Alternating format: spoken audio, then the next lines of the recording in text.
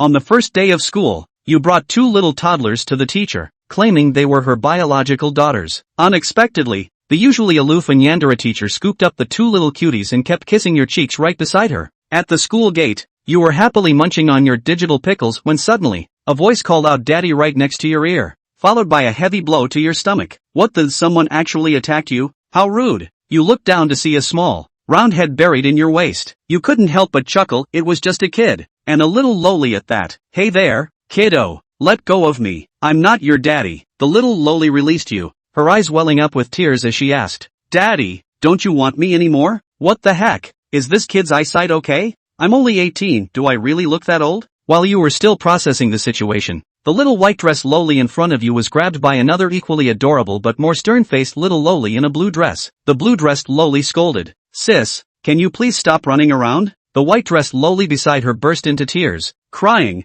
"Little sis, I found daddy, but he doesn't want me anymore." The blue-dressed lowly turned to look at you, paused for a moment, and then exclaimed joyfully, "Daddy, what the hell? One kid with bad eyesight is bad enough, but now 2? But upon closer inspection, your body trembles. The 2 little girls' eyes and eyebrows are practically identical to yours. You quickly shake your head, dismissing this unbelievable thought. You're only 18, how could you possibly have children already? As you're lost in thought, the little girl in the white dress suddenly shouts, "Sister, Daddy doesn't want us anymore. Hurry up and cry with me." The crowd immediately turns to look, murmuring and pointing, while some even pull out their phones, seemingly ready to call the police. Oh no, you definitely don't want to end up at the police station. Without hesitation, you quickly crouched down, patted the little girl's head, and said, don't cry, Daddy's here." Sniffling, the little girl hugged you. Feeling the little girl's embrace, you froze for a moment as a strange sensation welled up inside you. Your expression softened involuntarily as you gently patted the little girl's back. In a hushed voice,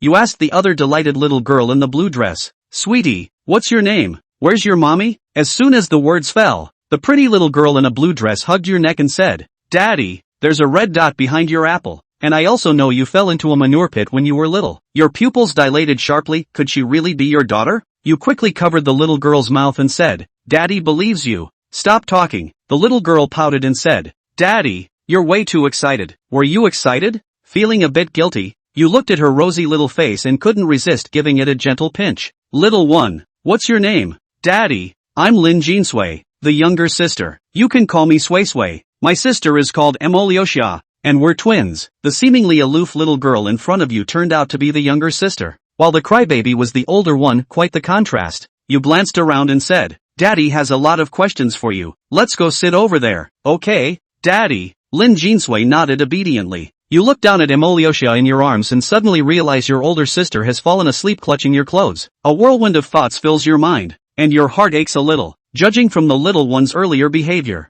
they might have been searching for you in fear. Carefully holding Emolyoshia, you stand up with the suitcase and say to Lin Jinsui, "Big sister is asleep. Hold on to my clothes so you don't get lost." "Got it, Dad." Lin Jinsui obediently grabs the hem of your clothes. You lead Lin Jinsui toward the nearby KFC. Entering KFC, you sit down in a corner booth and place Emolyoshia on your lap. Seeing this, Lin Jinsui looks envious and says, "Daddy, I want to be held too." You smile dotingly, reach out to embrace Lin Jinsui, and place her on your right leg. "Sui Sui, how did you two end up outside?" "I don't know, Daddy. My sister and I suddenly appeared on the road. She was really scared and started looking for you everywhere. I think my sister and I might have traveled through time, because you look so young, Daddy." As she speaks, Lin Jinsui's soft little hand touches your face. Not prickly at all. So it was time travel. You had thought it was something else. Wait, time travel? Sui Sui is only 3 years old, yet she knows about time travel. Could my daughter be a genius? Feeling a bit excited, you ask, "Sui Sui,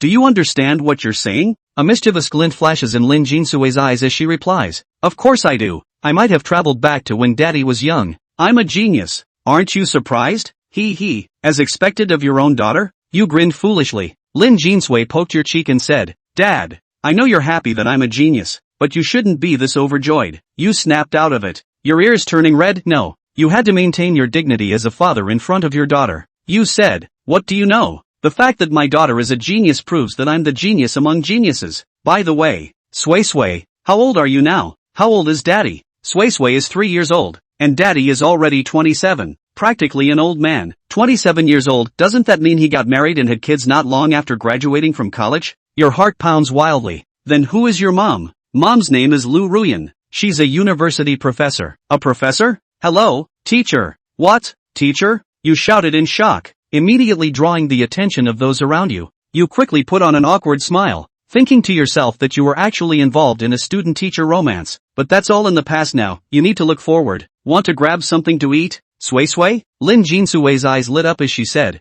I want an ice-cold Coke and some fries. You looked at Sway Sway suspiciously. Was she really this happy just over a Coke and fries? Could it be that your financial situation in the future was really bad? The moment this thought crossed your mind, you immediately shook it off. The clothes Sway Sway and the others were wearing were soft and smooth, very comfortable to the touch, clearly expensive. But, Sway Sway, tell daddy honestly, can you really not eat these things? Lin Jinsui rolled her eyes playfully, looking up at you with an adorable, childish expression as she said in a sweet, babyish voice, Daddy, what are you talking about? Sway Sway just wanted some fries, but Dad won't even agree to such a simple request. Her eyes instantly reddened. You expressionlessly reached out a hand, pinched Sway Sway's cheek, and said, Little one, you're my daughter, do you think I don't know myself? He, as expected of my dad. So smart. But, Dad, I really want to drink Coke and eat fries, please? Lin Jinsui clung to your arm, whining in a milky, soft voice that felt like an arrow piercing your heart. Buy it, we must buy it. Really, Dad?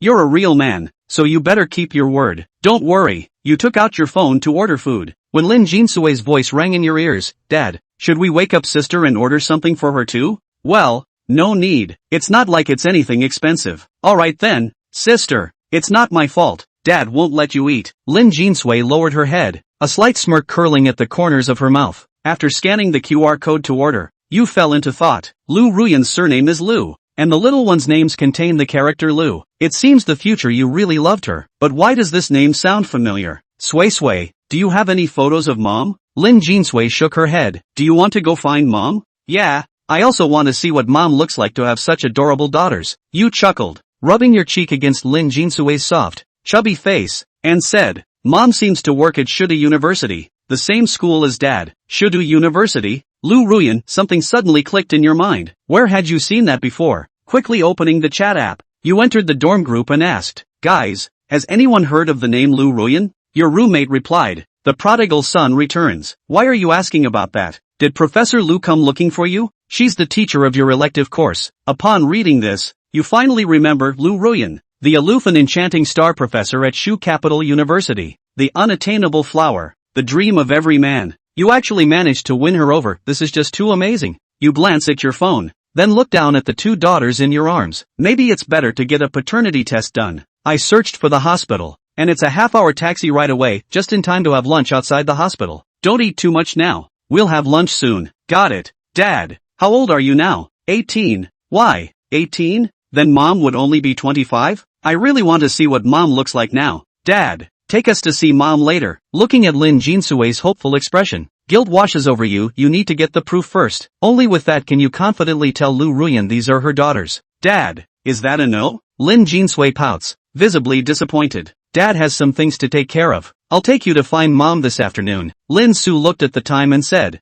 Spike, you watch your sister while Daddy gets the fries. Lin Jinsui nodded. Lin Su carefully put Lin Jinha down, then carried Lin Jinsui to Lin Jinha's side. Watch sister well. Yo, got it. Dad, go on. Lin Su smiled and stroked Lin Jinsui's head as he got up and walked towards the bar. He took one step and turned back 3 times, afraid that this was his hallucination. Coming to the bar and grabbing a Coke and fries, he quickly turned around and walked back. Seeing the 2 dorky figures appear in his eyes, Lin Su's apprehensive heart finally dropped. He walked over to Lin Jinsui and sat down beside him, putting his dinner plate down. Drink less Coke. It's easy to get diarrhea. Got it, Dad. Lin Jinsui cheerfully twirled a French fry, then reached out to Lin Su. Ah, Lin Su froze for a moment, smiled and ate it down. Delicious. Hey, Lin Jinsui smiled cheekily, shook his short legs, ate his fries, and cooed his deliciousness. Sister. Suddenly, Lin Jinha's voice rang in his ears, sounding somewhat angry. Lin Jinsui instantly stopped the fries that had already reached his mouth and awkwardly turned his head to look at Lin Jinhe. Lin Jinha angrily pouted. Sister, how dare you eat alone behind my back? I'm going to tell Dad. Hearing Lin Jinha's words, Lin Jinsui's eyes flashed with a sly glint, and he unhurriedly stuffed the fries into his mouth. Sister, It's not that I'm going to eat alone. I want to tell sister to get up. Dad said not to tell you to get up. Dad. Lin Su looked at Lin Jinsui in silence. Is this my cub? Is there such a pitiful father? Lin Su glared at Lin Jinsui. Wait for your ass to suffer later. Lin Jinsui spat out his tongue. Lin Su helplessly picked up Lin Jinho and said, Xiao Ho, Daddy was seeing you sleeping and couldn't bear to wake you up. Daddy will buy it for you now, okay? Upon hearing this, Lin Jinha's eyes lit up, ready to agree. However, after thinking about it, her head was then thrown back and she let out a cold snort.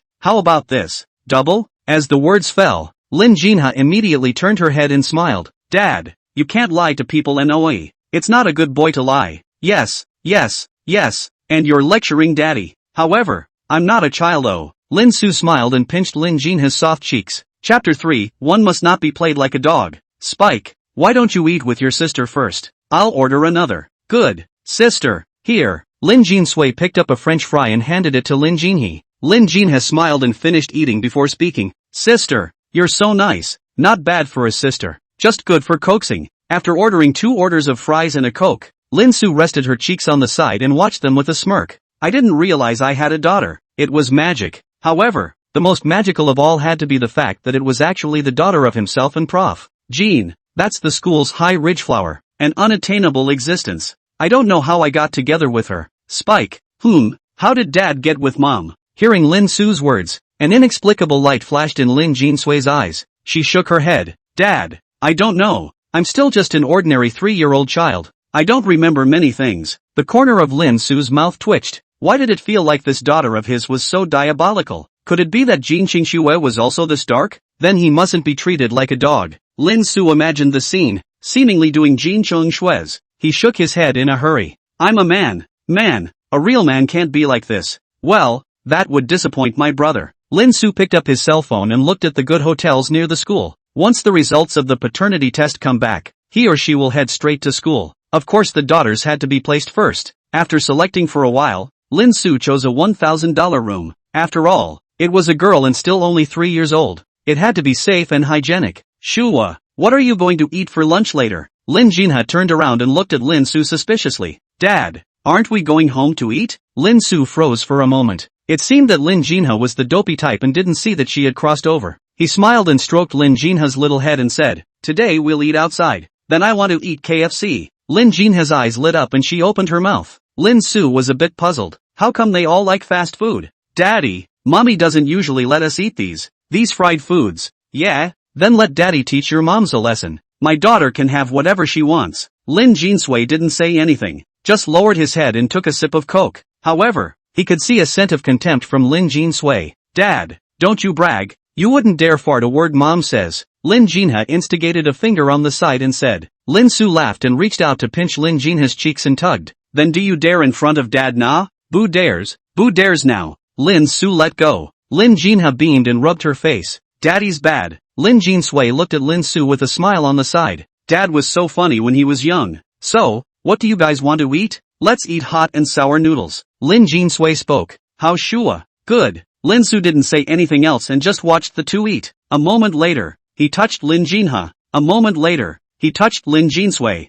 Who understands soft and too good Rua. Glancing at the time, Lin Su got up. Daddy's going to get the fries, so you guys sit tight. Got it. Lin Su walked back from the bar. 2 girls dressed in youthful, pretty, student-looking clothes walked up to him. That, little brother, are those 2 munchkins your sisters? They are so cute. Can we take a picture with them? No, I'm their dad. Hearing Lin Su's words, the 2 girls immediately covered their mouths in surprise and looked at each other. Uncle, you look too young, don't you? It's almost like a student. I didn't realize it's all about being the father of 2 girls. Lin Su laughed awkwardly a few times. Where? Just well maintained. If you want to take pictures, you'll have to ask my daughter and the girls. Lin Su brought 2 girls towards her daughters. Lin Jinha watched Lin Su lie down and mutter in Lin Jinsui's ear as he led 2 youthful and beautiful girls towards them, and showed an expression of pity. Lin Su was puzzled again. What for? Spike, these 2 sisters see how cute you are and want to take a picture with you. Is that okay? Daddy, aren't you afraid to kneel on the keyboard with these 2 beautiful ladies? When Lin Jinha's words fell, the 2 little girls beside Lin Su burst out laughing. Uncle, I didn't realize you were still a wifey? Lin Su smiled sarcastically. Love wife. Little sister, I'm not interested in your father. I'm interested in you. Promise your sister okay? Wow? Sister bought you fries. Lin Jinha's eyes lit up. Then she shook her head again. Mom said there are bad women outside. Can't believe it. When Lin Jinha's words fell, the two little girls laughed out once again. Lin Su covered her face in embarrassment on the side, her ears turning red. He coughed a few times and said, "These two sisters aren't bad people, they just want to take a picture." Well, okay then. The two little girls went next to each other and took pictures with Little Wood and Spike. One of the little girls scratched the bridge of Lin Jinha's nose and laughed. "These two lollipops are for you." "Thank you, sister." The little girl touched Lin Jinha and Lin Jin Sui's heads and stood up. Lin Su spoke. "This photo, please don't post it online yet." "Don't worry, uncle." "Bye-bye, uncle." Lin Su waved his hand and walked up to the uncle's name 10 years early. He sat down. Lin Jinha leaned over to Lin Su's ear and whispered, "Don't worry, Dad. I won't tell Mom that you're womanizing outside." Lin Su smiled. "It's my good daughter. Hey, eat up, it'll get cold later." After finishing the fries, Lin Su took the two munchkins out of the KFC and into the cab. "Daddy, where are we going?" "Daddy put you guys in the hotel to stay. Daddy has something to do, so you guys wait inside the hotel." Lin Su temporarily changed her mind. It wasn't good to brazenly bring her daughter for a paternity test, and Spike was still so smart. "Young man, so young to be a father. You look like a student to me," the master in front said with some surprise when he heard Lin Su's words. Lin Su laughed. "It can't be helped. It was born naturally when destiny arrived. Your daughter is so beautiful. Surely her mom must be a knockout too?" "That's for sure. My mom is the most beautiful in the world," Lin Jinha said aloud, her eyes sparkling with what seemed to be admiration. Lin Su smiled, turned his head and continued to look at Lin Jinha and said, "Xiaoha, you and your sister stay well later and wait for me, okay? Then Daddy, you have to come back soon, or I'll tell Mommy." Got it. "Spike, you need to keep an eye on your sister." "No problem, Dad. I'm the older sister. Spike is the younger." "You should have said that Little Will looks after her sister properly." Lin Jinha beamed with some dissatisfaction. "Fine, you're the older sister. You must watch your sister." "Hey." Chapter 4, Meeting Jin Qingxue for the first time. Lin Su brought the two munchkins to a 3-star hotel room near the school. He put the two munchkins on the bed and said seriously, "Remember, you can't open the door to anyone. Use this phone to call Dad if you need anything. This is Daddy's phone number now. Remember?" Lin Jinsui took the card and nodded. "Remember, Dad. Then Daddy will go first." Lin Su turned around and prepared to take a step, but he paused in place. He turned around and gave the two munchkins a kiss on the cheek before walking out. Leaving the room, Lin Su covered her chest and leaned against the wall to catch her breath. This feeling of being away from your daughter and worrying about her all the time is so bad. Lin Su sort of knew why those old fathers were so angry at yellow hair. If it was himself, his daughter said to him, "Daddy, he's not a poor boy or anything like that," and couldn't wait to skin that yellow hair. After catching his breath for a moment, Lin Su walked quickly toward the stairs. Walking out of the hotel, Lin Su casually entered inside the drop he had punched earlier. He looked at the hotel that disappeared from his eyes and his heart beat faster. "Master, please drive faster." When the words fell, Lin Su felt the car lurch. "It's been a long time since someone said that to me." "Are you sure?" Looking at Master's sharp eyes, Lin Su gulped. "Master, what are you?" "I think the first person who drifted and raced in Erlong Mountain in the past. Liu Erlong is also." "Lad, are you sure you want me to speed up? Just to be clear ahead of time. I can't take points off for you, ha. Ha ha ha. Funny. Young man, let's show you my dragon swimming running style." The master's right hand was seen snapping and clashing on the shifter as if he were playing Wing Chun. It was as if the sound of a race car burning tires appeared in Lin Su's ears. In the next moment, Lin Su felt his body tilt back violently, and an extremely strong recoil was transmitted into his body. He hastily grabbed the upper left handrail. "Master, slow down. The doll is still small. Lin Su shouted, but it was as if the master could no longer hear him. Lin Su only felt as if his body was flying, floating left for a while and right for a while. Thumbs up. With a sound of brakes, Lin Su opened the car door 7 times and walked out. Lad, catch." Lin Su raised his hand and a business card flew into his palm. "Young man, it's surprising that you didn't get dizzy the first time you took my car after all these years. We're quite destined to be together. Find me if there's anything. See you." With those words, the master's car swung around and he left in style. Lin Su stared daggers at the windy yellow cab. He looked at his cell phone and realized it was only 15 minutes later. Compressed by half. Holy, a yellow Ferrari. Lin Su looked at this business card, carefully tucked it away, patted his head, took a deep breath to calm down, and walked quickly toward the hospital grounds. Inside the hospital, Lin Su had everything ready on her cell phone, asked where the doctor was and headed for his room. Knock knock. "Enter. Doctor, I'm Lin Su." with an appointment for a paternity test. Have you brought the samples yet? There. Lin Su pulled out 3 balled-up tissues from his pocket. Doctor, this is the father's. These 2 are the children's, and the 2 children are twins. The doctor opened it and looked at it, then nodded. It will take about 6 hours for the results of this paternity test to come out. 6 hours? That's so long.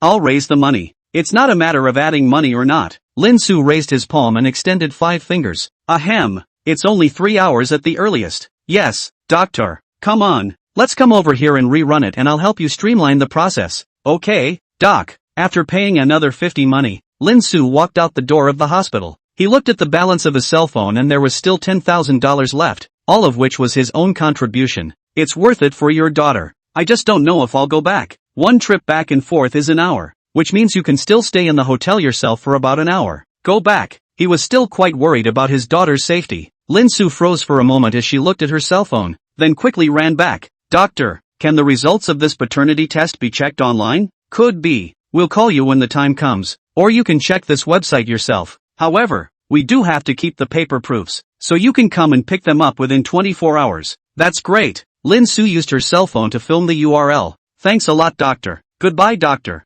No delivery. Lin Su walked out of the hospital somewhat cheerfully and took out her cell phone to call a drip. Yo, boy. Hello again. Lin Su jerked his cell phone and it was still Master Liu. He smiled sarcastically. Master, still over here nah? Yeah, come on up. I can't wait. Gulp. Lin Su gulped and entered the car, closing the door and fastening his seatbelt. With a snort, the car sped away. Lin Su pulled on the handle in a hurry, and after another 10 minutes, he stepped out of the car door shakily, his body nearly falling to the ground with a stagger. See you later, young man. Lin Su waved his hand feebly and fell to his knees to calm his throbbing stomach. As a result of the experience, Lin Su was slightly better. Inside the car also looked down. This master is blatantly pressing the red line racing just do not know how to avoid the monitoring. Lin Su, are you okay? Lin Su looked sideways at the 2 faces and his body shook. Jin Qingxue and Counselor Yu Kaixian. He scurried up in a hurry. It's fine, it's fine. While saying that, Lin Su carefully looked at Jin Qingxue.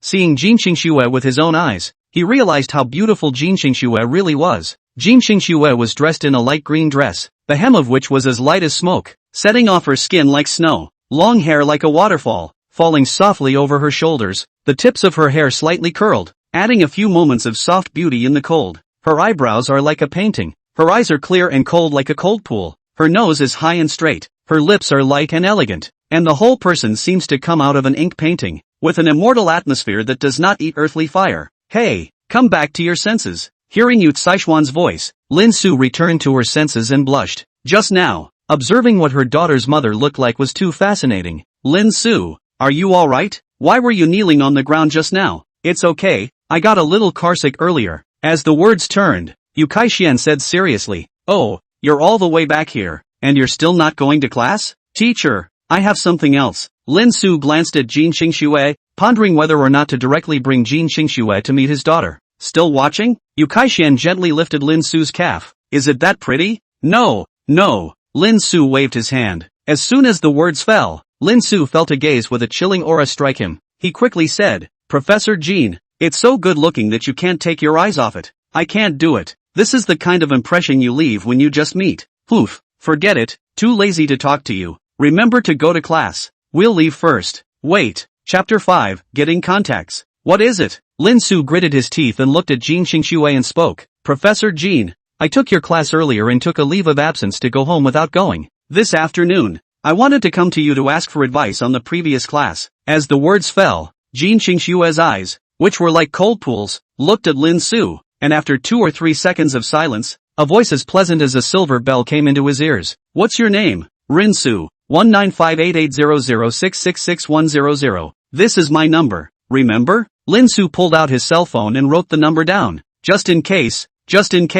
Call me when you're looking for me this afternoon. Okay, Professor Jin. Gone. Jin Qingxue walked forward. Yu Kaixian patted Lin Su's shoulder. You kid can do it. So bold. I didn't expect that I would actually let you get the phone. This is the first time I've seen Xiao Shui give the phone to a stranger. Lin Su said flatly. It's not bad. Yu Kaixian gave Lin Su an elbow and said breathlessly. Saying you're fat you're still panting. Let's go. Be safe. Lin Su touched his waist and nodded, patting his face after watching the two's backs leave. Phew, This Jin Qingshue's sense of oppression is too strong. I wonder how my future self managed to stay with her. After getting the contact information, the next step is to get the appraisal results. However, it is estimated that without the appraisal results, Lin Su guessed that Jin Qingxue might also believe a little bit that much. The appearance of the two daughters and Jin Qingxue, indeed look very similar, is a mold carved out of the same. Lin Su stepped forward, paused, saw a snow king next to him, thought for a moment, and went forward to buy 3 ice creams. He ate one for himself, heading upstairs as he did so. Arriving at the door of his room, he took out the rune card from within his pocket and opened the door. Spike, Little Harvest, Daddy's back. Dad. When Lin Su's words fell, 2 surprised voices immediately came out of the room. Then, snapping sounds rang out, and 2 cute little Lolitas ran up to him. Wow, Dad, did you buy this for us? Lin Jinha looked at the ice cream in Lin Su's hand, her eyes sparkling. Lin Su smiled. Yes, give one to each person. Eat slowly. Oh, thanks Dad. The 2 of them, Lin Jinha and Lin Jinsui, took the ice cream. Lin Su rubbed the 2's heads. Spike, is something wrong? No. Daddy, did you go to mommy? Lin Su looked at Lin Jinha with some surprise. How did you know? Hey, I have a good nose. You have mom's scent on you. Lin Jinha pointed to her nose and laughed. Lin Su sniffed his arm. Did it? No, wow. Forget it, it doesn't matter. Lin Su took the 2 munchkins to the bed to lie down. Daddy's cell phone. Lin Su looked at Lin Jinsui, took his cell phone out, unlocked it and handed it to Lin Jinsui. You can only look at it for a while, huh? We'll go eat later. Got it. Lin Su felt a little amused as he looked at Lin Jinha, who was propped up on his stomach on the side, poking his head at his cell phone. He reached out and picked up Lin Jinha, letting him lie on top of him. On the other side, Yu Kaixian walked beside Jin Qingxue and asked curiously, why did you give him a call? And it's still your personal phone? Isn't it right for me as a teacher to help such a good student? Such a studious student. Yu Kaixian made a derisive expression. Jin Qingxue turned her head and looked at her expressionlessly. Yu Kaixian shrunk her head and muttered, I think you just want an old cow to eat young grass. Where's his old neighborhood? Sweet city. What's going on? You don't really fancy him, do you? What do you think? If you really have your eye on him, I'm telling you, this chasing after men, said Yu Kaixian, suddenly gleefully jabbering. Jin Qingxue said flatly, do you think I need to go after someone? That's not necessarily true. This emotion, TSK. Yu Kaixian shook her head and said with an emotional expression, so you know a lot about a drop. Hey, let me tell you, this chasing men Yu Kaixian jabbered a lot beside Jin Qingxue. Jin Qingxue didn't say anything, but just walked forward. The line of sight returned to Lin Su here. The 3 of them stayed in the hotel room for a while, and then it came to 12 o'clock. Time to go eat. Spike, do you have any recommendations? There's a place called Old Grandma's that's really good. Dad, see if it's available. Lin Su nodded and took the phone and searched for about a kilometer. A kilometer? We walk there? Good. Then get up and let's go down. Daddy hug. Lin Su looked at Lin Jinha, who had opened his hands towards him, and was a little bit in tears. Didn't he say walk? How come you want a hug before you even walk? Lin Su reached out and picked up Lin Jinha, letting her sit on his arm, and then looked at Lin Jinsui. Sway. Come on, let Daddy hold you together. Dad, the 2 of us are heavy. Lin Jinsui said as he shook his head and jumped out of bed himself. It's fine, Dad has all the strength he needs. I don't know if it was because he had his daughter by his side, but Lin Su felt like he was full of strength. He even felt like he could kill a cow with one punch. Lin Jinsui froze for a few seconds and opened her arms towards Lin Su. She also really wanted a daddy hug. Lin Su smiled as he picked up Lin Jinsui and walked outside. Walking to the door, he half squatted down. Little help Daddy open the door. Lin Jinha bent down and opened the door. Lin Su walked out of the room, closed the door, and walked towards the elevator. Arriving at the elevator door, before Lin Su could speak, Lin Jinsui pressed the button herself. Then, Lin Jinsui turned his head to look at Lin Su and smiled. Lin Su looked at Lin Jinsui's adorable appearance and couldn't resist at all. Moo wow! Sui is fantastic. Come, Daddy, give me a kiss. Ah, Daddy, you're biased. I opened the door too, and you won't kiss me. Oh, it's Daddy's fault. Here, let Daddy give you a kiss. Mwah! His daughter smelled good, and Lin Su couldn't help but rub his 2 daughters' faces from side to side. Ha ha, Dad, don't post it. The elevator's opening. Lin Su looked towards the elevator and noticed the attendant looking at him. He feigned a calm nod, then stepped into the elevator. The waiter left, and Lin Su breathed a sigh of relief. Having only just become a father, his skin is not that thick yet. Lin Jinsui pressed the first floor button. The elevator closed and descended downwards. Tick-tock. The elevator door opened and Lin Su walked out of the elevator holding the two munchkins. At noon quite a few people had come out of their rooms to prepare for dinner. As Lin Su walked along, there were quite a few people looking towards him. Spike, you guys are so cute. So many people are looking at you. It's stressing Daddy out. Lin Jinsui smiled cheekily. It's because Dad is so handsome. They all look at you. That's right. Mommy said that Daddy is the most handsome man in the world. Looking at the way the two munchkins complimented themselves, Lin Su smiled and rubbed her forehead with the two munchkins. You guys are still the cutest. That's for sure. I have the most beautiful mom in the world and the most handsome dad in the world. So naturally I'm the cutest person in the world. Lin Su laughed harshly and walked out of the hotel towards his old grandmother's house. Chapter 6, Mom. I'm here. Soon came inside the old grandma's noodle shop. Lin Su stood at the bar ready to order when Lin Jinha suddenly shouted out loudly. Ah, it's Mom. Mom, I'm here. Lin Su's eyesight turned, and his scalp went numb as he hurriedly flew out. I had a bean wow. Unexpectedly in Jin Qingshui's store. Should I say no? Is this a mother-daughter heart-to-heart? In her seat, Jin Qingshui heard someone shouting for her mom and suddenly felt as if something rose up in her heart. She turned around to look, but she only saw a silhouette holding two what looked like small children and darting out. Jin Qingshui's eyes narrowed. This person seemed a bit familiar. However, what was the feeling just now? Jin Qingshui stood up and walked outside. Hey, Yuki, what are you doing? I'm going to go out for a bit. Just sit down. Okay. Lin Su ran out of the store with the two munchkins in his arms before squatting down next to him. Daddy, what are you running for? Where was Mom just now? Lin Jinha scratched his head, somewhat puzzled. I made my mom mad and I'm afraid of being hit by her. Also, Mommy is playing a game with us where you can't call your mom when you meet her. You have to call her sister, and you have to call your dad your brother. Just stick to it for a day. That way you can eat KFC for a week. Really? Lin Jinha's eyes instantly lit up. Really? When has Daddy ever lied to you? Then pull the hook. Lin Jinha stretched out her chubby little finger and said seriously. Okay, pull the hook. Hook, line and sinker for 100 years. Daddy who lies has to swallow 1,000 needles NOI. Lin Jinha said dully. Lin Su coughed a few times. Should we be so ruthless? Spike, Rinsu? Hearing this voice, Lin Su's body shook and she stiffly turned her head. Jean, Professor Jean. What a coincidence. Jin Qingshui's mouth was slightly playful. Doesn't seem like a coincidence, does it? The person just now was you? What man? How come I don't know? Lin Su was exerting 1,000,000% of his acting skills at the moment, and he felt that he was holding a small Oscar in his hand at the moment. Jin Qingshui didn't say anything and looked towards the two Lin Jinha and Lin Jinsui. Why did these two munchkins seem to have a sense of familiarity? Mom, sister, hug. Lin Jinha opened her hands towards Jin Qingshui with an expectant face.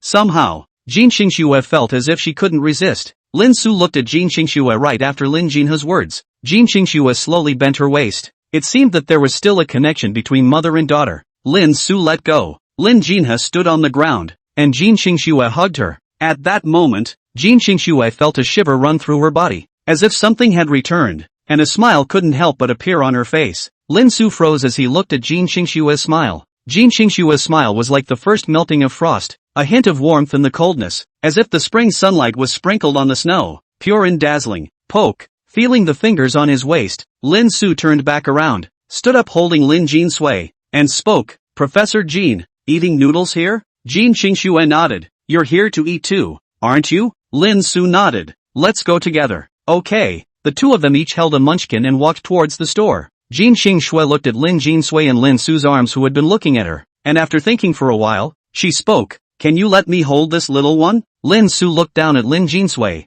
only to realize that there seemed to be envy in Lin Jinsui's eyes.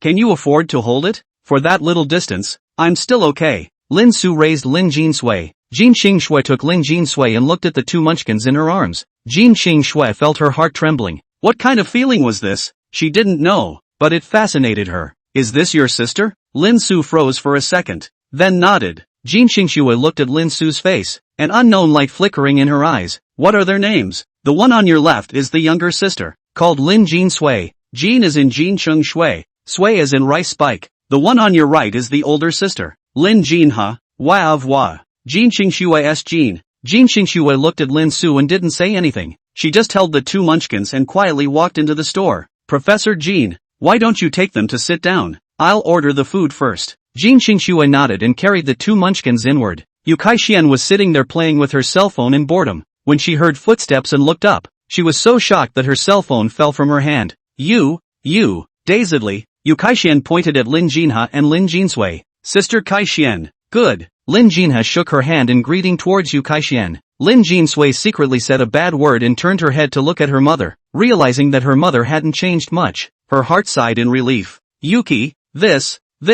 Jin Xingxue sat down and after placing the two munchkins on her lap, she flatly said, "These two are Lin Su's sisters. Are you sure it's Lin Su's sister and not yours? It's not possible, is it, that your mom and dad kept the baby from you? Why do you say that? You don't think they look like you, do you?" Jin Xingxue's gaze flickered. Is there? There is nothing strange in the world. People who look alike are everywhere. Forget it, don't bother. Whatever you say. What about Lin Su? He's ordering. Sister Kaixuan, you've become so young. It's like you're 10 years younger, Lin Jinha said in a milky voice. Hearing Lin Jinha's compliment, Yu Kaixuan instantly raised a smile and touched her cheeks. Hey, is it that young? Of course, it's as pretty as a flower. Where? Yu Kaixuan was overjoyed to hear Lin Jinha's praise. After all, such a cute munchkin must not be able to lie, right? However, immediately afterward, Yu Kaixuan felt a gaze with a chilling aura. She coughed a few times and said, "Then, what about the sister beside you?" Jin Xingxue looked down at Lin Jinha.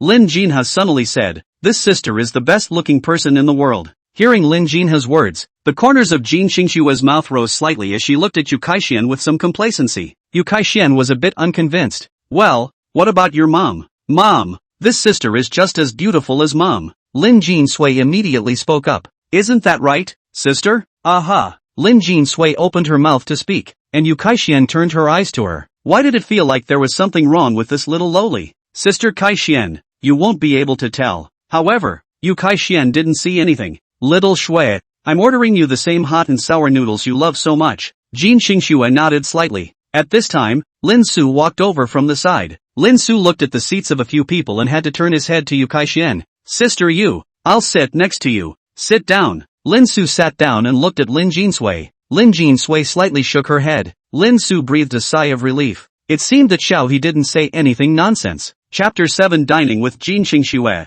"Hey, I didn't realize your kid had such two good-looking sisters." Lin Su smiled awkwardly and returned. "It's just a sister. It's not like there's anything to say. Also, but did you bring your sister to play?" Lin Su was a little annoyed. "That's a lot of excuses to make up." Yeah. Why don't I take you guys out? You know where to go in Shidu?" Lin Su hastily refused. "No, I still have things to do in the afternoon. Don't be shy. Boys, be generous." Yu Kaixuan patted Lin Su and laughed. Lin Su shook his hand. "No, something really came up this afternoon." "Alright then, call me if you need anything. These two sisters of yours are so cute, they have to be watched." Lin Su nodded. At that moment, the waiter came over with two bowls and set them down. Seeing this, Lin Su immediately said, "Professor Jin, put them in their seats." Jin Xingxue nodded and put the two munchkins down, then picked up the vinegar bottle and rotated it counterclockwise on top of the hot and sour noodles, and poured some more vinegar in clockwise. Hiss, so much vinegar. What a jealous man. Jin Xingxue picked up her chopsticks and stirred them, picked up a few strips of vermicelli and was about to eat them into her mouth when she felt Lin Jinha's gaze on her right. Jin Xingxue paused for a moment, looked down and asked, "Do you want to eat, too?" Lin Jinha replied with a decisive nod. "It's sour. Are you sure? Too? Okay." Jin Xingxue dragged the bowl and chopsticks, holding the vermicelli and reaching it to Lin Jinha's mouth. Lin Jinha opened her small mouth, blew on it, and carefully inhaled it into her mouth. How was it? Was it good? Yummy. Jin Xingxue arched her eyebrows, once again picked up the vermicelli, blew on it, and then handed it to Lin Jinha's mouth. After Lin Jinha ate it, she turned to look at Lin Jinsui again. "Spike, are you eating it?" Feeling her mother's concern for her, Lin Jinsui instantly smiled and nodded in response. "Yes." Jin Xingxue blew the hot air away and reached out to Lin Jinsui's mouth. Lin Jinsui barfed it down. Lin Su watched this scene from across the room, and the corner of his mouth couldn't help but curl up. A warm and cozy scene. And next to her, Yu Kaixuan ate her noodles and looked at Jin Xingxue. The more she ate, the more she felt that the noodles in her mouth were difficult to eat. Why did it feel like there was a feeling of eating dog food? Not long after, 2 more bowls of hot and sour noodles were brought over. Lin Su spoke up. "Teacher Jin, don't feed them. Let me do it. You haven't even eaten yet." "Ah, Mom, Sis, haven't eaten yet." "Sister, I can just eat by myself. You eat quickly. Don't get hungry." Lin Jinha pushed the bowl that Jin Xingxue handed over and said. Jin Xingxue looked at Lin Jinha. Why is it that every time the little guy says sister, The word mom comes before it? Alright. Sister, please help me with the chopsticks. Jin Xingxue took out a pair of chopsticks and handed them to Lin Jinsui. Can you eat by yourself? Can. Sister, hold it for me too. Jin Xingxue handed Lin Jinha another pair of chopsticks. Lin Jinha took it, wiped it off, wiggled her legs, and waited for the hot and sour noodles to arrive. Lin Su pushed the 2 bowls of hot and sour noodles in front of the 2. Be careful, huh? Don't stain your clothes. Got it. Lin Jinha picked up the bottle of vinegar and drizzled it in a circle to the left and to the right before handing it to Lin Jinsui. Lin Jinsui took it and followed suit, drizzling vinegar in a circle to the left and a circle to the right. Yu Kaixian said with some surprise. Xiao Shui, look,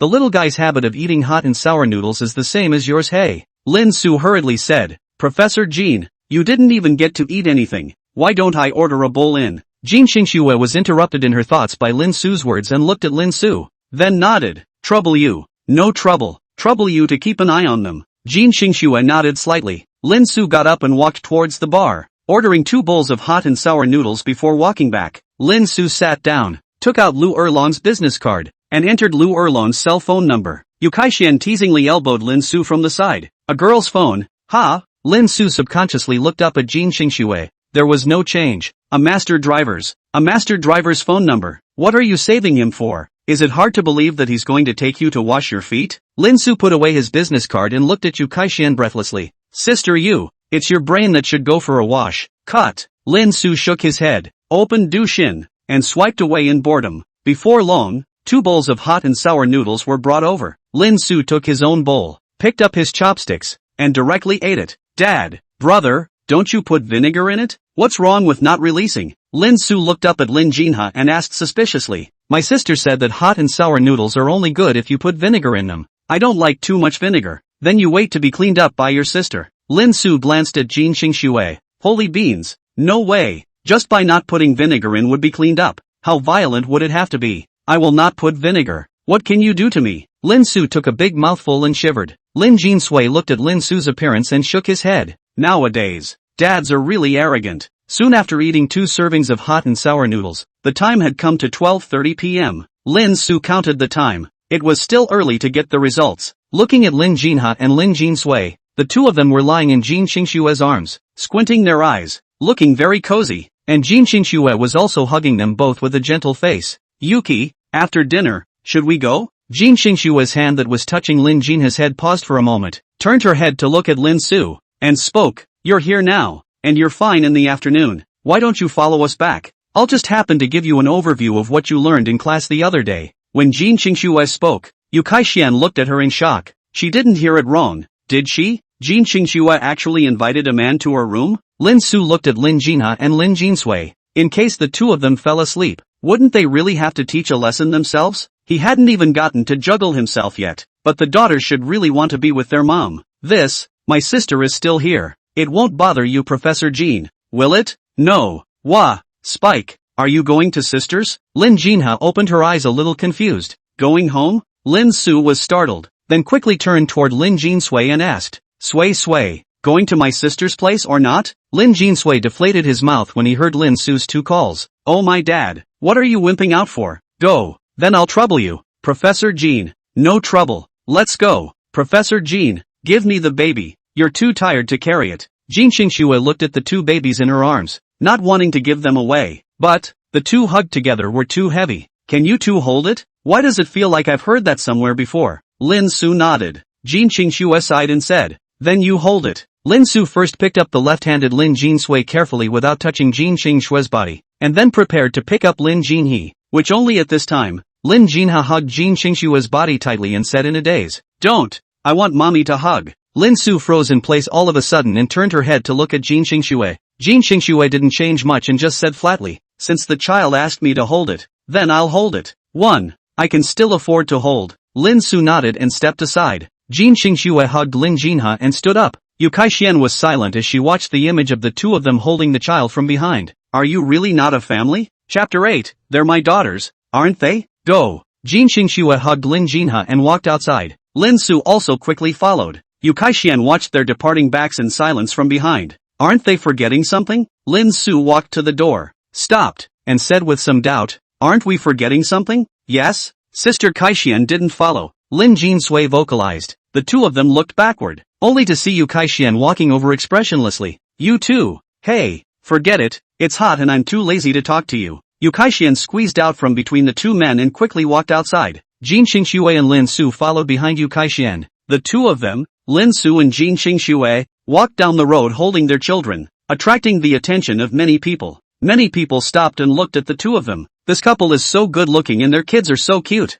Yeah, well, I hope our kids are that cute. A pregnant couple walked past the two of them, and the sound of words reached Lin Su's ears. Lin Su's eyes glanced at Jin Xingxue, who still had little change in her expression. Is this Jin Xingxue's expression management so strong? Surprisingly, it didn't change a bit. The three of them walked into an underground parking lot and came in front of a Mercedes-Benz S. Lin Su was silent. Could it be that his future was a soft meal? Professor Jin, is this your car? Jin Xingxue nodded and lowered her head, ready to hand the Lin Jinha in her arms to Lin Su. After all, she was about to drive. Unexpectedly, Lin Jinha fell asleep. Yu Kaixuan smiled and reached out. Let me hug my little cutie too. Careful, she's asleep. Yu Kaixuan took Lin Jinha and felt the soft Lin Jinha, and immediately red bubbles rose inside. Wow, so cute. It's almost like when Xiao Shui was little. Mwah. Alright, get in the car. It's hot outside. Jin Xingxue pulled the car door open and said. Yu Kaixuan hugged Lin Jinha and sat in. Lin Su also hugged Lin Jinha and followed and sat in. The car started and the air conditioner blew.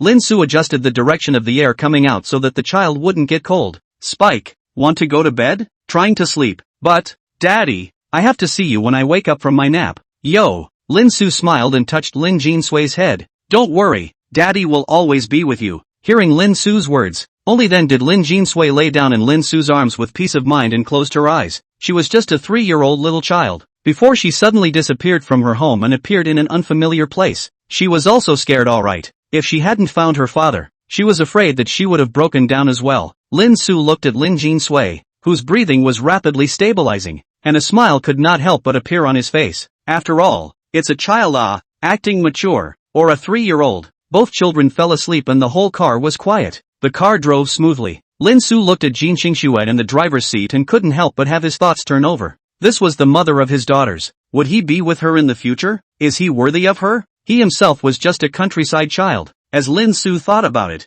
he suddenly felt a squeezing sensation coming from his arm. Returning to his senses, he looked down at Lin Jinsui's cute face and smiled. Who cares? Take one step at a time. The future self can do it, and the present self can definitely do it. Soon, the car came to a stop. Jin Xingxue's silver bell-like voice came into her ears. Here we are. Lin Su opened his eyes and looked to see that he was in the school's parking lot. Lin Su looked at Jin Xingxue suspiciously. Jin Xingxue said flatly, I live in the school's teacher's apartment. Oh. Lin Su looked down at Lin Jinha. There was no abnormality. Turning his head to look at Lin Jinha, there was no abnormality either. Very well. The three of them got out of the car and walked towards the teacher's apartment. After walking inside the teacher's apartment, they pressed the elevator. Jin Xingxue spoke. Kaixuan, go back to your own room first. I'm going to give a lecture to the students. Are you sure? Jin Xingxue nodded slightly. Alright then, if there's anything cue me. This one won't really listen to the lesson. Lin Su looked at Jin Xingxue's cool face and always felt something bad.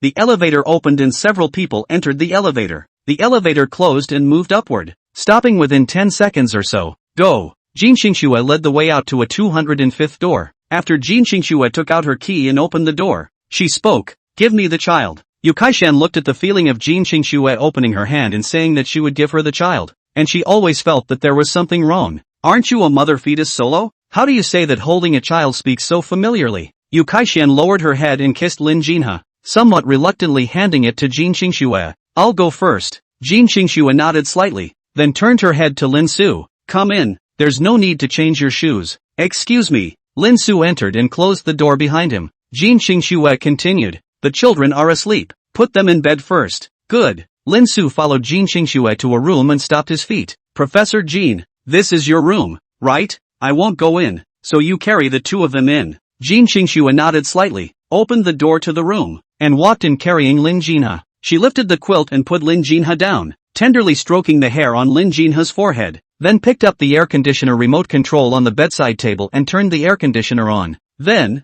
walking out of the room, he carried Lin Jinsui in again and placed Lin Jinsui on the bed. Looking at the two munchkins, Jin Xingxue froze for a moment, then kissed each of the two munchkins on their foreheads. After walking out of the room and slightly covering the door, Jin Xingxue looked at Lin Su and spoke. Sit down first. Now that the child wasn't around, Lin Su didn't know what Jin Xingxue was thinking, so he had to go along with her first. Lin Su sat down on the sofa. Jin Xingxue walked over with a cup of water and sat down. Have a drink. Thanks. Lin Su served it and took a sip on it, and in the next moment, the water in his mouth almost sprayed out. Those two kids are my daughters, right? Lin Su's hand shook, and after swallowing the water in his mouth, he spoke. How is this possible? How could my sister be your daughter? Jin Xingxue was silent, just staring at Lin Su. Lin Su gulped and stared at Jin Xingxue for 3 seconds, losing the battle. Okay, don't take me for a psycho when I say what I'm about to say. Jin Xingxue nodded slightly and sat down on the side couch. Wu and Spike appeared near me out of the blue this morning.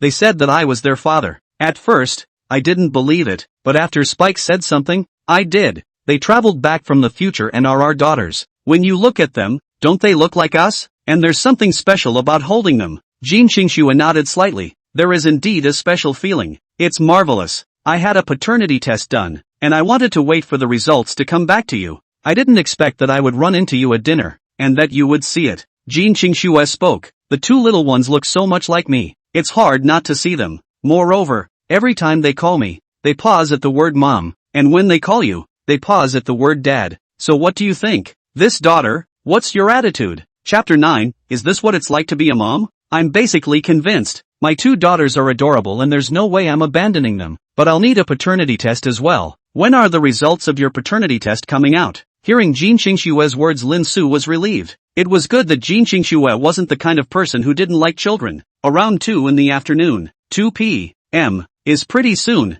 Take me to the hospital where you did it. This daughters are still sleeping. Why don't you go by yourself? But it's a bit far to go back and forth for over an hour. Jin Xingxue frowned and thought for a moment and opened her cell phone and sent a message. I found someone in Shuda Hospital to help me do a paternity test. You help me take my hair and my daughter's hair over there for a moment. Why don't you go by yourself? I want to see my daughters. Jin Xingxue turned her head to look at the door of the room. A touch of tenderness revealed in her eyes. Lin Su froze for a moment then returned. Alright then, when? You wait while I get a haircut. You take the hair and go over there now. Lin Su raised his hand to stop Jin Xingxue. Wait, you have to tell me where to give it to whom. Why don't you add me Green Bubble and I'll send you the info to push her Green Bubble to you. Jin Xingxue handed out his own cell phone. Lin Su took out his cell phone and scanned the code. Xingxue, surprisingly, used his own name as a nickname. But it seems that there is no sense of incongruity now. After sending out a friend application, Lin Su waited for Jin Xingxue to agree. Jin Xingxue froze for a moment as she looked at Lin Su's nickname in her cell phone.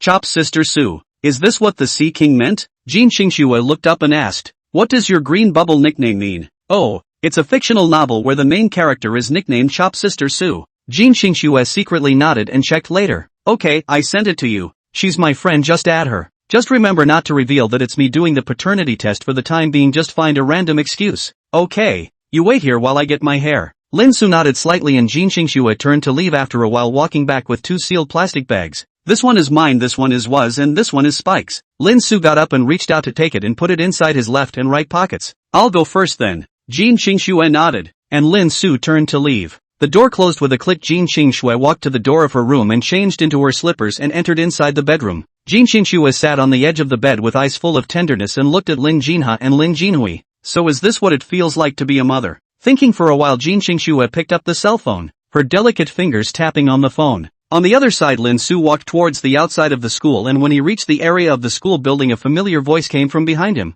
Hey, Lao Air. Lin Su turned back to find that it was the 3 pariahs of the dormitory. Fang Changhua, Ku Zhe, and Jian Zishuan. It's you guys. You going to class? You kid came back and purposely didn't go to class, did you? Go over there with us. The 3 of them came over and clamped Lin Su's arm, about to drag Lin Su towards the school building. Hey,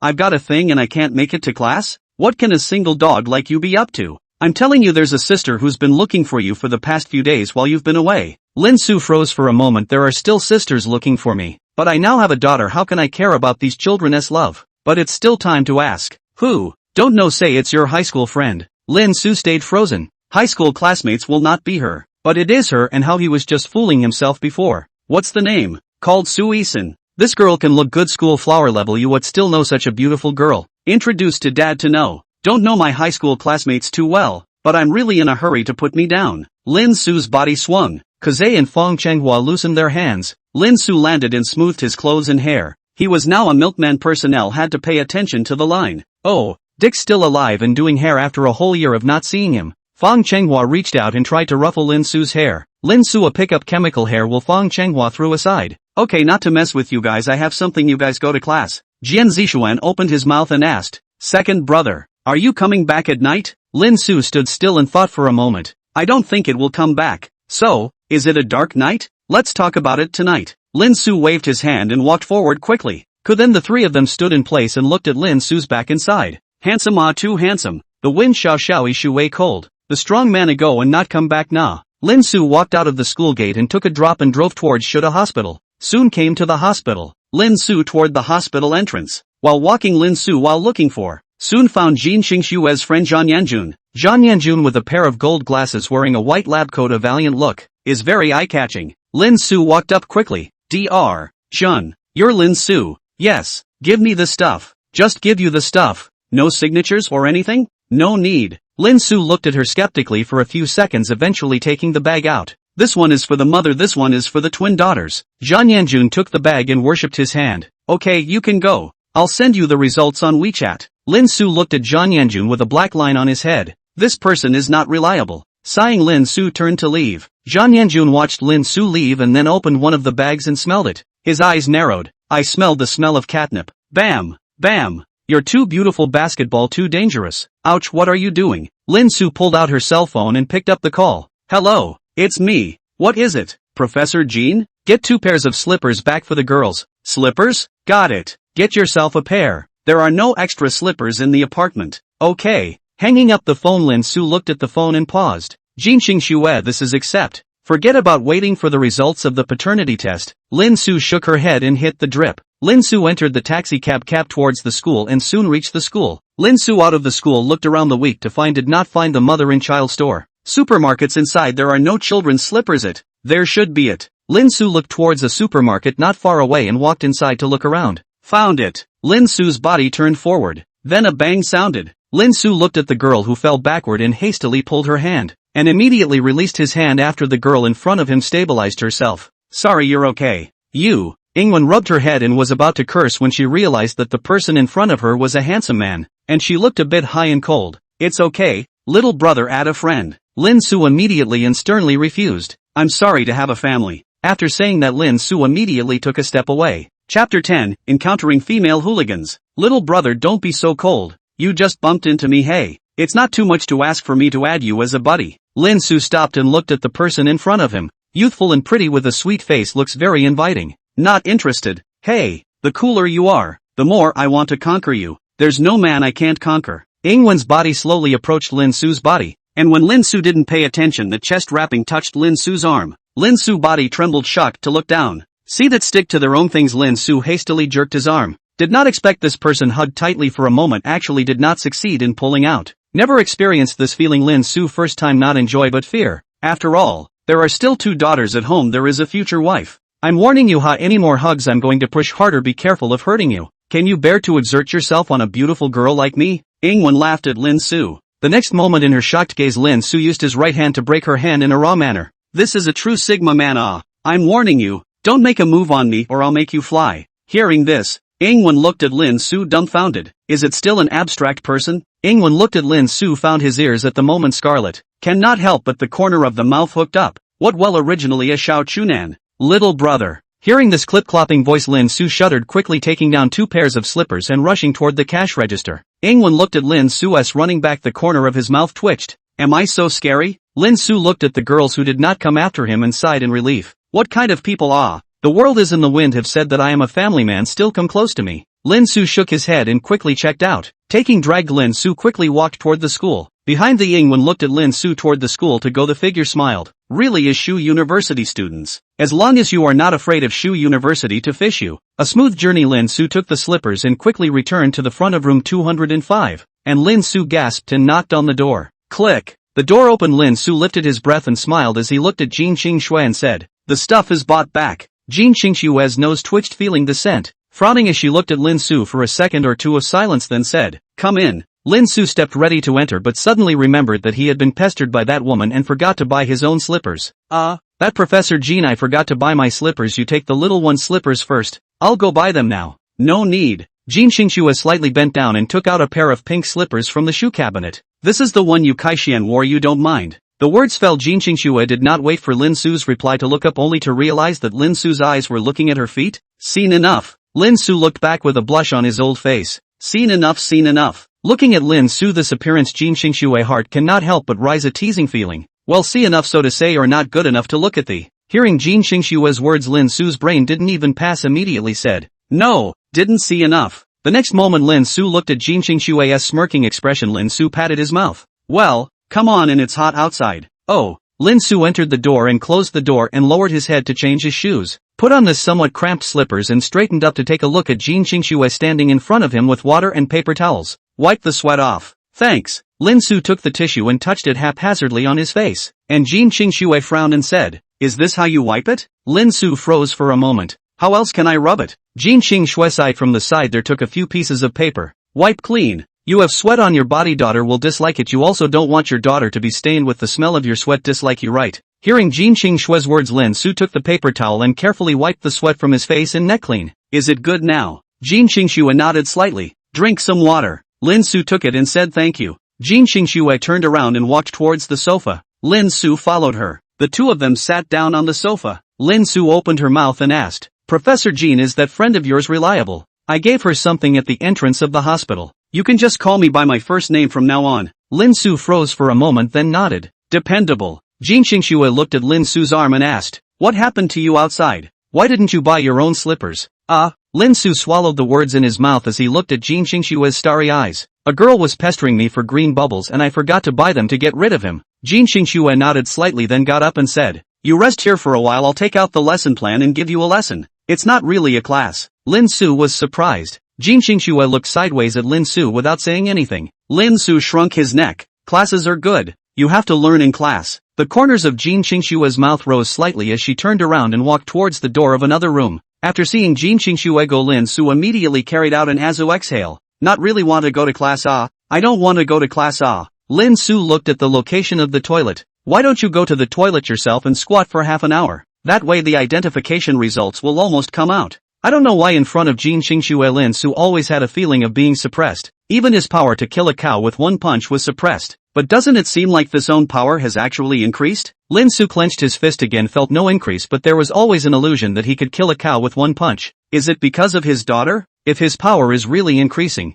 then will he not be able to not eat beef? He will make Jean Xingxue obediently submit to his feet and sing conquest. Thinking of this, Lin Su cannot help but Jia laughed out loud. Lin Su fantasized about a sudden cold voice ringing in her ears. What are you thinking about? Lin Su's body trembled as his laughter came to an abrupt end, looking at Jean Xingxue, who was holding the lesson plan, and smiled awkwardly. Nothing. Okay, let's get started. We have an hour until your paternity test results come and we'll just have a short hour of school. Lin Su, corner of the eye twitching. Briefly learn an hour, this is still human words, but succumb to the lustful authority of the future wife. Lin Su had to be unconvinced. Jean Xingxue sat down beside Lin Su, who subconsciously moved his body. Jean Xingxue's voice rang in her ears. Am I mean? Lin Su's body paused. Not fierce. Then what do you move? My butt is a bit itchy. Lin Su scratched his ass and smiled sarcastically. Jean Xingxue wiggled her eyebrows. Sit over here a bit so I can give you a lecture. Hearing Jean Xingxue's words, Lin Su had to move back again. Chapter 11, Off-Campus Housing. Cohabitation.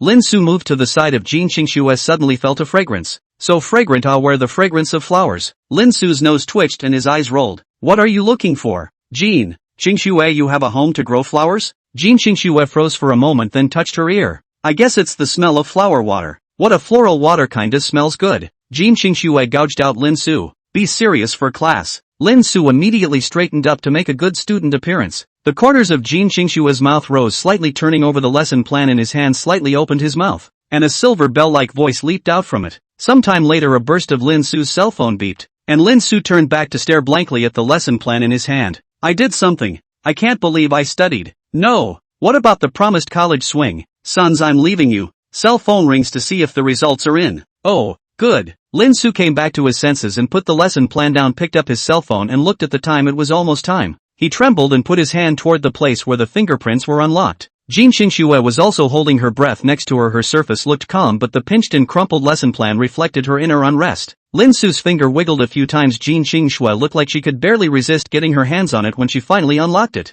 Instantly Lin Su saw a red one on top of the information software. Lin Su trembled as he tapped the software, and the message to enter the software hospital appeared at the top. Lin Su took a deep breath and clicked on the message. In an instant a bright number appeared in his eyes. 99%. Great. Lin Su was so excited that he couldn't help but hug Jin Xingxue, and Jin Xingxue looked at Lin Su, who hugged himself and froze for a moment. The next moment a plop sounded. As the line of sight turned, Lin Su covered her face and smiled foolishly there. Jin Xingxue gently stroked her chest to feel the beating heart. The corners of her mouth curled up slightly, and Lin Su's back was reflected in her eyes. Okay, back to being that happy. It's a feeling you don't understand. It's like everything was a bubble before, but in an instant it became reality. I've got 2 daughters, Lin Su said for a long time, watching Jin Xingxue calm down before saying, "Can I go in to see my daughter?" Jin Xingxue nodded. Lin Su excitedly got up and walked towards the bedroom. Lin Su walked with a limp, so excited that he could hardly walk. Jin Xingxue was ready to pick up her own cell phone but looked down only to find Lin Su's cell phone lying on the sofa without taking it away. Jin Xingxue's fingers moved to bring her eyes back. Looking down at her cell phone, her fingers tapped. Lin Su carefully opened the bedroom, trying his best not to look at the rest of the bedroom. But there was no way that the human vision was wide open. Lin Su was still able to take in most of the bedroom space structure in his eyes. Jin Xingxue is really Jin Xingxue. Even the room is so cold. Minimalist style of decoration. Lin Su gently walked to the window, and his nose moved. Jin Xingxue is also quite considerate of his daughter. The room also plays flower water. Lin Su nodded with satisfaction, then looked down at the 2 budding daughters. Lin Su gently went up and touched Lin Jinsue's face at the side. Soft and tender and smooth. Lin Su bent down and gently kissed the 2 children's foreheads, then quickly left the room. Lin Su returned to Jin Xingxue and sat down beside her and said softly, "Jin Xingxue." Jin Xingxue frowned and interrupted Lin Su to open her mouth. "Why do you have to pause every time you call me? I think this one's a little twisted." "Oh, do you think that Professor Jin is quite affectionate?" Jin Xingxue said with a smile on her lips. Lin Su subconsciously nodded his head, reacted with wide eyes and hastily shook his head. "So what do you think it would be good to call me?" Lin Su stroked his chin and thought, "How about Xingxue?" Jin Xingxue nodded slightly. "Yes," and really agreed. Lin Su was silent for a moment, then spoke. "The 2 of us, that. Lin Su waved his hand, suddenly felt exhausted, not knowing what to say. "You mean how about the daughter traveling back from the future and the relationship between the 2 of us?" Hearing Jin Xingxue's words, Lin Su instantly deflated. "Right." Jin Xingxue mysteriously smiled and did not say anything. Lin Su's heart all of a sudden in the throat. "You speak, you quickly speak, I hate riddlers the most." Ryoga Jin Xingxue looked at the lesson plan without speaking. Lin Su exhaled and spoke. "That Xingxue, are we getting to know each other? We both have daughters in the future. Now there must be points that we like each other." Jin Xingxue still did not speak. Lin Su's heart a little lost, but he can understand he is a penniless college student in addition to having a handsome face comparable to the reader outside the old man nothing. And Jin Xingxue is not only a university professor but also a rich white woman. Lin Su meditated for a moment. "And hey, there's an idea. This is the time to bring out the Grandmaster." Louis Tsc Chiu, Grandmaster, once said, "This is a confession that cannot be rejected." Sounds like a piece of crap. Chasing a girl or not is the man's own freedom. Do not need to get the other side of the approval at all. And in reality, it's a penetrating kill line that she can't say no to. If you make a request she can say no, but if you make a request that doesn't even count as a request, then you'll never get a no. If once she nods her head in agreement, it means she's on to you, and by agreeing to let you chase, she's accepting your goodness in disguise. It means that the opportunity has come, the gates are open, and all you have to do is to gallop. "Can I chase you?" Lin Su looked at Jin Xingxue and slowly spoke. "What kind of line is that about chasing someone and needing to agree or disagree to look it up later?" But 2 words slowly leapt out of Jin Xingxue's mouth. Yes. Rinso bowed his head and the corners of his mouth curled up in a slight wave of his fist. Jin Xingxue looked at Lin Su's happy appearance. The corners of his mouth rose slightly, and the small little Lin Su took a pinch. Poor Lin Su still doesn't know he's fallen into the trap of a bad woman and is still complacent. Lin Su turned his head to Jin Xingxue after calming his excitement. "Can you give some hints when chasing you? Do you still need a hint from the person you're chasing? Why haven't I heard that before?" Though Jin Xingxue inclined her head to look in the direction of the bedroom, Lin Su followed the line of sight and instantly understood that she could find her daughter. Jin Xingxue, this person is quite good. Mouth said cannot but secretly give himself tips. Understood. Jin Xingxue said flatly. "What do you understand?" Got it. A hint of laughter flashed in Jin Xingxue's eyes as she looked at Lin Su's dumbfounded appearance. "Okay, you're ready to apply for off-campus housing." Chapter 12, Exposed? Why are you applying for off-campus housing? Do you think your daughter won't be sad when she doesn't see you every night? That's true. But, Lin Su asked tentatively, we're staying together? Jin Qingxue nodded slightly. We have to live together or else our daughters will think we're fighting. But we're each in our own room and I'll set some rules. If it's overstepped, you know. Lin Su quickly nodded. Understood. Alright, tell Yu Kaixian that you want off-campus accommodation. Now. Well, we're moving out tonight. I have a big flat suite outside the school. Big flat nah. What? Not satisfied? No, how could it be, just feel a little dreamy. Lin Su shook his head and said. Jin Qingxue laughed softly. What's so fantastic about it? You've said that we are together in the future. It's just that the process has been brought forward. Lin Su looked at Jin Qingxue and nodded, then pulled out his cell phone and called over towards Yu Kaixian. Hey, what's up Rinsu? That, Yu-san, I want to apply for off-campus housing. Why are you applying for off-campus accommodation? You're paying for it now. Are you having problems with your housemates? No, it is. Lin Su looked at Jin Qingxue, then stood up and walked towards the balcony. Jin Qingxue looked at Lin Su closely. What reason did he find that he needed to avoid me? Jin Qingxue's body lifted and sat down again. Lin Su looked back at Jin Qingxue before crying in a small voice. Sister Yu, my family condition is not very good, so I usually work part-time on my novels. Is it bad to write a novel inside your dorm room? This I can't say. You go search the novel and you'll know. The name is Save the Soul Where Little Zheng Tai, the Magic Road Master, falls in love with me. Wait a minute. Soul Where Little Positive Man, Demon Master is in love with me, are you sure? Aha. Lin Su blushed a little and returned. Immediately after Yu Kaixian some excited voice into the ear. Lin Su, this book I'm looking at did not think it was written by you. Quickly say when the master can push the small positive. Ahem. Yu-san says business. Ahem. This Lin Su did not expect. Your kid's appetite is quite unique. Surprisingly want to be a Russia rebellious disciple. You kid won't be interested in me. Yu Saishuan's teasing voice came from the opposite side of the phone. The hell with you. What did you say? Nothing.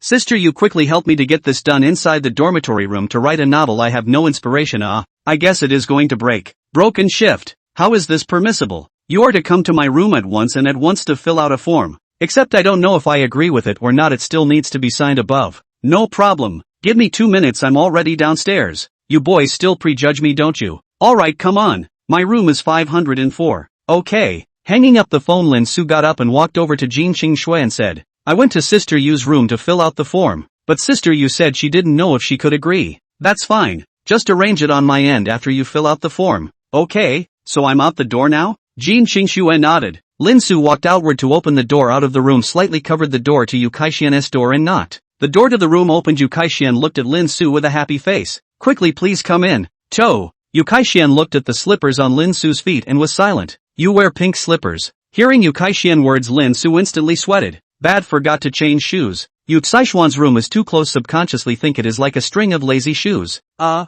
like the color pink. You know how fierce men are pink on the inside. Yu Kaixian laughed derisively. Oh, could it be that you're a Qing dynasty person who still likes to squeeze your feet? Lin Su looked at the palms of his feet that were a little deformed by the slippers, squeezing them, speechless, when suddenly Jin Qingxue's voice came from the side. What's wrong? Oh, salt isn't even salt anymore. Why is little Shui Lin Su wearing my slippers? Yu Kaixian sneered, with a look like you must give me a reasonable explanation. Did you forget that Rinsu is coming to my class here and I don't have extra slippers to keep him barefoot? Yu Saishuan's mouth opened, giving Jin Qingxue a you-wait look, and spoke. Alright, come on in. Lin Su turned around and gave Jin Qingxue a grateful look before walking into Yu Kaixian's apartment. Jin Qingxue smiled slightly and returned to her room. After Lin Su closed the door, Yu Kaixian immediately said excitedly, Lin Su, you should still have a saved manuscript. The corner of Lin Su's mouth twitched. There is, but, Lin Su was interrupted by Yu Saishuan's words before she could finish speaking. Quickly, bring it to me. Sister Yu, it's not that I don't want to show you. Think about it, if you read it and then you won't be able to see anything new for a few days after that, wouldn't that be more painful? Yu Kaixian froze for a moment, then revealed a frustrated expression. You're such a lung fog. Why can't you have 10 shifts a day? I'm a human being, not a human typewriter. Never mind. Have a seat. I didn't think you'd be so quick. The file hasn't been printed yet. Okay. Lin Su looked at the apartment's decoration. There were quite a lot of pink decorations. Sister, you didn't find that you're quite a girly girl? Yu Kaixian turned around and laughed twice. It's useless to have a young girl's heart anymore. No one is chasing after it. How is this possible? Sister Yu, you're so beautiful. How could there be no one chasing after you? Then you chase me. Lin Su shook his head. See, I have a bit of a big, man-like personality, and men like to be gentle and considerate. No, I'm different. Yu Kaixian looked at Lin Su with a smile teasingly at the corner of her mouth. I know you like Nianshang. The corner of Lin Su's mouth twitched as the topic passed. Okay, don't bother talking to you. Stay put and don't move, I'm going to go print out the paperwork. Lin Su nodded and sat on the sofa and swiped his phone. Not long after, Yu Kai-shian walked over with a few pieces of A4 paper. Come on, sign it. After you sign it, you take it to Director Yang of the registrar's office and sign it. Lin Su nodded and took the pen and buried his head to sign it, and soon signed it. Lin Su put the pen down and picked up the document and spoke. Sister, you time waits for no one, I'll go hand it in first. Okay, get out of here, don't keep me from brushing up on my drama. Lin Su gave Yu Kai-shian a military salute and quickly left. Yu Kai-shian watched Lin Su leave and then immediately picked up his cell phone and clicked madly. The corner of his mouth still had a touch of inexplicable smile. Chapter 13, Mom, you have to keep Dad in your hands. Lin Su opened his mouth after returning to Jin Qingshue's side with the documents in hand and asked, Ching, what does Shui do next? Jin Qingxue frowned helplessly. Why are you calling me by my name or Emil? This Qingxue, you're too pretty. I'm calling you Qingxue here feels a bit too dreamy yet. Hearing Lin Su's words, the corners of Jin Qingshue's mouth rose slightly. Alright, jamming is fine, but don't show your face in front of your daughter. Lin Su nodded slightly. Jin Qingxue took the document and looked at it for a few moments before speaking. I'll say hello, but you still need to go sign a letter to go through a process. No problem. I'll go now. Jin Qingxue nodded slightly, looking at the time to note the notification of my paternity test results. Okay, I'll go first. Aha. Lin Su went back to the door and changed his shoes and opened the door and walked out and closed it. After Lin Su left, Jin Qingxue took out his cell phone and checked the words Lin Su said before together. Lu Ziqiao ancestor? Interesting, but Curse of the Horse looked at the words. Jin Qingxue's ears could not help but burn. Jin Qingxue's ears twitched as she looked up towards the bedroom, only to see Lin Jinha walking towards her in a daze with her bare feet. Mama, I want to go to the toilet. Jin Qingxue put down her cell phone, eyes full of tenderness, walked to Lin Jinha's side and picked up Lin Jinha. Baby, Mom left slippers for you. Why don't you wear slippers? I don't like that, slippers so ugly. I want pink slippers. Lin Jinha leaned on Jin Qingxue's chest and said in a milky voice. Jin Qingxue looked at Lin Jinha a little helpless. Who would have thought that Lin Su's aesthetics would be so bad? Actually bought 2 pairs of black slippers precisely in a pile of colorful children's slippers. Mommy will take you to the bathroom, but remember to wear slippers afterward. Got it, Mom. Jin Qingxue carried Lin Jinha to the toilet. Baby, will you take off your pants by yourself? Lin Jinha softly nodded, reaching down to take off her pants. Jin Qingxue placed them on the toilet, followed by a stream of water. When Jin Qingxue picked up a paper towel after Lin Jin, he finished up and was ready to give Lin Jinhe a wipe. Lin Jin, he stopped Jin Qingxue. Mom, I'll wipe it myself. Then took the paper towel and wiped up by herself. Jin Qingxue tenderly looked at Lin Jinha. The child is really a wonderful thing. He or she would never do this before or even feel disgusted. But when the real daughter appeared in front of the eyes, that kind of love is simply cannot be blocked. Jin Qingxue picked up Lin Jinha and went back to the sofa to sit down. Mom, where's Dad? Daddy's going out for something and will be back in a little while. Why do you miss Daddy? Don't want to with Mom. Lin Jinha and Jin Qingxue pressed their faces together. Mom feels as if you've become more beautiful. Jin Qingxue smiled. Really? Mom has always been so beautiful. Hey, Mom, why don't we stay in our own home? Wow. This is your home too, yo. Only we haven't brought you to stay before we came here to take a break. Oh, Mom, I want to watch animation. Jin Qingxue picked up the remote control and turned on the TV. Baby, what do you want to watch? Well, fail. Jin Qingxue clicked on the remote control to search for failure. Baby, watch which one of you? Part 3. Jin Qingxue clicked into play and accompanied her daughter to watch it. I did not expect that this a failure is quite good. A very good funny cartoon. Not a moment later, Jin Qingxue heard the sound of slippers stomping again. Jin Qingxue looked towards the bedroom only to see Lin Jinxue squinting his eyes towards her. Mom, sister. Jin Qingxue smiled when she heard Lin Jinxue's words. You have to call Mommy, yo. Lin Jinxue's eyes lit up and flew towards Jin Qingxue, then fluttered onto the sofa and said somewhat happily. Mom, you know. Jin Qingxue pinched Lin Jinxue's little face. What are you doing running so fast for? Be careful of falling down. Hey, young mom. Lin Jinxue hugged Jin Qingxue and giggled. Jin Qingxue looked at Lin Jinxue and pondered for a moment. Sui looked smarter, surprisingly knew about his own crossing. Mom, where's Dad? Daddy had to go out for something and won't be back until later. How did you miss Daddy? Well, kinda. Jin Qingxue bristled. Don't you want Mom? Mom, you're right here. Why do I miss you? Jin Qingxue lost her smile and reached out to pinch Lin Jinxue's cheeks. Man-child. Lin Jinxue looked at Lin Jin, he lying beside Jin Qingxue, and whispered. Mom, how is the young father? Is he afraid of you? Hearing Lin Jinxue's words, Jin Qingxue's gaze flickered. Why would Dad be afraid of you? I used to hear Sister Kai-shian say that time you were very that what I don't know how to say. Scared dad all away. I can't believe I scared little Susie away in the future. I guess you can't push too hard, you have to boil a frog in warm water. How is this possible? You will listen less to Yu Kai-shian in the future, he likes to talk nonsense. Your father likes me more than he can say. Really? I don't believe I heard dad used to have a lot of pretty girls after him. Oh yeah. Jin Qingshui's eyes flashed a black light. Small Su Suai, you can be good no. Lin Su, who was walking in the sun on the other side, winced, always having a sense of foreboding. Lin Sushu didn't know that his little cotton patty was backstabbing him. Yeah, daddy's got a lot of charm. Lin Jinsui smiled cheekily. Jin Qingshui looked at the smiling Lin Jinsui expressionless for a moment, then reached out and pinched the little face and pulled. Are you amusing your father? Well, Boo is, speaking the truth. Jin Qingshui let go of Lin Jinsui's face. Lin Jinsui rubbed his face and said, Mom, you have to hold dad firmly in the palm of your hand in OI. It's not your turn to worry about a little bitty thing. I've got it covered for your mom. Hey, dad is blessed. By the way, Mom, is dad still in college? Yeah, what's up? Mom, I'd like to see dad's current school. Is that okay? Didn't we show you the future? I've seen it, but it doesn't feel the same. It was a school a couple years ago. Yes, but wait until your dad gets back. Good. Jin Qingshui looked at Lin Jinsui and pondered for a moment. She didn't seem to know her daughter very well. Baby, how old are you and your sister now? My sister and I are 3 years old. Chapter 14, White Moonlight? On the other side, Lin Su was walking on his way to the faculty office when all of a sudden a voice appeared in his ears. Little brother. Lin Su's body shook as he looked back, then immediately ran wildly. Perrywan looked dumbfounded at the Lin Su who flew away. Perrywan angrily stomped his feet and picked up the cell phone, finger pointing wildly. Lin Su ran far away and looked back and did not see the figure of that person, sighed with relief. How the spirit of the shadow was not still there. Wiping the sweat, Lin Su quickly walked toward the faculty office and finished the business early to go back. Coming to the academic affairs office to find Director Yang's office and knocked on the door. At once he saw that Mediterranean Director Yang with a face of news standing up and walking towards Lin Su. Ha, Lin student, right, I already know, give me the documents and it's done. You can move out tonight. Lin Su froze for a moment, then handed the document to Director Yang. Then thank you, Director Yang. Where's the harm? It's only right to help your classmates. Then, Director Yang, I'll leave first. Hey, wait. Lin Su stopped and looked at Director Yang suspiciously. Is there something wrong with Director Yang? This one I go back. I'll trouble my classmates to put in a good word for me in front of Professor Jean. Lin Su looked at Director Yang and burst out laughing. Oh, I understand. Hey, ha. The two of them laughed awkwardly for a while before Lin Su spoke. Director Yang, I'll leave first. Classmate, I have things to do here, so I won't see you off. It's okay. Lin Su waved his hand and turned to leave. Director Yang looked at Lin Su's back and sighed, closing the door and returning to his seat to start signing. Lin Su walked out of the administration building and thought for a moment, pulling out his cell phone to call Jin Qingshui. Hello?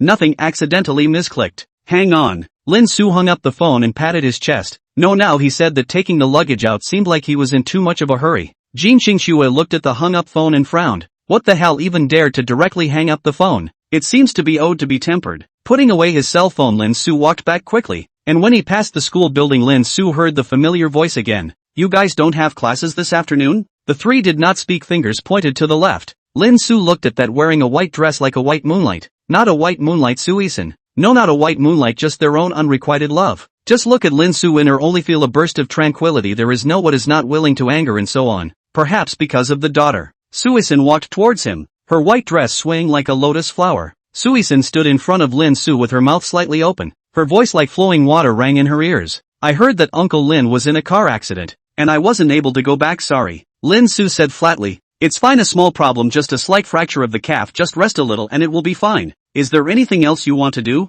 No, I'll go first. Suisun's eyes showed a touch of sadness. Xiao Su, I really don't like you, but we are still friends. Don't be so cold. Well, are you saying something? That's in the past, I'm long over it. Isn't that like me to treat a friend? I'm leaving. Lin Su turned to leave. Suisun reached out and grabbed Lin Su's arm. Lin Su looked back at Suisun and frowned. Suisun let go of Lin Su and left quickly, and the three people next to Jin Zishuan saw this and hurriedly followed. Lao Air, is everything alright? Fang Chenghua said with concern. What's wrong with nothing? You guys this. Lin Su smiled and spoke. Just former friends who had some misunderstandings. Why don't we go on the internet? Jin Zishuan opened his mouth. Yeah, ergo we haven't been online together in a while. Ku followed. Lin Su snorted. Alright, don't comfort me. I'm really fine. Do I look like I'm not fine? The three looked at each other, then shook their heads. Since it's fine, that's all the more reason to go online and happy. Fang Chenghua patted Lin Su's shoulder and laughed. Lin Su shook his head. No, I have things to do. No, why did you come back so much as soon as you came back? What are you being so mysterious for? Kuze asked curiously. That,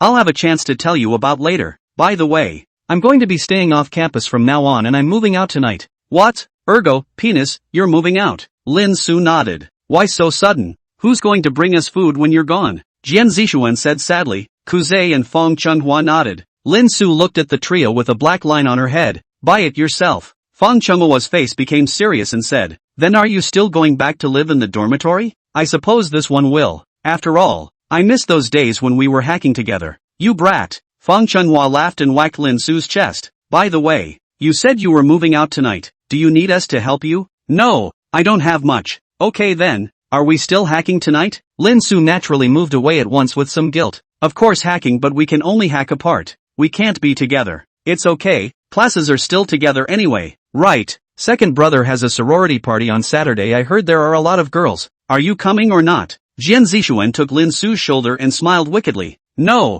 I'm not interested in women. Lin Su moved Jian Zixuan's arm away and said flatly. Ha, I'm not interested in women. The three men said in unison with disdain. Going out and turning into a Sigma man. Watch me make him break in a second. Fong Chunghua stretched out his finger like Donnie Yen and compared. Look, there's black silk. Lin Su looked at Fong Chunghua expressionlessly, while Jian Zixuan and Ko were turning their heads to look away from their mouths. This leg is too thin. It's thin and long. I could play with it forever. Lin Su frowned, his eyes subconsciously glancing aside. Lima. Fong Chunghua laughed. See, I was right. Lin Su breathlessly propped up his forehead. Alright lazy, I'll leave first. Hey wait a minute, we didn't lie to you. There really is a beautiful woman or next door to the finance college school flower Wan Manhwa. Fong Chunghua stopped Lin Su's neck to make Lin Su's body turn. Lin Su looked squarely at it, indeed saw an imperial lady in a professional outfit wearing black silk. Lin Su subconsciously compared with Jin Xingxue and realized that this schoolgirl called Wan Manhwa was finished. Lin Su patted Fong Chunghua's shoulder after he broke away from his arm. We as young people in the new era should take the revivalist dream as our own responsibility. Son, don't get addicted to children's love. I'll go first. After saying that, he quickly ran away while Fong Chunghua was still in a daze. Koden and Jian Zixuan on the sidelines clapped their hands and praised. Wow, like ah, the past is like smoke over. A smile named enmity is simply Ling Hu Chong in the world ah. The corner of Fong Chunghua's mouth twitched as he gave the two men an elbow strike each. Stop abstracting and go back to the air conditioning. Chapter 15. Packing up and moving in for cohabitation. Lin Su ran back quickly and returned to the apartment door and knocked. Ah, Daddy's home. Lin Jinsui jumped off the sofa and ran quickly to the door. Who is it? Lin Su froze for a moment when he heard Lin Jinsui's voice, then smiled. It's me. Who are you? Lin Su raised an eyebrow. Does Spike want a beating? Clicking the door. Lin Jinsui opened the door and spat her tongue out at Lin Su. You wouldn't dare hit me with mom around. Hey, I'm still really afraid to hit you. Lin Su pinched Lin Jinsui's little face, put on his slippers and walked over to the sofa, pulling a few pieces of paper to wipe the sweat. Jin Xingxue looked at Lin Su's wrist and asked flatly, why did you meet that woman again? How did you know? Lin Su said with some surprise as he looked at Jin Xingxue. Guess. Then you're a pretty good guesser. Alright, you're back, just watch your daughters, I'll go pack my bags. Jin Xingxue put Lin Jinhe down and got up. So soon? So do I have to go pack too? Let's wait for the results. Lin Su nodded. Jin Xingxue turned around and entered the bedroom. Lin Su sat down on the sofa and picked up Lin Jinhe. Lin Jinsui followed suit and laid down into Lin Su's arms. Lin Su looked at Lin Jinsui and suddenly thought of something and whispered in Lin Jinsui's ear. Sui, what does your mom like? Well, I'm not really sure about that. I just know dad, you bring mommy a talent rose every day. Every day you go running with mommy for exercise. Every day. I give Jin Xingxue a rose. I really love her. I really don't know what my future self is like, but every day in Jin Xingxue running. This must not be exhausted, but no way. In order to chase the child's mother must fighting. Nothing else? Well, does daddy like to give mommy a massage? Count? Massage? Lin Su imagined Jin Xingxue's body. Hiss. This scale is too big. Lin Su shook her head. And no more, but all I know is that dad just has to be persistent. Lin Su skimmed and pinched Lin Jinsui's little face and spat. It's useless to take you. Humph. Dad. Ignoring you. Ah. Baby, good boy, daddy was wrong. Baby is the most useful. Lin Su hurriedly apologized. Lin Jinhe, who was leaning on Lin Su's left side, looked at the two men and scratched his head. What was dad saying to his sister? It always felt strange. Oops, whatever. Watch my animation. Lin Su pulled out his cell phone and searched for a nearby florist, and there was one not far outside the school. Lin Su thought for a moment. Forget about it for the evening, it can just be a housewarming gift. Lin Su was holding Lin Jinha there watching the TV while Lin Jinhua was swiping Lin Su's cell phone. Ding dong. Dad, someone sent you a message. Who? Someone who told me it was my favorite part of going to work. Lin Su froze for a moment, reacted quickly, took the cell phone from Lin Jinsui's hands. Lin Jinsui looked at the cell phone that suddenly disappeared from his hands and skimmed his lips. Lin Su took a deep breath and clicked on the message. Oh, yes. Lin Su threw the two munchkins on his body to the side and headed for the bedroom. Lin Jinha and Lin Jinsui both froze in place for a long time without coming back to their senses. Lin Jinsui waved his hand with open teeth and claws. Stinky dad, I'm going to let mom teach you a lesson. Lin Su walked into the bedroom and suddenly froze, then his ears burned and quickly retreated. This Qing Shui results came out with a match of 99%. The stone in Jin Qingshua's heart finally landed when she heard Lin Su's words. But, Lin Su's shy look just now was quite cute. Okay, I know I'm about to pack up here, so take it down with me, just so you can go pack up your stuff too. Oh, I'll wait for you then. Jin Qingshua looked back and spoke. You can put on your shoes first. I'll bring out the stuff right away, so you can talk to your daughters. Good. Lin Su patted her chest. Luckily she wasn't angry. Lin Su looked down at her phone and replied, okay, thanks Dr. Shun. Lin Su returned to the sofa and spoke. Baby daddy and mommy are going to take the luggage down there. You guys fool around at home by yourselves, got it? Ah, Dad, how long are you guys going to be gone? Wow. Lin Jinsui opened his mouth and asked while Lin Jin he looked at the TV, not caring at all about what Lin Su said. It's downstairs, and mom will come up as soon as you put your bags away. Okay then. You have to remember to watch your sister. Yo, Lin Jinsui nodded. Thinking for a moment, Lin Su put the phone down. You remembered my password, right? No. There's a Professor Cam in the contacts, that's mom. Call if you need anything. Lin Jinsui nodded. Jin Qingshua walked out with two suitcases. Lin Su hurriedly turned around and walked over when she heard the commotion. I'll take it. Just take one. You can't carry so many. Who says I can hold it? Oh, you take it down and show it to me. Loosening the suitcase around his chest, he said. Lin Su grabbed the lifting hand with both hands and lifted it with force, not expecting it to lift up. Lin Su said with some pride, how about that? The corners of Jin Qingshua's mouth rose. Alright then, you carry these two suitcases and I'll get some more things. Okay. Jin Qingshua turned and walked into the bedroom, and Lin Su put down his suitcase and shook his hand. It seems that it really is not an illusion, my power is indeed improving. And the corners of Lin Su's mouth could not help but hook up. No, I can't be happy. I have to develop secretly. Day 1 to see if there's anyone stronger than me. Day 2 to watch out for Superman. Day 3 for Superman. Day 4 for Homelanders. Day 5 for Ancestors. Thinking of this, Lin Su couldn't help but laugh out loud. Jia jia jia. Laughing and smiling, Lin Su felt a chill come over him. Lin Su turned his head to look at his body and shook. Coughing a few times, he opened his mouth. So what, let's get going. After saying that, Lin Su pushed the suitcase and walked quickly toward the gate. Jin Qingshua looked at Lin Su behind her and smiled and shook her head. Still a small child, but a small child is in good control. Lin Su put on the shoes and carried the suitcase out, then looked at Jin Qingshua. Lin Su looked at Jin Qingshua's snow-white feet, put on sandals, and then immediately raised his head to make a look of doing nothing. A hint of a smile flashed in Jin Qingshua's eyes as she spoke. Let's go.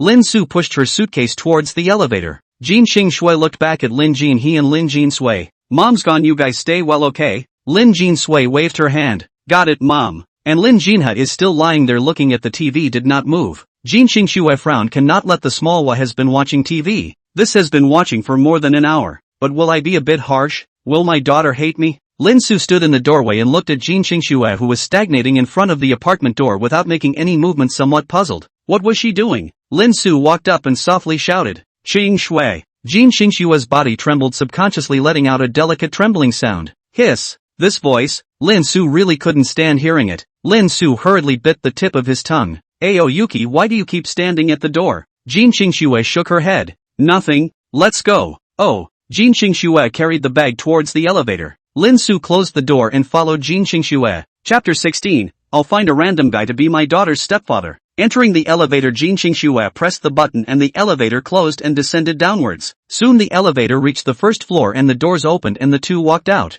Jin Qingshua walked in front. Lin Su pushed his suitcase behind him and walked out the door towards the parking lot. By the way, Professor Jin, you have classes tonight and so do I. Is it safe to let the girls stay in the house? Jin Qingshua stopped and thought for a moment. Well, you've got a point, then why don't we not go on? Hey, this attention is good. Lin Suko didn't want to go to class at all. Already this afternoon. To know that Jin Qingshua was very strict. Jin Qingshua looked at Lin Su's happy appearance and wanted to flirt with him. but realized that she couldn't flirt with him at night and let her daughters stay at home by themselves. She would indeed be worried. Forget about letting him off the hook. Lin Su walked behind Jin Qingshui, carefully observing the surroundings. Jin Qingshui frowned. What are you doing? It's not like I'm afraid of people looking at me. Jin Qingshui sighed in her heart and looked at Lin Su and said seriously. What are you afraid of? I don't rely on the profession of teacher to make money. The big deal is to resign. But there's public opinion, and that's going to hurt your reputation, isn't it? Jin Qingshui took a step forward to stick in front of Lin Su, who bent backwards. Jin Qingshui coldly said, if you're afraid of it, then don't talk about chasing after me. I'll just find someone who can also be Spikes and their stepfather. How can this be allowed? Lin Su immediately straightened up and loudly retorted. The corners of Jin Qingshui's mouth rose slightly, gently hooked Lin Su's chin. Very good is to be confident. After saying that, Jin Qingshui turned her head and continued to walk forward. Lin Su looked at Jin Qingshui's back and froze. Had he just been molested? Jin Qingshui turned back to look at Lin Su, who stayed in place, and said without any good humor, what are you still standing there for? Quickly go. Ooh-hoo, here we go. Lin Su dragged the suitcase small broken steps, quickly walked to the side of Jin Qingshui. The two did not speak again while Lin Su's eyes glanced at Jin Qingshui from time to time. He had to say that Jin Qingshui's actions just now really made his heart flutter. The two quickly came to Jin Qingshui's Mercedes-Benz S front. Open the trunk. Lin Su will suitcase put in. Jin Qingshui will be put into the passenger side of the handbag to Lin Su's side and asked, you have a driver's license? It? Yes. Take it. Lin Su froze for a moment as he looked at the Mercedes-Benz keys shaking at Jin Qingshui's fingertips, then shook his head. Jin Qingshui grabbed Lin Su's hand and shoved the car keys into Lin Su's hand. Take it if I tell you to. Boys and girls together, are you going to let the girls drive? And picking up and dropping off my daughter, are you going to let me drive? Lin Su froze, however, not because of the car keys but because Jin Qingshui had just held his hand. It was so soft. Hey, do you hear me? Oh, I hear you have a point. Okay, go back. Jin Qingshui turned around with a toss of her head and walked towards the apartment. Lin Su put the key inside his pocket and quickly followed. What do you mean by picking up and dropping off your daughter? Ayo Yuki? My daughter is 3, shouldn't she be going to kindergarten? But they're black. Don't worry, I can fix it. Lin Su's eyes widened. You can even solve this. What kind of person are you? Jin Qingshui stopped and smiled. Daughter's mother. You're. Jin Qingshui did not finish turning around and continuing to walk forward.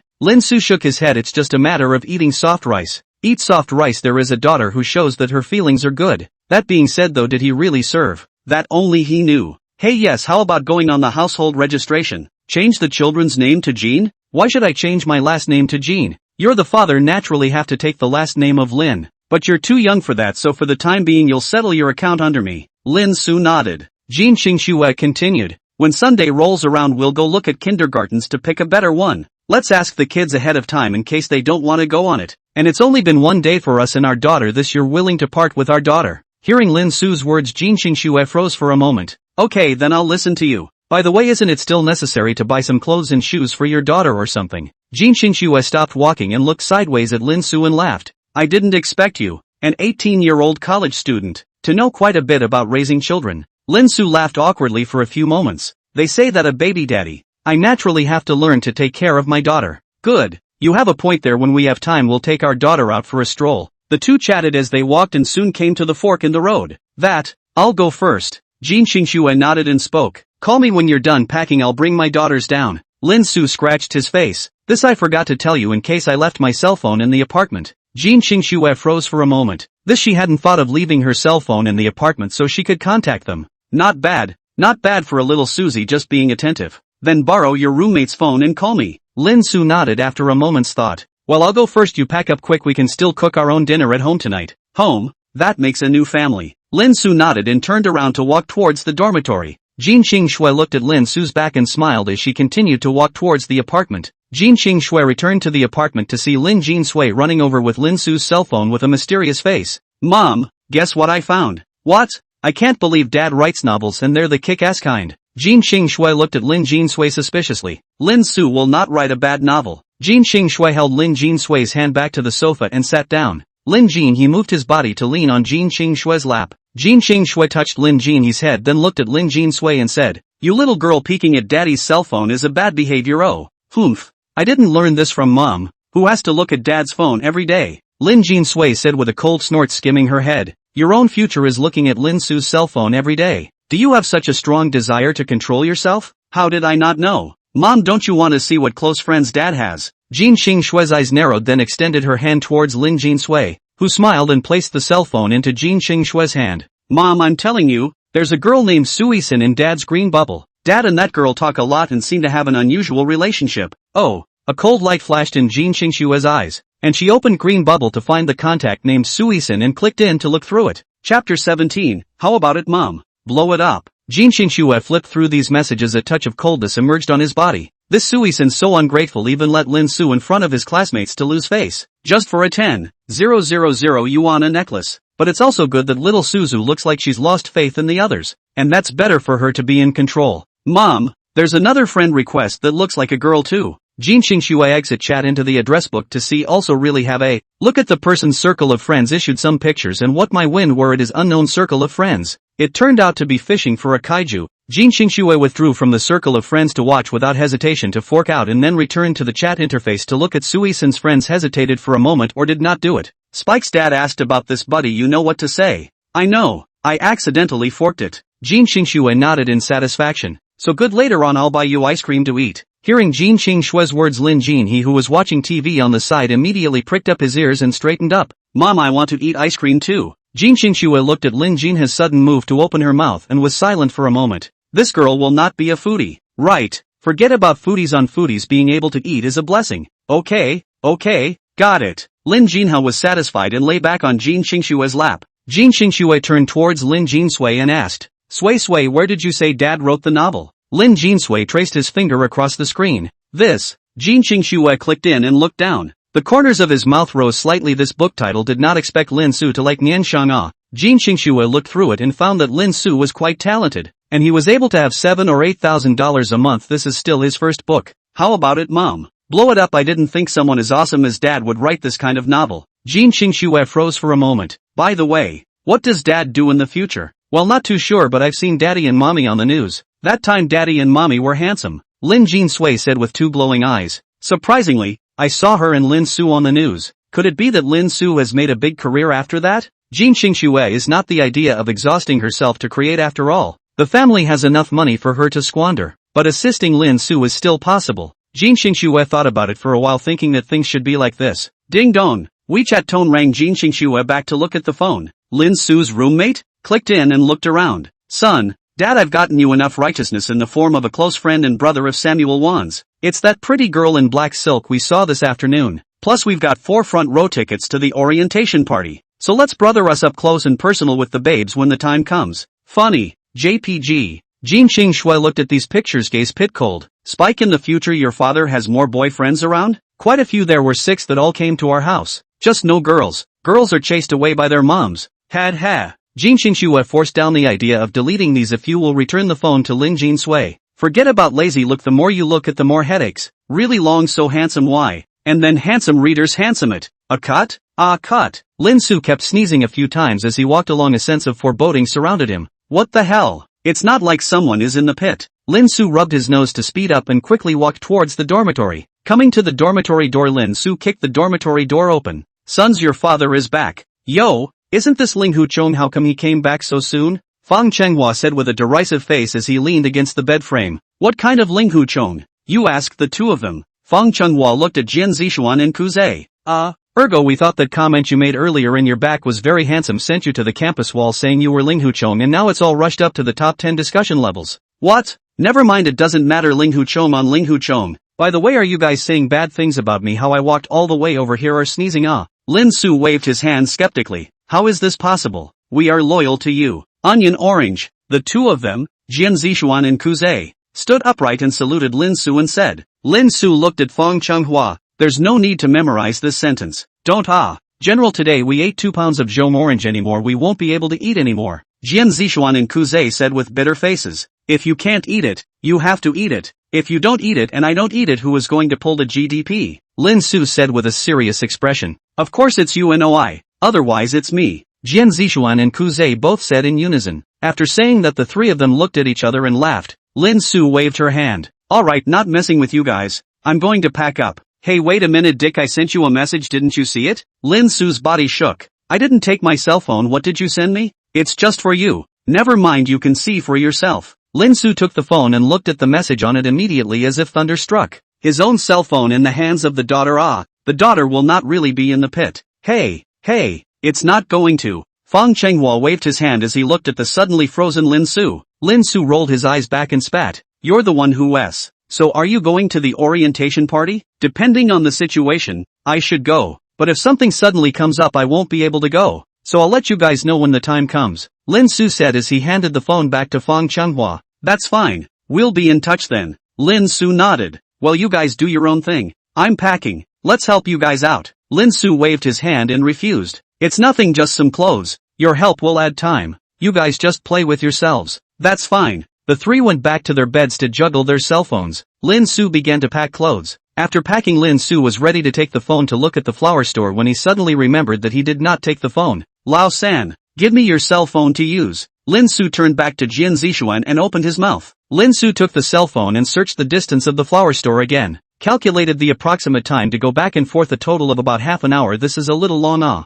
Lin Su thought for a moment and decided to use Jian Zixuan's small electric donkey so that the time can be compressed to 10 minutes. He first went to the florist to buy flowers and then take the flowers into the trunk and then back to the dormitory to put the small electric donkey to call Jin Xingxue. Okay, just do it. Lao-san, lend you your little electric donkey. Lin Su returned the cell phone to Jian Zixuan and opened his mouth. The keys are on the table. The little electric donkey's old spot. Okay, thanks a lot. Guys, I'm going to go now. I'm going to have to come back in a few minutes. You guys have to be in. No problem. Lin Su carried the bag and quickly left the dormitory to the place where the small electric donkey was parked downstairs, and rode the small electric donkey towards the parking lot. Chapter 18, Running Toward a New Home. Lin Su quickly rode the small electric donkey back to the front of the Mercedes-Benz S, opened the trunk to put the luggage in, leaving a suitcase space and in the center enough space to put down a bouquet. After all, he had another suitcase out at the hotel. Closed the trunk. Lin Su hoofed it toward the flower store wildly. Quickly came to the flower store before Lin Su, looking for some fine white roses and jasmine bouquets. Lin Su stepped forward with the bouquet to pay. Not writing anything, young man?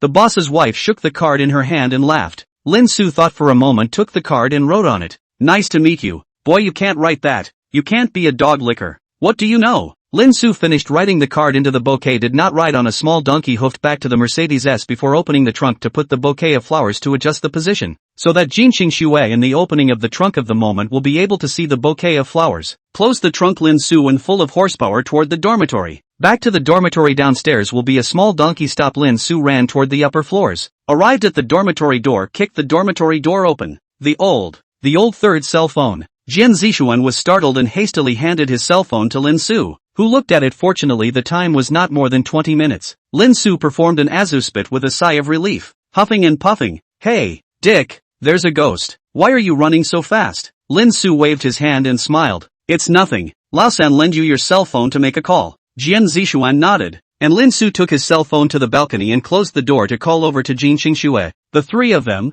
Jian Zixuan, looked at each other carefully and climbed down from the bed. Hey, what's this Dick up to, being secretive? Let's go eavesdrop. Makes sense. Go. The three slowed their steps toward the door. Lin Su looked back at the three, quickly separated and lowered their heads, pretending to do nothing, to pick at the wall. Lin Su looked at the three people, speechless, hung up the phone, stood in place through the balcony door looking at the dormitory. The next moment the three people turned around and looked at Lin Su, expressionless appearance, awkwardly smiled. Lin Su opened the door with a cold smile. Lao-san, thanks a lot. What are you doing? Second brother. So mysterious? Well, after that you'll see. Okay, I'll go first. Lin Su, next to the head of the three, touched in a very comfortable look out of the dormitory. Behind Lin Su, Jian Zixuan and Ku was holding Fang Chenghua's arm, and Fang Chenghua constantly vacated the air to make the appearance of kicking Lin Su with his feet. Lin Su was in a comfortable mood as she walked out of the dormitory slowly towards the parking lot, and halfway there suddenly her arm was held. Lin Su's face stuttered as he looked down at the same woman. Little brother. Lin Su fought to pull his arm out of her hands and opened his mouth. Hey classmate, I've told you that I have a family. Why are you pestering me? Little brother, I did not pester you not to let go. I just passed by here, did not expect us to be so destined. Ingwen laughed. She also really didn't expect to run into him again. You say you a big beautiful woman not in the dormitory to stay well. This outside so hot, you are not idle. Panic. Yeah, I did get a little hot and bothered. Ingwen pulled the collar, and the white light inside almost blinded Lin Su. Lin Su hard to remove the line of sight, then smiled. Leg stomp set off a burst of dust, quickly disappeared in front of Ingwen's eyes. Ingwen waved his hand and patted away the dust, looking at Lin Su with flames rising in his eyes. I don't believe that I can't take you. I must trample you hard under my feet. Ingwen angrily stomped her small white silk feet and turned to leave. Lin Su ran away 100 meters after looking back after a sigh of relief. He was also convinced that he could run into her 3 times. He was so unlucky. That thing was really shiny though. It was almost replenishing the light he had lent to Deja when he was young. Abyss exhaled a few times. Lin Su walked quickly towards the parking lot and walked for a while to the parking lot. Looking at the slender figure and the 2 short figures revealed a smile. Dad! The 2 of them, Lin Jinha and Lin Jinsui, waved their hands at Lin Su when they saw him at once. Lin Su waved his hand and walked to the front looking at Jin Qingshui and asked, "Sorry to keep you waiting." Jin Qingshui laughed lightly. "No, we've only just come down too. Give the phone. I'll send you the address on your phone. I'll sit in the back with my daughter." Lin Su nodded and unlocked the car and pulled open the door. Jin Qingshui took the 2 children and sat in. Lin Su closed the door and entered the driver's side to start the vehicle and turn on the air conditioning. Lin Su opened his cell phone into the map and looked at the target location, suddenly remembering that the suitcase was still missing. By the way, Aoyuki, I still have a suitcase at the hotel that I didn't pick up. How did the suitcase end up at the hotel? Daughter. Jin Qingshui understood. That's fine. Go get your suitcase first. Lin Su nodded, entered the location of the hotel, set up the phone, touched the steering wheel, looked at the Mercedes logo, exhaled a breath, shifted gears, stepped on the gas pedal. Mercedes-Benz began to slowly drive forward. Jin Qingshui looked at Lin Su's serious driving back and smiled, turning her head to look at the 2 munchkins next to her. Little Spike, what do you guys want to eat tonight? KFC. Lin Jinha immediately said back. Lin Su spoke up. Shout he, you said today mom you can't eat KFC. Ah, Dad, how could you? I thought Dad had forgotten. Lin Jinha muttered a couple of words, somewhat demoralized, and sat back down on the seat. Jin Qingshui looked at Lin Jinha's cute appearance and touched Lin Jinha's head. KFC can't be eaten more. Oh, eat it later. Mom, I know. I'm just a little mouthy. Jin Qingshui smiled and turned her head to look at Lin Jinsui. What does Sui want to eat? Well, fondue. Jin Qingshui looked at the time, 4 o'clock. After arriving at the destination, she still had to put clothes and clean up the room. If she bought the food herself, she would have to be busy until about 7 o'clock. Change it. This one will be ready in a few days. Let's have boiled pork cutlets then. Daddy can make them. Rinsu, you can do it. Will. Alright then. We'll have boiled pork slices, but one dish isn't enough for us. You guys can think of a few more. Tomato scrambled eggs. Lin Jinha's voice came from the side. Well, add another pea upside down soup. Lin Jinsui followed. Okay then. Poached pork slices, scrambled eggs with tomatoes, pea upside down soup, and a sweet and sour pork bar. Lin Su, can you make sweet and sour pork? Will, didn't realize you knew quite a bit. The family that owns a restaurant usually follows a little bit. Lin Su returned. The 2 are also not avoiding Lin Jinha now. They realized that Lin Jinha, is not stupid, is lazy to care about this, only think about eating. Jin Qingshui nodded without saying anything else, and the car drove quietly. Chapter 19, Send Flowers. Nice to meet you. With a snort, the car stopped. Lin Su pulled up the handbrake and unbuckled her seatbelt and turned back. I'm going to get my suitcase. I'll leave the engine on in the heat. Jin Qingshui nodded. Okay. Lin Su unbuckled his seatbelt and got out of the car after opening the windows around him a little bit. Lin Su quickly returned to the hotel to take the suitcase and went downstairs. Put the suitcase. Lin Su looked at the bouquet, nothing wrong. Closed the trunk into the car. Navigation to the destination, Bohemia Mansion. Lin Su has also had to say that people now, a neighborhood name, are up so exaggerated. Get with the aristocrats, live the same. Full 3 kilometers, ready to go. The lack of virtue tone sounded. Lin Su put down the handbrake and stepped on the gas car forward. Jin Qingshui was bored sitting in the back and looked at Lin Jinhe and Lin Jinsui, who were looking out the window beside her. By the way, there's still the child's family registration to be done. Never mind. I'd better go and see for myself. It's not good to talk on a cell phone. Wah, Spike, what's wrong, Mom? The 2 of them turned their heads to look at Jin Qingshui, and Lin Jinha asked softly, do you guys want to go to kindergarten? Nah, don't want to. School is exhausting. I don't want to. I feel like everyone in kindergarten is dumb and unintelligent. Jin Qingshui looked helplessly at the 2 little ones. How come her own daughter is still a problematic young girl? Never mind. After that, she hadn't really wanted to be separated from her daughter herself. She still wanted to be close to her daughter. Lin Su spoke after looking at Jin Qingshui through the rearview mirror. Qingshui, well, what's up? Isn't there an orientation party on Saturday? Are you going? Are you going? I don't know about that. It depends. The housemates invited me and I should be there if there's nothing going on. Go ahead then. But I won't be there. I'm tired of watching it and I have to watch my daughter. Okay, I'll be back early then. Please take care of your daughter. Jin Qingshui lightly laughed. I'm not my daughter's mother, then what's the trouble or not? This is what I should do. Well, that's right too. Although he said so, but Lin Su thought of Jin Qingshui originally should be free and easy, but now it is delayed by the baby or a little guilty. Let's make it up to her more in the future. Big deal. let her eat beef when she doesn't. Jin Shui looked at a somewhat dopey smile on the corner of Lin Su's mouth, then looked at Lin Jinhee. She seemed to know who her eldest daughter inherited from. By the way, Aoyuki, you ask if the daughters sleep alone by themselves or with us. Is this still something to think about? The child is only so young and will definitely sleep with us.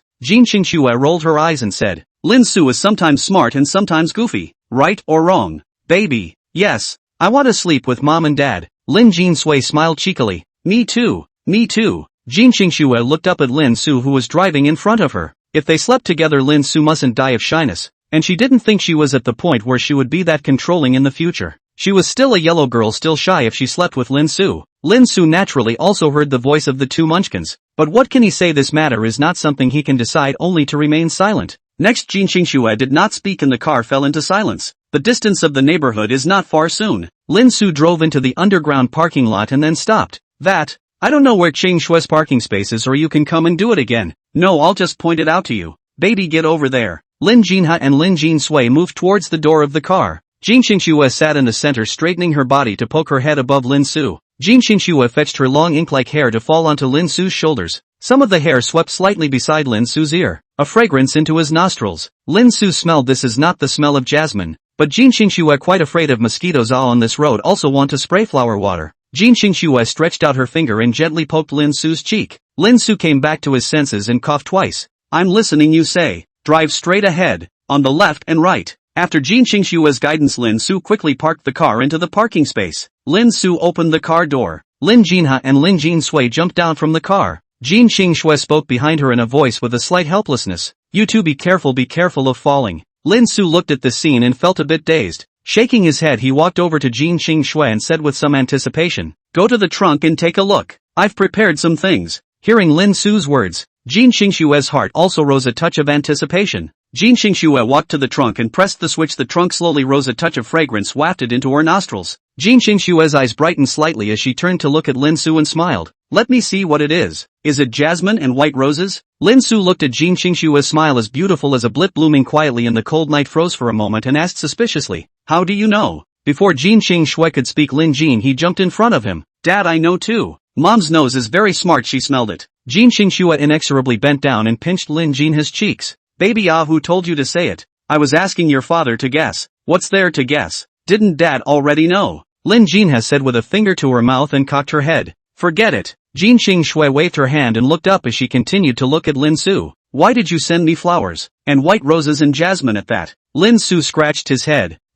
This one. Didn't I say I wanted to chase you? And I think white roses and jasmine are quite suitable for you. Like white snow. Jin Shui arched her eyebrows without saying anything, turned around and took out the bouquet from the trunk and smelled it with her head down. Not bad, title fresh. Well, that's something. Jin Shui plucked a card from it in her hand. Nice to meet you. This is what you wrote to me. Jin Shui smiled. I'm glad to meet you too. It's even better to see you again. Lin Su looked at the gentle Jin Shui, who was as gentle as a peach blossom in early March. His heart couldn't help but beat violently. Lin Su turned his head to use his Azu breath once to forcefully hold down this heartbeat and spoke. Let's go up first. Jin Shui looked at Lin Su, whose ear tips were scarlet, and nodded with a light smile. Alright, I'll hold the flowers, you hold the child. Lin Su crouched down and opened his arms. Come, let daddy hold you. Lin Jinha was the first to jump into Lin Su's arms. Lin Shui did not hesitate to follow Lin Jinha and jump into Lin Su's arms together. Lin Su picked up the two and spoke. Ching Shui, you lead the way. Jin Shui nodded slightly, closing the trunk and walking forward with the flowers. Chapter 20, The beginning of cohabitation and the formation of a new family.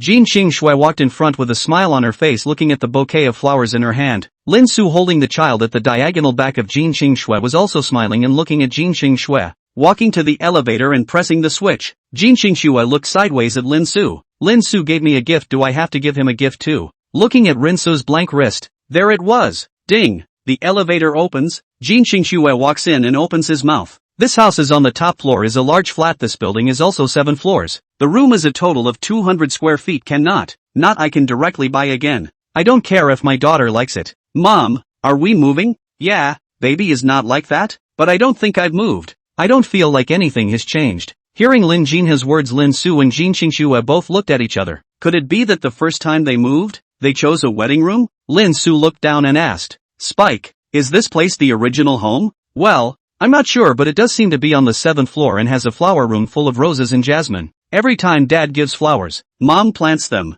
They smell so good. The future little Susie really loves me every time I send flowers. Every time I sent flowers Jin Xingxue planted up. Jin Xingxue is also quite good to himself. Lin Su and Jin Xingxue looked at each other and smiled. Accompanied by a ding, the elevator stopped rising and the doors opened. Jin Xingxue stepped out of the elevator. Lin Su followed. The two walked to a somewhat large door. Lin Su looked around the week a little puzzled. Jin Xingxue explained. This elevator is exclusively one staircase. Oh. Jin Xingxue placed her hand on the handle to unlock it. It's using a fingerprint lock. Later on record your fingerprints on to change the password. Lin Su nodded. Jin Xingxue pushed the door and walked in. Lin Su followed and walked in to see. The decoration of this house looks better than the apartment at home. Pure white decoration, simple and bright but not cold and clear. There is a unique sense of warmth. The room is a 4-bedroom, 2-bathroom and has a separate toilet in the master bedroom. But I'm the one who lives here in the master bedroom. Put your daughter down. This house hasn't been lived in for months. It's supposed to be dirty. Later we'll clean it after we bring the stuff up.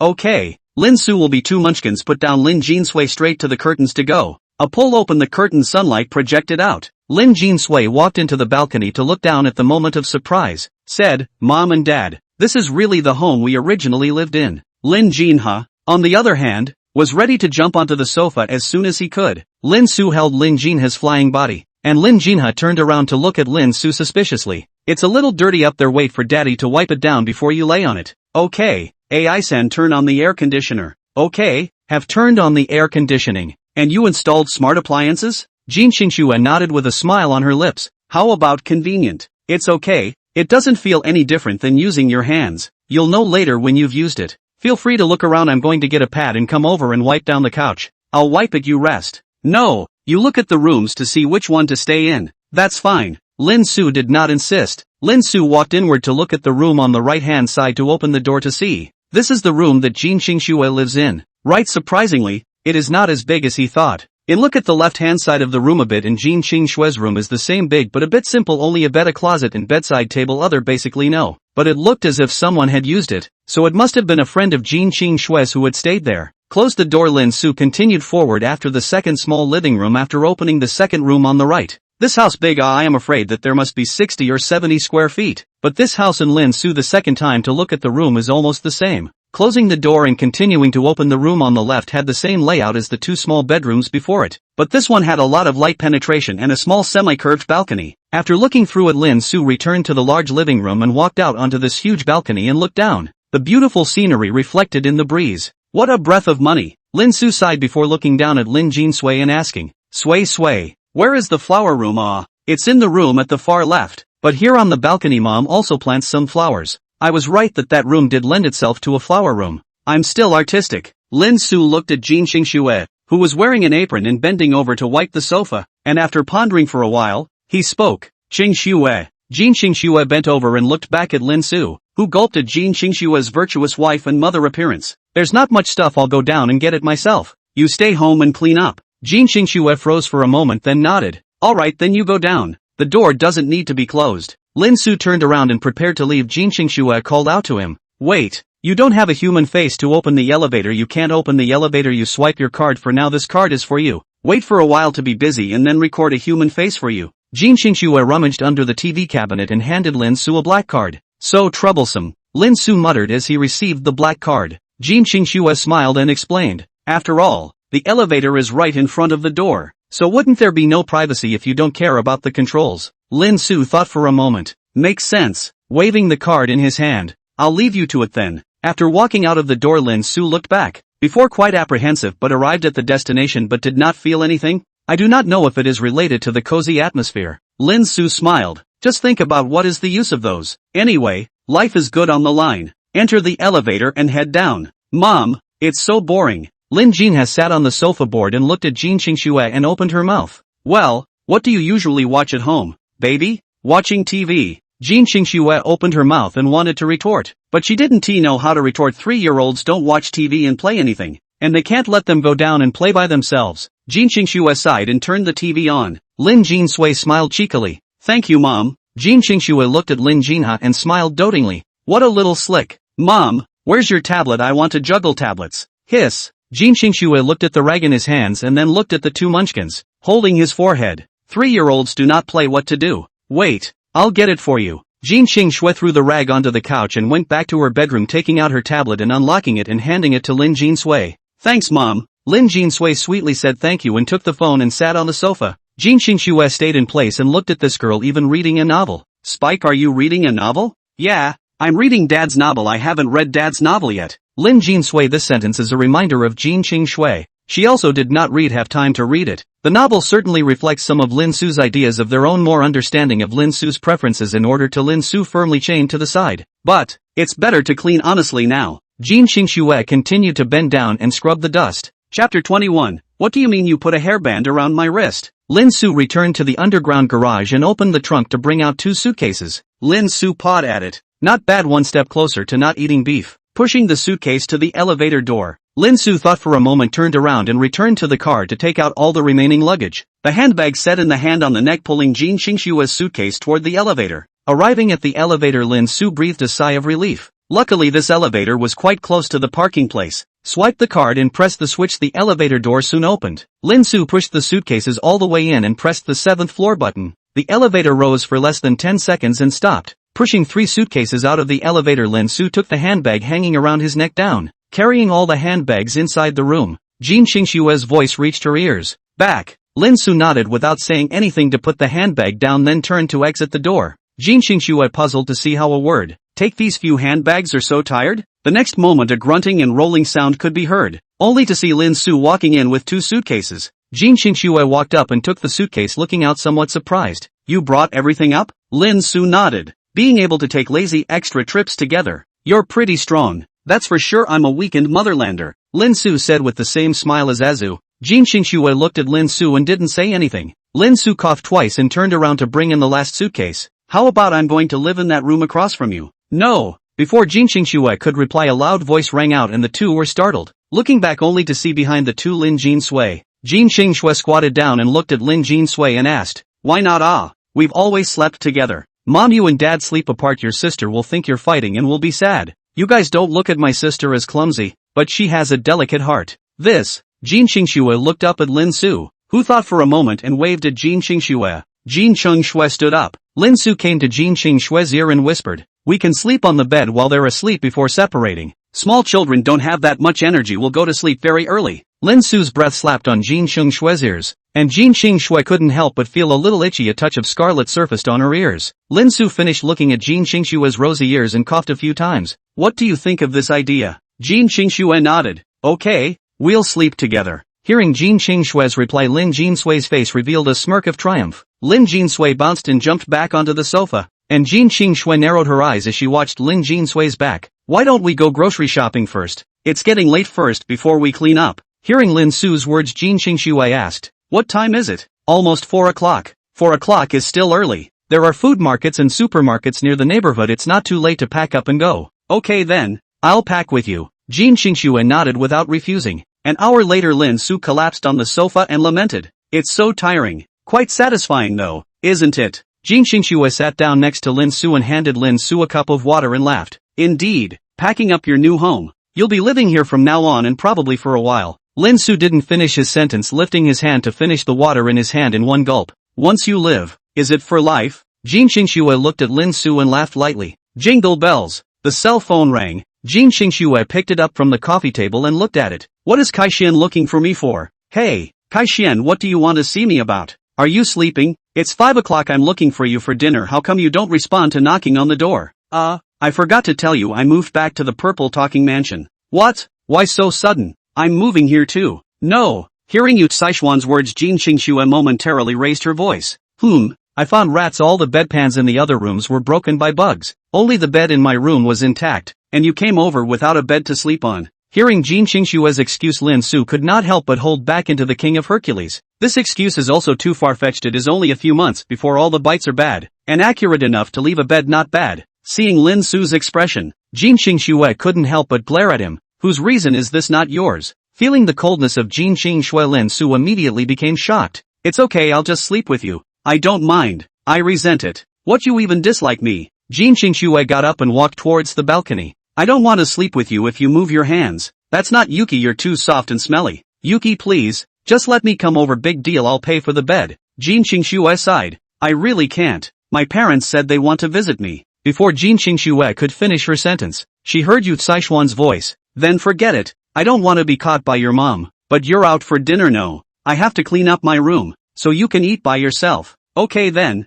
are you going out for the night? I have class tonight. That I forgot. Hey Yuki, how am I supposed to play with you if you're gone? It's fine. I'll come back to live at that time. I still hope you won't mind me. Hearing Yu Saishuan's complaint, Jin Qingxue lightly laughed. How could I possibly be too much? What about you Yuki? But you don't live there anymore. So why don't you let Dream come and live there anyway? It's empty and I can play with her. Just ask her. Okay, I'm hanging up. I have things to do. Good. Hanging up the phone, Jin Qingxue walked back to Lin Su's side. How was it? Still fooling around? Jin Qingxue cocked her head and whispered. Lin Su gave a thumbs up and said, so let's go out and buy groceries now. Yes, but wait. Then in Lin Su's line of sight, Jin Qingxue removed the hair ring from her head of green silk like a waterfall. Give me your hand. Lin Su was a bit puzzled and reached out. The next moment Lin Su's body shook. Jin Qingxue's white and tender jade hand grabbed his wrist, then the other hand set the red hair ring onto his wrist. Since Lin Su has been hanging his head before, some shafts do not know what this means. What do you put the hair band on my hand?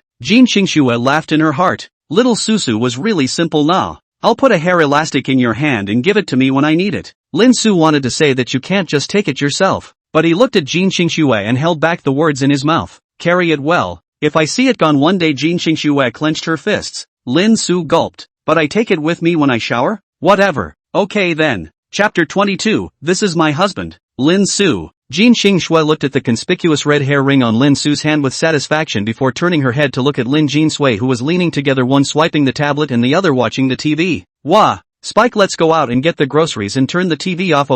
Okay, Mom. Lin Jinsui obediently put down the tablet in her hand, and Lin Jin he also pressed the pause button. Jin Qingxue nodded with satisfaction. A good boy obeys. Lin Su looked at the sun outside. Such a big sun, daughter going out will sunburn them, right? They've been in the house half the day all the time juggling electronic devices to get them out and relax. Understand. Lin Su quickly nodded. Got it. The corners of Jin Qingxue's mouth rose slightly. Alright, get up, let's go down. Lin Jinsui ran to Lin Su's side and held Lin Su's hand, while Lin Jin he also froze and ran to Jin Qingxue's side and held Jin Qingxue's hand. The two of them held a munchkin each and walked out the door. Entering the elevator, Lin Jin has said with some loss, Mom, my dolls, those are gone.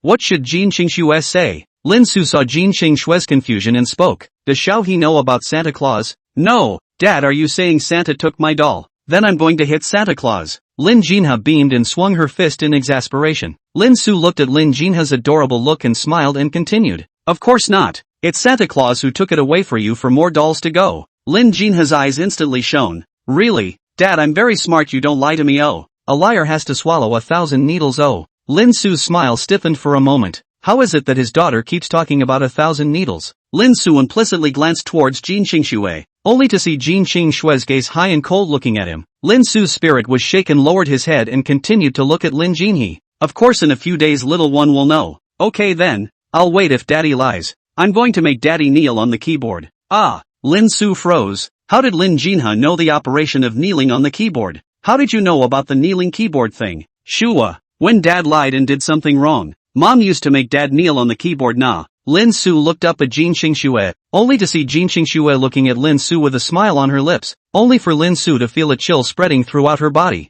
Don't be afraid to scare yourself. How can I kneel on the keyboard if I don't do anything wrong? I'm a good student. The elevator door opened. Lin Su did not want to continue this topic. Hastily holding Lin Jinsui walked out. Jin Qingxue looked at Lin Su. This look of panic only feel really cute. Rest assured that the small Su not I will not let you kneel on the keyboard, I let you kneel on the rubbing board. The two leaned together and walked side by side. Jin Qingxue's body burst of fragrance into the nasal cavity. Strange, I did not see her spray flower water. How can still smell the fragrance? Yuki. Jin Qingxue stopped his steps. Lin Su also followed to stop his steps and turned his head to look, only to see a grandmother who looked 60 or 70 years old with a head full of silver hair but had an elegant temperament walking over with a smile. Yuki, you moved back? Jin Qingxue smiled and returned. Yes, it's been a long time since Grandma Zhao. It's been a long time indeed. I missed it when you didn't come back. What's going on here? Grandma Zhao pointed at the three Lin Su people. Jin Qingxue introduced. These are my daughters Lin Jinha and Lin Jinhui. And this is my husband Lin Su. Hearing Jin Qingxue's words, Lin Su's pupils shrank, and Grandma Zhao's mouth opened wide in shock. Xiao Shui, you're married and have a child. Jin Qingxue smiled and nodded. Hubby, Shua, Spike, This is Professor Zhao Yulan from Shida Music University has retired. Hello Grandma Zhao. Lin Su returned flatly. The two of them, Lin Jinha and Lin Jinsui, then sweetly greeted Zhao Yulan. Hello, Grandma Zhao. Hey guys. Zhao Yulan responded with a smile. Boy, didn't find out how you look so young when you're married? Lin Su laughed awkwardly. Just 100 push-ups, 100 hay sit-ups, 100 deep squats, and a 10-kilometer run every day. So powerful, no wonder he looks so young. That kid in my house usually doesn't work out at all. Hey, I originally wanted to set up you and my family. That boy did not expect that you are married and also have a child. How come there is no news at all? My husband is abroad and has only recently returned. Oh, no wonder. Zhao Yulan looked down at Lin Jinha and Lin Jinsui. These two little guys are so cute. I wonder if I can touch them. Could be. Zhao Yulan bent down and stroked the heads of both Lin Jinha and Lin Jinsui, who looked at Zhao Yulan dully with big sparkling eyes. Zhao Yulan looked at these two powder carving jade munchkin is more and more see the more like. Small Snow Eye, you also know that my family? Children 30 are still not a bit of movement also did not live with us. I and my old man in the weekdays cannot let the children come to accompany us, but also can be discussed to raise the sentiment. That, you'd have to ask them. Zhao Yulan pulled out her cell phone and found a photo and smiled. Babies. Grandma has beautiful boobs at home, yo wanna go see na? It's Nini. I want to go. Lin Jinha immediately responded. How could she as a younger sister not accompany her when her sister had spoken? I'll go too. Zhao Yulan stroked the two munchkins' heads before getting up and looking at Jin Xingshui. Xiao Shui, you see that the children have agreed. Bring the children to the house when you have time. Okay, Grandma Zhou. Well then fine, see you guys are going to indicate it. I'll leave you to it. Kids bye. Bye Grandma. Zhao Yulan left. Lin Su turned his head to look at Jin Xingshui and spoke. You say I'm the one, there are children just like this exposed, there won't be any. What are you afraid of? There are plenty of people who have children at 18. And there are plenty of people in remote mountainous places who get married at 15 and have babies. Lin Su nodded. That was something he had often heard his mom mention. That's fine, as long as you don't care. But what I'm curious about is how you called out those two words in peace. Jin Xingshui looked at Lin Su with a flirtatious smile on her face. Why are you going to be like this? I'm shouting at you. Saying that, Jin Xingshui came up to Lin Su's face and exhaled two words. Husband. Lin Su couldn't help but feel his face burning as he looked at the stunning face near him and listened to that delicate voice. Jin Xingshui looked at Lin Su's scarlet cheeks and smiled, turning to lead Lin Jinhe forward. Lin Su holding Lin Jinsui froze in place until Lin Jinsui shook his hand, which brought him back to his senses, holding Lin Jinsui and hurriedly chased after him. Chapter 23, Brother, you're the real hero. The two walked inside the supermarket. Lin Su looked at the stroller, eyes lit up, looking down at Lin Jinsui. Spike wants to sit on this or not? Don't be too embarrassed. Where's Shua? I don't want to lose face either. Lin Jinha shook her head and said, what are you two 3-year-old little girls pretending to be mature? Lin Su squatted down and pinched the two's cheeks. Lin Su spoke up loosely and asked, do you want to buy some snacks to go back and eat? Yes, I want chips. After saying this, Lin Jinha shook Jin Xingshui's hand and said adorably, Mama, I want to eat potato chips. Okay, good. Jin Xingshui smiled and touched Lin Jinhe's head. What do you want to eat, Spike? I eat chips too, but I also want chocolate. Okay, how about we finish our grocery shopping and then get snacks? Lin Su nodded. Xingshui, you lead the way. Jin Xingshui led a few people inward to the ingredients area. I'm not much of a cook. You choose the ingredients. Yes, then you push the cart. Jin Xingshui took the cart. Lin Su began to pick ingredients. Lin Jinsui looked at Lin Su, suddenly remembered something, let go of Lin Su, came to Jin Xingshui. Mom, cell phone. What's with the cell phone? Mom, don't you think this is the time to take a picture? Our first time out grocery shopping as a family and such a young mom and dad. Hearing Lin Jinsui so say, Jin Xingshui felt that it was really. These may be memories in the future. Ah. Lin Su straightened up and turned his head to look at Jin Xingshui. What's wrong? Let me get my cell phone. Lin Su turned around. Jin Xingshui took out her cell phone from her satchel, and Lin Su continued walking to buy food. Jin Xingshui took a picture of Lin Su, then turned her head to look at Lin Jinhe and Lin Jinsui and said, baby, stand together, mommy. Let's take a picture of you. Lin Jinho and Lin Jinho stood together. Lin Jinho then Yapri, one leg closed, one eye, looks very playful. While Lin Jinho just put up his finger, then Ya looks very high and cold. One nerdy and one high strung, one like her and one like little Susu. Jin Xingshui shot on a few photos and then came to the two children behind the selfie. A few. Well, not bad. Wait a moment to send a circle of friends. Jin Xingshui got up and brought Lin Jinha and Lin Jinsui to chase after Lin Su. Lin Su just turned around and saw Jin Xingshui holding his cell phone and taking pictures of himself. Before he could react, he saw Jin Xingshui waving her hand. Lin Su walked over to Jin Xingshui and shoved her cell phone into Lin Su's hand. Let's take one as a family. Hearing Jin Xingshui say this, Lin Su froze for a moment as he looked at the three. Taking a picture was indeed quite memorable.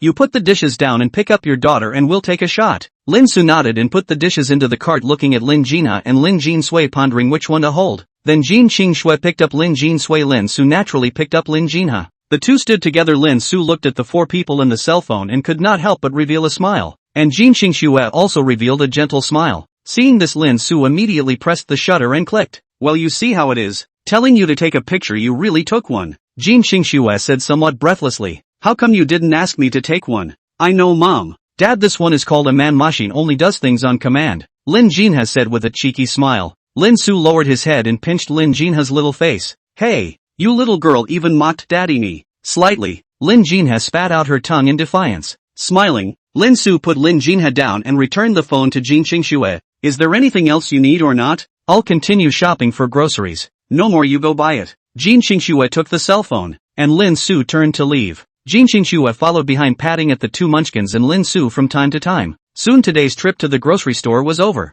Jin Qing Shui looked at the pile of things inside her pocket and thought for a moment before speaking. Why don't we ask someone to take it? Free? No. Forget it then. These things can't be hard on the homelanders. What exactly are you talking about in the motherland? Lin Su revealed the same smile as Azu and spoke. Motherlanders, as the name suggests, are powerful people who love their motherland and protect it. Wow, Dad is great. Lin Jinha clapped her hands and praised from the sidelines. A man beside him passed by and gave Lin Su a thumbs up. Brother, you're the real hero. Lin Su smiled and squeezed his hand. Low key, low key. Jin Qing Shui looked at Lin Su's smile, always felt evil and a bit immodest. Jin Qing Shui took out her cell phone from the satchel on Lin Su's chest and searched for a moment. Instantly her face darkened. What Lunar Sky Rush is obviously a supervillain. Jin Qing Shui reached out and twisted Lin Su's ear and warned. You'd better say less about this on your daughter's face. Do you want your daughter to learn Lunar Sky Rush? Hey, got it, let go quick. Jin Qing Shui coldly grunted and let go. And Lin Su rubbed his ears. Why is this woman's hand so strong?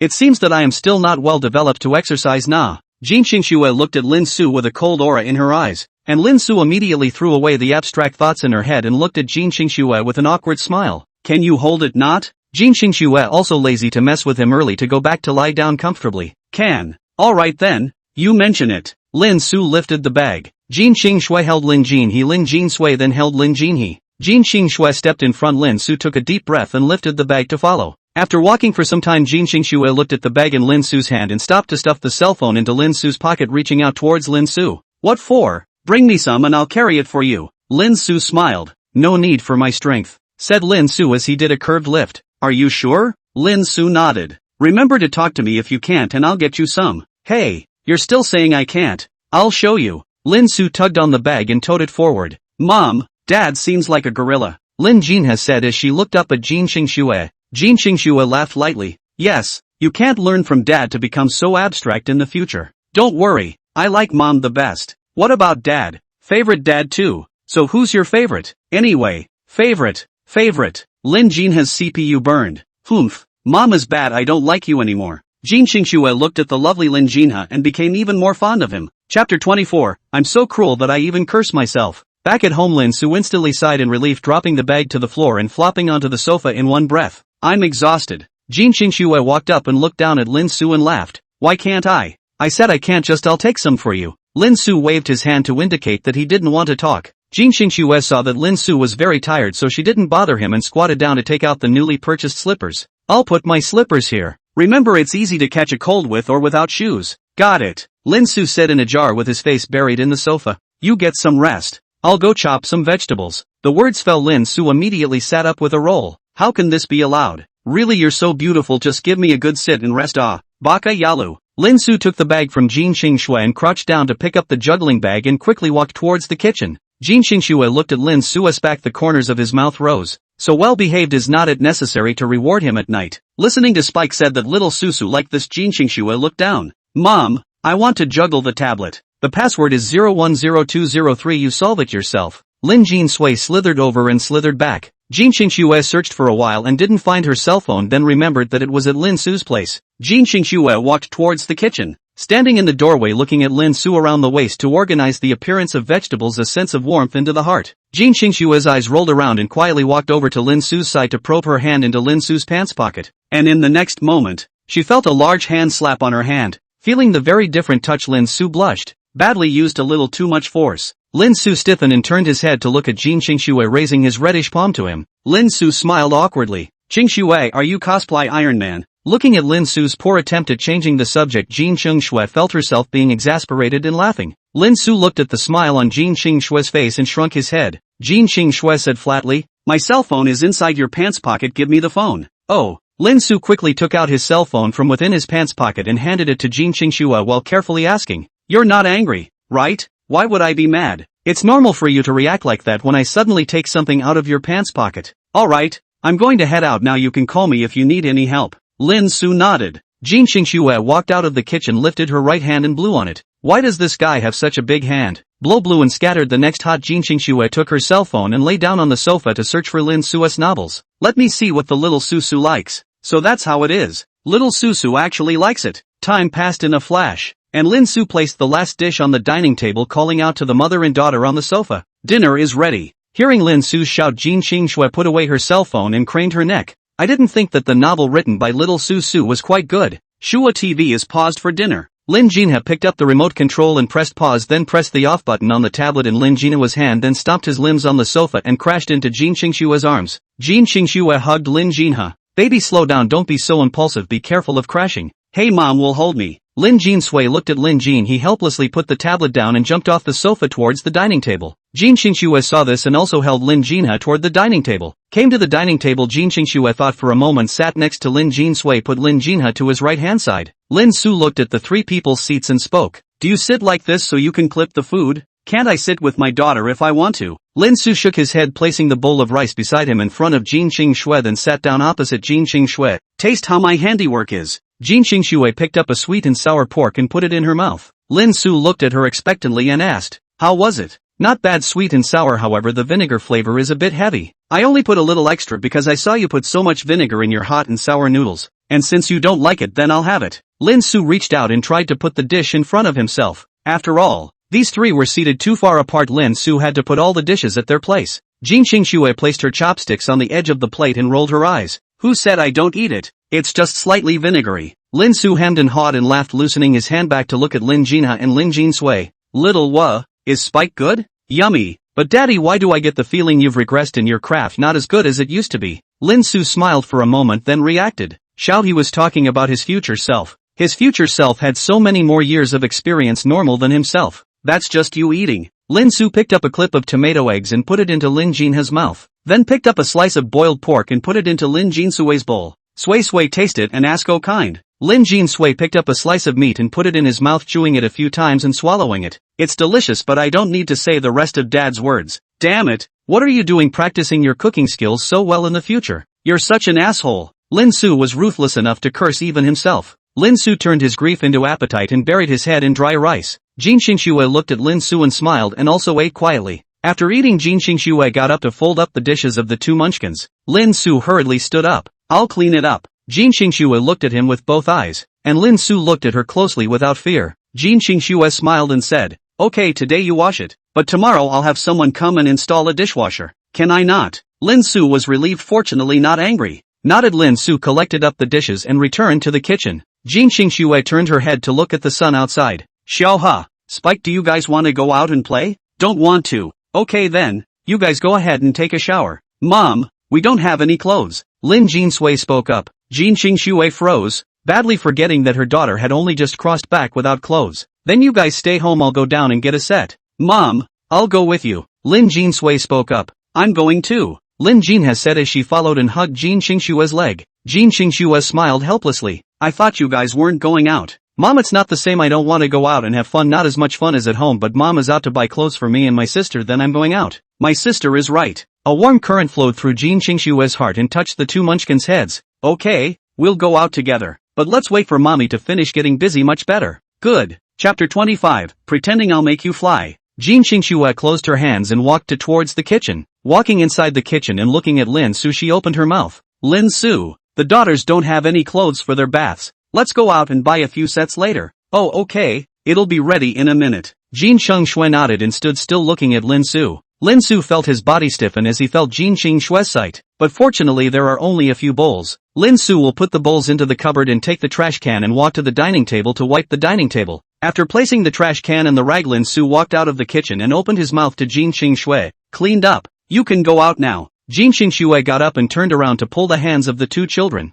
The two munchkins dully followed Jin Xingxue's force to jump off the sofa. Then Lin Jinha ran towards Lin Su. Daddy hug. Lin Su smiled and picked Lin Jinha up. Why do you want daddy to hold you now? I don't want to move. Lin Su gently kissed Lin Jinha's soft face. Little lazy bum. Lin Su walked towards Lin Jinsui. Sway come and let daddy give you a hug too. Lin Jinsui happily opened his arms towards Lin Su, who squatted down and picked Lin Jinsui up. Jin Xingxue picked up the satchel from the sofa. Lin Su automatically lowered her head when she saw this. Jin Xingxue put the satchel on Lin Su's neck and nodded in satisfaction. This looks just perfect. Lin Su skimmed his lips and said, where are we going to get it? We'll drive somewhere else to get it. Lin Su nodded. Go. Jin Xingxue walked towards the door. Lin Su followed behind him, arriving at the door looking at Lin Jinha, and Lin Jinsui's shoes fell into silence. Jin Xingxue laughed softly. Alright, put your daughter down. Lin Su sighed. I forgot I hadn't put on my shoes yet for a white hug. How can it be considered a white hug when you don't want to hug your daughter? Lin Su thought about it really, and put his daughter down.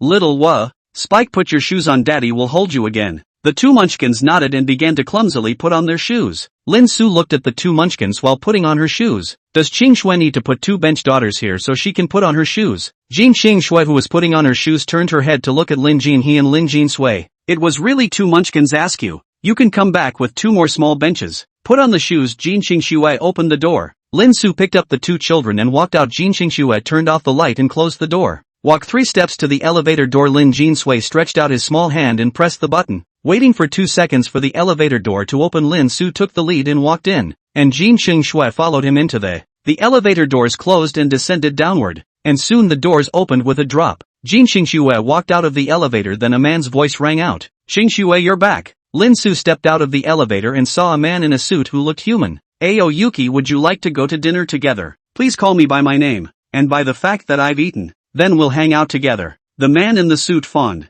Lin Su frowned at the situation and walked over to Jin Xingxue. Jin Xingxue's afterglow looked at Lin Su, and the corner of her mouth hooked up a smile. Sorry, I have to go out shopping with my husband. The man in the suit turned his head to Lin Su as if he had only just seen her. Your husband? Xingxue, don't tease me. This guy is dressed so shabby, a poor man like. You have to say it is a beggar from somewhere, I believe. The man in the suit mocked. Jin Xingxue frowned, radiating a chilling aura. Please be polite to my husband. Xingxue, I know you're shy. Come, let's go out shopping together. The man in the suit headed behind Jin Xingxue. Lin Su took a single step to block in front of Jin Xingxue. What do you want? Kid, I got $500 here, take it and get the hell out. Lin Su ignored him, turning to look at Jin Xingxue. Xingxue, help me hold it. Jin Xingxue caught the two munchkins with a smile on her lips. Lin Su turned to look at the man in the suit and said in a cold voice, don't you know that there is surveillance here? Without consent you still dare to make a move? Don't you know that molestation against the father and daughter volunteer sentenced to 3 years and less in prison? Of course Lin Su wasn't a law student, this was all just him making it up and scaring him a bit. Ouch.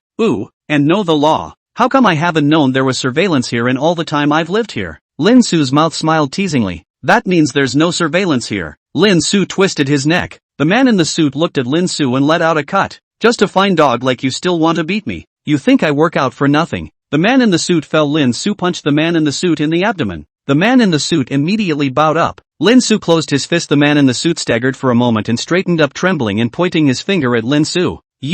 If you're a man, you're capable of waiting for me to get ready. Lin Su looked at the man in the suit as if he were a weakling and said, I'll just watch you get ready to see what tricks you can pull off. Then in Lin Su's line of sight, the man in the suit swallowed his jacket and slammed it to the ground, then folded up the cuffs of his shirt in a pose and jumped. Xingxue, show you my boyfriend power. I fight. The man in the suit swung his fist towards Lin Su. Lin Su kicked the man in the suit with a square kick. The man in the suit rolled a few times on the ground and climbed up with trembling fingers and said angrily, You rascal, use your legs. Put. Are you? This isn't the ring. Who says you can't use your legs? Lin Su twisted her hand and clicked her tongue towards the man in the suit.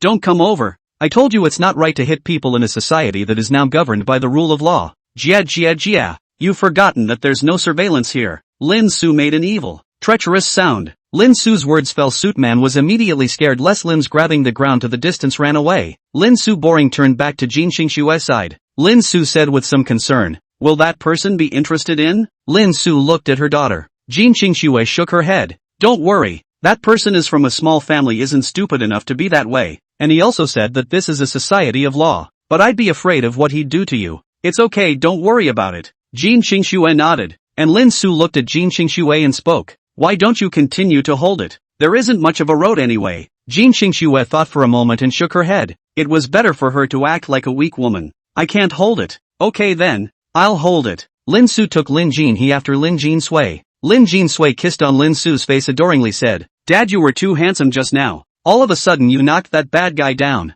Lin Su laughed. That's for sure like your dad, I'm the contemporary Bruce Lee. Listening to Lin Su's words, Jin Qingxue rolled her eyes. Changing from a Homelander to Bruce Lee. Dad, it's not right. Lin Su looked at Lin Jinha. Baby, what's wrong? Bruce Lee had nunchucks. Dad, you don't. Lin Su laughed out loud. Dad is better than even Bruce Lee, so he doesn't need nunchucks. I don't believe it. Dad can't even beat Mom.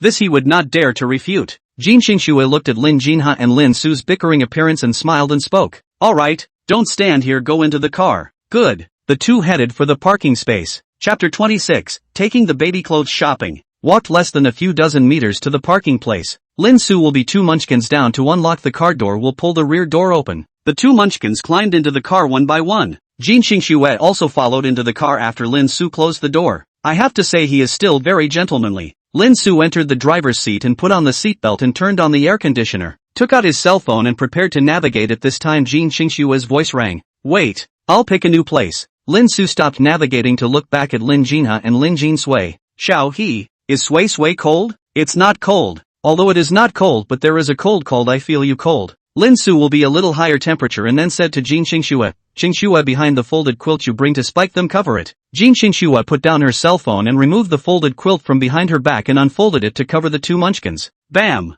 Bam! You're too beautiful for basketball and too dangerous. Ouch, what are you doing? Hearing this somewhat odd voice, Jin Qingxue looked up, only to see Lin Su picking up the phone. Hello, penis, get on the horn. I've got things to do here and so on. 9 o'clock. That's fine. Oh yeah, I forgot you're still in class. You kid on Professor Jin's class still dare to pick up the phone, there you are. Lin Su ready to explain think about it then laughed. That has what your old father I have the guts of a very small professor to take a pinch. Admire not. Admire. Admire what a cutie you are. Goo. Lin Su just wanted to say that familiar word, immediately thought of the 2 daughters behind him. Okay, not to pull the wool over your eyes when the time comes in contact. Okay. Hang up the phone. Jin Qingxue's voice rang. Lin Su body a jolt. Little professor, take a pinch. Take a pinch. Take a pinch, hua. Lin Su looked back at Jin Qingxue and smiled awkwardly. I said taken. Taken. Lin Jin Sui and Lin Jin he laughed out unmercifully at Lin Su's bullied look. Lin Su looked at the 2 munchkins and skimmed his lips and turned his head. Why does this woman have such good ears? I don't believe it. Lin Su's mouth opened slightly, and the next moment his ears hurt.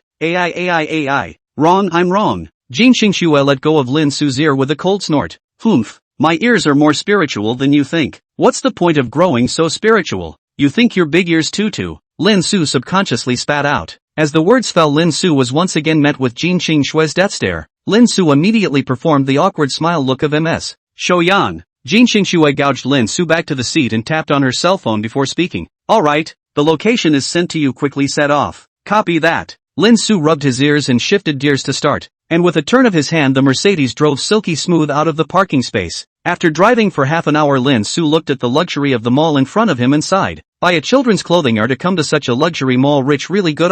Jin Qingxue spoke up when she heard Lin Su's words. You can too. Lin Su smiled bitterly. I don't have that much money. Jin Qingxue smiled and did not say anything more. Lin Su's steering wheel turned into the underground parking lot. Parked the car. Jin Qingxue opened the door. The 2 munchkins popped down. Lin Su followed out of the car door and Lin Jinha and Lin Jin Sui ran to make a hugging gesture in front of them. Lin Su smiled and picked up Lin Jinha and Lin Jin Sui. Jin Qingxue told them to follow and walked forward. Lin Su followed Jin Qingxue into the elevator not far away, and followed the elevator to the 2nd floor. Lin Su walked out of the elevator and looked around for a week. The gold and blue, a breath of luxury. Lin Jin Sui looked at these clothing stores on the 2nd floor, suddenly thought of something and shouted towards Jin Qingxue. Mom! Jin Qingxue turned her head to look at Lin Jin Sui, who opened her hand towards her. Mommy, cuddle. Spike, don't you want daddy to hold you? Then you come down and walk. Lin Jinha turned around and glared at Lin Su with a pouty mouth. Lin Su hemmed and hawed and laughed and kissed Lin Jin Sui on the cheek.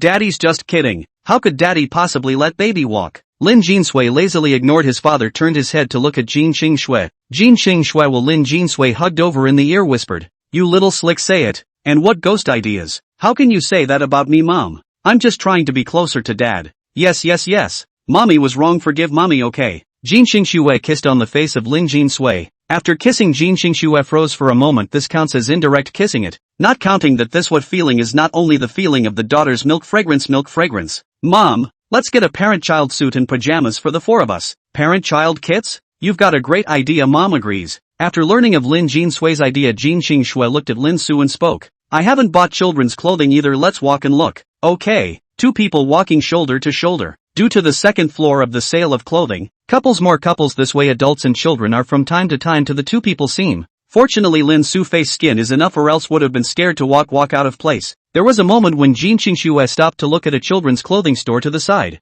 How about this one? Well, can. Jin Xingxue looked at Lin Su, found Lin Su was not even think about perfunctory a bit of her. Never mind small Su originally nothing aesthetic, not to blame him. Let's go inside then. Lin Su nodded and the two of them walked inside the children's clothing store. Welcome. A waitress who looked to be in her 30s came over. Wow, what a high-profile couple. And the baby was so cute. There are no parent-child kits for the four of us. Hey, did you say you wanted to buy a pro-life? Didn't I say that? Said. Jin Xingxue smiled slightly and turned her head to continue looking at the waitress. Please look for it. No trouble. Please wait a moment inside where you can rest. Jin Xingxue nodded, however did not move but looked around while Lin Su carried Lin Jinhe inward. What are you doing? I'll go sit inside. You're not going to help look at it? Hey, I'm not aesthetically pleasing, you guys pick. Jin Xingxue rolled her eyes and looked at Lin Jinhe in Lin Su's arms. Little Wu, won't you pick the one you like? Ah, me? Mom, I'm not interested in that, you and your sister choose. Well, Jin Xingxue was convinced that Lin Jinhe had really inherited Lin Su's stupidity. Jin Xingxue waved her hand. Lin Su smiled and led Lin Jinhe inward. Hey Mom, since Dad and the others aren't choosing, we'll pick something a little quirky for them. Lin Jinsui smiled cheekily. Jin Xingxue raised an eyebrow. Well, what you said makes sense. Jin Xingxue hugged Lin Jinsui as she walked around, but unfortunately there were no peculiar clothes here that matched her ideas. Chapter 27, Daddy is so handsome. At this time the waitress came over. Miss, you said children's clothing for you, please follow me. Jin Xingxue nodded and followed behind the salesman to walk inward. Passing by Lin Su, when he looked at Lin Su hugging Lin Jinhe, the two of them together to play with the cell phone, kicked him. Get up and go with me to see the clothes. Helpless Lin Su holding Lin Jinhe followed Jin Xingxue, walked inward a dozen meters after the salesman stopped and pointed to the wall. Miss, these parent-child children's clothing do not know whether you are full of satisfaction. Jin Xingxue looked at these parent-child dresses with their usual wear, are not a style at all, just a thought with the daughter together seems to be to wear this lively clothes. Jin Xingxue turned her head to look at Lin Su and found that he was still looking at his cell phone with Lin Jinhe. Jin Xingxue turned to Lin Su's foot and stomped on it. Still looking? Be careful, I'll put it away for you. Not looking. Lin Su put away his cell phone and laughed awkwardly for a few moments. And Jin Xingxue pointed to a blue parent-child suit on the wall and said, how about this one? Lin Su looked at the parent-child set and then toward Jin Xingxue. Well, I think that set is better. Jin Xingxue felt Lin Su's eyes lingering on her legs for a moment. A smile spread in her heart. It's good to be possessive. Jin Xingxue turned her head to look at the set Lin Su was pointing at. Khaki-colored below-the-knee skirt, white bodycon with a heart-shaped rainbow printed on it. It didn't look too bad? Take the boys off, please. Miss, your husband looks to be over 5 feet 8 inches, I believe. If you need to try it on, I'll go within the warehouse and get a new set. Okay, go get it. Jin Xingxue let him try the clothes, although he did not like to try the clothes but did not resist. Lin Su, bored fiddled with the clothes next to look at the price, suddenly sucked in a breath of cool air. A simple blouse is a few $1,000s. I still honestly eat soft rice. Lin Su carefully touched the thousands of dollars of clothes, felt no different from his less than $100 of pieced yuzu clothes. By the way, Aoyuki, it seems like my daughter still needs to buy shoes. Jin Xingxue looked around. There doesn't seem to be any children's shoes here. Later on to look elsewhere. Lin Su nodded. Standing here stupidly is really boring, but Jin Xingxue does not allow to play with the cell phone. Lin Su looked down at the Lin Jinhe in his arms, eyes turned. Shua, do you want to ride daddy's horse? That Lin Jinhe's eyes instantly lit up, nodding heavily. I want to. Gotta hug daddy. Yo. Lin Su bent down and lifted Lin Jinhe onto his head, gripping him tightly. Lin Jinhe sat on Lin Su's head, gripping Lin Su's head, smiling. Jin Xingxue heard the movement and turned his head to look startled. He was afraid that Lin Su did not hold Lin Jinhe fell how to do. But looking at Lin Jinhe and Lin Su's happy appearance, Jin Xingxue didn't say anything. Wait until the salesman came over with the clothes. Jin Xingxue immediately stepped on Lin Su's foot. Lin Su received the order to put Lin Jinhe on the ground. Jin Xingxue held Lin Jinhe and said, let's see how about giving it a try. Understood. Lin Su took the clothes into the fitting room. Will change their own clothes, put on this new clothes. Activities a bit. Hey, you really do not say so. Expensive clothes wear up or a little different, wear more comfortable. Stroking down the clothes, Lin Su walked out of the fitting room and spun around in front of Jin Shui. How was it? Miss, your husband really looks so handsome in this outfit, almost as young as a college student. Jin Shui laughed. Cannot like it, this guy is a college student and only 18. Wow. Daddy is so handsome. Daddy, it's so handsome. The two little ones were quite supportive and clapped their hands in praise at Lin Su. Low key. Really cheeky, more and more thick. But wearing this one is indeed handsome. Lin Su, before there is a little cold feeling of wearing this set of clothes, instantly turned into a sunny and cheerful big boy. Okay, since that's okay, then this is the set. You guys don't try. Lin Su opened his mouth and asked. Go back and try it on. If it doesn't look good, you just bring it in and return it. I thought you'd say throw it away. Lin Su laughed. Jin Shui gouged Lin Su. I'm rich but not an idiot, why not if I can return it? It seems I can't let you take that much money. That's it. Lin Jin Sui chimed in. Lin Su rolled her eyes. Then I'll change back first. You go change. I'll take the girls and look at the rest. Lin Su nodded and turned back to the fitting room. Lin Su looked at the hang tag. This more expensive, tens of thousands. Sighed. Lin Su will take off the clothes to change into their own clothes. Looked at the phone. Putting away his cell phone, he took the clothes and walked out of the fitting room, handing them to another salesman waiting outside, then walked towards Jin Shui. Halfway to the couch, Lin Su looked at the couch, froze for a moment, forcibly suppressing his impulse to continue walking to Jin Shui's side. Seeing the figure of Lin Su, Jin Shui had wanted Lin Su to give a reference, but after thinking about it, forget about it. Look at his dumb eyes and know that he is in a daze. Jin Shui looked down again at Lin Jinha, who was bored and playing with her fingers. Lin Su back to the expression a pop-up to show his stomach is observing the appearance. Jin Shui helplessly smiled and opened his mouth. Okay, no, you aesthetic not work, you take Xiaovi over to rest. Great. Mom, love you. Lin Jinha gave Jin Shui then a flying kiss before tugging Lin Su towards the sofa. Jin Shui and Lin Jinsui looked at each other and smiled and shook their heads. It doesn't matter, little Susu and sister have me to take care of them. After wandering around the store for 10 minutes, Jin Shui bought 2 more sets of clothes before heading towards the sofa. Lin Su gone bought. So fast. It's been bought 10 minutes, do you think it's fast? Shouldn't it take a long time for you girls to buy? That's only the first store, there's more in the back. That does seem a little slow. Lin Su put away his cell phone and hugged Lin Jinsui and got up. Jin Shui led them to the counter. Miss, a total of 62,000. Please ask if you want to pay by credit card or cell phone. 62,000. Lin Su was secretly shocked. How many clothes did Shui buy? 3 sets total. Why?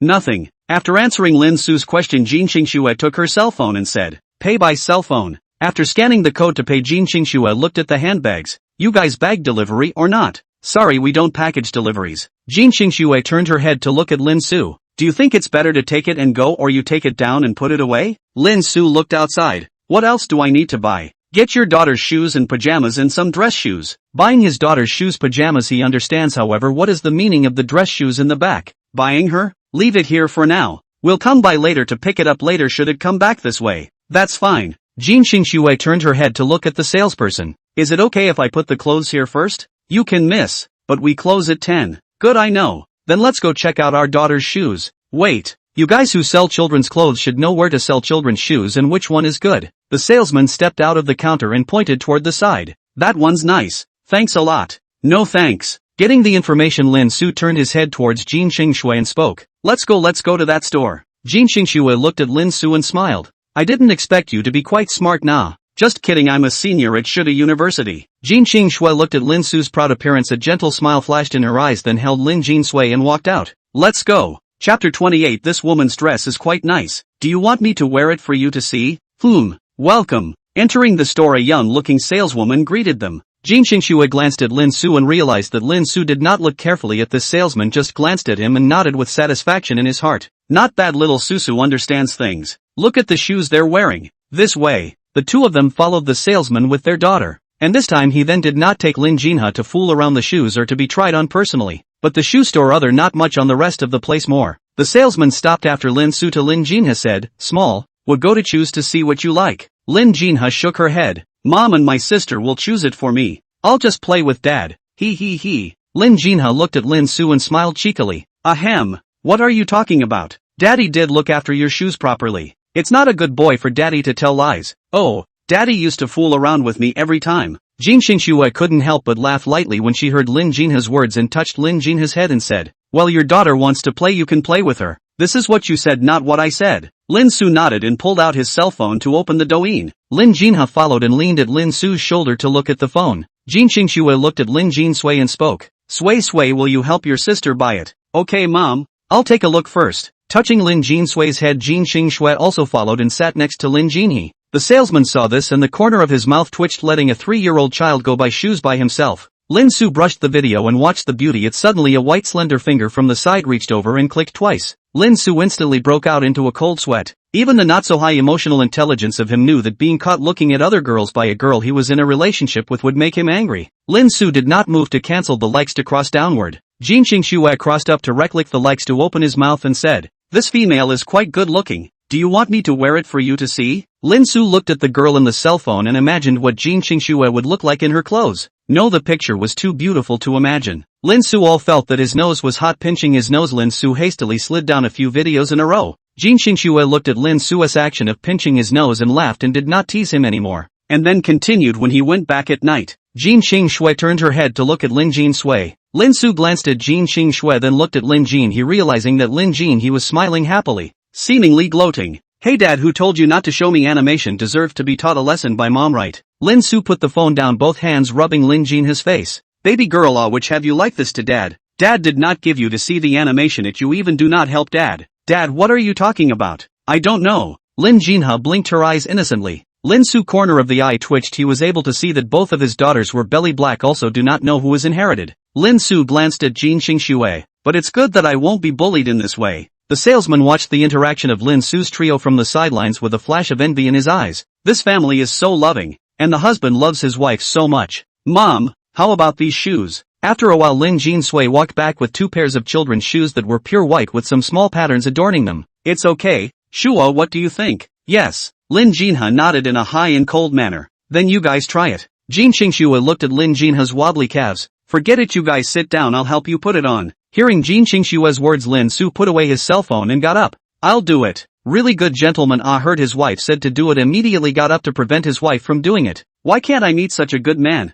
The salesman looked at Lin Su and glittered. Jin Xingshui glanced at her with those eyes that carried a chill. The salesman immediately squatted down with a jolt and said, "Sir, let me do it." Lin Su waved his hand. "No need, I'll do it myself." What about helping a child put on shoes for the first time? He always had to experience it. Lin Su held Lin Jinhe's little feet to take the shoes off. "Daddy, does sister's feet stink?" "Wow," Lin Jinshui asked from the sidelines. Lin Su raised his head and gave Lin Jinshui a breathless look, ignoring him, continuing to take off the remaining one shoe to put the new one on. "How about Xiao, he comes down for a walk?" Lin Jinhe jumped off the sofa and walked and hopped on the floor. "It's not bad." Lin Su looked at Lin Jinshui. "Come Spike, daddy will change it for you." Lin Jinshui jumped back and sat on the sofa and looked at Lin Su with a smile. And Lin Su drummed for a while to give Lin Jinshui new shoes as well. Lin Jinshui jumped down and moved around a bit. "It's okay. How many pairs of that line to buy?" Lin Su asked as he turned his head to Jin Xingshui. "Buy another pair. It's not good to change 2 pairs when it rains and gets wet." Jin Xingshui thought for a moment and spoke. Lin Su nodded. Spike's wearing the shoes and picking out another pair. "Okay,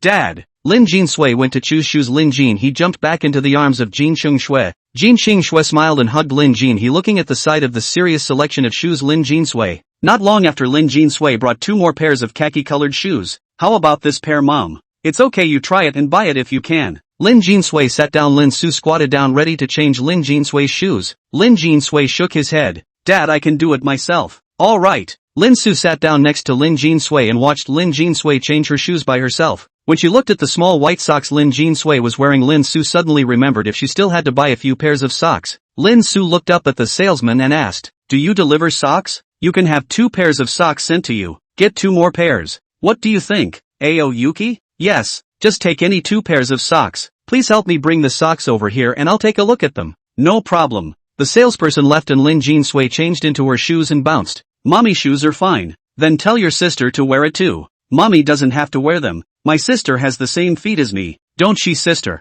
"Aha!" Lin Jinhe nodded. "Mom, I don't want to wear it either, it's so troublesome." "Okay, don't wear it then, don't wear it, but change the original tweed shoes. These are new shoes that need to be washed before they can be worn." "Daddy, change it for me." Lin Jinhe crossed her little legs and said, "Good." Lin Su smiled as Lin Jinhe squatted down, at the same time looking at Lin Jinshui. Sway, you also sit down, daddy will change for you." Lin Jinsui's face revealed a smile, sweetly sat down beside Jin Xingshui. Jin Xingshui looked at the gentle underneath to change the child's shoes. Lin Su's eyes flashed a trace of tenderness. Lin Su was really a good dad, knows how to take care of 2 daughters at the same time. Chapter 29, This woman is not at all high and mighty. Changed shoes. Lin Su patted his hand. Beside the salesman handed over a wet towel. Lin Su froze for a moment to take over. The wipe will be thrown in the trash can next to the sofa. Your store really have the reason of your store. I also know that after touching the foot dirty to wipe. Jin Qingxue stood up and said, alright, just these pairs. Wrap them up. The salesperson flashed a smile. No problem, please follow me. Holding the child, he followed Jin Qingxue towards the counter while asking, where to next?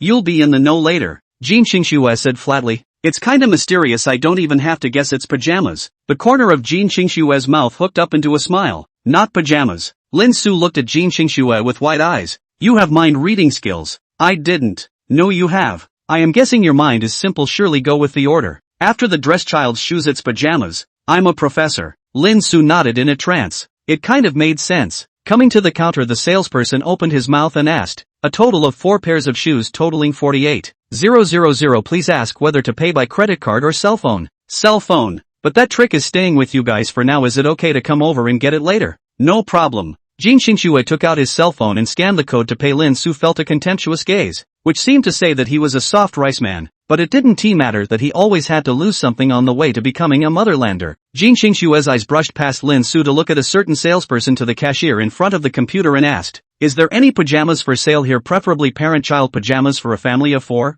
Yes, Ju helpfully pointed it out. The small Ju salesman who was looked at by Jin Qingxue walked up to Jin Qingxue. Hello, please come with me to the entrance, I'll point it out for you. Jin Qingxue nodded. Lin Su, you watch here, I'll go take a look. Lin Su nodded, then Jin Qingxue followed Xiaozhu to the door. This is the small ticket you see. Lin Su let go of the child's hand, took the small ticket and looked at it and nodded. The other salesperson at the counter was packing up her shoes. Jin Qingxue was almost done when she returned. Jin Qingxue glanced at it before picking up Lin Jinsui and said, alright, let's go. Lin Su held Lin Jinha and followed beside Jin Qingxue and laughed. You're going to ask about the pajama store, you still say you're not going to the pajama store. Jin Qingxue looked at Lin Su and rolled her eyes. Can't I just be asking before I go? Hearing Jin Qingxue's words, Lin Su laughed awkwardly for a few moments and didn't say anything. His IQ had suffered a blitzkrieg. Walking out of the children's shoe store, Lin Jie, and he tugged Lin Su. Daddy hug. Lin Su squatted down and wrapped his arms around Lin Jinha and looked at Lin Jin Sui. Does Sui Sui want daddy to hold him?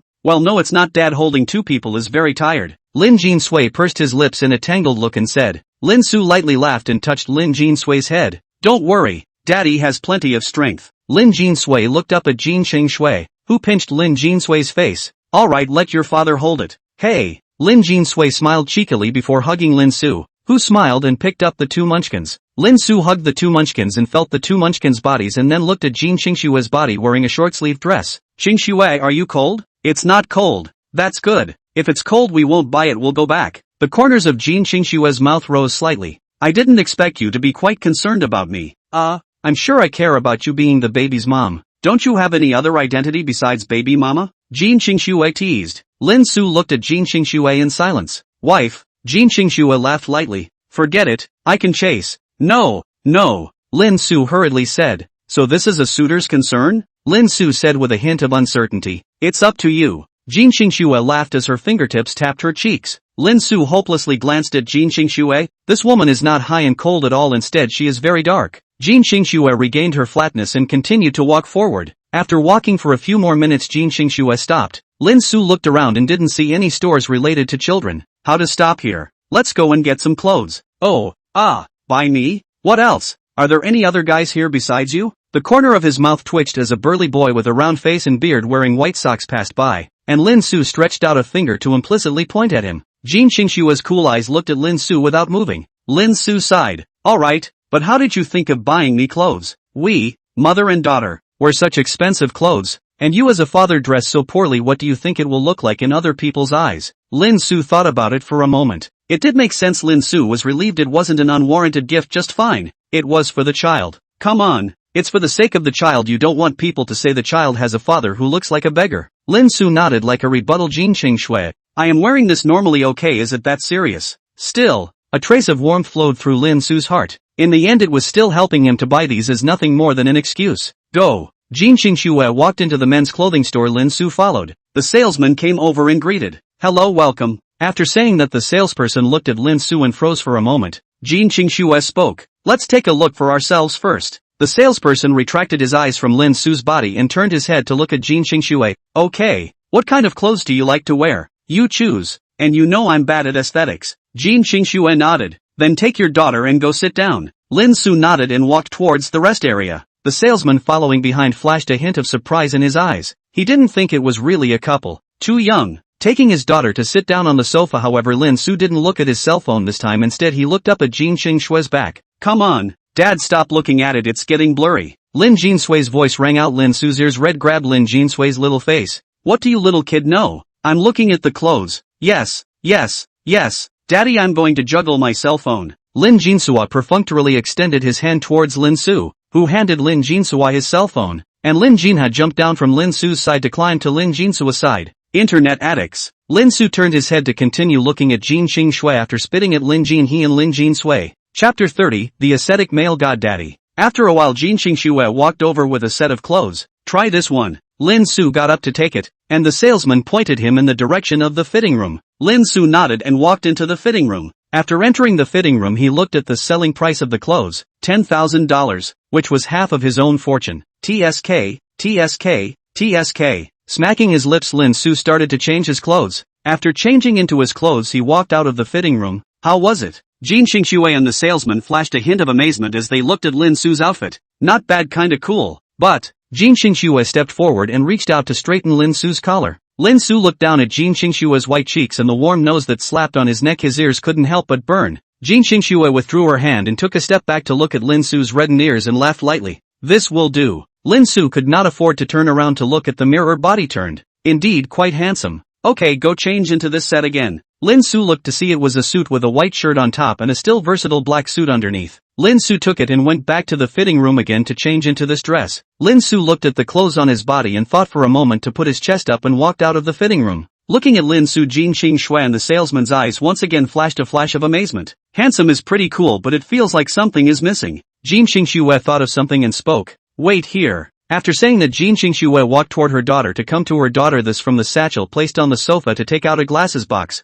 Open the glasses box to take out a gold wire glasses. Taking the golden glasses, Jin Qingxue returned to Lin Su and handed them to Lin Su. Put them on. You're nearsighted. I'm not nearsighted. I'll get dizzy wearing them. Jin Qingxue rolled her eyes. This is the kind of reaction you get when I give you my golden glasses. Where has the mind flown off to? Put it on. Lin Su skimmed his lips to put this gold glasses on. Jin Qingxue went up and folded Lin Su's cuffs. Stick your hand in your pants pocket and take a look. Lin Su was like a puppet obeying Jin Qingxue's command, inserting his hands into his pants pockets, proceeding to exude a high and cold aura. Aha! So handsome it's almost like an ascetic man-child. And a baby daddy. The salesman looked at Lin Su's eyes were straight. Jin Qingxue found out, but she didn't bother with her after all. She was indeed handsome, and she couldn't stop her eyes from growing on someone else's body. The shoes are a bit of a shame though, should have gotten a different pair, but they don't sell shoes here. Spike, look at daddy handsome. Jin Qingxue turned around and shouted towards Lin Jinsui, who put down her cell phone and ran towards them, while Lin Jin he picked up her cell phone and continued to swipe the doujinshi. Lin Jinha ran over and looked at Lin Su. His eyes instantly lit up. Wow, it's been a long time since I've seen dad like this, but it's not as handsome as before. Lin Jinsui words out. Lin Su immediately broke the speechless. You a stinky girl, have you say so, dad? Do not know to stay in the heart. He he. Lin Jinsui laughed heartlessly. Daddy, hold me and mommy take a picture of me and daddy. Lin Su picked up Lin Jinsui and looked at Jin Qingxue. Jin Qingxue took her cell phone and took a picture of the two of them after Lin Jinsui spoke. Dad, put me down. I'll take one for you and mom. Lin Su put Lin Jinsui down in disgust and said, did you take a good shot, you little runt? Humph. Dad will show you what I'm made of. Mom, you get over there and stand with dad. Good. Jin Qingxue lightly laughed and handed the cell phone to Lin Jinsui, walking to Lin Su's side, then took Lin Su's arm slightly affixed to Lin Su's body. Feeling Jin Qingxue's soft arm and that hidden touch, Lin Su's body could not help but stiffen. Jin Qingxue felt the stiff Lin Su and laughed. What about taking pictures of your daughter? Relax. Just like you did just now. Lin Su bit his tongue and put his hand into his pants pocket with a cold face and looked at Lin Jinsui. Jin Qingxue also looked at Lin Jinsui with a smile on her brow. Lin Jinsui quickly pressed the shutter to take a few pictures. Mommy will show if it looks good. Jin Qingxue let go of Lin Su's arm, and Lin Su was a bit frustrated. Received the cell phone and looked at the face of the high cold, but the tip of the ear reddened. Lin Su's heart cannot help but satisfied nodded. Small Su really pure love, lovely it. Well, go change back and get another set of sporty ones. More to buy? No? Jin Qingxue slightly raised her volume, and Lin Su immediately raised her hands in surrender and turned around to go inside the fitting room. Lin Jinsui watched Lin Su enter the fitting room and then returned to the rest area. Sister, why don't you go look at Dad's new clothes? Lin Jinha, holding the phone a high and cold look, opened his mouth. What's so nice about the new clothes? And it's not like I haven't seen Mom, and don't let Dad wear a good look. Hey, Daddy's dressed up this time. It's a shame you didn't get to see it. I don't believe it. I'll show my sister a picture later to crave you. Stupid inner sauce. Lin Jin Sui sat on the sofa. Lin Jin, he returned the cell phone to Lin Jin Sui. Sister, why don't you hold it yourself? Daddy's cell phone is too heavy, like a moving brick. I don't want to carry it. Hearing Lin Jinha's explanation, Lin Jin Sui's corner of the eye twitched. This sister of hers was really lazy. Lin Su changed back into his own clothes and walked out of the fitting room to Jin Qing Shui's side and spoke. There's no need to try on the sports set right anyway. The sports department's clothes are loose. Why tired? Lin Su scratched his face in some embarrassment. This can't be said in terms of being tired. Okay, then just buy it without trying. So I go back to my daughter? Jin Qingxue nodded slightly as Lin Su walked towards his daughter. Jin Qingxue continued to pick out clothes. Back to the rest area, Lin Su sat down beside Lin Jin Sui, looking at the cell phone in Lin Jin Sui's hand. Watching her clicking likes on those beauty videos, a head of black lines couldn't help but appear on her forehead. What are you doing, my dear daughter? Lin Jin Sui turned around and innocently said, Dad, can't you see? I'm brushing the video now. Lin Su put his hands on Lin Jin Sui's face and rubbed it. Spike, you're pretending to me, aren't you? Ooh-hoo, Daddy Abu knows what you're talking about. Lin Su let go of Lin Jin Sui's side. Forget about their own daughter. Leaky little cotton jacket also have to wear, is not it? Lin Su touched the hands of his two daughters to make sure they weren't cold. After all, the air conditioning temperature in this store felt a bit low. Wah! Spike, remember to say yo if he's cold. Got it. Dad. Daddy, I want to drink water. Lin Jinha dully opened her mouth. I'll get it for you. Spike, are you drinking? I'll just have a glass with my sister. Lin Su nodded and probed walked to the water dispenser to pick up 2 cups of warm water. First placing a cup of warm water on the coffee table in front of the two daughters. Be careful to drink, yo. Lin Jinha nodded adorably and jumped down from the sofa, picking up the cup with her soft little hands and gulping it down. Lin Su saw that Lin Jinha was normal, then took another cup of water and came to Jin Qingshue's side. Drinking water, no. Jin Qingxue looked at the cup of water in Lin Su's hand, took the cup and drank a mouthful. A flirtatious smile appeared on her face and said, Catch so much I can't finish it, you drink it. Chapter 31, Homecoming. Lin Su looked at the cup of water in Jin Qingshue's hand and swallowed. Forget it, I'm not thirsty, I'll hold it for you. Lin Su wasn't discouraged when he rejected Jin Qingxue. Then you take it. Lin Su reached out and took the paper cup like a waiter carrying it and stood beside Jin Qingxue. But soon Jin Qingxue chose the last set of clothes. Alright, just these 3 sets, please wrap them up. No problem. Faced with a rich man who bought 3 sets in one go, the salesman was full of smiles as he took the dresses towards the counter to pack them. Jin Qingxue turned back to Lin Su, looking at the water cup in Lin Su's hand, and said, Put it down if you don't want to drink it. Okay, I'm going to go get my daughter. Jin Changxue nodded. Lin Su turned around and walked towards the rest area. Back to the rest area, Lin Su put the water cup down and opened his mouth. Xiao he. Spike, we're leaving. Lin Jinha lifted her head and rubbed her eyes. Daddy. Hug. Lin Su squatted down and hugged Lin Jinha. Is Xiaohe sleepy? Lin Jinha leaned on Lin Su's shoulder and closed her eyes. Lin Su turned her head to Lin Jin Sui and asked in a small voice, What time is it, Spike? It's 8 o'clock. Is it only 8 o'clock and you're already sleepy? Lin Su pressed his forehead against Lin Jinha's forehead. It should be fine. Lin Su hugged Lin Jinha and got up and reached out towards Lin Jin Sui, leading Lin Jin Sui to the counter. Little Wei is sleepy, why don't we go back after buying these? Jin Qingxue raised her eyebrows. Sleeping so early. Alright then, let's go back, but can we get this much stuff? Lin Su thought it would be fine if it was just clothes, but shoes are not so good with shoeboxes. Lin Su turned her head to the salesperson next to her. How much do you guys get paid a day? 400. Would 500 please be okay for you guys to hold? Yes, I'll do it. The salesman who had been following Jin Qingshue's introduction returned with the words. Lin Su turned his head to look at Jin Qingxue. It's settled. Jin Qingxue laughed softly. Trouble you, I'll sweep it to you now. No trouble, you guys paid for it. After sweeping the money over, the salesman lifted the bag. Let's go. Jin Qingxue stepped out of the store. Lin Su followed the salesman to keep up, and returned to the parking lot after passing through a few stores to pick up her purchases. Opened the trunk. Jin Qingxue put the handbag in her hand into the trunk, then opened the rear door to receive Lin Jinha in Lin Su's arms. Spike, go in. Lin Jin Sui climbed into the car. Jin Chengxue followed. Lin Su closed the door and thanked the salesman before getting inside the driver's seat and starting the car. Lin Su looked back. Spike, give me Dad's cell phone. Lin Jin Sui handed his cell phone to Lin Su. Lin Su took the phone and looked at it and saw that there was still 20% of electricity, which should be enough. Navigate to rack your cell phone and step on the gas to set off for home. The car drove out of the underground parking lot. Raindrops hit the windows. Lin Su closed the windows all the way, glanced at the sleeping Lin Jinha in the back seat, once again turned up the temperature. Rainy night, with a daughter in the back seat of the viaduct, but thankfully not a Maybach. Waiting for the pole to lift, Lin Su abstracted thought. The pole lifted a foot of gas into the main driveway. The car's speed picked up only the roar of the car and the sound of raindrops falling. Backseat Jin Qingxue tenderly stroked Lin Jinha's little head. Dad driving in the front, mom in the back with her sleeping daughter. This scene has not been experienced for a long time. Jin Qingxue looked at Lin Jinsui, who was lying on the window looking at the neon lights, and whispered, "Spike, do you want to sleep?" Lin Jinsui shook her head. "Don't want to sleep, but bored. Take mommy's phone if you're bored." "No, it's been a long day of fun. I'll just lean on mom." Lin Jinsui leaned in Jin Qingxue's arms and smiled cheekily. Looking at this lively and cute appearance of Lin Jinsui, Jin Qingxue couldn't help but smile. "Well, lean against mommy. Let mommy hold you too." Lin Su looked at the mother and daughter in the backseat, slowing the car down slowly. Soon it was time to get to the neighborhood. Pulling into the underground parking lot to park the car in a space. Pulling up the handbrake to look backward, all three of the mother and daughter closed their eyes. But the next moment Jin Qingxue opened her eyes and looked at the two munchkins in her arms and then looked outside.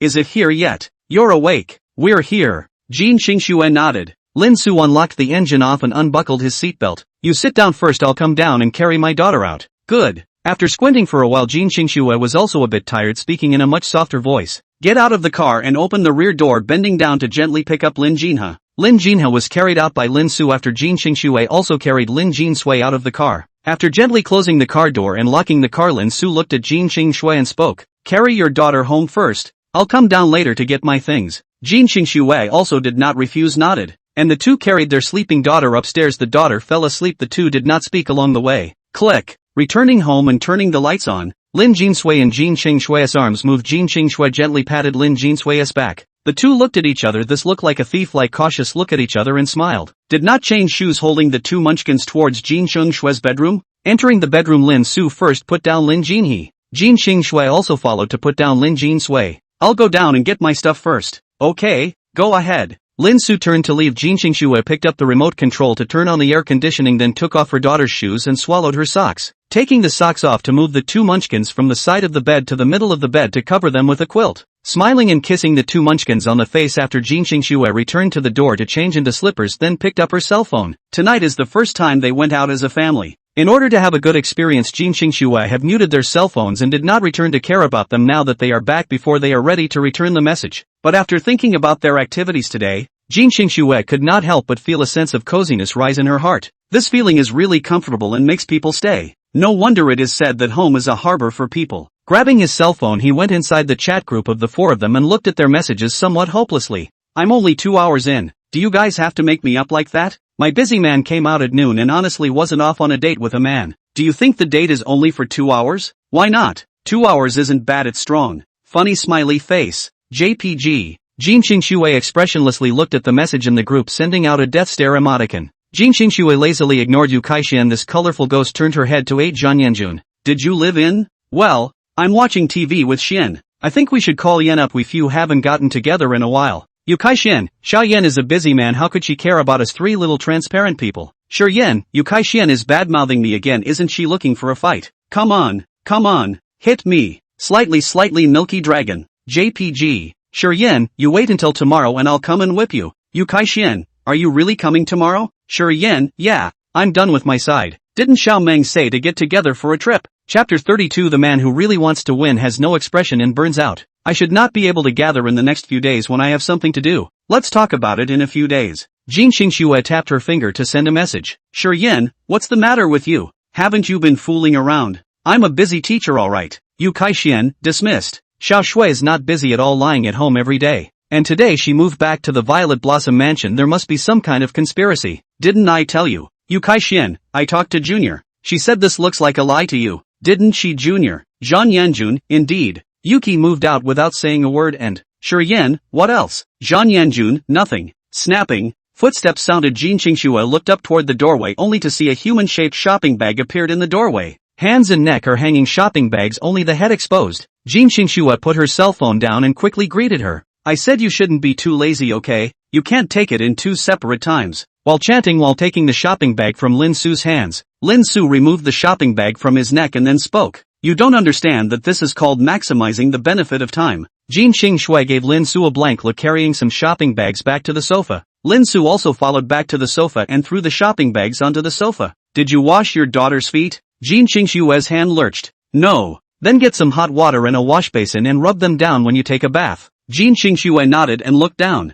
I'll go wash it first then. Okay, go ahead and wash it. By the way, you put your daughter's clothes in the washing machine by the way so they can wear them tomorrow. Then cut off the hang tag first. Let me find where the scissors are. Jin Shui bent down in the coffee table cabinet to find scissors. Lin Su will daughter closeout said, like scissors, knives and other sharp items, or put it on the high side of the bar. Small was sway they look like they know a lot more than their peers but ultimately is a small child. Okay, it's all yours. Hearing Jin Shui's words, Lin Su froze for a moment. It should just be a casual remark. I'll cut it, you go ahead and get a change of clothes. Jin Shui nodded and handed the scissors to Lin Su, who took the scissors and cut off the hang tags on the children's clothes as well as the shoes. After cutting, Lin Su put the scissors in the shoe cabinet. Jin Shui walked out with her pajamas and picked up the children's clothes from the sofa and prepared to enter the bathroom. Wait. Jin Shui stopped and looked at Lin Su suspiciously. Take the socks and wash them as well. It doesn't matter if they are all new socks washed together. Lin Su placed the socks on the children's clothes and spoke. Jin Shui nodded.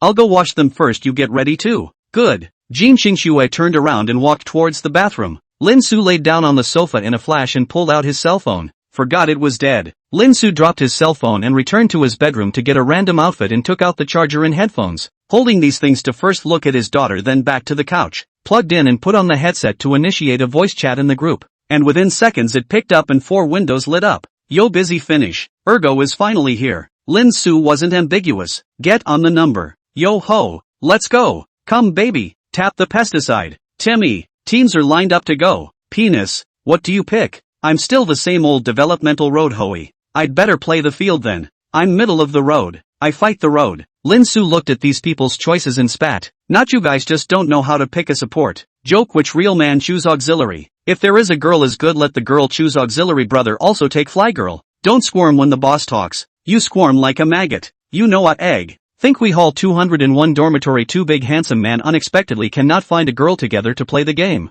All blame you group of funny difficult to affect my play. Not jail big is not want to eat elbow strike. Just you still handsome brother to handsome is also 2 brother okay properly high cold male god. Ling Hu Chong Ah. It's just the oldest sullen guy. He likes to call his mom if he's older than him. That's a shady move by Senior Gio. Agreed. Lin Su looked at this bunch of turtle grandchildren choreographing themselves out of the corner of his eye. Hurry up and get ready to still fight or not. You see another rush. You think you're high on plants. Lin Su spat at Fong Chunhua. Joke. Who in the entire Shu University doesn't know that dormitory 201 is burdened on me? From now on, please call me the head of the house. Yes, yes, yes, yes. Fong plants start quickly, others are waiting impatiently. Right away. Matching successfully, the game starts. The game is divided into development paths. Lin Su walked towards the lower road looking at Kai Wen-ji, who was walking towards the upper road, and spat. Not how come every time I'm assisted I'm not assisted? I don't know then. Maybe you're a bad person. Lin Su lazily sprayed Fong Changhua to walk to the lower road exchange.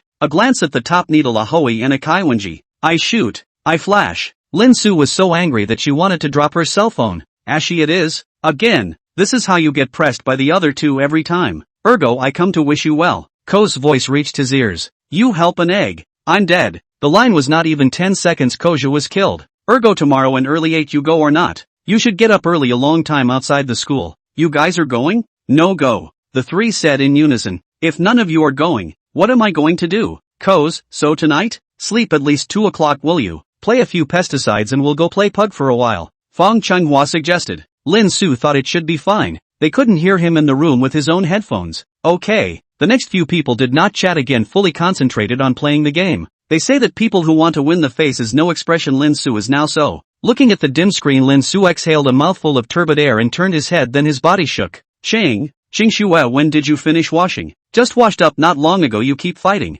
Although the words are so said, but sitting beside a big beautiful woman who exudes a charming aroma, Lin Su how can be quiet to operate even several times where the other party hanged. Dormitory did not. Fong Changhua watched Lin Su even die several times, couldn't help but open the mic. What's wrong with you, Lao Air? How to even die? Operational error. Operational error. Play nice, ha. Do that again and I'll make you fly. Lin Su vigorously slapped himself, a few deep breaths of concentration. Jin Xingxue looked at Lin Su, fanned their own face look, stayed for a moment and then laughed in the heart. It seems that my charm or can be well. With Lin Su's full concentration on extreme operation, 1 kill, 2 kills, 3 kills, 4 kills, and 5 kills. Super God pushed the tower to win. Asterisk asterisk asterisk asterisk. Along with the winning settlement, Lin Su's ears spread the bursting sound of Feng Chenghua's trio. You've gone against the grain. Lao Air, did you find someone to play for you? Lin Su did not reply to them, as if they had burned out, tossed the phone aside and leaned against the sofa without moving. Chapter 33 Jade Foot. Massage. Am I horrible? Lin Su turned his head toward Jin Qingxue when he wanted to say no. He saw Jin Qingxue make a pitying face. Lin Su's heart stopped beating all of a sudden. Looking at Jin Qingxue's eyes reflected Jin Qingxue's figure without saying a word.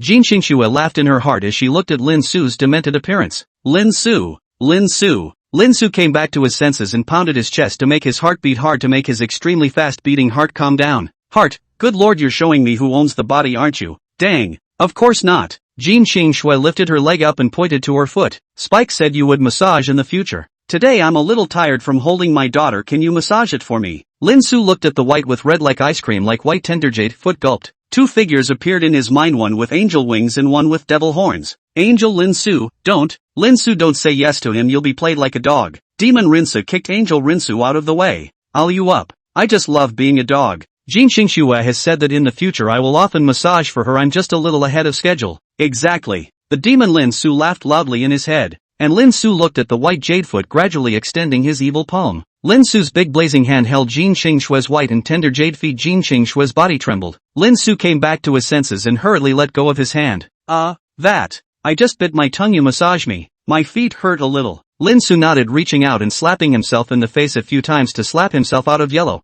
Seriously holding Jin Qingxue's feet in his lap. Although he said that he still wanted chi in his heart, but it had dissipated quite a bit. Lin Su's mind was now filled with the image of Jin Qingxue being a good mother. Jin Qingxue looked at Lin Su slapping his own appearance, froze for a moment, also did not continue to molest Lin Su. But his body's instinctive reaction he still could not resist. Lin Su's big blazing hand pressed on the soft soles of her feet. A tingling sensation spread from the soles of her feet all over her body, and a hot stream appeared on her cheeks as if something was going to rush out of her throat. Jin Qingxue clenched her teeth tightly to prevent the feeling from rushing out of her body. Lin Su pressed a few times and then looked up at Jin Qingxue to check her reaction. Looking at her face full of flushes, she hurriedly lowered her head. Lin Su changed the topic while pressing. You shouldn't have worn sandals when you went out today. Those sandals have hard soles, you should have worn sneakers. I'm not thinking about it. I don't know if it was Lin Su's illusion, he actually felt as if Jin Qingxue was being pampered. Lin Su shook his head to put this thought out of his mind. Jin Qingxue looked at Lin Su and asked, how do you know how to massage? It can't be that you've massaged other people.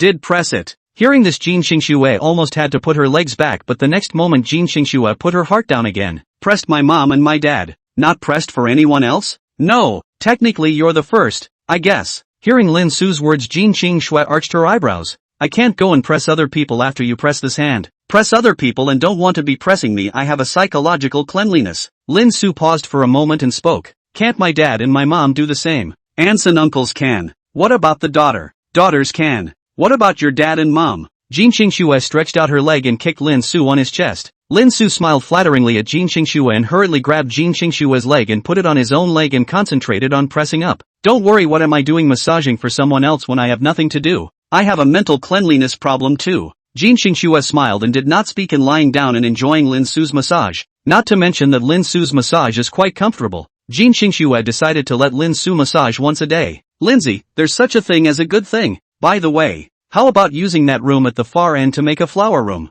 Didn't Spike say we'd have a flower room in the future? Yes, but you provide the flowers. No problem. Lin Su, after asking this, also did not speak again to concentrate on the massage. Lin Su press also quite cool after all. Jin Qingxue's feet are real jade, foot white and red and soft and slippery, also with a flower flavor. The colors and flavors are delicious at first glance. After massaging for 10 minutes, Jin Qingxue opened her eyes and said, alright, after pressing for so long you are also tired. Lin Su loosened his hand. Jin Qingxue moved his toes to take his legs back. Lin Su ghosted the palm of his hand in front of his nose and smelled it, and there was really a fragrance, which was pickled into the flavor. After smelling it, Lin Su suddenly froze. What am I doing? Lin Su carefully looked at Jin Qingxue and was relieved to find that Jin Qingxue didn't have much of an expression. By the way, you brought your new clothes to wash. The washing machine has a drying function, so you can wear the new old ones tomorrow. Lin Su nodded. Since he had bought it, there was no way he wouldn't be able to not wear it, and it was true that this expensive one was more comfortable to wear. I'm going to take a shower first then. Lin Su took his clothes and walked towards the bathroom. Jin Xingxue looked at Lin Su's cell phone above, poking out messages from time to time. Hey Dick, where did you people die? Say something. I feel really. How can it be that the penis is so treacherous? How can it be? It's probably gone to eat. You've got a damn good point, Li Yunlong. Makes sense. Loudly, Jin Xingxue looked at the message that popped up on Lin Su's cell phone speechlessly. The friends that little Su made are really strange, but this is good. The abstract male will not be brought down. I'll sing you a song like a wandering breath. Who is holding the lyre to match the falling geese and the sinking rain? Lin Su stood under the shower and sang obliviously, suddenly remembered that he seemed to be on the black just now. Forget it. Sons are for pits. I'll raise you a preface to continue the mystery of the past life. After a quick wash, Lin Su put on his dress shorts and walked out of the restroom back into the living room. Jin Xingxue frowned as she looked at the clothes on Lin Su. Don't you have any pajamas? Pajamas? What's that? We boys basically don't wear pajamas. You just sleep in that? It's not about taking your clothes off when you go to bed. Okay, come over here and blow dry my hair. Jin Xingxue removed the towel from her head, and 3,000 green silks fluttered down. That, I've never blown, a girl won't. A hint of joy flashed in Jin Xingxue's eyes. Not having blown it, wouldn't that be a true first time? You didn't blow, auntie? No, it's all my dad's blow. It's okay, it's not like it's hard to blow dry your hair. Lin Su was going to say, then why don't you blow it yourself, when he looked at Jin Xingxue's back and closed his mouth again. Chapter 34, You wash my underwear for me. Lin Su walked behind Jin Xingxue and plugged the hairdryer in and pressed the switch to test the temperature, then turned off the hairdryer. Reaching out and lifting up Jin Xingxue's long hair, a jasmine fragrance drifted into Lin Su's nostrils. So smooth hair. Green snow with the highest temperature or mid-range. Use a medium setting to blow dry the roots first and then the ends of your hair. Oh, turn on the hairdryer and set it to medium and start blow drying Jin Xingxue's hair. First the roots and then the ends. After a few minutes, Lin Su put down the hairdryer and ran a comb through it, then sighed in relief. There. Jin Xingxue grabbed her own hair and looked at it. Not bad. I'll leave the hair blowing to you from now on. No problem. No problem. Compared to what Jin Xingxue did, Lin Su did these were nothing more than everyday activities that weren't tiring. Right. Ayo Yuki, wait. Lin Su put the comb down, then quickly ran toward the bedroom. What is little Su doing? Is there any surprise? Jin Xingxue looked at Lin Su and saw Lin Su walking over with a card. This is a bank card? That Xingxue, I wrote some novels, my fee is in this card, I don't have much money. You did so much for me, this card, you just take it. Usually when I'm in class I buy groceries to buy food for my daughter, just spend this card. Lin Su scratched his face, a little embarrassed to say. Jin Xingxue bought him nearly 80,000 clothes. This card totaled more than 10,000 yuan. Jin Xingxue froze for a moment, then smiled and took Lin Su's bank card. I took what you spent. Is it okay if I take 1,000 or so out of the manuscript fee each month for this one? Okay, I'll take the card. You tie my pro card, I work sometimes, you may be fine. I don't want my daughter to be without money when you have her. Aren't you afraid I'll spend a lot of money on you for this one? We're both married in the future, your character surely won't. And I have more money than you can spend. That's fine. Lin Su also agreed. Giving his daughter flowers, indeed his little money was not enough after all the clothes and shoes that Jin Xingxue gave his daughter added up to almost over $100,000. Come sit down and I'll help you bind it. Lin Su sat down 1m next to Jin Xingxue. Jin Xingxue looked at it and didn't say much. Lin Su handed his cell phone to Jin Xingxue. The password is 09025. Meet your daughter today. Lin Su nodded. The day I met my daughter was also the day I met you. Jin Xingxue laughed lightly as she took the phone. This is a good password for you, later on I'll change mine to this as well. Jin Xingxue unlocked Lin Su's cell phone to exit the game and operated it before returning it to Lin Su. Green bubble and ant treasure I have opened for you. A payment of up to 1,000 more words, and I said.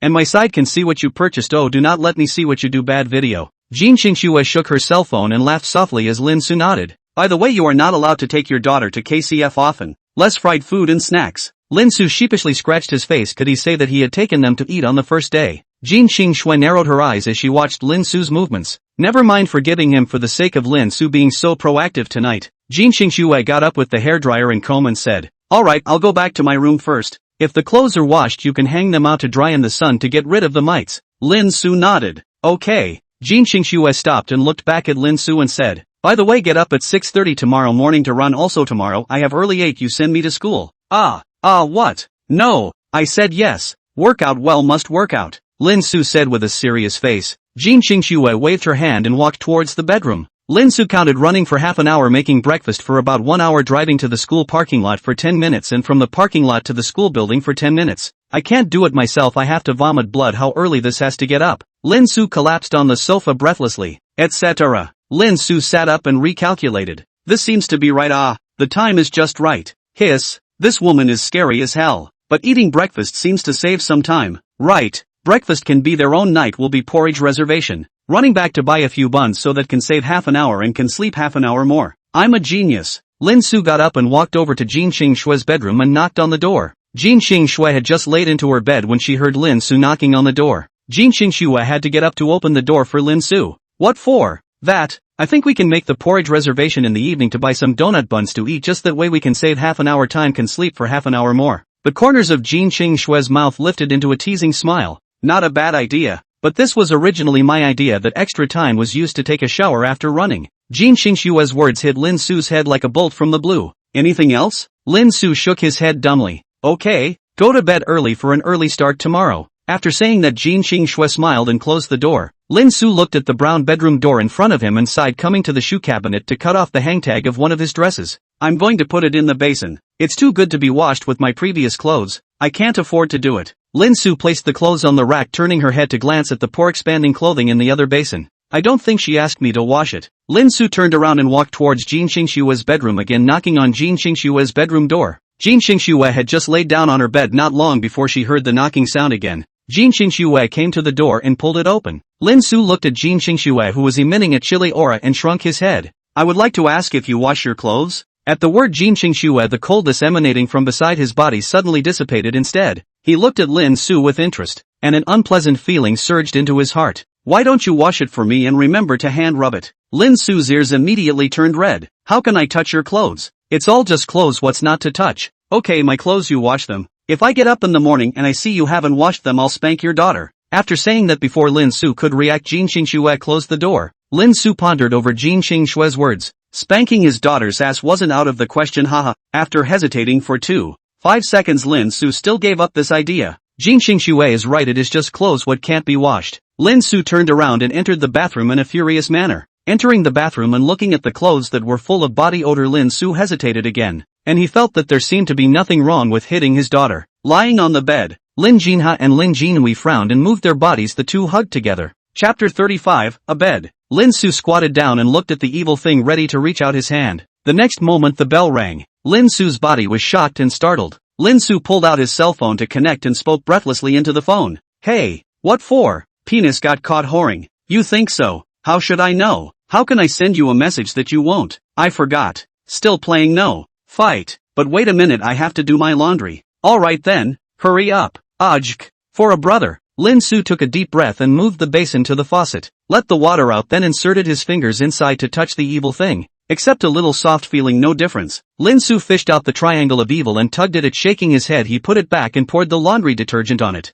Kini is so beautiful. Oh baby. Lin Su while humming a song while rubbing the clothes. There is a brother in this, cannot affect him at all. Well. Sigma man never look back. Rip it. Lin Su silent, fishing out the triangle of clothing, looking at that above the cracks carefully put aside. Lin Su wiped the cold sweat on the forehead, began to slowly rub. Nothing she cannot see when wearing underwear certainly will not look. Half an hour later, Lin Su finally finished washing Jin Xingxue's evil thing in dress. Lin Su found a drying rack to dry the clothes and took out the washed children's clothes from inside the washing machine. Nice and dry. Put on the hanger to hang it on the drying rack. Subsequently throw your own new clothes in, so the system starts to kick in. And this. Lin Su tapped on the washing machine for a while, and the sound of the washing machine roaring water flowed. Phew. Finally done messing around and back to juggling games. Lin Su walked out of the bathroom, turning off the lights in the living room, taking the charger back inside the bedroom. The video call goes. Okay, let's get on the horn when I'm done. This is in their own room. Lin Su was not worried about affecting them encountering abstract teammates directly. Open spray.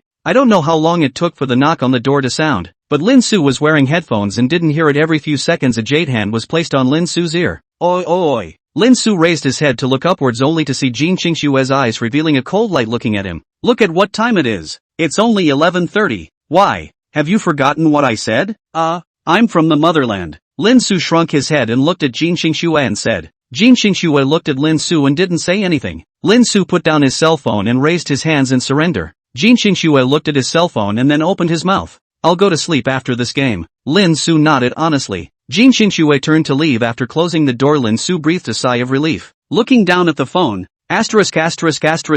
You guys are not a waste. I was destroyed by the group. There is no sound coming from the other side. Strange, I didn't turn on the microphone. Wait to turn on the microphone. Suffered. The next moment 3 astonishing cries reached Lin Su's ears through the headphones. Ah! Asterisk asterisk asterisk asterisk. I told you there must be something fishy about this mother asterisk asterisk asterisk asterisk Did you forget what I said? Some of the 3 shouted, some angrily sprayed him, some ed. Penis, be honest, did he move out and live with another girl? No, my sister. I don't believe it. Why haven't I heard you say that before? That's right. Ergo thanks to us worrying about you guys. If you don't believe me, forget it. Then you push your sister's green bubbles on me. Roll. You look anxious. I told you there must be something wrong. Ah, darn you penis. How did you get off the hook? Never mind whatever you guys think. Still fighting or not? Then it's still a fight, and I'll spray you afterward. Could I recognize your pesticide awareness? It seems to be to angrily spray Lin Su Fong Chenghua. 3 people's operation is surprisingly good, just a few minutes to win. Is the second ready?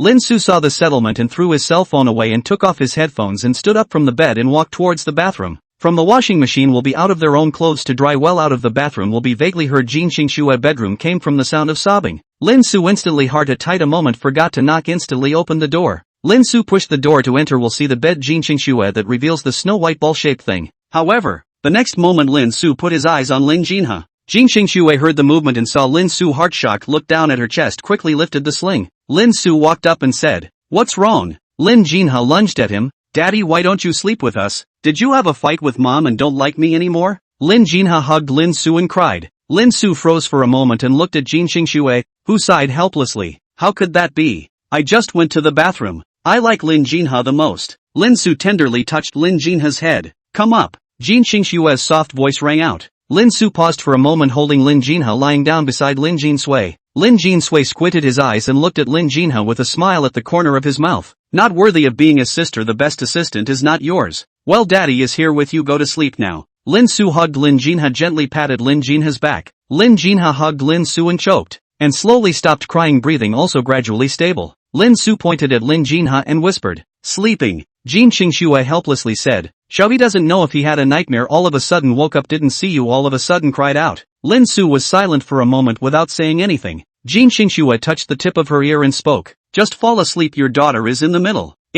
Well, if you dare to overstep, I'll wake your daughters up and let them make a scene." Jin Xingxue laughed lightly. "What kind of move is that? But my cell phone is still over there, I'll go get it." Lin Su held Lin Jinha's arm and tried to move Lin Jinha's hand away, but unexpectedly Lin Jinha hugged him tighter. "This is impossible. I can't get my cell phone over here. Aoyuki, you set the alarm. It's already set. Sleep." After saying that, Jin Xingxue turned off the light and shrunk into the quilt to hug Lin Jinsui. Jin Xingxue, lying on his side looking at the silhouette of Lin Su in the darkness, could not help but rise a strange feeling in his heart. Lin Su holding Lin Jinha lying down due to the location of Lin Jinha also had to look at Jin Xingxue. Looking at the figure of Jin Xingxue, Lin Su's mind suddenly remembered, just saw that a touch of Snow White. Lin Su felt the hot stream at his nose and hastily patted his forehead. "No, cannot think again. Think again, will not be able to suffer." Jin Xingxue heard Lin Su's patting voice and said softly, "Can't sleep? Kind of. Why are you afraid I'll eat you? It would be more like I ate you." Jin Xingxue laughed softly. "That depends on whether you dare or not." Lin Su heard the flirtation and Jin Xingxue's words, didn't speak and closed his eyes. "But it's pretty magical how my daughter found me from the future and this became a mom and in the same bed as you.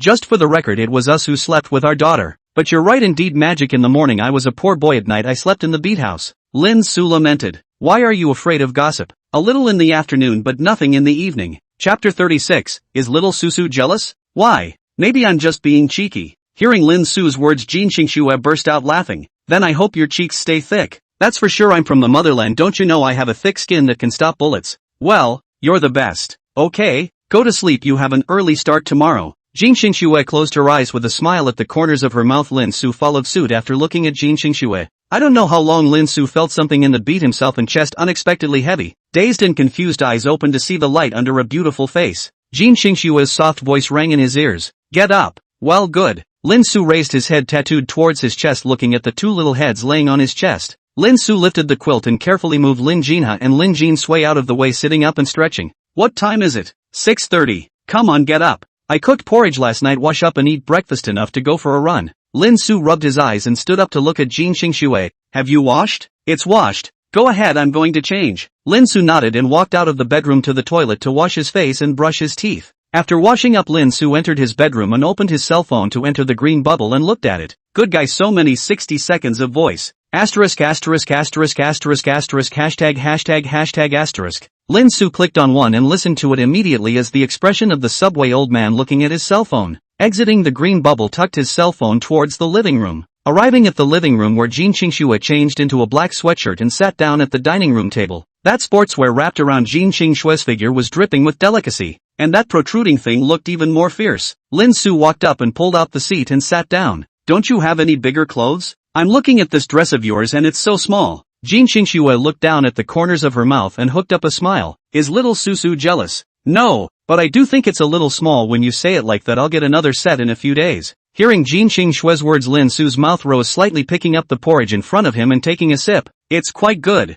It's not good to run on an empty stomach. Just have a bowl to fill your stomach and come back for more after your run. It's honey water, drink it. Lin Su nodded and quickly finished the porridge in a few mouthfuls, then took the honey water and slowly drank it. By the way, what happens if our daughter wakes up if we go out? I brought this cell phone, we'll stay at home. Jin Qingxue shook her wrist above a white smartwatch. Smartwatch worn on Jin Qingxue's white wrist, reflecting Jin Qingxue's wrist more slender white. Do we need to get a cell phone to keep at home while our daughter stays home if we go to school? Don't you have a tablet at home? So if you contact us, you can just use it. Lin Su froze for a moment. He hadn't really thought about it. Jin Qingxue looked at Lin Su's outfit and asked, is this what you're wearing to go out for a run? Or what? Nothing, I was just wondering if I should get you a workout outfit. What's the point of buying a sweatshirt? It's not the same to wear this. Tracksuits go with me, yeah. Lin Su looked at the sportswear on Jin Qingxue. Alright then, you choose. Jin Qingxue arched her eyebrows and spoke. By the way, do you have classes in the morning? Well, if that means there is. Jin Qingxue swallowed the white porridge in her mouth and looked at Lin Su and said, well,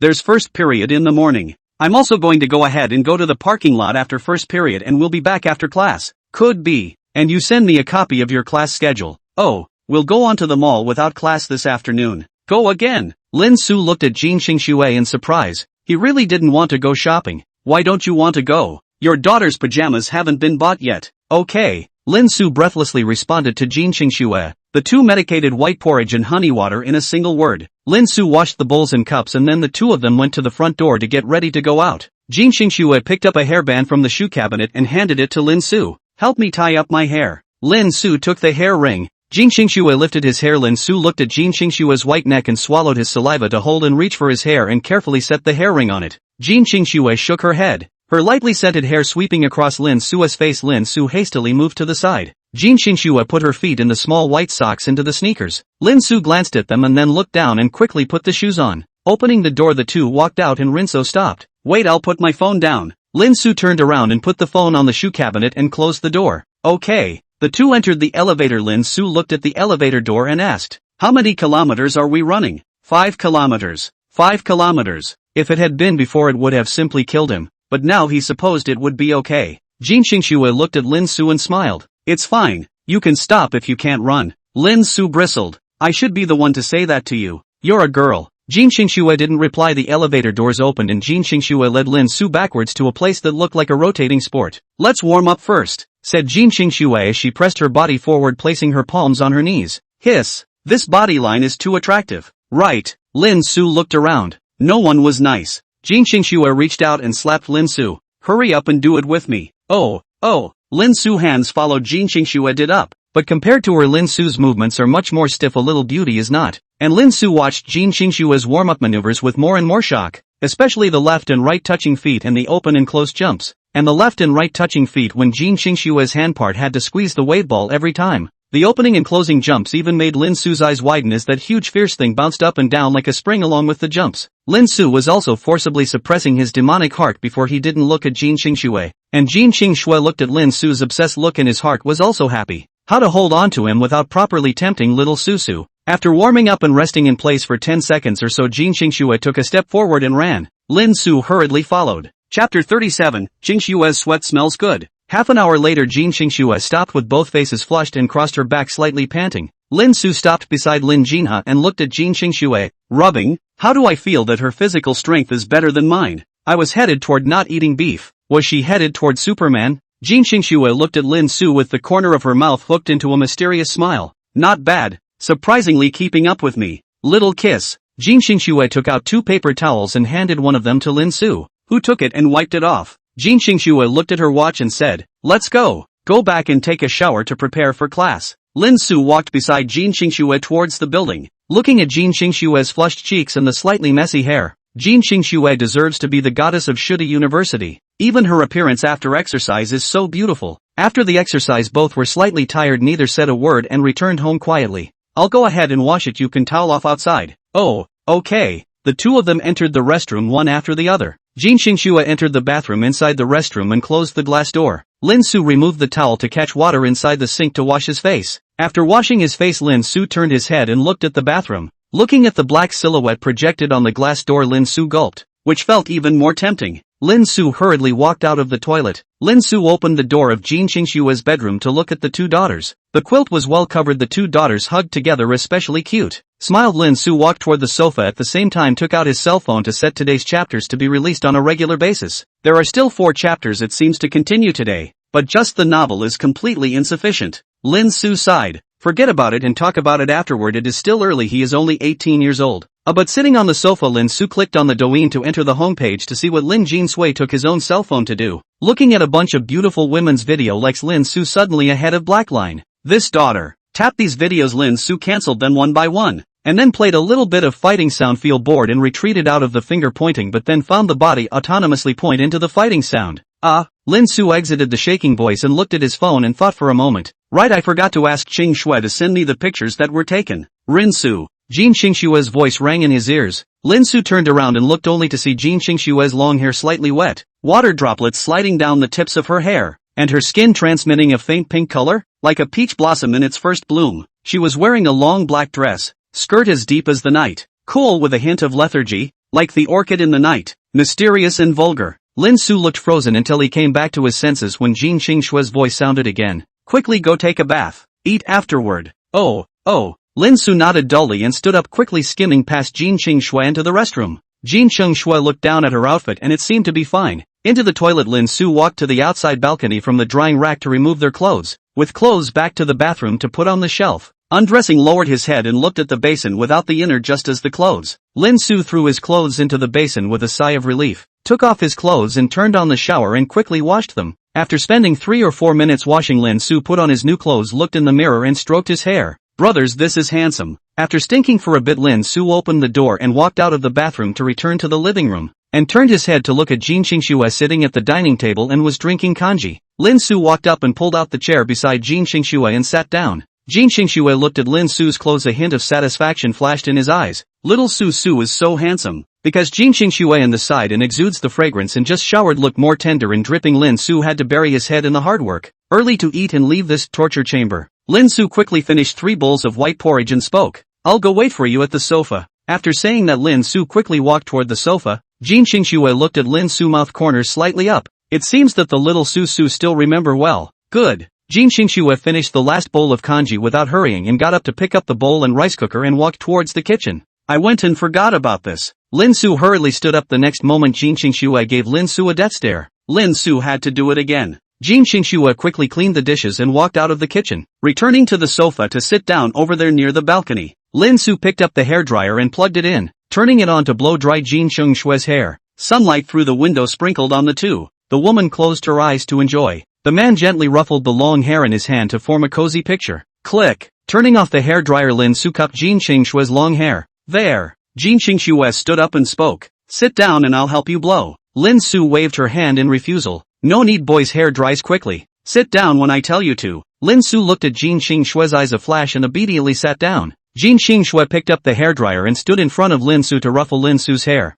Lin Su looked at the wave ball in front of him and hastily closed his eyes. Jin Xingshue's fingers gently swept over Lin Su's head. A tingling sensation appeared on his ears. Jin Xingxue couldn't help but smile as she looked at Lin Su's ears that had become scarlet. It was really innocent. The boy's hair was easy to blow dry, didn't take 2 or 3 minutes to dry. Okay. Lin Su opened his eyes and looked at the balcony instead of Jin Xingshue's bocce-ball side in relief. You wait a few minutes, I'll get the lesson plan. It's okay, I'll take the textbook too. Jin Xingxue nodded and walked towards his bedroom. Lin Su followed and walked towards his bedroom. Entering the bedroom, Lin Su froze as he looked at his luggage. Oh, no, all 4 of them had their books together, causing him to forget to take them. Never mind, it doesn't matter. Just take a cell phone and go. Lin Su turned back to the sofa to sit on the sofa to juggle his cell phone. After a few minutes Jin Xingxue walked out with a satchel. Lin Su went forward and reached out. Jin Xingxue froze for a moment, placing the satchel in his hand as Lin Su carried it towards the door. Jin Xingxue looked and realized that Lin Su's hand didn't seem to have a book. "Where's your book?" I forgot my book inside my dorm room." I said. "Why are you suddenly taking the bag so autonomously?" "So it's because you're trying to change the subject." Lin Su turned into a serious face for a second. "How is this possible? I really did pick up the bag spontaneously." Jin Xingxue laughed lightly and said, "Alright, just trust you, but there is still plenty of time. I think you need to go back to your dorm room and get your books. Then it's better to forget about the dead Taoist friends, or ask them to bring the book for me. As you wish. But be sure to study. Come back and I'll pump you for questions." "It's not that you're pumping me for questions. Have you forgotten what kind of professor I am?" Jin Xingxue laughed teasingly. The corner of Lin Su's mouth twitched. "Professor of finance. Okay, I'll learn it carefully. Go." Jin Xingxue took a step and continued to walk forward. Chapter 38, Becoming a Highly Cold Male God. The two of them stepped out of the elevator. Lin Su called over toward Fong Chenghua. "Lai Kai, come on, we're holding Lai Chai here." The phone rang for a few seconds and then picked up. Fong Chenghua's confused voice came over. "Hey boss, I'm going to class. You help me bring my books over." Oh, what? You went to class? What time is it?" "It's still early. It's only 7:40 or so. You take your time. I'm still just getting out the door." "Okay, you wait out last night and stood us up again to see if we're done screwing you later." "Hang on." Came to the front of the car, unlocked. Gentleman opened the rear door for Jin Xingxue. Jin Xingxue sat in and closed the door into the driver's seat to put the handbag on the passenger side. Putting on his seatbelt to start the car's ignition, Lin Su looked at the air conditioning button and thought about it and turned back. "Does Xingxue need to turn on the air conditioning?" "No need for you to turn it on for now. Turn it on when it warms up later." Lin Su nodded and set his cell phone up, lowered the window, put down the handbrake and set off. The car drove out of the basement into the main road at an even speed towards Shude. The journey was uneventful without a little traffic, and it took 20 minutes to reach the parking lot. Lin Su looked at the time, 8:05. Also line, not rush. Move over. Pull up the handbrake to take the handbag off the car to Jin Xingxue. Open the door to Jin Xingxue. Jin Xingxue off the Lin Su will hand the handbag to Jin Xingxue. "That, Xingxue, you have the front it." Jin Xingxue smiled as she took the handbag. "Not bad, good job this morning. Reward you tonight." After saying that, Jin Xingxue turned around and left. "Reward me for what? I hate the Riddler." Lin Su swung his fist viciously towards Jin Xingxue. Jin Xingxue seemed to have sensed it and turned back. Lin Su smoothly put his hand on his head and touched it, smiling awkwardly at Jin Xingxue. Jin Xingxue turned back and continued walking towards the school building as Lin Su pulled out his cell phone to call Fong Chenghua. "Hey boss, are you guys up yet?" "Just out the door." "Are you there yet?" "I just got to school, but I should be a little faster than you guys." "Well then, you take our seats. Today is HIT classroom. You take the back rows for me." "No problem." Hang up the phone. Lin Su also walked toward the teaching building. From the parking lot, out of the students along the way, also more up. Lin Su also felt many people's eyes on his body. Lin Su moved his ears to listen carefully. "Hey, look at that guy. He's so handsome." "Yeah, it's like a little wolfhound. How come I haven't seen it on the school grass list before?" "I don't know, but it would be nice if someone so handsome was my husband." "What's your husband?" "My husband, my husband, my husband, my husband." Lin Su followed the voice and turned her head to look at the two arguing girls. The corner of her eye twitched. Lin Su accelerated his steps, but the more he walked towards the teaching building, the more students there were. And when Lin Su came to the bottom of the teaching building, there were actually people taking pictures towards him. "Wow, that's awesome." As if whipping him looks like puppy dogging. Lin Su turned his head at the sound, only to see a girl who felt like she had to be 150 pounds looking at him shyly. Sigma_angle, vomit. What is this SM? Lin Su felt a chill, quickly ran up into the school building toward the second floor. Quickly ran to his classroom. Lin Su 3 seconds glance at the penultimate fourth row on the far left side of the seat by the window. "Hey, that's Lin Su, right? Why is he so handsome?" "I guess so. You can vaguely tell I didn't expect to become so handsome with a change of clothes. Indeed, it looks like he has such expensive clothes. It can't be a rich second generation." The discussion about Lin Su gradually spread in the girls' group. The sound also got louder. Sitting in the front row, Suisun heard the movement and looked back to look at Lin Su. Froze for a moment. Her eyes flashed through a flash of complex emotions that even she didn't know. "Excuse me, can we sit here?" The girl's voice rang in his ears, and Lin Su laughed. "Sorry about this one, it's already taken." Lin Su's words fell in front of the 3 girls in front of them, gathered around and gabbled, and laughed. "Did you see how good he looks when he smiles? See. Go ask for green bubbles." "Can you add a green bubble then?" "Excuse me." A few of the guys' girls walked towards Lin Su's front and sat down with some disappointment. Lin Su sat there and continued to play with her cell phone. Not a moment later, an abrupt voice rang out within the classroom. "Where are you, penis?" Lin Su helplessly held his forehead. Shame on him. Lin Su stood up and beckoned to the 3 people at the door, who walked over and reached out to try to wipe their hands toward Lin Su's body. Lin Su slapped off the hands of the 3 people without any good humor and said, "What for?" Fang Chenghua stroked his chin and looked at Lin Su. "You're Lin Su's cousin?" Lin Su looked at Fang Chenghua expressionlessly. Fang Chenghua slapped Lin Su hard on the shoulder. "Ha ha ha, just kidding, get in." Lin Su shook his head and sat in, and the 3 Fang Chenghua sat down one by one. After sitting down, Fang Chenghua suddenly changed his face and said, "Your kids suddenly couldn't be contacted again last night. Did you go to an activity with a beautiful woman? And why are you so handsome today? We just came in our slippers, are you screwing us?" The 2 of them, Jian Zishuan and Kuze, nodded their heads and extended their legs out at the same time, and Lin Su looked at the feet of the 3 of them. I told you guys that's my sister, and I'm already this handsome alright. I'm just usually influenced by you guys." When the words fell, Fang Chenghua immediately made a Donnie Yin finger laughing gesture. Fang Chenghua touched the clothes on Lin Su's body curiously. "Your clothes are not cheap. Are you evening a rich woman?" "Groundlings, ground floor goods a ghost. This is 6 apiece of a few thousand, tens of thousands, okay." Fang Chenghua skimmed his mouth. The words fell out of Jane Zishuan's mouth. "Boss, how do you know? Could it be that you are the real rich second generation?" Ha ha ha. Without warning, Fang Chenghua stood up and laughed, and after Lin Su, the 3 of them, Jian Zishuan, hurriedly lowered their heads. "Oh foolish mortals. I didn't realize my hidden identity had been discovered by you. Yes, I am Fu. 2. Generation." Fang Chenghua words fell into silence throughout the classroom. Lin Su today is considered to have seen the thick skin of Fang Chenghua. Know that he thick did not expect him to be so thick. Lin Su hurriedly tugged at Fang Chenghua's pants, and Fang Chenghua slapped Fang Chenghua's hand away. "Foolish mortals, don't block me from enjoying the gaze of the gods." Lin Su and Jian Zishuan couldn't stand it any longer and hammered their fists on Fang Chenghua's head to wake him up, and Fang Chenghua covered his head and sat down. Lin Su's trio finally breathed a sigh of relief. "Alright, I told you guys your Apple 16 Pro Max is gone." Fang Chenghua covered his head and pointed at a few people indignantly. Chapter 39, Mom and Dad, I miss you. Oh, the 3 of them despised it at the same time. Fang Chenghua restored seriousness and took Lin Su's shoulder and asked, "Lao Er, you are so handsome today. Is there anyone looking for you to ask for green bubbles?" "Yes, but I didn't give it. You gave mine out. Aren't you a rich kid, and you're short of women? What do you know?" "Wait." Before Fang Chenghua could finish his words, he suddenly saw something grabbing Lin Su's arm, arrogantly saying, "Ha ha ha, the penis has been caught by me." "Right. What is this?" Fang Chenghua pointed at Lin Su's hairband and laughed. "Send a circle," Lin Su said with a flat face. "You." Fang Chenghua pointed at Lin Su as if he was angry and spitting blood. "No way, ergo you don't even know what this means?" Kuze poked his head out in surprise. "What do you mean? Let me explain it to you. A hairband for a boy to bring means that the person is owned, he is mine," Fang Chenghua said as he pointed to his chest. Lin Su's pupils shrunk. Jin Xingxue shouldn't have meant this. After all, she is the goddess of the entire academy. How could she be like this on her first day?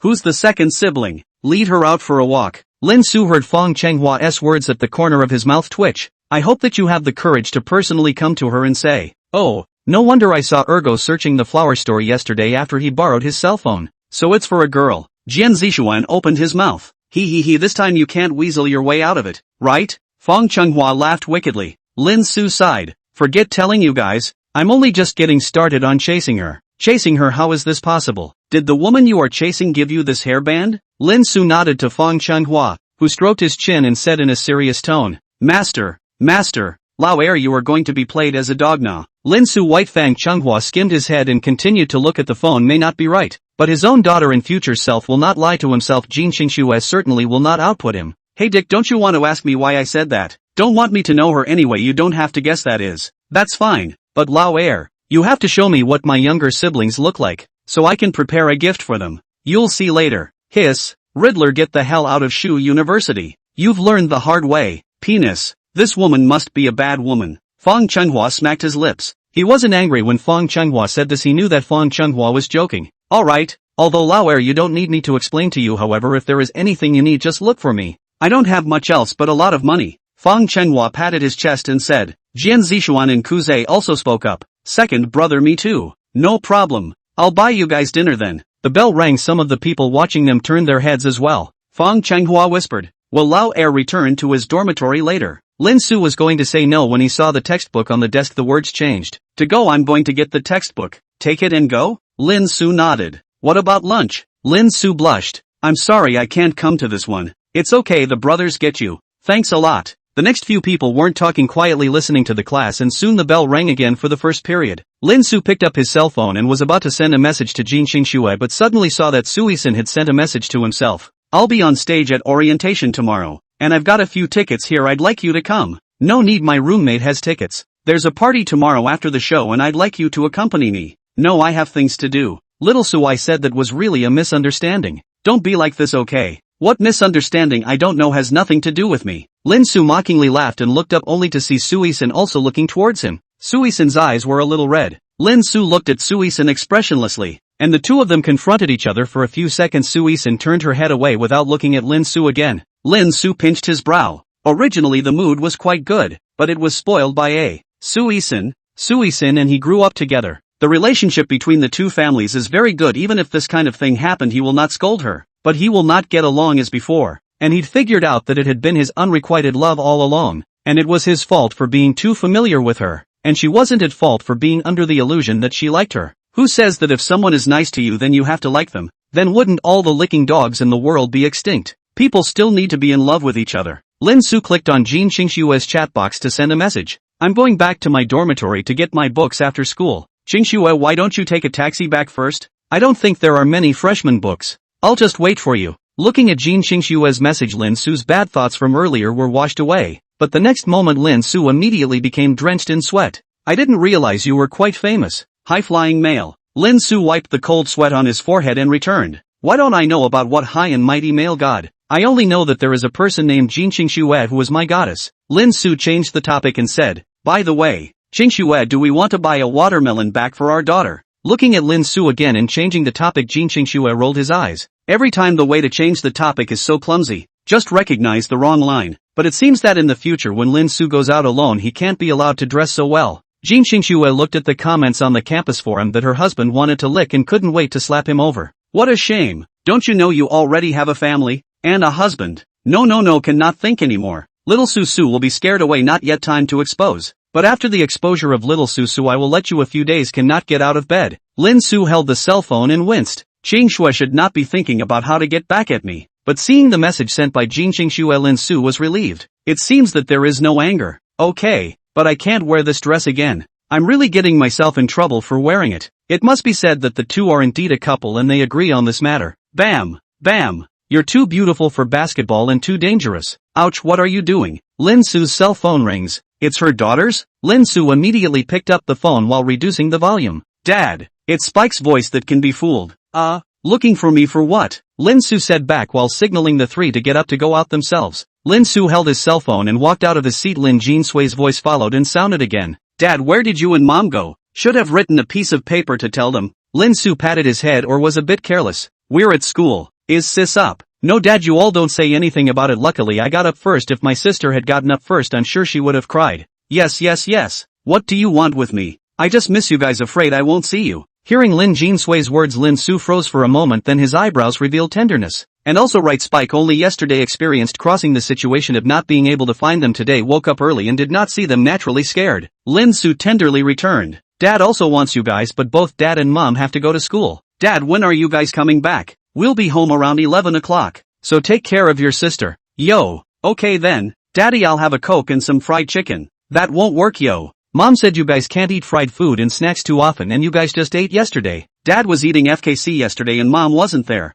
So I'm sure Mom would have agreed to buy FKC if you hadn't said anything. That won't do it, it's your mom's order, I can't disobey it. Humph. Wifey lung foggy daddy, I'm going to mommy. Bye Dad. The words fell. Lin Jinsui hung up the phone. Lin Su looked at the phone and smiled helplessly. Chapter 40, Blonde Lolita. Putting the cell phone back into his pocket, Lin Su returned to the classroom and sat down. Not a moment later it was time for class to begin. After class, Lin Su put down his phone and listened carefully to the class. Due to Lin Su's reason, Fong Chenghua also had to follow and listen carefully to the class. Soon the class was over again. The four of them got up and walked towards the dormitory. And after walking out of the school building for some distance, Fong Chenghua elbowed Lin Su. Lin Su turned her head to look at him suspiciously. Sui-san came to look for you. Lin Su turned his head to see Sui-san's figure and it was rapidly rushing towards him. Let's go, run faster. After saying that, Lin Su ran up in a flurry of smoke without regard to his image. Asterisk. Wait for us. Fong Chenghua. Three people also followed and ran. Sui Xin saw that Lin Su saw himself. In order to avoid himself, even ran and pinched his fists. and his nails were deeply embedded in the meat. Looking at Lin Su's four people's backs displayed in front of her eyes, Suisun had to turn around and leave, running to a corner to make sure Suisun couldn't see him before Lin Su stopped. Fang Chenghua panted and placed his hand on Lin Su's shoulder. You, how did you kids so fast? I would have been fast, okay. Then you must be a second man. Fang Chenghua gave a thumbs up and laughed. Asterisk asterisk asterisk asterisk you. I'm going to get a milk tea. You guys want me to buy you one? The Snow King's not. No, Shuyas. Then I don't want it. I'll only drink Snow King's. Lin Su looked at Fang Chenghua and the corner of his mouth twitched. Okay, I'll buy the Snow Kings for you. What about the oldest three and the oldest four of you? Since you're treating us, second brother, we definitely have to drink something expensive. Okay, you guys wait here, I'll go get you some milk tea. After saying that, Lin Su walked towards the milk tea store not far from the side. Fang Chenghua straightened up and pointed at Lin Su. Did he just take advantage of us? Orange. Ko then returned. Fang Chenghua sighed. Forget it, next time I'll do the same. Jane Zishuan, Ku Zai, what about the two of us? Came to the milk tea store. Lin Su first entered the book, also bought 3 cups of roasted fairy grass, then came to the honey snow station to order a cup of double platter. Take on the milk tea is turning to leave the next moment only to see a black shadow as if a train crashed into his body. Lin Su forced the pain to look down only to see a blonde lowly body fell straight backward. This fall down the back of the head cannot be good. Lin Su hastily reached out and grabbed a grasp, did not catch, had to reach out and blocked a hold on this person's waist, pulled hard. With the blonde lowly's body immediately stood up, but too much force. Blonde lowly's body leaned on his chest. Lin Su quickly let go of his hand and lowered himself to pick up the fallen milk tea. Luckily it wasn't broken. Then the next crowd of people turned to leave, and the blonde lowly saw it and followed. The crowd yacked back. I wasn't just dreaming, was I? There are no cameras around here. The blonde jumps into the arms of the high-strung guy and falls backwards. The high-strung guy saves and then leaves without a word. The blonde then chases after him. My God, what a divine unfolding. Brother, did you see? This man is so fast. Look, just now in a flash he put the milk tea down to hug that man. And his muscles are so handsome and beautiful. Looking at some of the girls, looking at the two of them, he didn't know how to respond. Snapped. Wait a minute. Lin Su turned around to look at the compact blonde and said flatly, is there something wrong? Zhang Yiqiao looked at this person who saved himself, was even a big handsome man, froze for a moment. Just now, sorry, I was busy with something, accidentally bumped into you. Thank you for saving me. I'd like to take you to dinner. No, it's just a show of hands. Just be careful next time. It has to be. You saved me, I can't not repay you. Zhang Yiqiao's eyes were a little red, not sure if it hurt from bumping into Lin Su before. Lin Su looked at Zhang Yiqiao's red eyes, some headache, and not only headache, his chest also pain. Just now that hit to him hit not light. Zhang Yiqiao looked at him without saying a word. I don't know whether it was because of the pain or what, actually had teardrops flashing. Lin Su was instantly shocked and hurriedly said, okay, I'll give it to you. Lin Su took out his cell phone to find out the QR code. Zhang Yiqiao immediately smiled with joy, first rubbed his reddened forehead and then took out his phone to scan the code to add, then stared at him again. Lin Su originally wanted to perfunctorily disagree, but then when he saw her looking again with that "you don't agree, I'll keep following you" look, suddenly sighed and clicked agree. Alright, I agree. I'll go first, you buy an ice cream or quickly go back and use milk tea on your forehead. Lin Su looked at her somewhat swollen forehead and reminded her, then turned to leave. Zhang Yiqiao froze for a moment when she heard Lin Su's words, then looked at Lin Su's back and smiled. Lin Su carried the milk tea back to the 3 mangy men who were squatting under the tree, handing the milk tea to the 3. Fang Chenghua took the milk tea and cried out, how am I so unlucky? My Snow King was actually used by you as a tool to flirt with girls. Look at my Snow King's deformed stomach. Finished. Fang Chenghua face changed and laughed again. Lao air not shallow, blessings a beauty to save the hero or a blonde lowly is still being chased to get contact information. How about comfortable? Comfortable a egg, you are loaded a little to know. Lin Su grinned to see no one around, then fished out the clothes and put the iced milk tea on the somewhat rosy chest and put it on. Cool. The next moment Lin Su's body trembled unhappily and kicked Kuze's leg. What are you guys doing? When did you work out behind our backs? Lao air, you actually have abs. And there's still 8-pack. Fang Chenghua poked Lin Su's abdomen again and said, Jane Zishuan and Kun nodded along. Lin Su glared at Fang Chenghua, quickly put down the clothes. He did not want to be treated as I already had abs. Okay, it's just that I've been working out my body lately and my abs are more pronounced. Why haven't we met before? Of course you guys haven't seen me with my top on all the time. That's true, in the dormitory when you took a shower you were wearing clothes. I didn't expect you to be so muscular. No wonder you suddenly wore such expensive clothes. It turned out to be looked at by a rich woman. The oldest 3 and the oldest 4 of you say it isn't. The 2 robots nodded in agreement. Okay, lazy to talk to you guys, it's getting late, hurry up and get back to moving your books. Lin Su turned around and walked quickly toward the dormitory. Just now delayed a wave of Jin Xingxue that had to wait longer again. The 3 of them, Fang Chenghua, shrugged and chased after them. Chapter 41, Shivering with Excitement. Lin Su quickly returned to the dormitory with a quick step along the way. Lao-san, Lao-si help me find my books for a bit. Why didn't you look for me? Penis. Ha, oopsie daisy, I'm not really looking. Lin Su did not care about Feng Chanhua, and the three of them held all the books out to divide the books of the four people. After spending 3 or 4 minutes cleaning up, Lin Su looked over, grabbed a trash bag and put the book toward it. Seeing this, Feng Chanhua took out a ticket from the cabinet and said, Lao Er, this is the ticket for tomorrow. Lin Su turned around and took the tickets and said doubtfully, what kind of orientation party has tickets? I heard that the welcome party was held together with the art university next door. The art university. You know. Oh, thanks. Lin Su collected the tickets and lifted the garbage bag up, speaking, remember to call me when you guys leave tomorrow. No problem. I'll go first. Second brother, I'll send you with a small electric donkey. Jian Zishuan opened his mouth. No need, it's just this much. Lin Su waved his hand and refused. Bye. Lin Su carried the textbook out of the dormitory room, at the same time pulling out his cell phone to call towards Jin Xingxue. The phone rang for about half a minute before picking up. I'm sorry, Kai Xian was pestering me just now. You're cleaned up. Well, I'm walking towards the parking lot now. Where are you? I'm still in the office in the school building. So bring the car to the front of the school. Don't worry, the windows are peep-proof.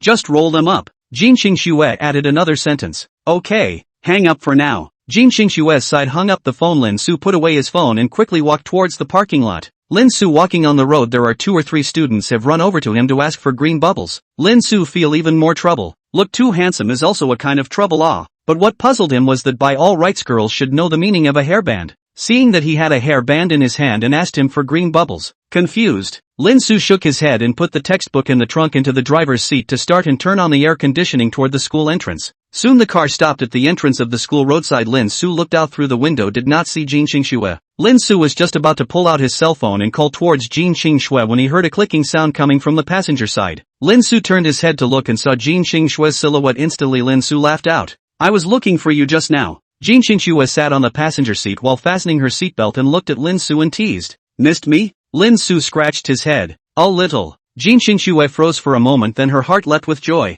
It seems that the conditioning was good. Surprisingly, it left a deep impression in little Susu's mind so quickly. However, just happy but not a second. Jin Xingxue frowned. Jin Xingxue looked at the clothes on Lin Su's body and asked in a cold voice, you ran into that woman again today? Of course, from what Jin Xingxue smelled she knew it wasn't the female, but she couldn't be too forceful. It was still the abduction period. No, a girl bumped into me while I was buying milk tea. You believe me? From Lin Su's micro-expression, Jin Xingxue knew that Lin Su was not lying. Just when she wanted to open her mouth to let Lin Su depart, she heard a knocking sound coming from the window. Both of them looked out the window at the same time. Lin Su's body shook, then asked, what about this? How about just running away? Jin Xingxue pinched her eyebrows. Forget it, first fool her, just say that your child is looking for me to study. You as a boy think of a gentleman, think of so drive. Lin Su nodded. Jin Xingxue lowered the car window at once. Yu Saishuan's happy voice came into the ears of the two. Ha ha ha, Jin Xingxue was caught by me, right? The next moment Yu Kaishian froze. Hey, Lin Su, how is it you? Lin Su pretended to be calm and smiled.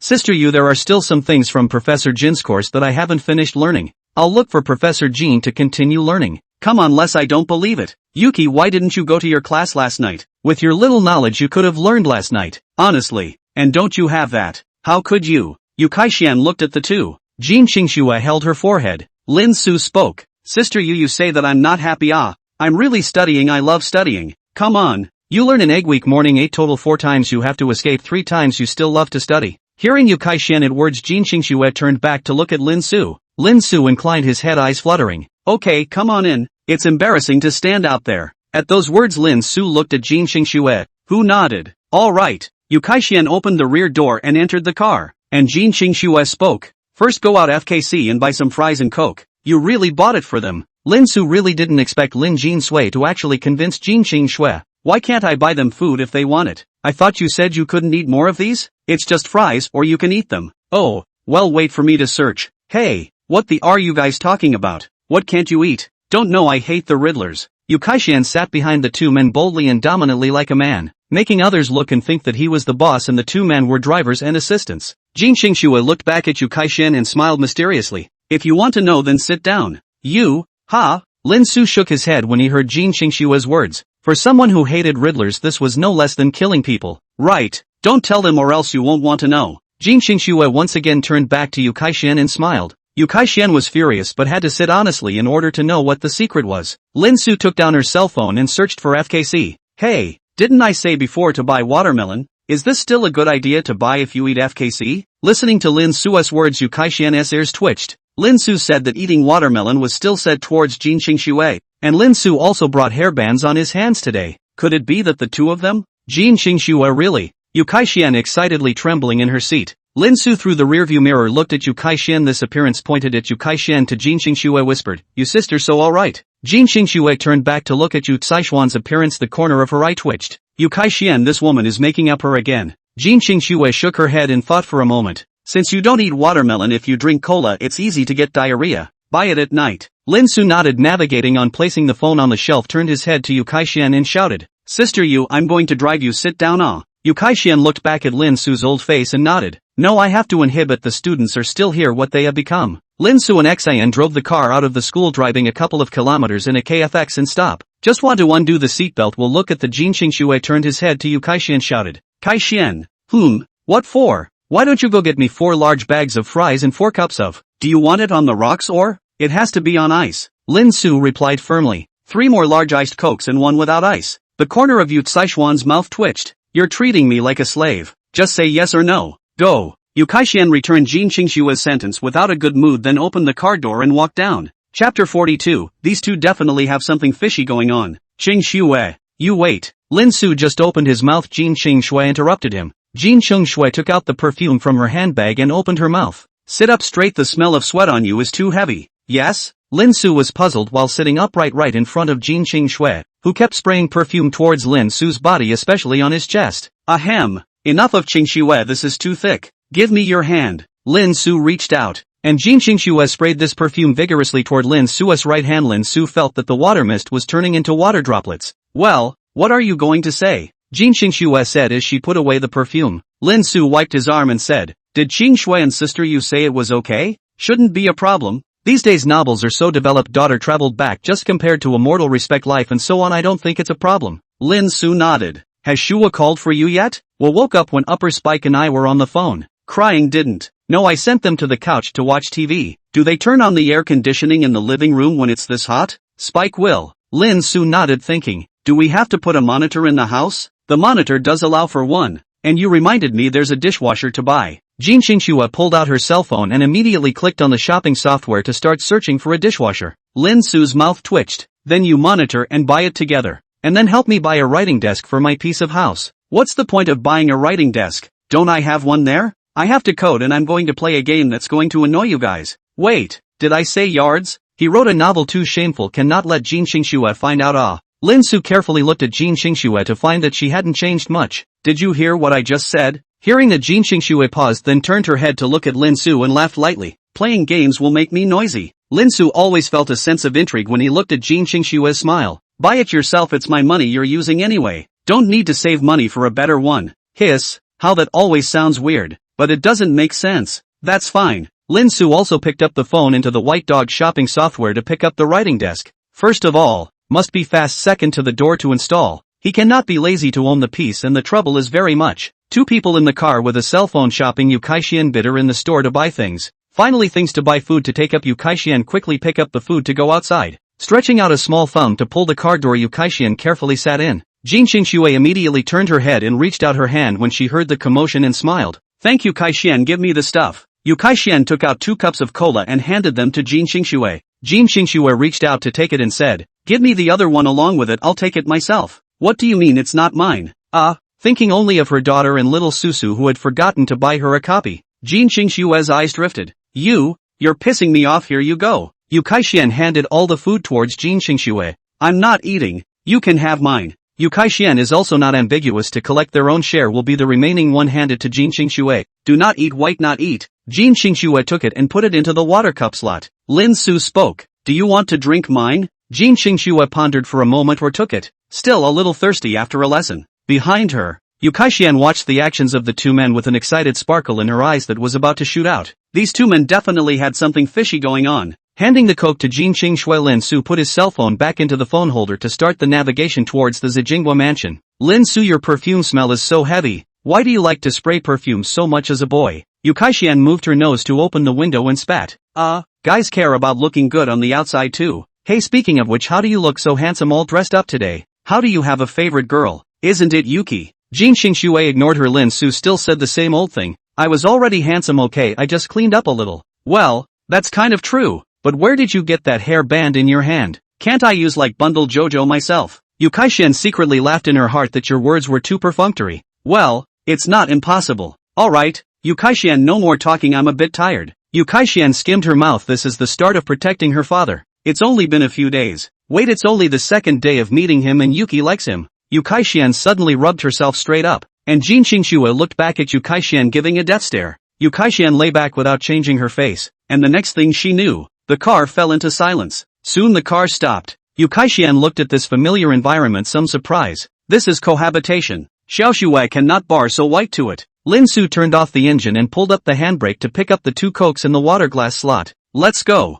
Both of them opened the car door at the same time and walked down, while Yu Kaixian sat in the back expressionlessly watching the backs of the two. Closed the door. Lin Su took out the key and pressed the lock. Seeing the situation, Yu Saishuan's face changed, hastily knocked on the window. Hey, you two bastards, old lady is still in the car. Lin Su and Jin Xingxue, two people looked at each other. Lin Su face embarrassed, Jin Xingxue face is unchanged, seems to have no shame at all. General. Lin Su unlocked and hurriedly went forward to open the rear door. Yu Kaixian walked out without a good mood and disliked. Xiao Shui, are you doing this on purpose? No, you were too quiet, I forgot. Jin Xingxue breezily finished speaking, then turned around and walked forward. Go. Lin Su and Yu Kaixian both hurriedly followed. Yu Kaixian walked to Jin Xingxue's side and pasted Jin Xingxue and whispered, Xiao Shui, you've only just met Lin Su for 2 days. It's not just for one day that you've fallen in love with him, and you've even brought him home. You can't just give it away for nothing. You have to talk to your sisters. You're a mom and pop solo. You can't be fooled by him. Jin Xingxue did not answer. Yu Kaixian just went forward until the elevator stopped in front of the elevator. Lin Su went up to the face recognition elevator door to open. Seeing this situation, Yu Kaixian stared wide-eyed. Xiao Shui, you even gave him face recognition, you really gave it for nothing. Jin Xingxue switched the bags in her hands, then covered Yu Saishuan's mouth. Shut up. You'll know later. Yu Kaixian nodded obediently as the elevator doors opened and the three of them stepped into the elevator. Chapter 43, I'm not going to be your star rage. The elevator rises. Lin Su and Jin Xingxue looked at Yu Kaixian. Heart rose a sense of apprehension. Although Jin Xingxue looks so calm, but this kind of thing is indeed too magical. Yu Kaixian couldn't help but shrink as she looked at the two men looking at her. What do you two want to do? I'll tell you, I'm not one to be bullied. I'm not going back to being your star wrath. Lin Su looked at Yu Kaixian open mouth. I drop a good boy, my counselor. Oh, what are you talking about? Hearing Yu Saishuan's words, Jin Xingxue didn't have any expression because she didn't know what Yu Kaixian meant. But looking at Lin Su's wide-eyed and open-mouthed appearance, she was a little curious about what Yu Kaixian was saying, and Yu Kaixian glared cheekily back at Lin Su. Lin Su looked at Jin Xingxue without change. It still has to be my Xingxue, pure as snow.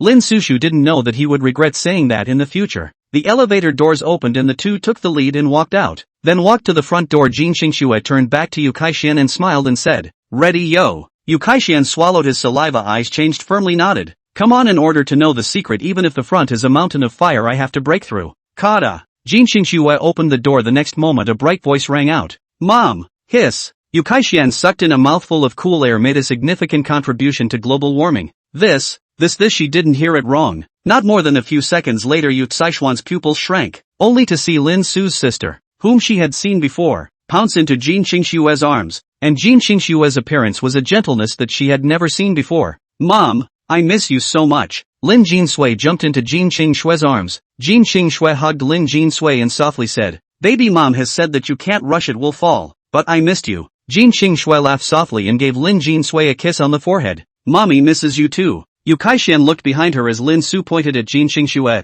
This is true. Lin Su shrugged. As you wish. Jin Xingxue picked up Lin Jinsui and turned to look at Yu Kaixian. Call Auntie Kaixian. Hello, Sister Kaixian. To be called Auntie. Sister Kaixian said for us to call her sister. Yu Kaixian lost her soul and shook her hand in response to Lin Jinsui's greeting. Jin Xingxue stepped forward and stomped heavily on Yu Saishuan's foot. Oh! Yu Kaixian screamed back. Jin Xingxue turned her head to Lin Su. Let's go inside. The two of them stepped over the threshold into the Xian fantasy, and Yu Kaixian hurriedly followed. Slippers are in the shoe closet, help yourself. Yu Kaixian skimmed the mouth from the shoe cabinet, took out slippers to change. Followed the two out of the entrance hall, then saw Lin Jinha on the sofa. Although surprised but not so surprised to see that there is a Lin Jinsui, Yu Kaixian also expected that there is a Lin Jinha. Daddy, my Coke! Lin Jinha jumped off the couch and ran towards them. She had previously fantasized that Lin Su was just here to help Xia Shui take care of the child, but her fantasies were shattered after she heard Lin Jinha call Lin Su by his name. Wait, Lin Su is the father.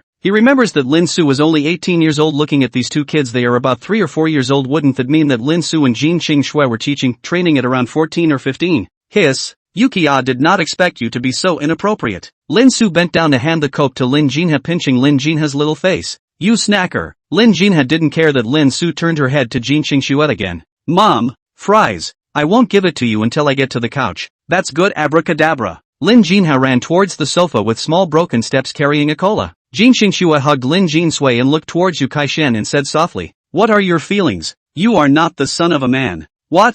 What do you mean? These two kids look like they're about 3 or 4 years old. Wouldn't that mean you ate Rinsu around 14 or 15? Lin Su heard Yu Caishuan's words. A flock of crows flew over the top of his head. What do you mean she ate me to eat? Is also I ate her. Okay. It's not what you think it is, but it's more magical than you think. Come on, sit down and take your time. What do you mean? There are more magical than this. Yu Kai-shen thought about it. Think as a human being. Well, she cannot think of it. If you can really think of it, then think she is away from the human, very far from God is not far away. The three of them walked over to the sofa beside Jin Qing Shui, put Lin Jin Sui down, handing Lin Jin Sui the fries. Eat with sister. Sister Kai-shen and I still have things to talk about. Aha. Lin Jin Sui took the fries and looked at Lin Su again, who handed Lin Jin Sui his Coke and rubbed Lin Jin Sui's little head. Lin Jin Sui climbed onto the couch with Coke and Sprite and leaned against Lin Jinhe. Jin Qing Shui turned her head to Yu Kai-shen and laughed lightly. How about it? My daughter is cute, right? It's cute, but that's not the problem, alright. Jin Qing Shui turned her head toward the balcony without saying a word, and Lin Su followed. Yu Kai-shen waved her fist at Jin Qing Shui and followed. The ground was covered with a blanket. Jin Qing Shui directly sat on the ground. Lin Su and Yu Kai-shen too followed.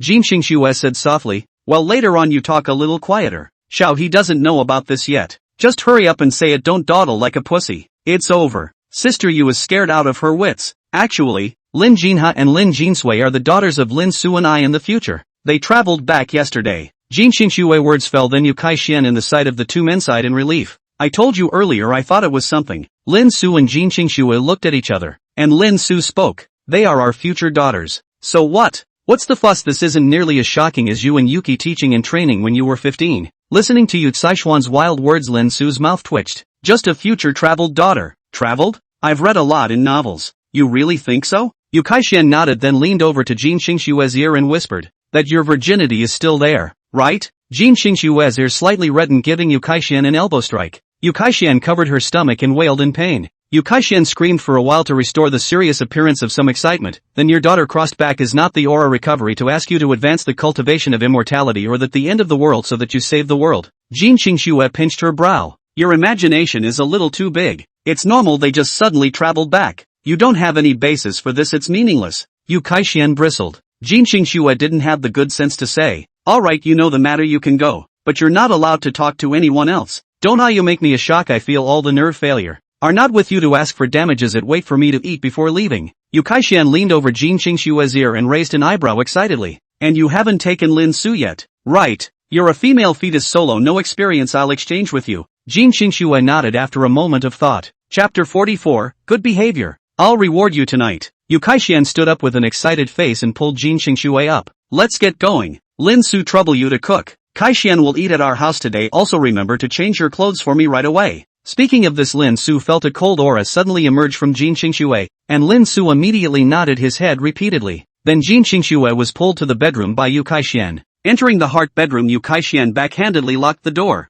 Jin Qing Shui sat on the bed and cocked up his legs and said coolly, okay, say what you think. Yu Kai-shen sat down beside Jin Qing Shui and opened her mouth. Qing Shui, what do you think? According to what you just said, you guys have only known each other for one day and you dared to bring him home to cohabitate. Aren't you afraid that he'll suddenly have an animalistic outburst? And aren't you a misogynist? Upon hearing this, Jin Qing Shui's mouth rose slightly with a hint of a leaping tone and spoke. No. How do you know it won't? Because Rinsu is the one. That guy? He is. Jin Qing Shui nodded. Yu Kai-shen suddenly was again eyes in the light. Wow, you guys, this is also too romantic. Lin Su is actually your lifesaver and you are still in the future together and married. Such a lovely daughter, also crossed back to the painless to bring up a baby. This is what the idol drama. Ah. So you like him then? Jin Qing Shui nodded slightly. So what's going on with you two? And why did the forums say he was pursuing someone else? And you brought him the hair band on. Don't you know that the easier you get something the less you appreciate it? Aren't you afraid to push him away? The words fell. Yu Kai-shian immediately picked up the next sentence.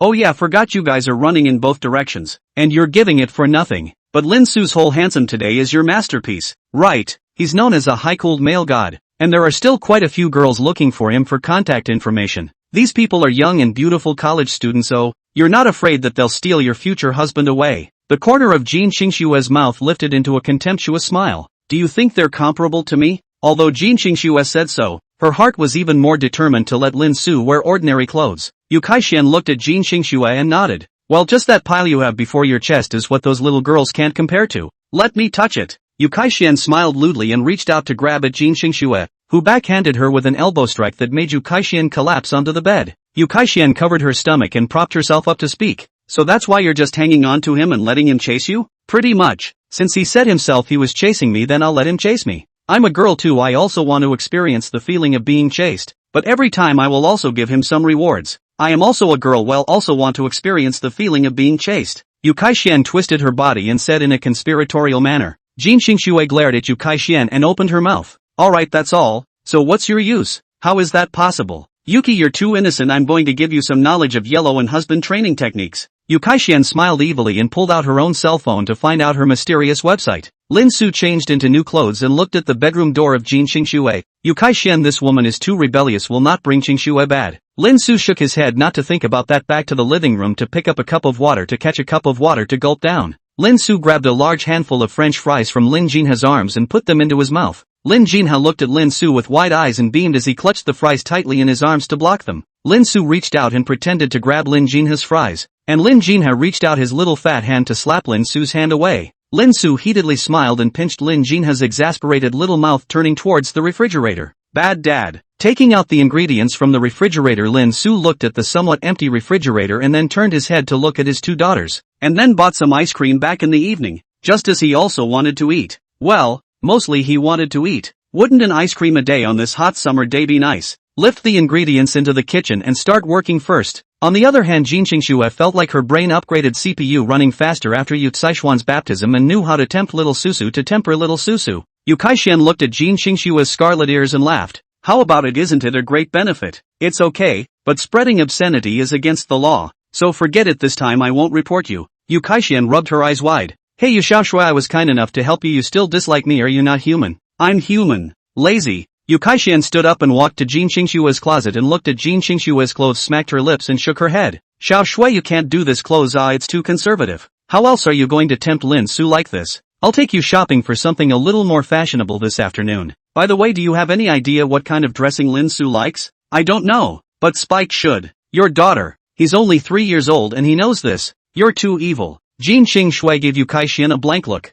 Spike is from the future, surely he knows what I wear in the future when I'm with Lin Su. Well, that makes sense. Then you should call your daughter in quickly. I don't want my daughter to learn crookedness from you. I'll just go straight to get Lin Su's cell phone and look at it. Rinsu will give you a cell phone. Why not? It's just a cell phone. Don't you know? Boys usually have study materials in their cell phones and it's at least several gigabytes. Yu Kai-shian said as she leaned over Jin Qingxue's shoulder. You quickly go and bring Lin Su's cell phone over so I can see what fun is in store. Yu Kai-shian smiled and scratched her hand excitedly. Jin Qingxue thought about it. She was indeed quite interested. Alright, I'll go get it. You sit properly for me, don't mess with me. Aha. Yu Kai-shian nodded as if she was harmless, and Jin Qingxue walked out of the room to the living room to look towards the kitchen. Jin Qingxue watched Lin Su change his clothes, secretly nodding in his heart. Not bad obedience. Lin Su heard the footsteps behind him and turned his head to see that it was Jin Qingxue, who instantly revealed a smiling face. How about you come and see? I'm going to make mapo tofu, kung pao chicken, stir-fried broccoli and tomato egg soup. Jin Qingxue looked at it then nodded. Not bad. Where's your cell phone? I'll use your cell phone. What are you doing? This and Yu Kai-shian chatted for a bit and then came to take her phone. Lin Su had to suspect some kind of conspiracy. Jin Qingxue's eyes were cold, revealing a chill. Lin Su hurriedly wiped his apron and took out his cell phone from his pants pocket, handing it to Jin Qingxue while muttering, "Is it necessary to stare at me? I'm not just asking what to do." Jin Qingxue took the phone and smiled. Slim jade hand gently patted Lin Su's shoulder lying beside Lin Su's ear. Lin Su exhaled like orchids. Performance is good. Reward you at night. After saying that, Jin Qingxue took her cell phone and turned to leave. Lin Su looked at Jin Qingxue's back and froze. What kind of reward? Speak up. Damn Riddler, get out of Gotham. Chapter 45, A Bad Feeling. Jin Qingxue returned to the bedroom with her cell phone and sat down beside Yu Kai-shian, Who got up and looked at the cell phone in Jin Xingshue's hand? Jin Xingxue clicked on her cell phone and entered her password to unlock it successfully. Hey, do you know what the code means? The day we met. Yu Kaixian froze for a moment, then knocked Jin Xingshue's shoulder. Lin Su, this kid cannot kinda will. What to watch next? Take a look at the likes and favorites of Douyin.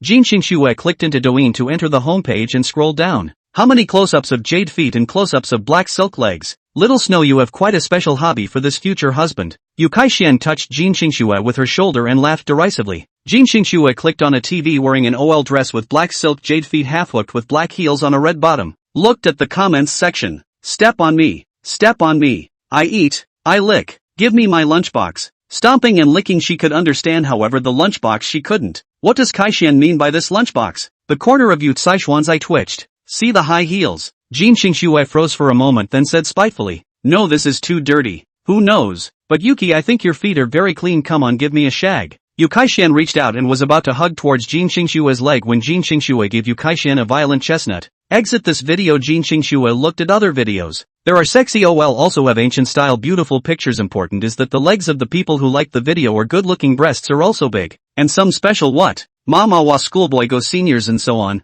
Jin Xingxue went back to look at the video of the OL set. The home is only the OL set, should we change it to reward him? Yu Kaixian looked at Jin Xingxue's thoughtful look as she watched the OL set video and spoke. Little Shui, you're thinking of rewarding her now? No.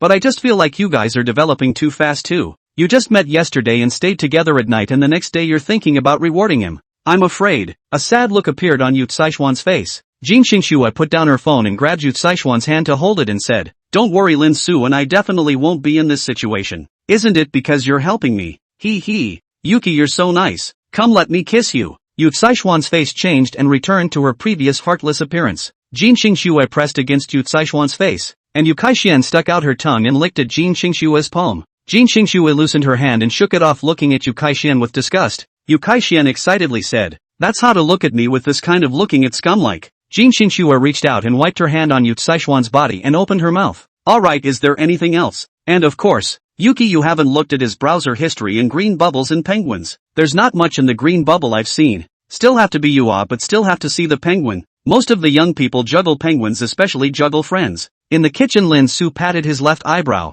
His eyelids had been jumping ever since Jin Xingxue took his cell phone, and there was an ominous feeling surrounding him. Man, crying is not tired. Lin Su sang obliviously. Lin Jinsui looked up in the direction of the kitchen, scratching his head. Is Dad having an attack? A message tone suddenly ding-donged from Lin Su's cell phone in the bedroom. Message pop-ups pop up. Hey, Xiao Shui, look at this. Someone is looking for Lin Su and is still in the up hand. This must be someone who wants to ask Lin Su out. Jin Xingxue glanced at the gossiping Yu Kaixian and opened the green bubble to tap into this person's chat interface. Xiao Shui, this person or just this morning added, Hey, is not those women see Lin Su too handsome added. Little Snow, you still can't temper it. Lin Su would even agree to add someone else's friend. Jin Xingxue gave Yu Kaixian a glance. Unknown full picture. Do not comment, do not understand. Know that a lot of misunderstandings are generated by suspicion. Yu Kaixian reached up and clapped her hand over her mouth in a shut-up motion. But you have a point, he did misbehave a bit. Hearing Jin Xingxue's words, Yu Kaixian rolled her eyes. Double standard monster. Hey, here we go again. That Lin Su student, in order to repay you for saving my life at night, I would like to treat you to a meal, can I? Saved by the bell. Another Yuki. Jin Xingxue thought for a moment and spoke. He told me that a girl bumped into him in the morning. It should be this matter. I'll see if it's on the forum. Found it. Blonde Lolita bumped into a high-cooled male god and was hugged by the high-cooled male god. What kind of divine unfolding is this? Yu Kaixian spat out the title of this thread. What you see, shock department. Click in and see. Jin Xingxue spoke. Yu Kaixian clicked her finger into the post and looked at it, then said with interest, Hey, you really don't say that this is indeed quite like the beginning of an idol drama. The heroine bumps into the hero and the hero bumps into the heroine. And that's a cute height difference. Jin Xingxue stared at Yu Kaixian without saying anything. Yu Kaixian smiled sardonically. This woman isn't good looking at all and is still an airfield. How can she compare to you? Yu Kaixian exasperately said. Jin Xingxue looked at the comments below. Good knock. The most adorable height difference between the nerdy Lolita and the tall and cold male god. Yeah, and it's rumored that this loli is also the Academy's flower girl. This what idol theater into reality. The male lead that waist hugging action, crispy broken legs. I directly screamed until my roommate hit me. Emoji, screaming chicken scream. Art Academy flower times high cold male god. Sisters, look at this sneak peek side face comparison picture. This eyelash shadow kills me. civil affairs I move. According to the impact mechanics formula, it takes a precise 51.2 kilograms weight difference to be able to hit this hugging angle, suggesting that the Nobel Prize for couples be declared. P.S. I'm a grad student. A glance at the thimble upstairs to learn madness. Jin Xingxue looked back at Lin Su's cell phone, finger hovering over the chat message with an inexplicable glint in her eyes. Knock knock. Ao Yuki. Jin Xingxue loosened her fingers to exit the background to clean up and close her phone, taking it towards the door. Opening the door open, Lin Su scowled and spoke. That Xingxue, I have something to use my cell phone, can I? Chapter 46, Lin Su Seek Your Own Fortunes. After saying that, Lin Su looked at Jin Xingxue as a cold pool of Komai's brain running at a rapid pace. Xingxue, my father broke his leg before I make a call to go back and ask about the situation. Jin Xingxue's to be certain in waves. Uncle broke his leg, is it alright? Do you want me to arrange for someone to take uncle over? No, it's just a broken leg, nothing serious. Sniffing Jin Xingxue's mind appeared a phrase, great filial son. Okay, you wait. Jin Xingxue turned back to the bed and picked up her cell phone and returned to the door to hand it to Lin Su. Lin Su took the phone and spoke. Then you guys chat, I'll leave first. After Jin Xingxue closed the door, Lin Su picked up his cell phone and looked at the douyin. So many concerns were cancelled, all of which were beautiful women. Lin Su shook his head. Did he have to create a trumpet? As the saying goes, looking at a beautiful woman prolongs your life, and a day without looking at your body is unbearable. Going back into the browser, untraceable browsing, no browsing history, looked at the favorites were not deleted. Lin Su trembling fingers on the delete button. No, this is he was hard to find and write a novel. Rub asterisk side part, still have to learn on this, but stay alive and clean must have. Lin Su gritted his teeth and walked towards his bedroom. The bedroom door behind him clicked after Lin Su left. Jin Xingxue stood in the doorway and looked at Lin Su's back. A dark aura flashed in her eyes. Little Su Su, you do not seem to call. Do not let me down. Yu Kaishan looked at Jin Xingxue behind Jin Xingxue and felt the coldness emanating from Jin Xingxue's body and shivered. Lin Su, seek your own happiness. Lin Su returned to the bedroom to turn the computer on to log on to WeChat. And just as soon as he logged on, the sound of WeChat drip drip drip drip sounded. Lin Su moved the mouse and clicked in to take a look. Invited him to dinner if he didn't eat. She kept pestering him and said a bunch of stuff about how there was this thing on the school forum. She didn't invite her to look like she was very uneducated. It's on the school forum? Lin Su clicked in and looked at it, then looked at the phone speechlessly. These people really have nothing to do.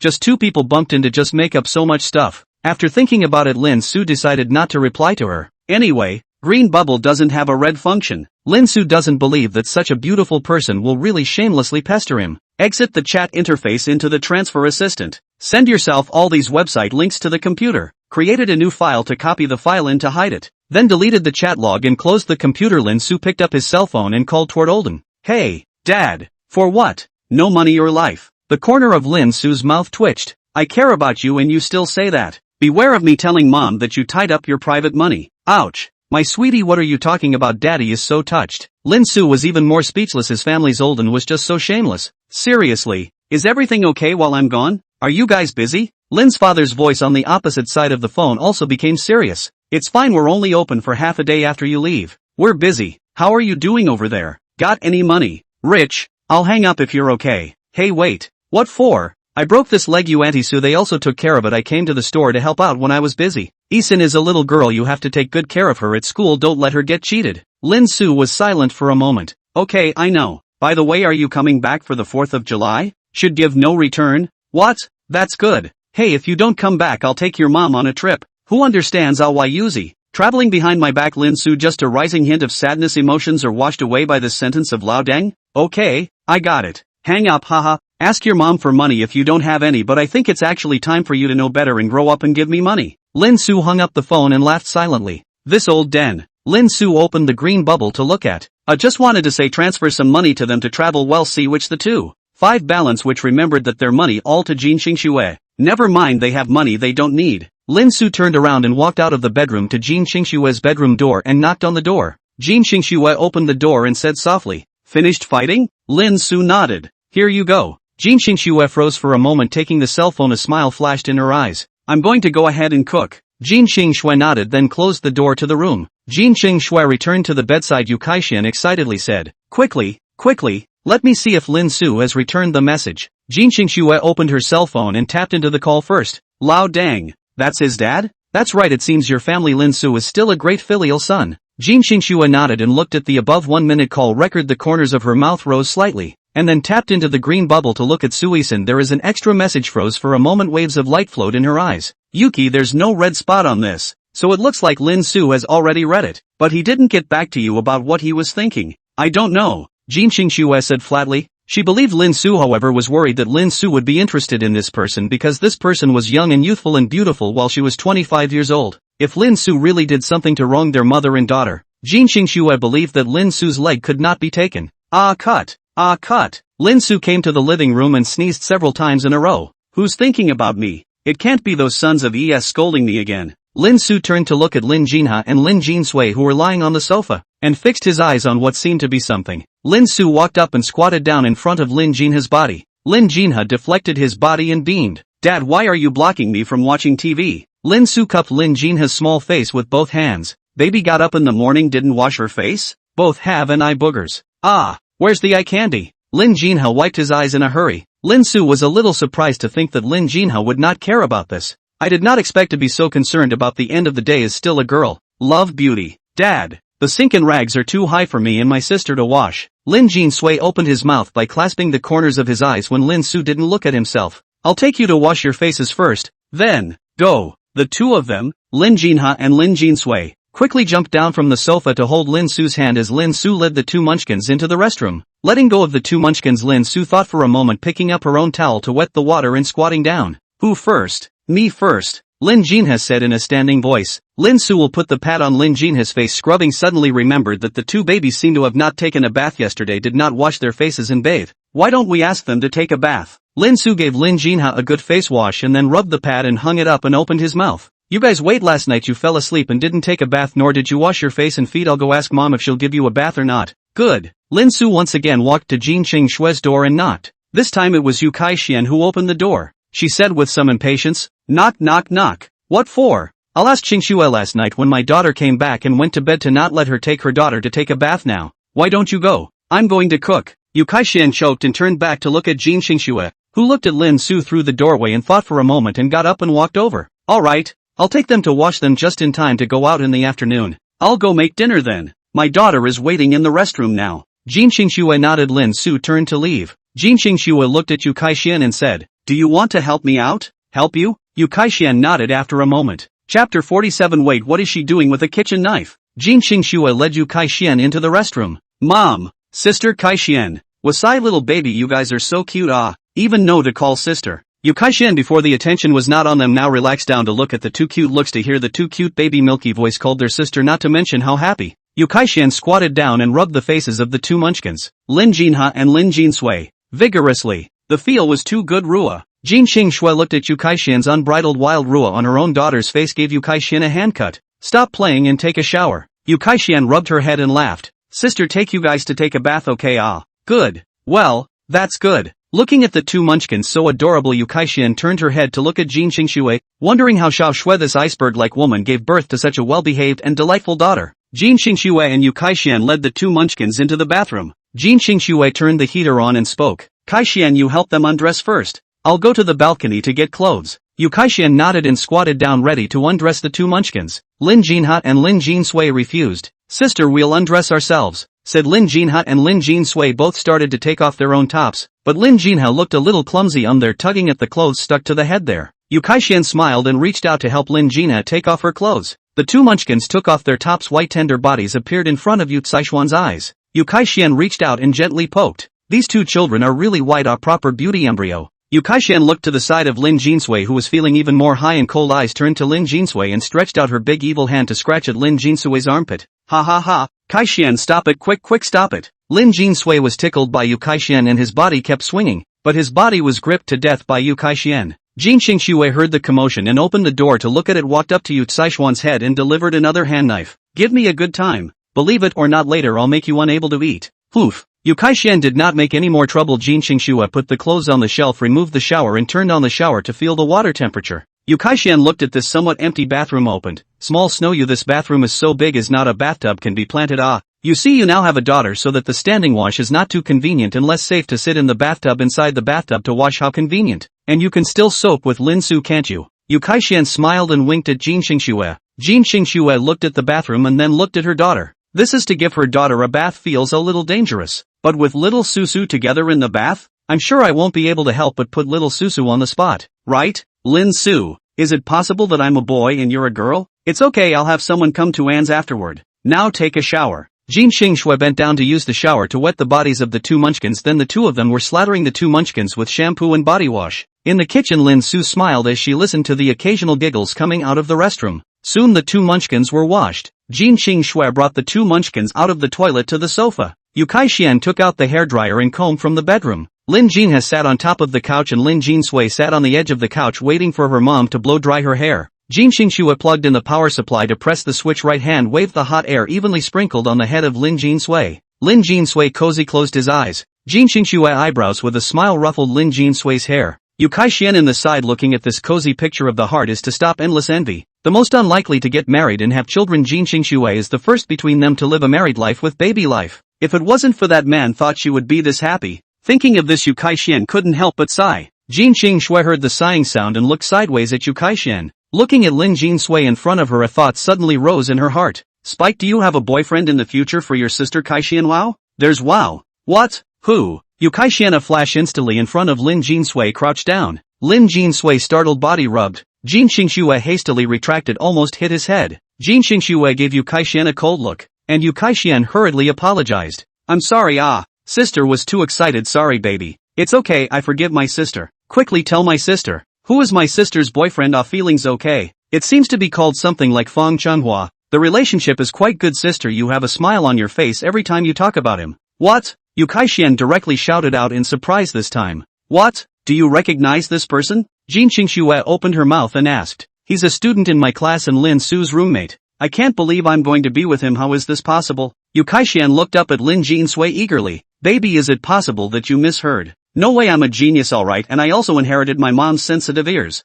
Sister, you don't believe me, I don't like you anymore. Of course I believe you. Just wait. Yu Kai-shian took out her cell phone and flipped through it to find a photo. Baby, can you see if it's this person? Well, it's a lot younger, but you can tell it's him. I didn't realize it was really him. Going to get to know him yourself? Yu Kai-shian shook her head and asked again. So how long have we been talking? I don't know about that, but I think I've heard my mom say when you guys are having a wedding or something that you're in your 30s. What's wrong with being in your 30s yourself? Wait until you are in your 30s, surely you will still be as beautiful as you are now. However, they have actually reached the point of marriage with Fang Changhua. They were previously hurt by that scum man, did not expect to be able to marry Fang Changhua. Is Fang Changhua really their own dish? Yu Kai-shian squatted and fell into deep thought, while Jin Xingxue silently blew Lin Jinsui's hair. After blow-drying Lin Jinsui's hair, Jin Xingxue spoke. Since we learned that this person is also Lin Su's roommate, if you're torn then ask Lin Su. But this one is the one you'll be with in the future, and it may be very different from the one you're with now. Then isn't it the same with you and Rinsu? You and Rinsu are also the future of the metropolis. He's still just an 18-year-old brat now. I'm not like him. What's different? You don't understand even if you say it. You'll know when you have a child. And through a child you can easily see if someone is really good for you. Don't you talk crap. I have kids. And that woman of yours. Yu Kai-shian didn't finish her sentence. Jin Xingxue but understand paused for a moment, did not say anything more, turned his head and called Lin Jinha over to start blowing Lin Jinha's hair. After blow-drying Lin Jinha's hair, Jin Xingxue shoved the hairdryer and comb into Yu Caishuan's arms. Take it and put it away, said Jin Xingxue, went toward the kitchen. Came to the kitchen, Lin Su just turned around. What are you doing over here? Here fumes heavy green tea out. Jin Xingxue looked at Lin Su's eyes and didn't say anything. Lin Su paused for a moment and put down the shovel somewhat worriedly. What's wrong? Jin Xingxue smiled and shook her head. Nothing? Get out of here. It's the last course. Let me scoop the rice. After saying that, Jin Xingxue walked into the kitchen. Lin Su also cannot block, can only watch. Jin Xingxue will pick up the kitchen knife. Wait, what is she doing with the kitchen knife? Jin Xingxue shook the chopper, turned her head and gave Lin Su a mysterious smile, then put the chopper down, then opened the cupboard and took out the bowls. Lin Su looked at Jin Xingxue's smile as she held the knife to herself and gulped, momentarily thinking of all the bad things he had done. There's nothing to piss her off. Scare yourself. Lin Su shook his head in disbelief and picked up the plate to shovel the last of the sautéed broccoli onto the plate,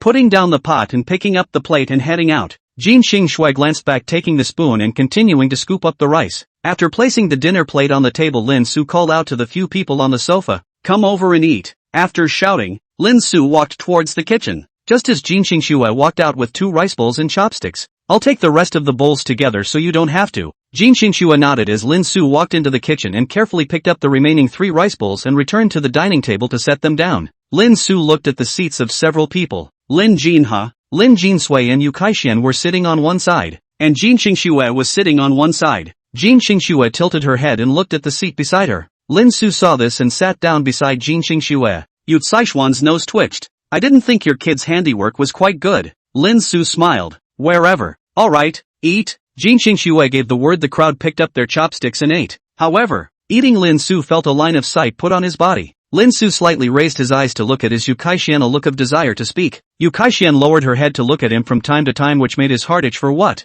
Lin Su tilted his head towards Jin Xingxue and asked in a small voice. Why is sister Yu looking at me all the time and looking like she wants to say something? Jin Xingxue glanced at Yu Kaixuan and said softly, it's nothing, you don't have to care, it's her own business. Chapter 48, I'm going to dinner with that girl. Lin Su nodded back to the right body to eat quietly. A few people quietly finished lunch. Lin Su got up and began to clean up the dishes. Yu Kaixuan hurriedly followed and got up. I'll do it. You and Xiao Shui rest. Lin Su stopped Yu Kaixuan and said, no need. Sister Yu, how can you wash the dishes when you're such a big beautiful woman? Just sit properly. Yu Kaixuan froze for a moment, then smiled to herself. Am I a great beauty? Then why does no one like me? And you boys played me like a brother. Lin Su looked at Yu Kaixuan. Yu Kaixuan is indeed a big beauty, however the outfit looks a bit old-fashioned. Sister Yu, you are wearing too old-fashioned, right? You will definitely look good in a different outfit. Lin Su's words fell. Jin Xingxue also followed and opened her mouth. Kaixuan, you indeed haven't dressed up for too long. When you go shopping this afternoon, you also follow along to buy a few new clothes. Ah! Before Yu Kaixuan could react, Lin Su reacted strongly and shouted out.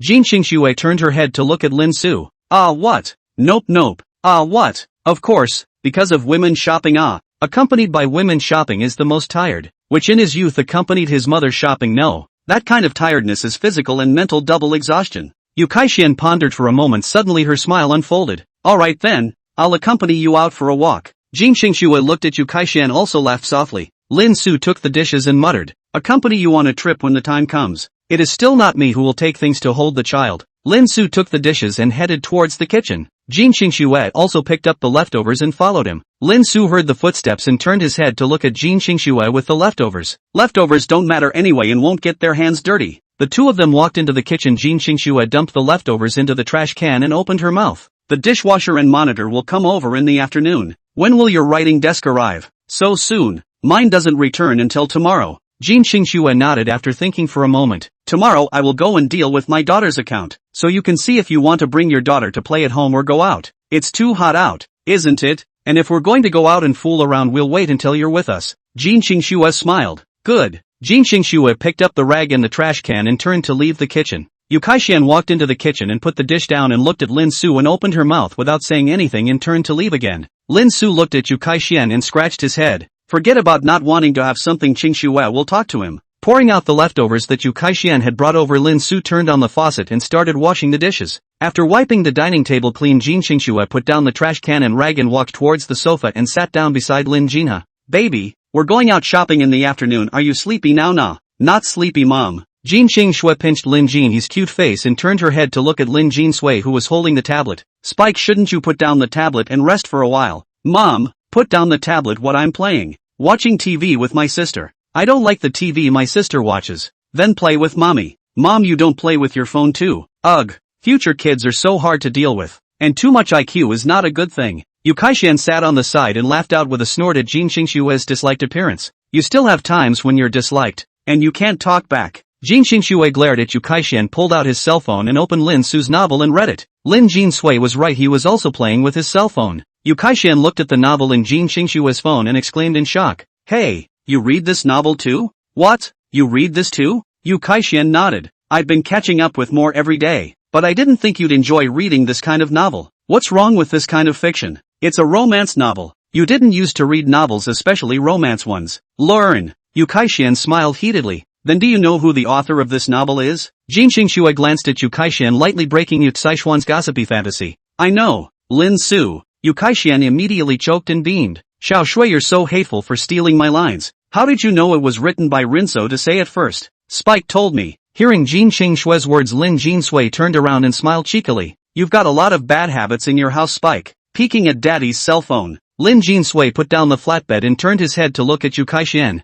Kaixuan's sister, you say so is not right. I am daddy's daughter. Daddy's things were originally mine. Ha ha ha. What a father's kindness and son's filial piety. Jin Xingxue sat on the sofa and looked at Lin Jinsui, suddenly remembered that Lin Su's cell phone he hadn't taken out yet, and got up and walked towards the bedroom. Coming to the bedroom, Jin Xingxue picked up her cell phone and paused for a moment to unlock it and look at it. There was another notification from Green Bubble. Jin Xingxue clicked in and found that it was the same woman who had sent it saying how he was ignoring him. Jin Xingxue exited the Green Bubble, shutting her phone off, and returned to the couch, placing her phone on the coffee table and then laying there juggling her phone. Lin Su washed the dishes and walked out to the sofa ready to ask what Jin Xingxue's cell phone were. Turned his eyes and saw his cell phone on the coffee table. Lin Su took his cell phone up and tapped it in to see if there were any messages. Hiss. How is this female still pestering herself so persevering? Drip. The message tone sounded. Lin Su lowered his head, and Jin Xingxue also implicitly looked up at Lin Su. And the hand that clutched the cell phone could not help but exert itself. Bruises protruded in the white hand. Classmate, I'm with my roommate. You bring your roommate too, so that's okay. Lin Su touched his chin and thought for a moment.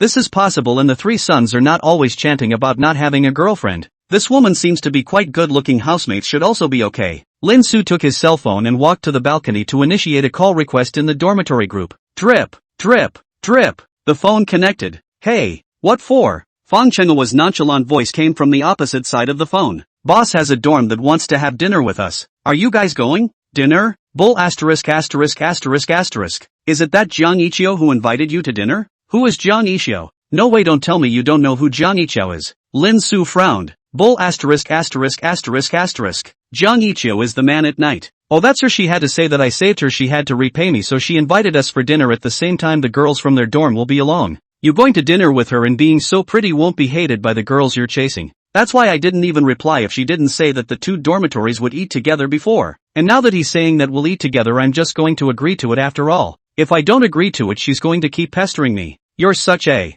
delicate lowly pestering you, and you still resent it. You just go or not. I'll ask them. Hey, Lin Su said that Jiang Yiqiu and her roommate are going to invite us for dinner. Go or not? Fang Chenghua turned his head to look at the two lung mist lying on the bed and opened his mouth to shout. When? They told me to ask you when. It should be afternoon. Afternoon. Go on then. Hear that? Hear that? Well, no more for you guys. Lin Su hung up the phone back to the sofa and sat down, looking at Jin Xingxue. Opened his mouth. Xingxue, I did not say in the morning that there is a female bumped into me. She and her roommate want to invite our dormitory people to dinner. I agree or not? Hearing Lin Su ask for his opinion, Jin Xingxue, the coldness around his body suddenly dissipated. Yu Kaixian sighed with relief that pressure is too scary. I really don't know how Lin Su will be able to withstand it in the future. When? This afternoon. Go on, don't waste someone's heart. Lin Su nodded and continued to ask. By the way, when isn't dishwasher guy coming? When do we go out? The security guards will bring in the installers. We don't need to care. Take a break and leave at 1 o'clock.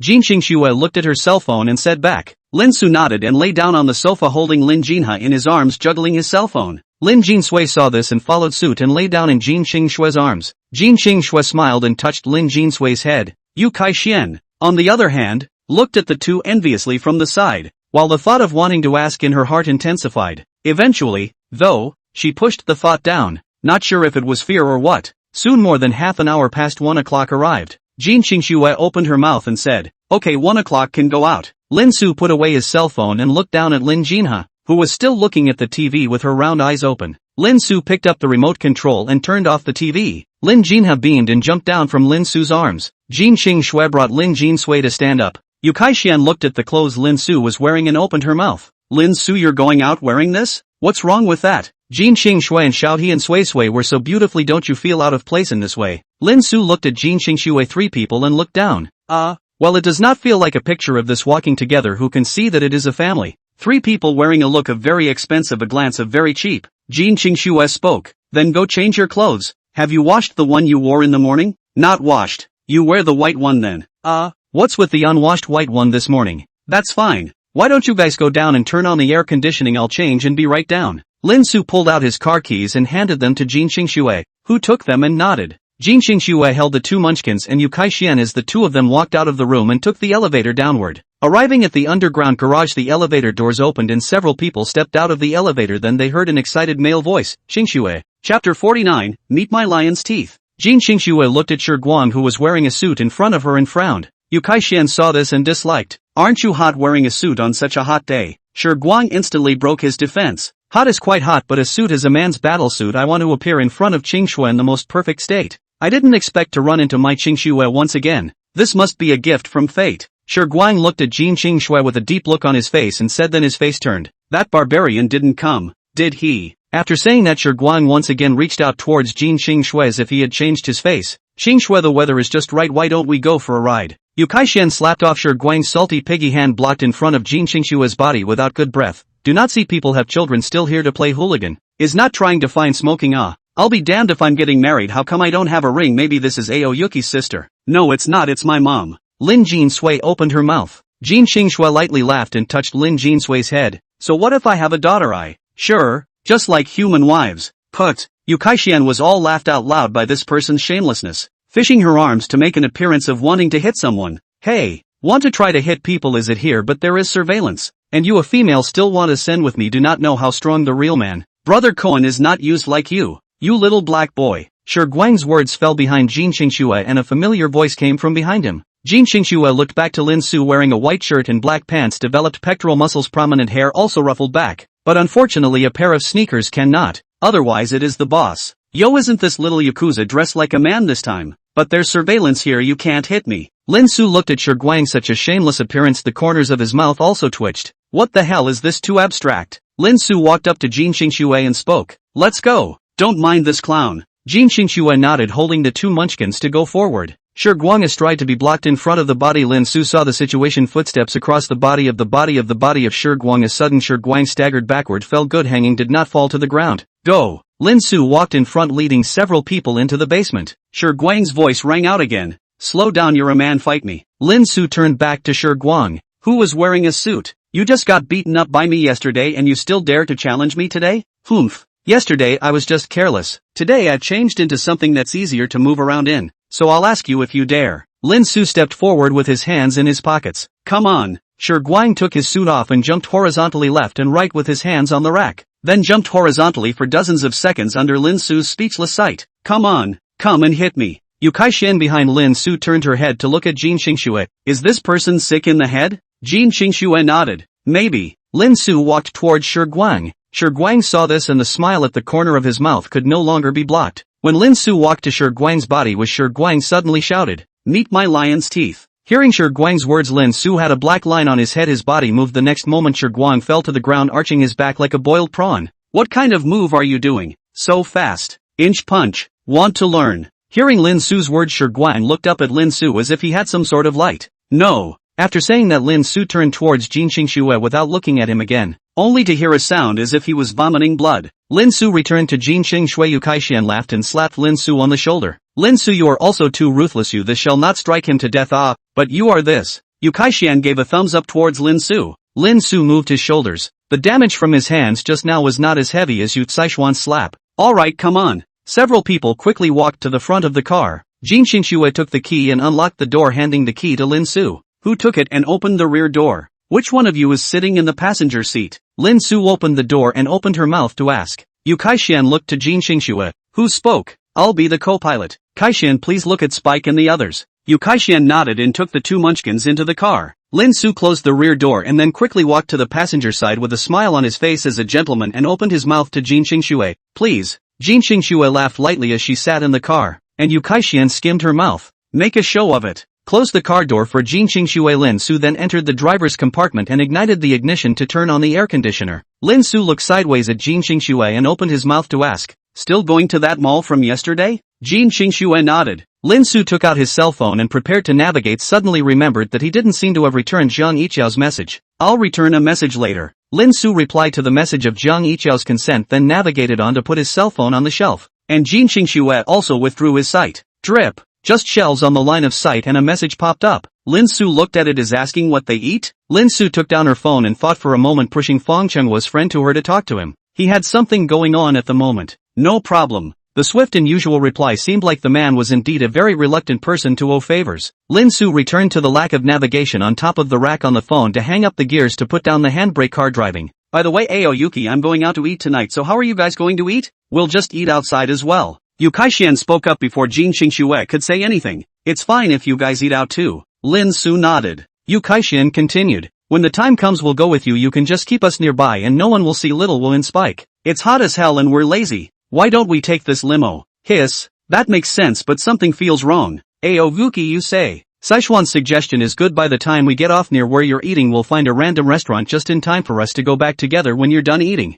That's fine, but are we going to be shopping that long? Dinner is at least 5 o'clock, and it's only 1 o'clock now. It's early. How do you know you can't hang out that long? Have fun driving your car. I'll squint for a while. Chapter 50, Peeling Off Lin Su's Skin. Jin Qingxue closed her eyes. Lin Su stopped talking and focused on driving. The car was so quiet that only the low roar of the engine remained, until the cell phone rang piercingly. Bam! Bam! You're too beautiful for basketball and too dangerous. Ouch, what are you doing? Lin Su's scalp went numb, and he busily said, Qingxue, the phone is ringing, help me answer it. Jin Qingxue opened her eyes, glanced at Lin Su, and tapped on the connection. Hey, Dick, why are you pushing someone on me? Such a beautiful beauty doesn't interest you? Fang Chenghua's voice came out from the receiver with derision. A cold line of sight instantly stabbed at Lin Su, and he broke out in a cold sweat as he hurriedly explained. What are you talking nonsense about? Didn't I say I have someone I like? When did you say that? Fang Chenghua was confused. In class in the morning. Lin Su gritted her teeth. Get to the point. What are you looking for me for?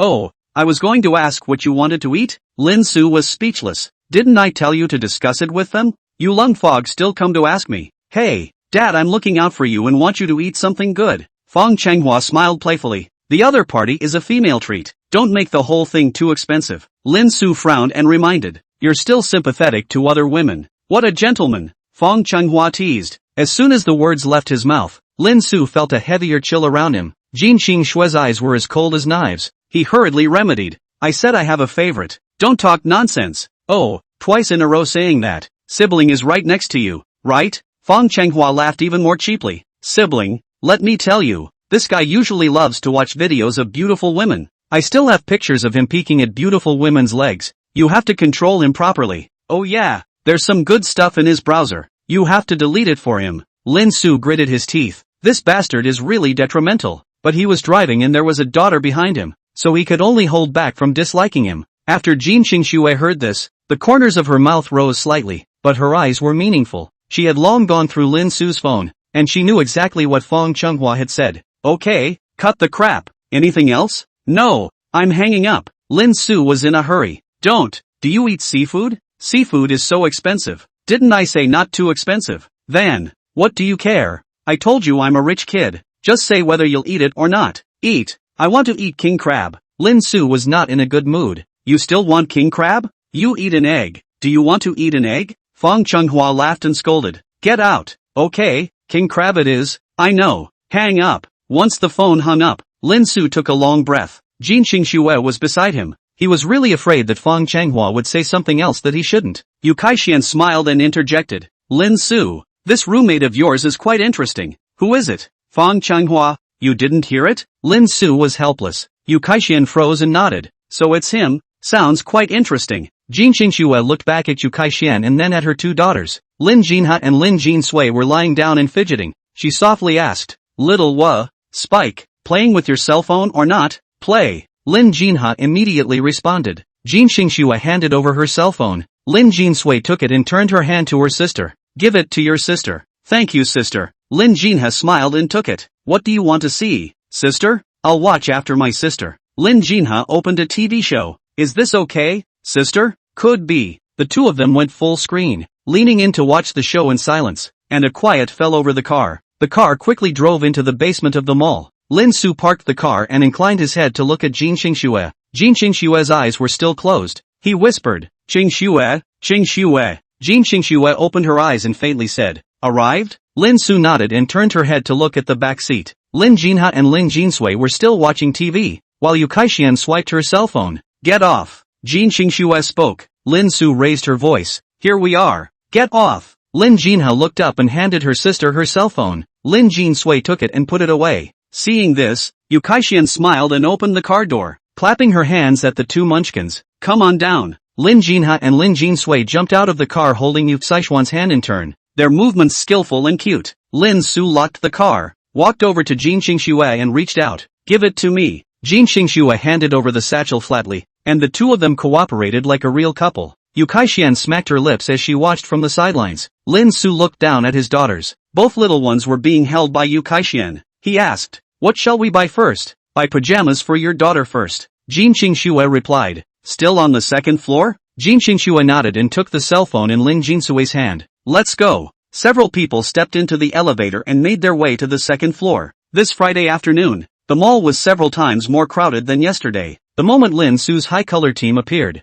they immediately attracted countless gazes. Many of the men in the couples couldn't help but steal glances and were grabbed by their female partners by the ears or pinched. Grimacing in pain, Lin Su frowned straight away as he watched. But what Jin Xingxue was concerned about was the other side. She keenly caught the sight of many girls casting their eyes at Lin Su, and even heard them talking. That guy is so handsome. Go ask for green bubbles. Come on, can't you see that he has two little munchkins with him? Those two munchkins look so much like them. They must be married and have babies. It can't be. They don't even have rings on their hands and they look so young. But these two munchkins are so cute and want to RUA. Jin Xingxue's eyes went cold as she glanced sideways at Lin Su's fingers. Lin Su noticed her gaze and wondered. What's wrong? Jin Xingxue shook her head. Let's go. Yu Kaixian held the two children and came over to Jin Xingxue's side, whispering and teasing, regretting letting Lin Su dress so handsomely. Right? Jin Xingxue glanced at her. I wonder who made Lin Su change her clothes. Hey, I asked for your opinion, and in the end, it wasn't your decision? Yu Kaixian was unconvinced. You ungrateful and disloyal person. Jin Xingxue coldly disliked back. Yu Kaixian opened her mouth. Forget it, she couldn't fight Jin Xingxue anyway. Just then, a girl in a beige knit dress suddenly stopped them. She had pearl hairpins in her chestnut curls, her wrist perfume smelled sweet, and her eyes stared straight at Lin Su, her eyelashes blinking rapidly. Little brother, can you add a green bubble? I'll do my street interview homework. She raised her cell phone, and the QR code on the screen stung in Jin Xingxue's eyes. Jin Xingxue's eyes were instantly as cold as a chili pool, staring at Lin Su tightly, her murderous aura almost condensing into substance. If Lin Su dared to hesitate for a second, she didn't mind stripping Lin Su of this dog-skin clothing on the spot. Lin Su felt the sharp and piercing sight, gulped, and decisively refused. Sorry, I don't add green bubbles. I'm already married. Ha? Married so young? The girl was surprised. So this is your wife? The girl looked to Jin Xingxue. Lin Su nodded slightly. The girl's small face blushed and she busily said, Excuse me, then ran back to her two companions not far away. The coldness in Jin Xingxue's eyes dispersed and the corners of her mouth rose lightly. Satisfied with Lin Su's answer, Lin Su also breathed a sigh of relief. The pressure just now almost suffocated him. Chapter 51, You think I haven't seen One Punch Man? Alright, let's go. Don't suck people's eyes here. Jin Xingxue put away her smile. The few people continued to walk forward, and within a few minutes, Jin Xingxue stopped in her tracks. Lin Su took a look and realized it was a men's suit store. The corner of her mouth twitched. You're not going to buy me a suit, are you? Jin Xingxue said indifferently. Still not happy about buying you clothes? Gladly, gladly. What else could Lin Su do? Eat soft food the hard way. The corners of Jin Xingxue's mouth rose slightly as she stepped into the store. Yu Kaixian followed up and asked in a low voice, Don't you think Lin Su is too attractive? Still buying a suit? Isn't this more handsome to wear? The suit will only appear when I'm with him. Jin Xingxue's tone was firm. I don't want to pretend to be a pig. If I dress scantily while Lin Su dresses ordinary, people will laugh at him. Moreover, Xiao He and Spike are dressed so nicely. Lin Su, as a father, can't afford to lose his image in his daughter's heart. Oh yo, you kinda know. Yu Kaixian teased. Not bad for a future wife. Jin Xingxue ignored her and continued to walk inside, Lin Su leading her two daughters to follow behind. A young female clerk greeted her. Hello, are you in need of a customized suit? What's with the customization? It's too troublesome, Lin Su muttered. Jin Xingxue gouged him out and pulled out a black card from her satchel. I want the best. The female clerk's eyes lit up when she saw the black card. Wait a moment, I'll call the boss. Lin Su surveyed the store, vintage style, wooden floors, and an old-school vibe. He guessed the owner was mostly an old man. Sure enough, an old man in his 60s walked out. His eyes lit up when he saw Lin Su, and he went up to him and squeezed his shoulders, arms and waist and belly. Great, perfect body. You're the one who's going to customize it. Lin Su resisted the urge to punch someone and nodded. What kind do you want? Xingxue? Lin Su looked at Jin Xingxue. The old man turned his head, and when he saw Jin Xingxue and the two children, his pupils shrunk. Your elder Lu's granddaughter Xingxue, right? Jin Xingxue nodded slightly. You know my grandfather? I've met a few times. The old man smiled and looked at Lin Su again. And this is? This is my husband. These two are my daughters. Jin Xingxue replied blandly. Little Spike, call grandpa. Hello Grandpa Li Yang. The two little ones shouted in unison. Hey, good. The old man smiled from ear to ear. My surname is Li. Single name Young. Just call me by my first name. He paused and then asked. I don't think I've heard of any weddings in your family in the past few years. It hasn't been organized yet because of some problems. Jin Xingxue spoke in a calm tone. Li Yang nodded and stopped asking more questions, turning to Lin Su and circling around him. Come in and sit down first. I'll show you the samples. Xiao Wu, entertain the guests. Got it. The shopgirl led a few people into the lounge area and sat down. Yu Kaixuan came over to Jin Xingxue's side and asked in a low voice, Xingxue, you have an exceptionally nice gown. Won't Lin Su's suit match your gown? I was going to transition here and turn around and have the family designer design a set, but since he knows my grandfather, his skills should be good, so let's try it first. Jin Xingxue replied. By the way, isn't Yen a costume designer? Why don't you look for her? Jin Xingxue gave her a blank look. It's not like she makes suits. You're really dim, but you can ask Yen to design a set of clothes for your family to wear together. Well, that's fine, but it'll have to wait for later. Right now they don't know about us. You won't tell your parents? My mom is especially fond of children, and always says I'm not as good looking as when I was a kid. I'm afraid she'll see Little Harvest and Spike and just hog them and get tired of them every day. I've only just spent a day with them. I don't want to be snatched away by her. Ha ha, Auntie is quite abstract. You don't look like that at all. But Lin Su is quite abstract. You guys complement each other. Jin Xingxue glanced sideways at Lin Su, who was holding her two daughters, and nodded. At this time, Li Yang came over with a suit. See how this one is? Use this one as a template to customize a set for the young man. Jin Xingxue held her chin and looked at it, getting up and saying, Grandpa Li, I'll look at the reverse side. Li Yang turned the suit. Jin Xingxue took a closer look, turned her head and asked Lin Su, what do you think? It should be fine. Lin Su nodded. Jin Xingxue suddenly glanced at Lin Su's shoes and remembered something. Grandpa Li, can you make shoes here? Can. Then make the suit and shoes together, with the best materials. How much? No need for money. Elder Liu has helped me. How can I accept your money? Li Yang waved his hand. No, he's him and I'm me. It's not easy to make a suit. I have to pay for it. A discount then. Material from Sunsum for the suit, and Saijin for the shoes. For a total of $1 million.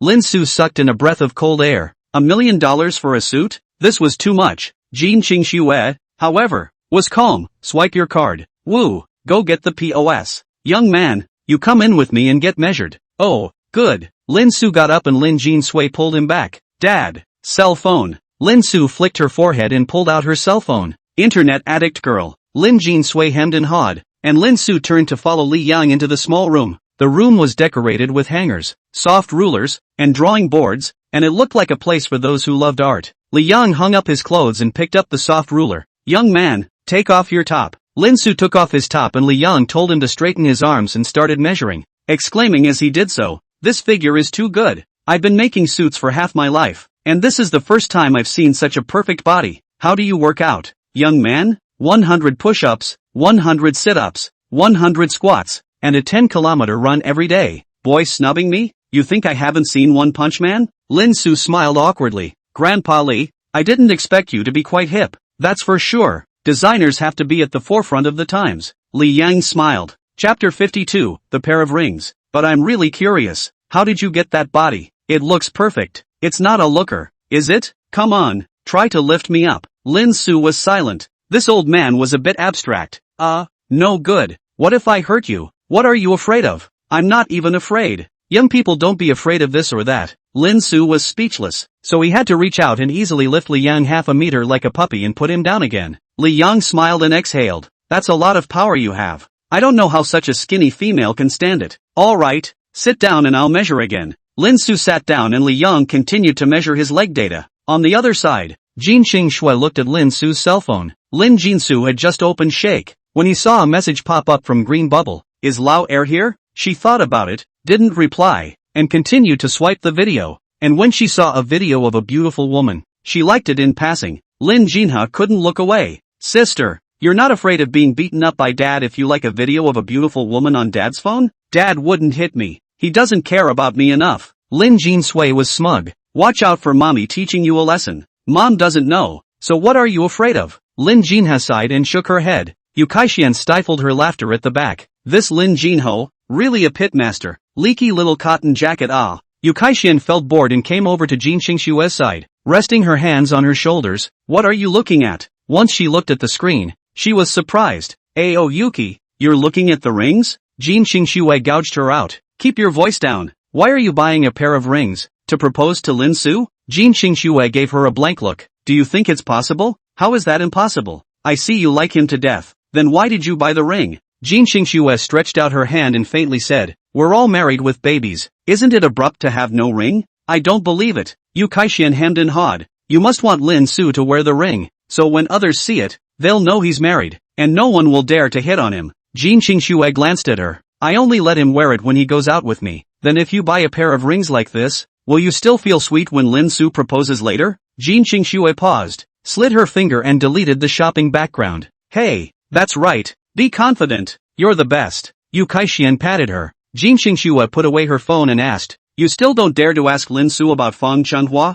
Yu Caixuan's face stiffened. Who says I don't dare? I just don't think it's necessary. Feng Changhua is just a brat. How could I possibly like him? The corner of Jin Xingxue's mouth hooked slightly. When you see him with someone else then, I wonder what you'll think. Humph. Don't bother. At this time, Yu Caixuan's cell phone rang. She looked at Zhang Yanjun. Xiaojun looking for me for what? She got up and walked out of the store and picked up the phone. Hey, what's it to me? Tomorrow is Saturday. Do you want to have dinner together tonight? Zhang Yanjun asked. Why are they all piled together? Yu Kaixian muttered. What did you say? Nothing. I'm fine with it, but you'll have to ask Yuki if she's available. Wouldn't you just ask for me? Then she doesn't have time. I'm too lazy to ask. Ask yourself. Okay, if you don't ask, I'll just go straight to the Zinnia public house and look for her. Hey, I asked. Well, no need for you to ask. I'll go to her myself. Nuwa. Zhang Yanjun laughed lightly. Tell me, are you guys together? Is there something you're hiding from me?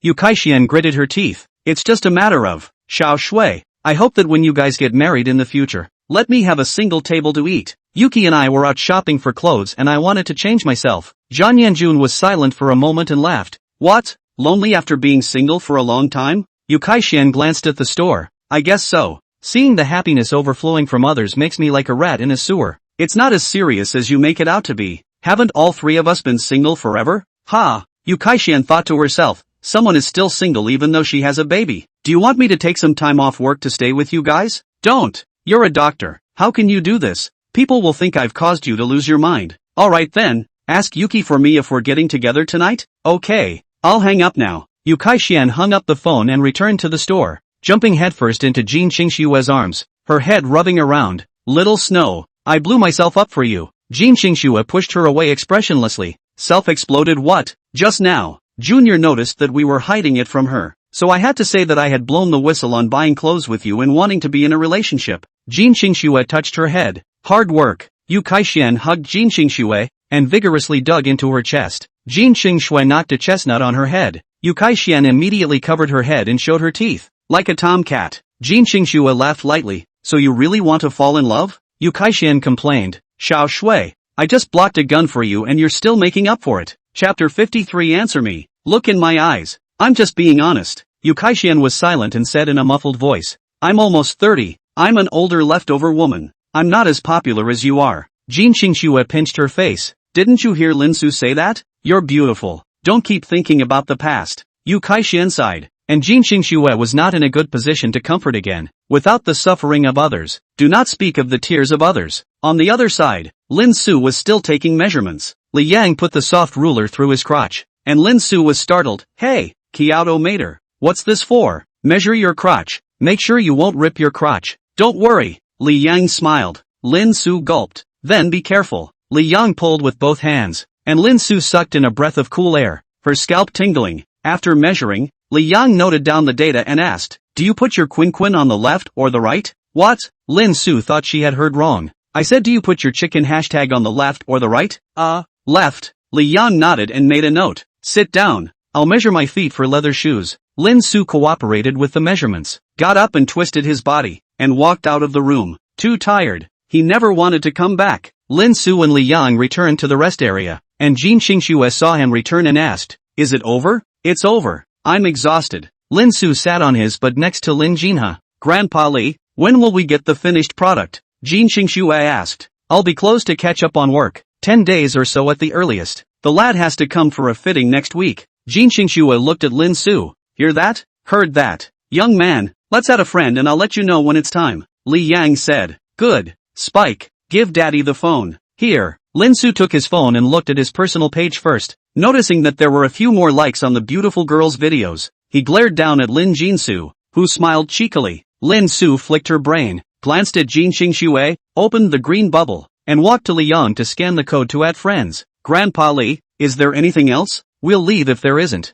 Jin Xingxue asked. Nope. Then we'll leave first. Goodbye Grandpa Li. Take care. Jin Xingxue led the two children outside. Lin Su and Yu Kaixian followed. Lin Su looked down at his cell phone, and Zhang Yiqiao sent a message. Lin Su student. Your roommate chose a hotel with thousands of dollars per person to eat seafood, and he said he'd pay for it. This won't count as me treating you. Do you want to persuade him? Fang Chenghua is really rich. Lin Su called Fang Chenghua directly. Hey, Lao Air, done with your work? Aha. Zhang Yiqiao said you picked a hotel with thousands of dollars per person for seafood? Yeah, don't worry. I'll pay for it. Brother is a rich kid. It's not about that. She invited me. Doesn't that make you us inviting her? Hearing Lin Su's words, Jin Xingxue slowed down her steps and focused her attention over. Hey, it's my treat. Next time she'll invite me. It's good to be in a relationship. In case we see eye to eye, then we'll have a reason to ask her out for dinner. Lin Su was speechless. That's what you really think, right? I've checked. Zhang Yiqiao's roommates all have good face value. Anyway, don't Kuzei and Fang Chenghua always say they're single dogs? Let's give it a try. Whatever. Have you chosen yet? Send me the location. Ajk. Hang on. Fang Chenghua sent the address. Lin Su took a look at it and turned his head to Jin Xingxue. Xingxue, this time it's seafood in a hotel. It's right here in the mall. There should be a restaurant. Why don't you guys eat here? Before Jin Xingxue could answer, Lin Jinsui tugged at her and whispered, Mom, I want to eat seafood too. Jin Xingxue looked down at her daughter. Mother and daughter were connected. She instantly understood. Since my daughter wants to eat seafood, we'll go together. You'll be with your roommate, and I'll be with Kaixian. Lin Su thought about it and thought it was fine. Okay, but you have to tell your daughter in advance. Don't call me dad in front of them, and don't talk. Jin Xingxue nodded her head and the few people continued to walk forward. Yu Kaixian came over to Jin Xingxue's side and whispered, Your daughter is also too smart. She's practically a leaky little cotton-padded jacket. I really wonder what Lin Su would think if he knew his daughter had been backstabbing him. His own daughter. What else could he think? It's still spoiled. I hope that my future daughters will also turn toward me and not backstab me. The corners of Jin Xingxue's mouth hooked slightly. You're thinking of having a baby before you're even in a relationship. You're really hungry. Just you wait. I'll have a yellow hair tool when your baby. Not only am I going to give birth, I'm dragging Junior and Yen with me. Just you? By the time you have kids, Wo and Spike will be in at least 5th grade. So how can you possibly look at your little brat? And don't dare touch my baby. I'll bust your ass. Humph. Do you believe I can give birth in 3 years? Then my child will be 6 or 7 years younger than your daughter. The same age difference as you and Lin Su. Jin Xingxue stopped and gave Yu Kaixian a handcut. You're really hungry. Lin Su put away her cell phone, walked over and asked, Sister Xian, are you going to the welcome party tomorrow? I'm a counselor, so I'm definitely going. Why do you ask? Nothing, just asking. Why don't you ask your family? Xingxue? Hearing the word you're home, Lin Su glanced at Jin Xingxue and saw that she didn't react. I think Xingxue is so cool. She definitely won't go. Indeed, and she hasn't been there before. Mom, what's the orientation party? Can I go? Lin Jinha looked up and asked, why does baby want to go to the orientation party? Jin Xingxue was a bit surprised. Xiao he usually wasn't interested in anything. Sister likes to be lively and usually watches variety shows. She probably heard the word party. Lin Jinsui explained. Really? Lin Jinha nodded. Yu Kaixian interjected. Xingxue, this time there are students from the next door conservatory performing, and there are rumored to be stars as well. Want to bring the kids to see it? Let's get a small room. Jin Xingxue looked down and asked the two children, do you want to go? Both little ones nodded at the same time. Lin Su also came to join in the fun. Sister Xian, you guys have an inside track? Shouldn't you bring me along? Yu Kaixian blankly glanced at him. You're not joining your roommate? Lin Su was caught in a dilemma, love a brother or love a woman. Fang Chenghua, I went through the trouble of buying tickets for you and ordering you your favorite king crab, and you're even thinking about loving a brother or a woman. Are you still a real man? Answer me. Look in my eyes. Tell me why. Chapter 54, Mom, will you let Dad kneel on the keyboard? I'll stay with them for a while and come back when it's over halfway through, just so I can go straight when it's over. Yes. Jin Xingxue opened her mouth and said. This also prevented him from getting his hands dirty. Hey, wait, Junior lives with me she's definitely going to see it too. Then you're with her, I'll stay alone with Spike and the girls. Jin Xingxue said flatly. You're really relentless. Then fine, I'll sit outside with Junior. You guys stay inside by yourselves. Aha. A few people walked and talked. Jin Xingshui stopped again. Lin Su turned his head to look at a women's clothing store. Xingshui, you want to buy clothes? Kai Xian wants to buy it. Lin Su froze for a moment, then remembered what he said earlier at noon, then smiled wickedly. Sister, you didn't expect you to put my words so much in your heart. Ah, I'm really flattered. Ah. Yu Kai Xian nonchalantly stomped on Lin Su's foot. Why can't sister want to buy clothes? Can. Of course can our sister, you is too beautiful. Lin Su pounded his foot and said, let's go. Yu Kai Xian stepped into the store, and the two followed with their children. Hello and welcome. Yu Kai Xian stopped her steps and turned her head to look at Lin Su. Lin Su, with your manly gaze, what clothes do I look good in? Ah. Lin Su looked at Jin Xingshui, and Jin Xingshui nodded with secret satisfaction. Little Susu was really good. Ah. This is all asked me. Say it. Yusan, you're wearing pants or something like that. Why don't you try a skirt instead? Change her skirt? She hasn't worn a skirt in ages. Yu Kai Xian smiled. Then let's do what you want. Do you want to help me pick it out? Lin Su waved his hand. No, I can't do my aesthetics. It's better to let Qing Shui help you. Wifey, Yu Kai Xian muttered, turning her head to Jin Xingshui.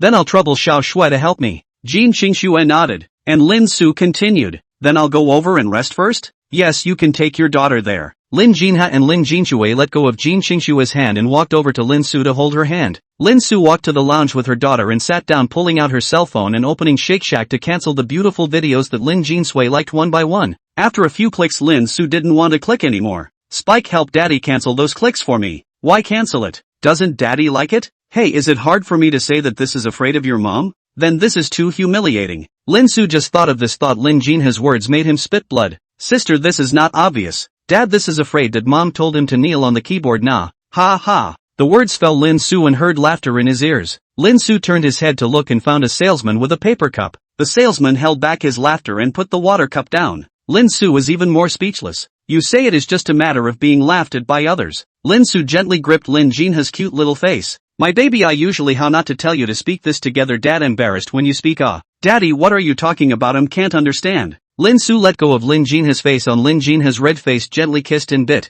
Well, my daughter is too cute. And this leaky little cotton jacket. Lin Su turned his head again and kissed Lin Jinsui's cheeks. Help daddy cancel the likes. Don't. TSK. Ungrateful daughter. Lin Su skimmed his mouth and had to take his own cell phone one by one to cancel the likes. Lin Su cancelled the likes when Lin Jinsui was still messing himself. Just as soon as he cancelled the likes, she once again will be liked on the point. Ouchoo. Spike, do you want a beating? You hit me Thursday. You hit me Thursday. Lin Jinsui idly patted her face. I'll kiss you to death and tickle you. Lin Su hugged Lin Jinsui and kept kissing on Lin Jinsui's face. His hands were still tickling Lin Jinsui's waist and stomach. Lin Jinsui laughed and struggled in Lin Su's arms. Lin Su let go of Lin Jinsui. Lin Jinsui jumped down from Lin Su's arms. Slightly. I'm going to go look for mommy. Daddy, you cancel slowly. Lin Su looked at Lin Jinsui's mischievous fleeing back and smiled as he lowered his head and held Lin Jinhe in his arms to continue canceling the likes. Lin Jinsui ran to Jin Xingshui's side. Jin Xingshui heard the commotion and turned around to look at Lin Jinsui and squatted down, smoothing Lin Jinsui's clothes and stroking his hair. What? Did dad do something to you? Daddy tickles me. Mommy, will you let daddy kneel on the keyboard? Jin Xingshui laughed softly and touched Lin Jinsui's head and softly said, this can't be good. NOI. It must be you who teased dad. Come help sister Kaishian see which dress looks good. Jin Xingshui stood up with Lin Jinsui in her arms. How about this one? Lin Jinsui blinked her big bright eyes and stretched out her little finger towards a dress and opened her mouth. Jin Xingshui and Yu Kaishian followed Lin Jinsui's finger to look, only to see that the dress is flooded with a soft white, square neck generous, lining out the neck soft, bubble sleeves through the playful, waist ruffles clever, gathered out the slender waist, hemline wide pendant, fabric texture soft, through the elegant. This is also too mismatched with me, right? It looks like it's worn by a very gentle person. Yu Kaishian shook her head and said. Jin Xingshui took down the dress and compared it in front of Yu Kaishian. I do think it suits you. You were originally a gentle person as well. Yu Kaishian nodded in silence for a moment. Alright then, I'll listen to you. Jin Xingshui smiled and turned her head to the salesperson. Take one that suits her height. One moment. The salesman looked at the dress and turned inward, not returning for a moment before walking back with the new dress.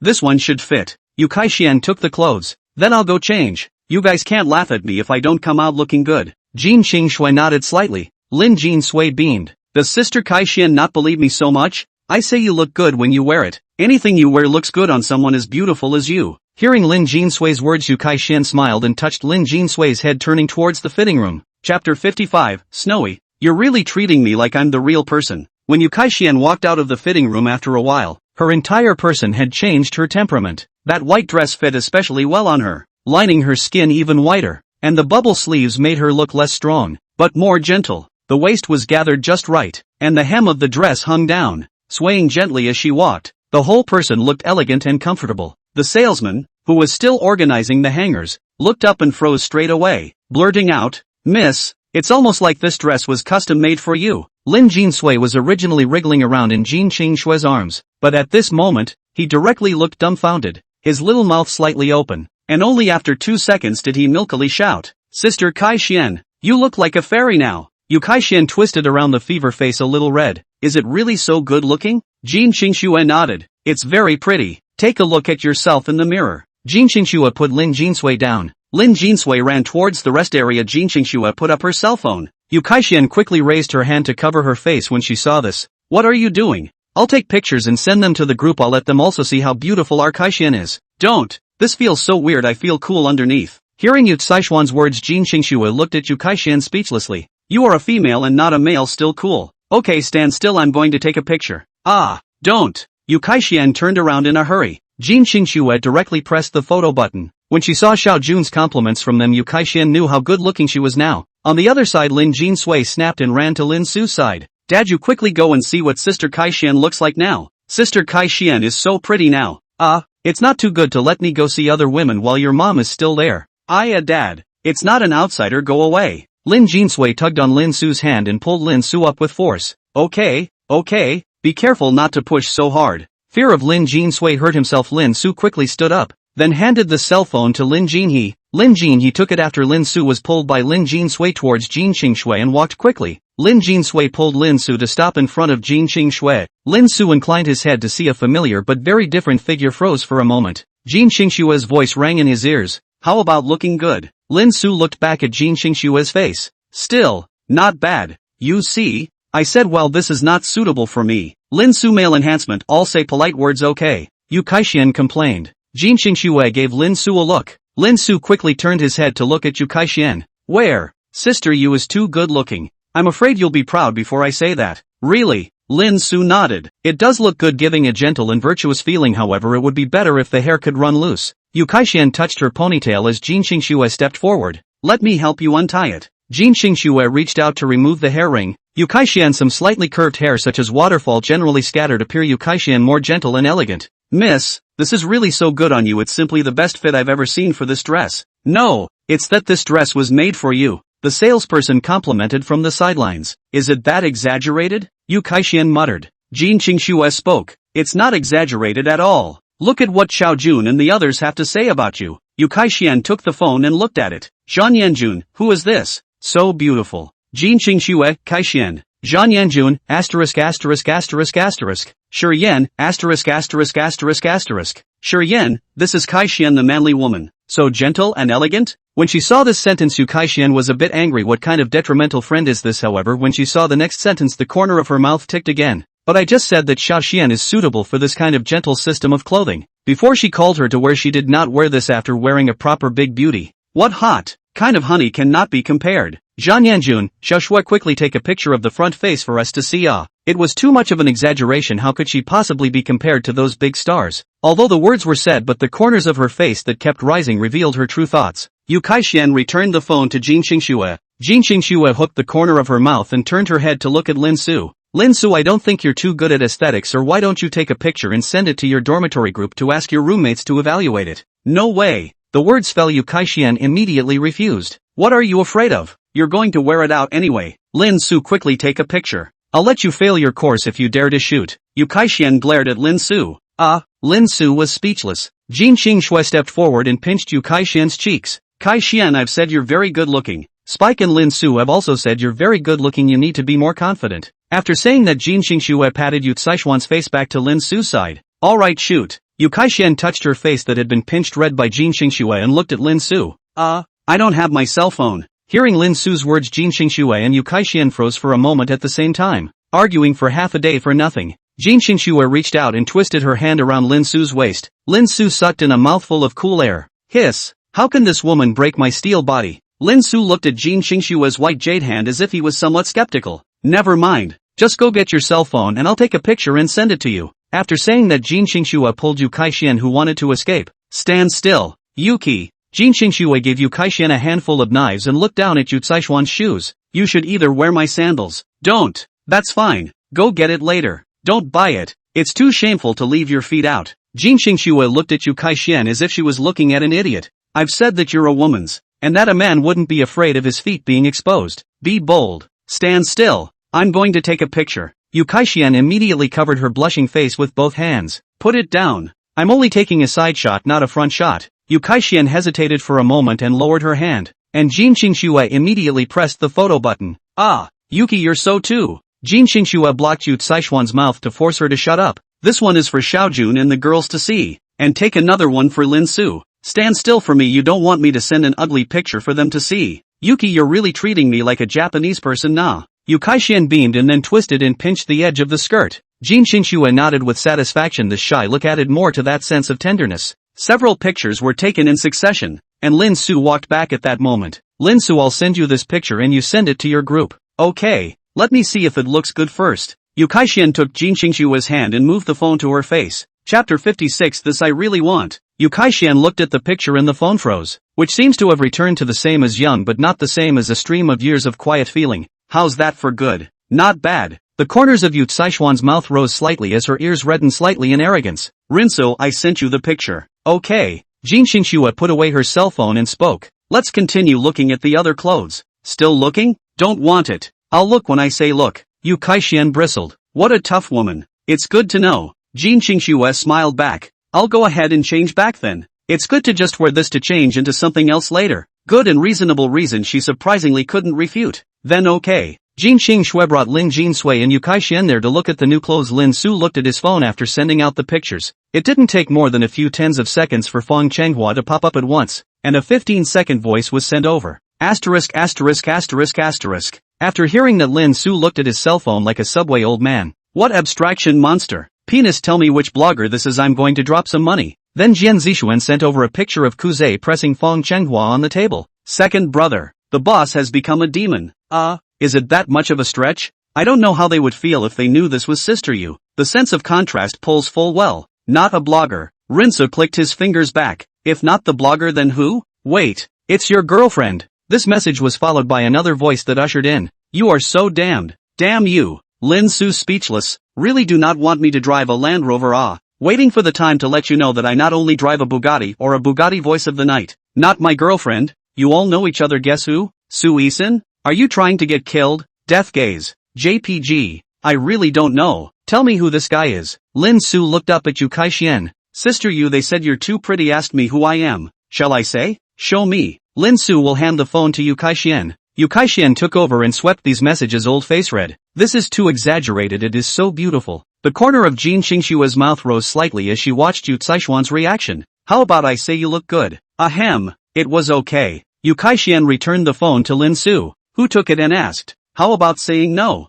Jin Xingxue spoke. No, just say that you'll be able to see it tomorrow night if you're destined to see it, or during class if you're not. Not what it means. You're going to make me wear this outfit tomorrow, with all those people. So, Yu Kaixian gritted her teeth to resist the urge to give Jin Xingxue a punch. Not impulsive, not impulsive, not impulsive to fight but not fight. Okay, that's all you have to reply. Oh, Lin Su sent Jin Xingxue's words as they were, and then the words being typed appeared on the page. After a minute a 60-second voice was sent. It was as if he felt that his parents and even his old ancestors underground were a bit unprotected. You do the Riddler right, give me a break. The party told me not to say anything, and you'll find out in time anyway. Oh penis, tell me how I am treating you. Very good. Then I ask you, love a brother or a woman? If you love a brother, you should give me this man's information. Lin Su looked at Feng Chenghua's message and couldn't help but smile. He felt that Feng Chenghua really likes Yu Kaixian, but this is not a rushing teacher against the disciple. It is really treasonous. Lin Su had completely forgotten that he was also a punchmaster rebel, but what could he say?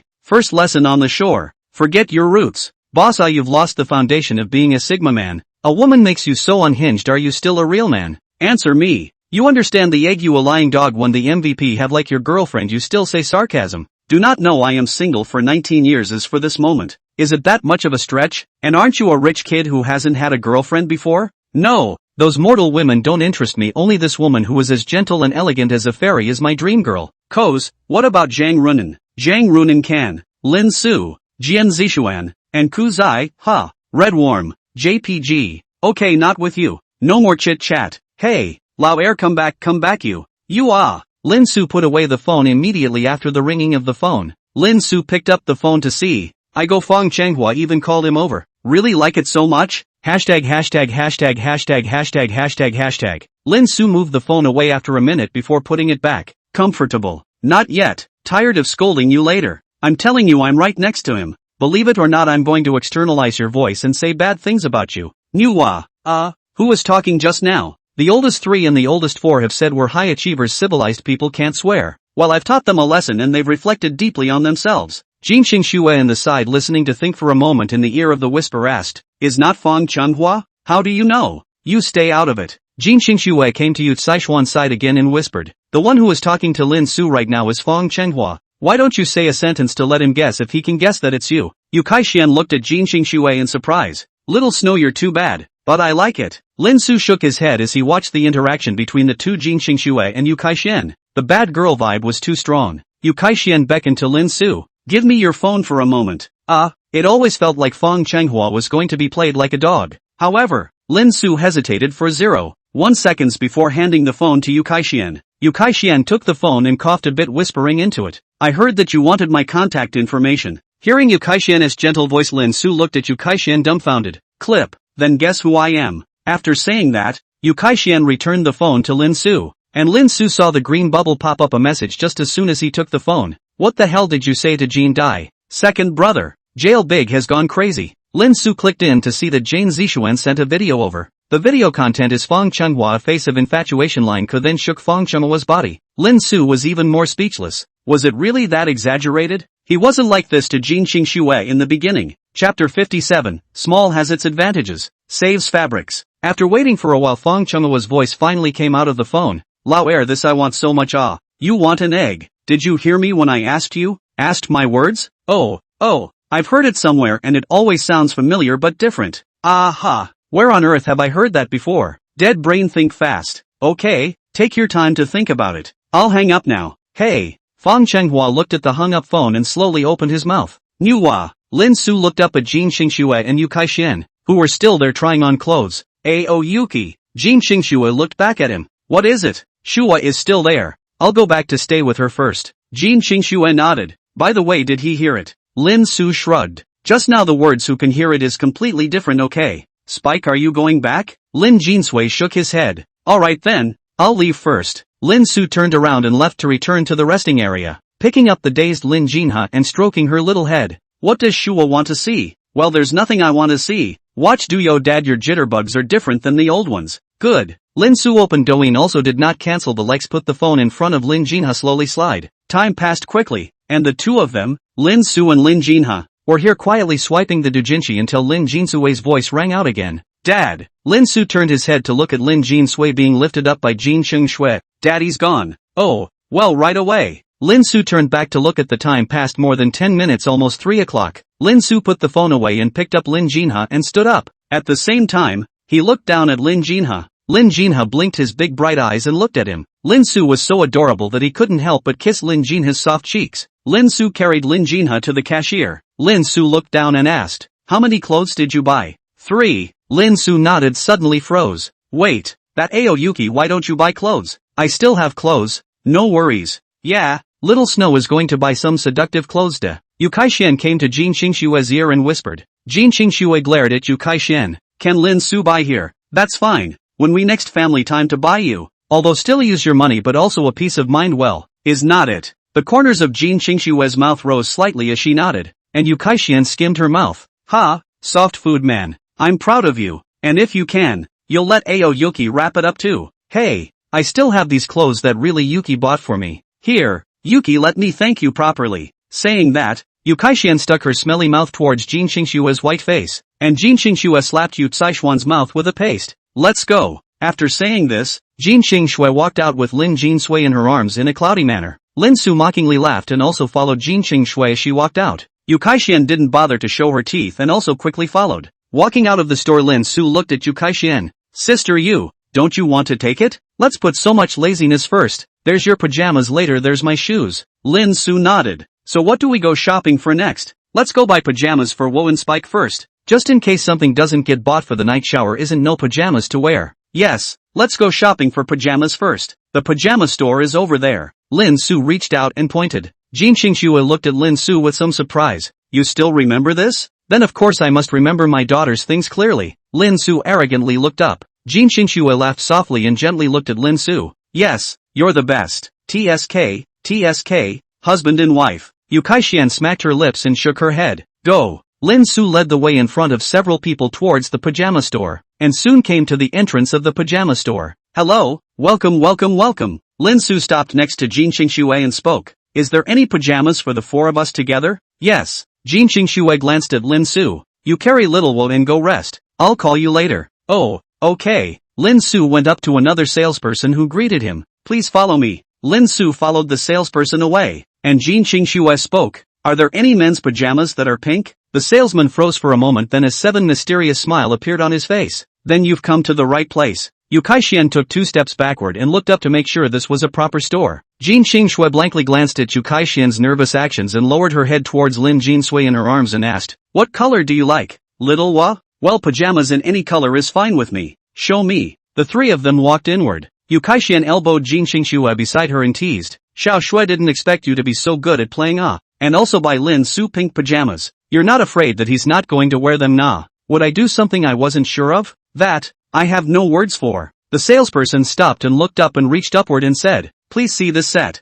The two looked upwards. 2 large pajamas, one black and one pink, both printed with cats and kittens on them. The black one with white kittens on it and the pink one with both black and white on it. Then in the center are 2 smaller pajamas in black and white. Black as usual with a white cat printed on it and white with a black cat printed on it. All 4 are styled as body shirts on top and knee-length shorts on the bottom. These pajamas are made of high-quality silk from somewhere, and they are very cool to wear. The black one really suits a lady like you, and the pink one is just right for your husband. Take it off and take a look. Not bad. Jin Qingxue was satisfied. She could already think of what Lin Su would look like wearing it. Okay. The sales staff picked up the clothes drying rod. Will be closed 1 by 1 fork down. Jin Qingxue first took over the children's pajamas. Touched. Good, very smooth with the nose and smelled no odor. After looking around there was nothing wrong. Jin Qingxue picked up the adults' pajamas and looked at them again. They were okay. Will this set fit a man who is about 185 tall and weighs about 160? Wait a minute and I'll take a look. The salesperson picked up the dress and looked at it.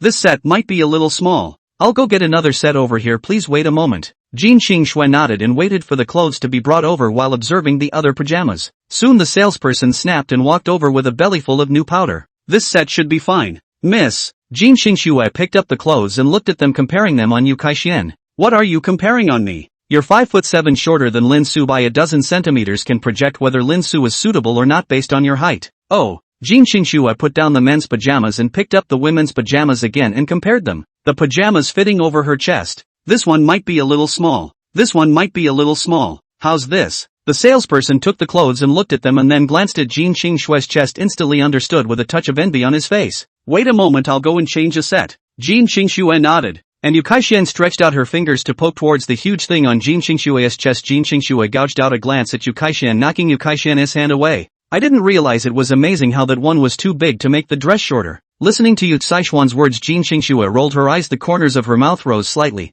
It's okay, small has small benefits. It can save fabric. Put. Little Shui, your mouth is as sweet as honey, Yu Kaixian said as she made a face like she was bleeding from anger. Jin Qingxue didn't care about Yu Kaixian, lowered her head towards Lin Jinsui and asked, Sui, how do you feel about this nightgown? Good looking. Jin Qingxue squatted down and took the pajamas and compared them on Lin Jinsui's body. Should wear it, will not be small. Chapter 58, Lin Jinha is really a glutton. It wasn't long before the salesperson came back with a new set of ladies' pajamas. Miss, this one should be fine. Jin Qingxue took it and compared it. Okay, let's wrap this set of clothes first. Let's look at the others. Yes, ma'am. The salesperson had a big smile on his face all of a sudden. Watch yourself first, miss. The salesperson put the dress away and headed for the cash register. Jin Qingxue nodded and continued to look around at the pajamas, definitely picking a normal set this time. Jin Qingxue looked at Yu Kaixian, who was standing by the side with nothing to do. Kaixian, how about you help us choose a set? Oh,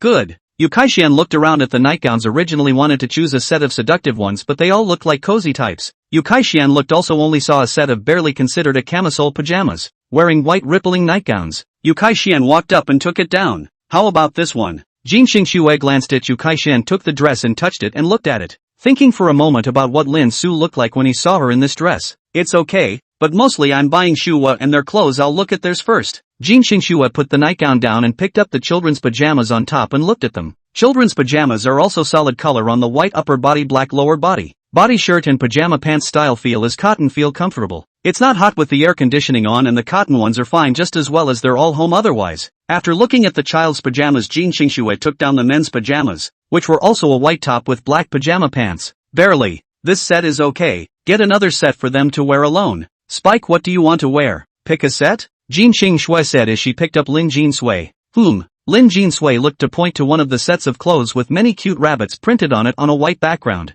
Mom, how about this dress? My sister should like it. Hearing Lin Jinsui's words, Jin Xingxue paused for a moment, reaching out to touch Lin Jinsui's face. Good. So you're both wearing this? Yo, aha. Lin Jinsui nodded obediently. This daughter of yours is really like you. Well-behaved and understanding. Yu Kaishan also touched Lin Jinsui's head from the side and laughed. My daughter for sure. Jin Xingxue said with some pride. Call you fat and you're still wheezing. Jin Xingxue gazed abyssally at Yu Kaishan. Then the salesperson walked over. Jin Xingxue pointed to the previous set of parent-child pajamas and this separate set of children's pajamas and opened her mouth. These two sets. You can help me look for the right size. In addition to this separate set to come with two sets. Hearing Jin Xingxue's words, the smile on the salesperson's face grew even wider. Big boss. Yes, no problem, please wait. This salesperson looked at the hang tag and headed inward. Then another salesperson came from behind. Water, miss. The two of them, Jin Xingxue and Yu Kaishan, took the cup of water and said thank you.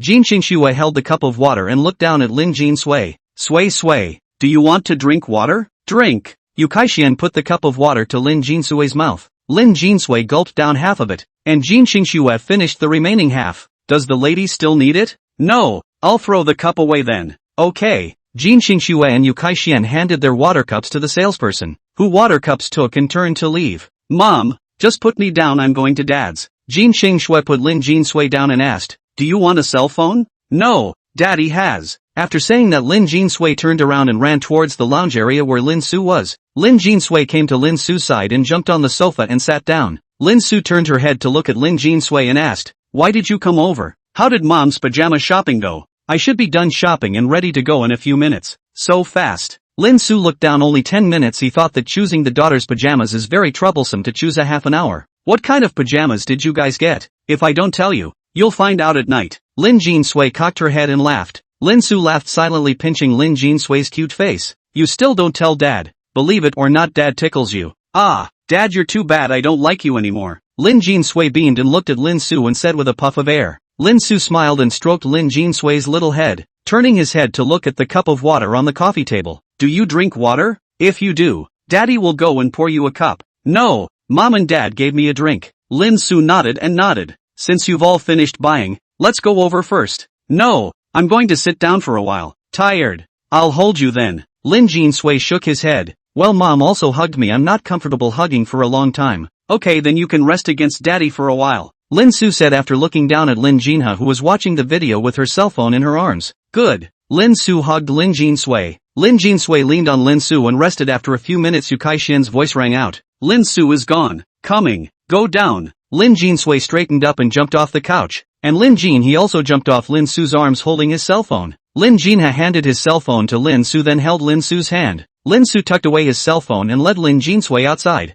Lin Su walked towards the door. Jin Xingxue and Yu Kaishan were already standing at the doorway. Seeing Lin Su walk over and cross-dressing to go outside. Where are we going next? Lin Su opened his mouth. Why don't you go rest for a while and have a snack? Okay, eat. Yu Caishuan's words fell. Lin Jinha on Lin Su's left-hand side immediately said as if he was decisive. Hearing Lin Jinha's words, Lin Su and the three of them looked at each other and smiled. Lin Jinha was really a glutton. Chapter 59. This is the difference between you and me. Can I bear to understand? The third floor sells food. Go to the third floor. Yay, food. Lin Jinha immediately cheered happily. Elevator or walker? Lin Su opened his mouth and asked. Jin Xingxue looked at it for a moment before speaking. Take the step ladder. Okay then, let's go. Lin Su led Lin Jinha forward, and Jin Xingxue followed alongside with Lin Jinsui and Yu Kaishan. There were also more people at this time of day than before. Jin Xingxue shifted her feet to stand beside Lin Su. Yu Kaishan consciously stepped back behind the two when she saw this. The three of them came down to the front of the stepladder in the sight of all the people watching, and Jin Qingshui lowered her head towards Lin Jinsui and asked, "Do you want mommy to hold you?" Lin Jinsui shook his head. "Well then, hold on to mommy." "Yo." Lin Jinsui nodded. A few people stepped on the stepladder, moved toward the third floor. Soon reached the third floor. A few people left the stepladder. Lin Su inquired, "What to eat?" Jin Qingshui looked at Lin Jinha in Lin Su's arms. "What's Xiaoha eating?" "Eat the roast."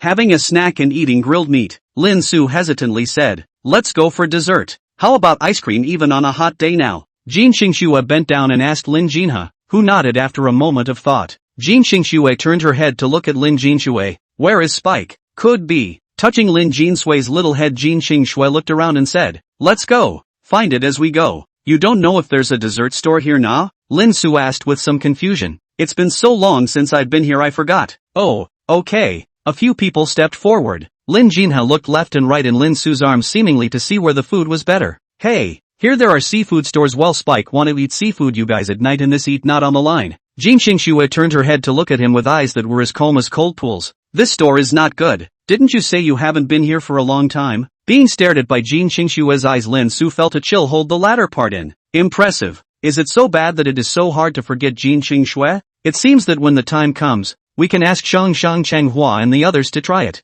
"Fang Changhua, Jian Zishuan, Kozai, I thank you for not thinking of us for the good, but thinking of us for the bad." Jin Qingshui turned her head and continued to look ahead. And Lin Su sighed in relief. This store is really amazing, being able to make Jin Qingshui have such a big mood swing. Yu Kai-shian couldn't help but smile behind her as she watched the reaction of the two. These two were too amusing. Lin Su, this Xiao Chunan, hadn't realized that they were eating seafood just to follow him. Soon a few people stopped at a please cool-colored dessert store, which looked cool at first glance in this summer. "Come on, get in and take a look." Jin Qingshui led Lin Jinsui to take the lead towards the store. Lin Su led Lin Jinhe to follow beside him, and Yu Kai-shian followed behind them as usual, as if she was playing soy sauce. Lin Su, as entered the store, immediately saw the white flowery piece. Hiss! So many white legs. Lin Su looked at the people in the store, froze for a few seconds, and then felt a bone-chilling chill. Lin Su pretended to be as if there was nothing wrong, with the appearance of a stiff squeeze of a smile toward the Jin Qingshui opened. "We sit down first?" Jin Qingshui calmly glanced at Lin Su and then walked inward. "It is impossible to lose face here with so many people, and there is a daughter in it." Looking at the back of Jin Qingshui walking forward, Lin Su wiped his forehead with relief, wiping the cold sweat that flowed out of his forehead.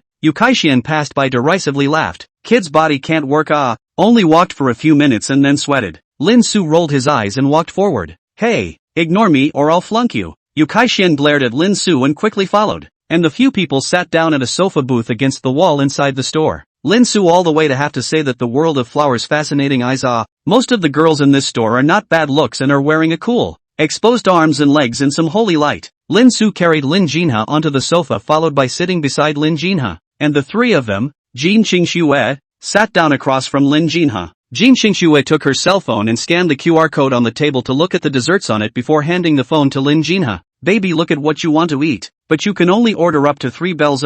Lin Jinha nodded and took the phone and started to rummage through it. After some rummaging, Lin Jinha nodded and pushed the phone to Jin Qingshui. "Mom, I want this." Lin Su's several high-color adults plus cute baby came and naturally attracted a lot of people's attention. The girl in one of the card seats beside them was a bit surprised to hear Lin Jinha call Jin Qingshui's mom. "Are all the girls so young and pretty, married and have children? It's hard to tell at all. Indeed, I feel younger than I do as a college student. And this sister looks so royal. I wish I could let her whip me. You're so disgusting. I told you not to hit the tile, look what you've become. What do you care? Hit your go." Do you guys think that boy is a dad though? That dad looks younger than mom. Like a high school student who just started college. Nothing like us deadbeat college students. It looks more middle school than high school. But handsome is pretty handsome, a little wolfhound with a daddy's department scent again. What kind of dog's nose are you? Still in the father's line? I'm still in the mother's line. Screw you, I call this a wise eye, okay? Better not, this guy is definitely the father of those two munchkins. I'm not blocking it, you think I can't tell?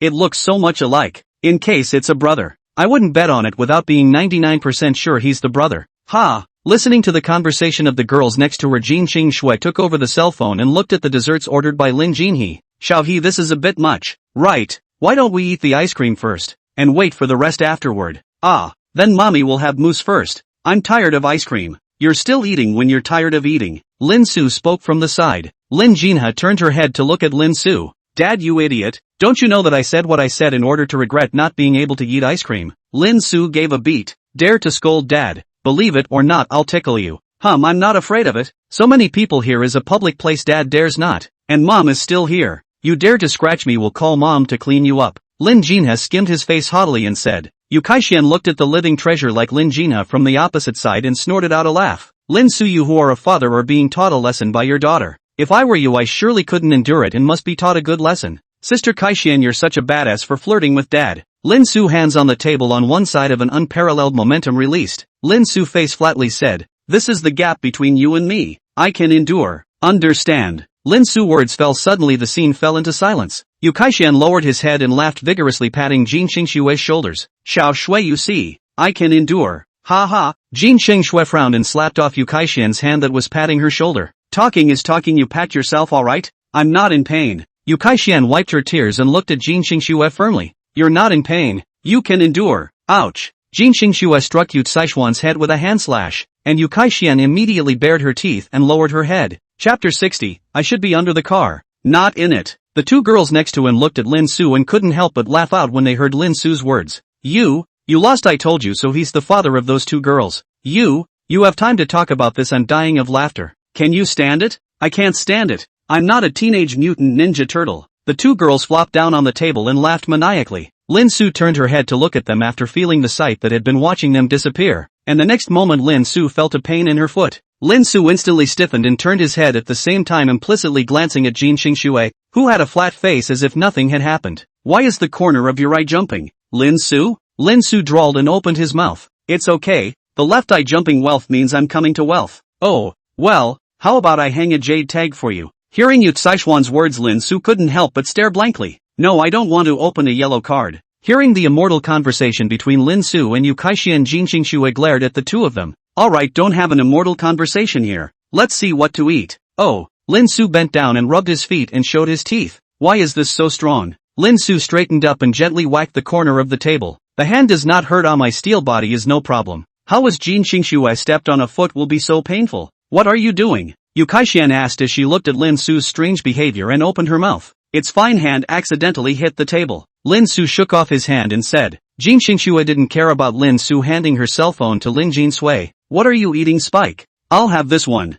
Matcha custard. Jin Xingshui nodded and turned her head again to ask Yu Kaixian. What are you eating? I'll just have an ice cream. That's fine. I'll order 3 more glasses of Yang Ji Gon. Hey, what about me? Lin Su asked, pointing at himself. Jin Xingshui looked at Lin Su and faintly said. I thought you boys didn't like desserts. Lin Su always felt like she was getting back at her. I'm not supposed to like it? You're asking me if you like it? Then I like to eat. What do you want to eat? Well, I don't know what tastes good, I'll eat what you eat. Jin Xingshui nodded, plus 2 iced coffee tiramisu. Ordered it. It should be delivered in a while. Jin Xingshui looked up and said. Lin Su nodded and turned her head to look at Lin Jinha, taking her cell phone out and handing it to Lin Jinha. Shall he take it and juggle it? Jin Xingshui also put her cell phone in front of Lin Jinsui when she saw this. Spike, juggling or not? But, sis, let me switch with you, I want to play with daddy's cell phone. Hearing Lin Jinsui's words, Lin Su glared at Lin Jinsui. What's the point of fooling around? Go play on the side. Lin Jinsui beamed. Mommy, look at daddy. Jin Xingshui lightly laughed and pinched Lin Jinsui's cheeks. Alright, don't tease dad. Rest for a while. Okay. Lin Su obediently picked up Jin Xingshui's cell phone. Lin Su gave Lin Jinsui a smug look. Your mom is towards me. Lin Jinsui looked at Lin Su and skimmed his lips. Poof. The next few people stayed there quietly enjoying the coolness of the air conditioning. Not long after that, 5 bowls of Yang Jigan Luo were brought over. Just a moment. Dessert will be brought right over, the waitress said as she put down the Yang Jigan Lu. With that, the attendant turned and left. Lin Su looked at this Yang Jigan Lu. This is Yang Jigan Lu. I thought it was a fruit tea or something like that, but it's so thick. Jin Xingshui said softly. Yang Jigan Luo is a Hong Kong-style dessert. There are mango, grapefruit, coconut milk, honey and so on. It's quite healthy. Try it. Lin Su nodded, taking the spoon and gently rattling the Yang Jigan Lu in the bowl. Thick mango pulp coated with crystallized sago and dotted with reddish grapefruit pulp, glistening seductively in the light. He scooped up a spoonful and brought it into his mouth, the cold touch making him subconsciously squint. The rich, sweet aroma of mango spreads instantly through the mouth, followed by the richness of coconut milk. The sago bounces between the teeth, bringing a marvelous taste experience. Just when the sweetness is about to take over the whole taste buds, the slight acidity of grapefruit cuts in just right, like a sudden cool breeze on a summer day, sweeping away the sweetness. Lin Su gave a thumbs up after swallowing it into his stomach. Yummy. Jin Qingxue laughed softly. Little One Spike, put your cell phones down for a taste. The two munchkins put their cell phones down. Lin Jinsui scooped a mouthful into his mouth and chewed and felt it and swallowed it. It's not bad. It's not as good as what Daddy made. Hearing Lin Jinsui's words, Lin Jin he nodded along. Oh. Jin Qingxue turned her head to look at Lin Su, who paused and lowered her head to continue eating the Yangji Ganoderma, obviously faster this time. Damn. How can you be so perfect in the future? You will also do dessert. I envy Jin Qingxue, having such a good man. Jin Qingxue looked at Lin Su's action. The corner of her mouth rose slightly and pulled a piece of tissue paper in front of Lin Su. Eat slowly. This Yangji Ganlu is ice. Eat fast. Headache. Lin Su froze for a moment, looked up, picked up a tissue and wiped the corner of his mouth. Ha! Too sweet to bear. Yu Kaishan shook her head and lowered her head to fiercely eat a few spoonfuls of Yangji Ganlu, which felt like destroying the sweet atmosphere. The corners of Lin Su's mouth twitched as he looked at Yu Caishuan's bulging cheeks. Lin Su looked at Jin Qingxue, who shrugged her shoulders. Well, it seemed that Jin Qingxue couldn't do anything about her abstraction either. Lin Su turned her head to look at Lin Jinha and Lin Jinsui, who stopped after eating a little. Why aren't you guys eating? There will be other desserts later. This is thirst quenching. Later, after eating desserts thirsty, you can drink this. Lin Jinha explained. Ouch, you know quite a bit. Lin Jinha hemmed and hawed and touched his little head. It's not bad. Dad, you often make food for us to get used to. It seems like I do need to learn how to make desserts. You like desserts too? Oh Yuki. The corners of Jin Qingxue's mouth rose as she said.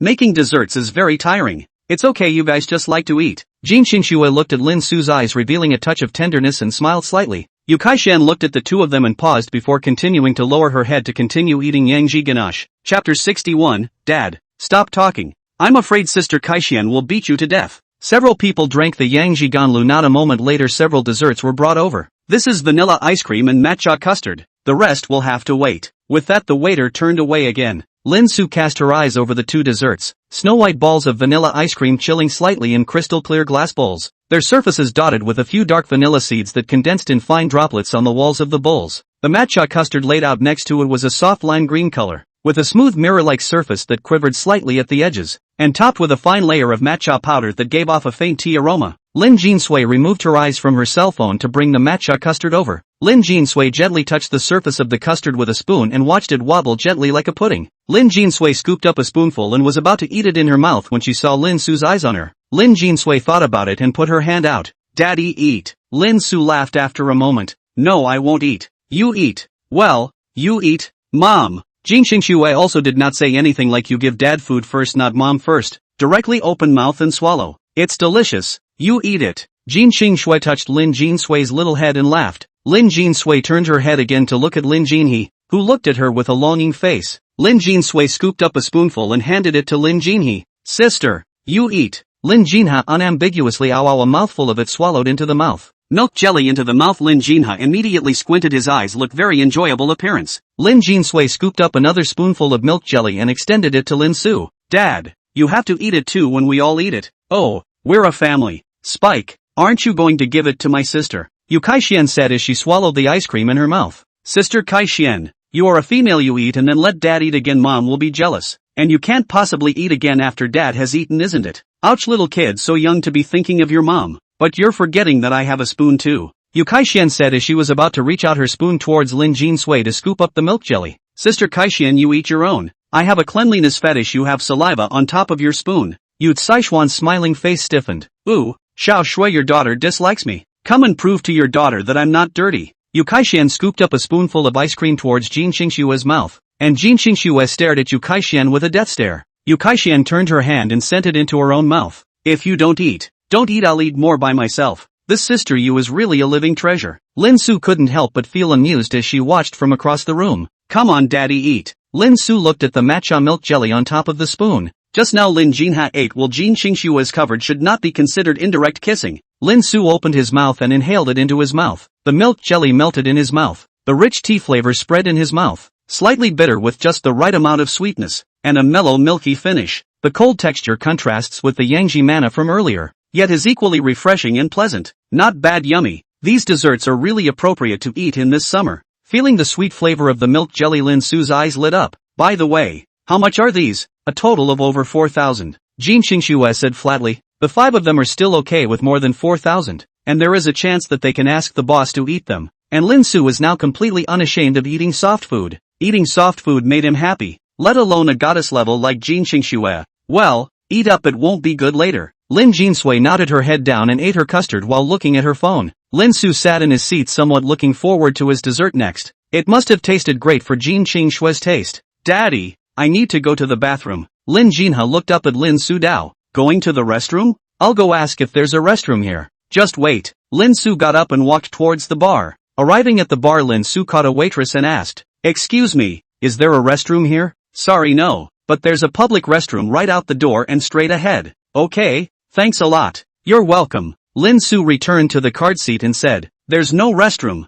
I'll take her to the public restroom." "I'll go. Little Wei is still young, I don't feel comfortable with her going to the restroom alone." Jin Qingxue spoke up. Lin Su had really forgotten about Lin Jinha girls having to go in alone to use the restroom. "Okay then, you take her." Jin Qingxue stood up. Yu Kai-shian got out of the way. Lin Jinha followed and moved outside and jumped off the sofa. Jin Qingxue held Lin Jinha's hand and walked outside. Lin Jinsui then walked over to where Lin Jin he was before and sat down with Lin Su. Lin Su watched Jin Qingshue's two people's backs disappear before he turned his head, and as soon as he turned his head, he saw Yu Kai-shian's derisive eyes. "Why, don't you want to give it up?" Lin Su sat down while teasing. "Sister Yu, do you believe I'll post your picture on the campus wall?" Yu Kai-shian fiercely glared. "How dare you? Believe it or not, I'll make you fail your course." Yu Kai-shian violently increased her voice to startle him, and Lin Su hurriedly lowered his voice and said, "Keep it down." Yu Kai-shian skimmed her lips and came over to Lin Su. "It's too inconvenient for you guys to sneak around. It's not like there's nothing we can do about it.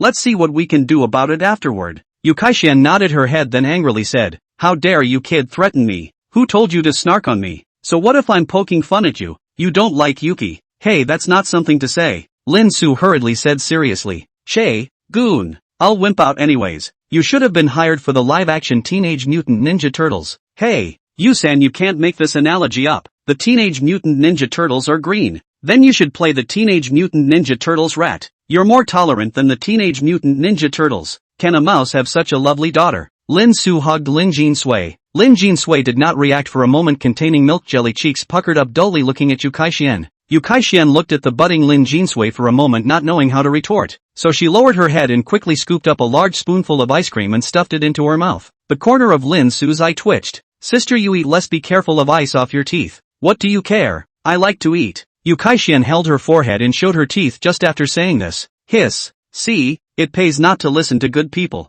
Yu Kai-shian glared at Lin Su and couldn't help but let out a cool breath. Lin Su turned her head to look at Lin Jinsui. "Spike, eat slowly. Don't be like your sister Kai-shian." Lin Jinsui looked at the gloating Lin Su and said breathlessly, "Dad, stop talking, I'm afraid that sister Kai-shian will beat you to death." Lin Su turned his head to look at Yu Saishuan's eyes that were like ice and fire. The body shook. "Sister Yu is fine. No RIP. Chapter 62 Indirect Kissing. Your mousse and tiramisu." At that moment the waiter came to the table with the desserts and said. The waiter placed the desserts on the table, and Lin Su's eyes were immediately drawn firmly to the newly served desserts. The glass to the left holds a layered green dessert, the top layer dotted with a few reddish-colored peas, and a bright green slice of thin crisp cookie slanted against the wall. The fresh green color reminded him of a tea garden after a rainy day, and the condensation on the walls of the cups was slowly sliding down. The dessert on the right-hand side took on a very different style, with dark brown cookies dipped in a coffee-colored liquid, layered with snow-white cream, dusted with a layer of cocoa powder at the very top, and adorned with two tender green mint leaves at the edges. The aroma of rich coffee mixed with a hint of wine comes to mind, reminiscent of an afternoon cafe. Lin Su pointed to the two identical desserts on his right-hand side and asked Yu Kai-shian, "This is the dessert ordered by Qing Shui, right? What's the name?" Yu Kai-shian looked at it. "Tiramisu, however I don't know the exact type, but smelling a coffee aroma should be added." "Tiramisu, I've heard a lot about you, Dad. This is iced coffee tiramisu," Lin Jinsui said from the side. Lin Su nodded. "Do you want it or not?" Lin Jinsui nodded. "Then you dig." "Thanks, Dad." Lin Jinsui scooped up a spoonful into his mouth and squinted. The milk jelly he ate before was a bit greasy and ate this tiramisu with coffee flavor just to neutralize it. "Are you going to eat it or not?" "You? No, I don't like coffee." Lin Su picked up a spoon and gently dug down a corner of tiramisu. As the spoon cut through the delicate layer of mascarpone cheese, it brought up a bit of dark brown coffee liquid, which haloed light coffee-colored veins on the snow-white cheese. He spooned the dessert into his mouth and the first thing he felt was the cold, silky cheese melting on his tongue, rich and creamy with a slight hint of wine. Immediately after, the coffee-soaked cookies softened in the mouth. releasing a mellow coffee bitterness that neutralizes the sweetness of the cheese in just the right way. The slight bitterness of the cocoa powder surfaces at the end, capping off the whole flavor. Well, Lin Su involuntarily raised an eyebrow. The bitterness of the coffee, the sweetness of the cheese, and the mellowness of the wine are three flavors that weave together in the mouth, layered yet blended just right. Subconsciously, he scooped up another spoonful, this time purposely bringing in more of the underlying coffee liquid. The cool breeze from the air conditioner was soothing and the cold taste of the tiramisu was soothing. Lin Su felt the flavor of the coffee overflowing in his mouth and looked at the dessert quivering in his spoon, suddenly understanding why desserts were so popular. Each bite is like a little elaborate surprise that makes you want to keep exploring what the next spoonful will bring to your taste buds. He used to stay up late at night to drink coffee to code words all feel that the coffee is very bitter, not good at all. I did not expect this taste of this coffee is so fragrant. He is kind of lonely, but after thinking about it, these desserts add up to 4,000 a dessert, at least a few hundred, before he could not afford to eat. Even if it is delicious, he will not have this feeling. More hardtake. Yu Kai-shen couldn't help but look at Lin Su as if he had done it and said curiously, "Is it that delicious? Well, how can I say I don't eat these desserts? Have to think that nothing tastes good." But after taking a bite I realized that it's completely different from what I thought. There is a novelty. It's like the first time you ate cake. The first time she ate a cake did expect more than it tasted good. Yu Kai-shen nodded. Lin Su turned his head to look at another Lin Jinha's green dessert. Kind of want to taste it.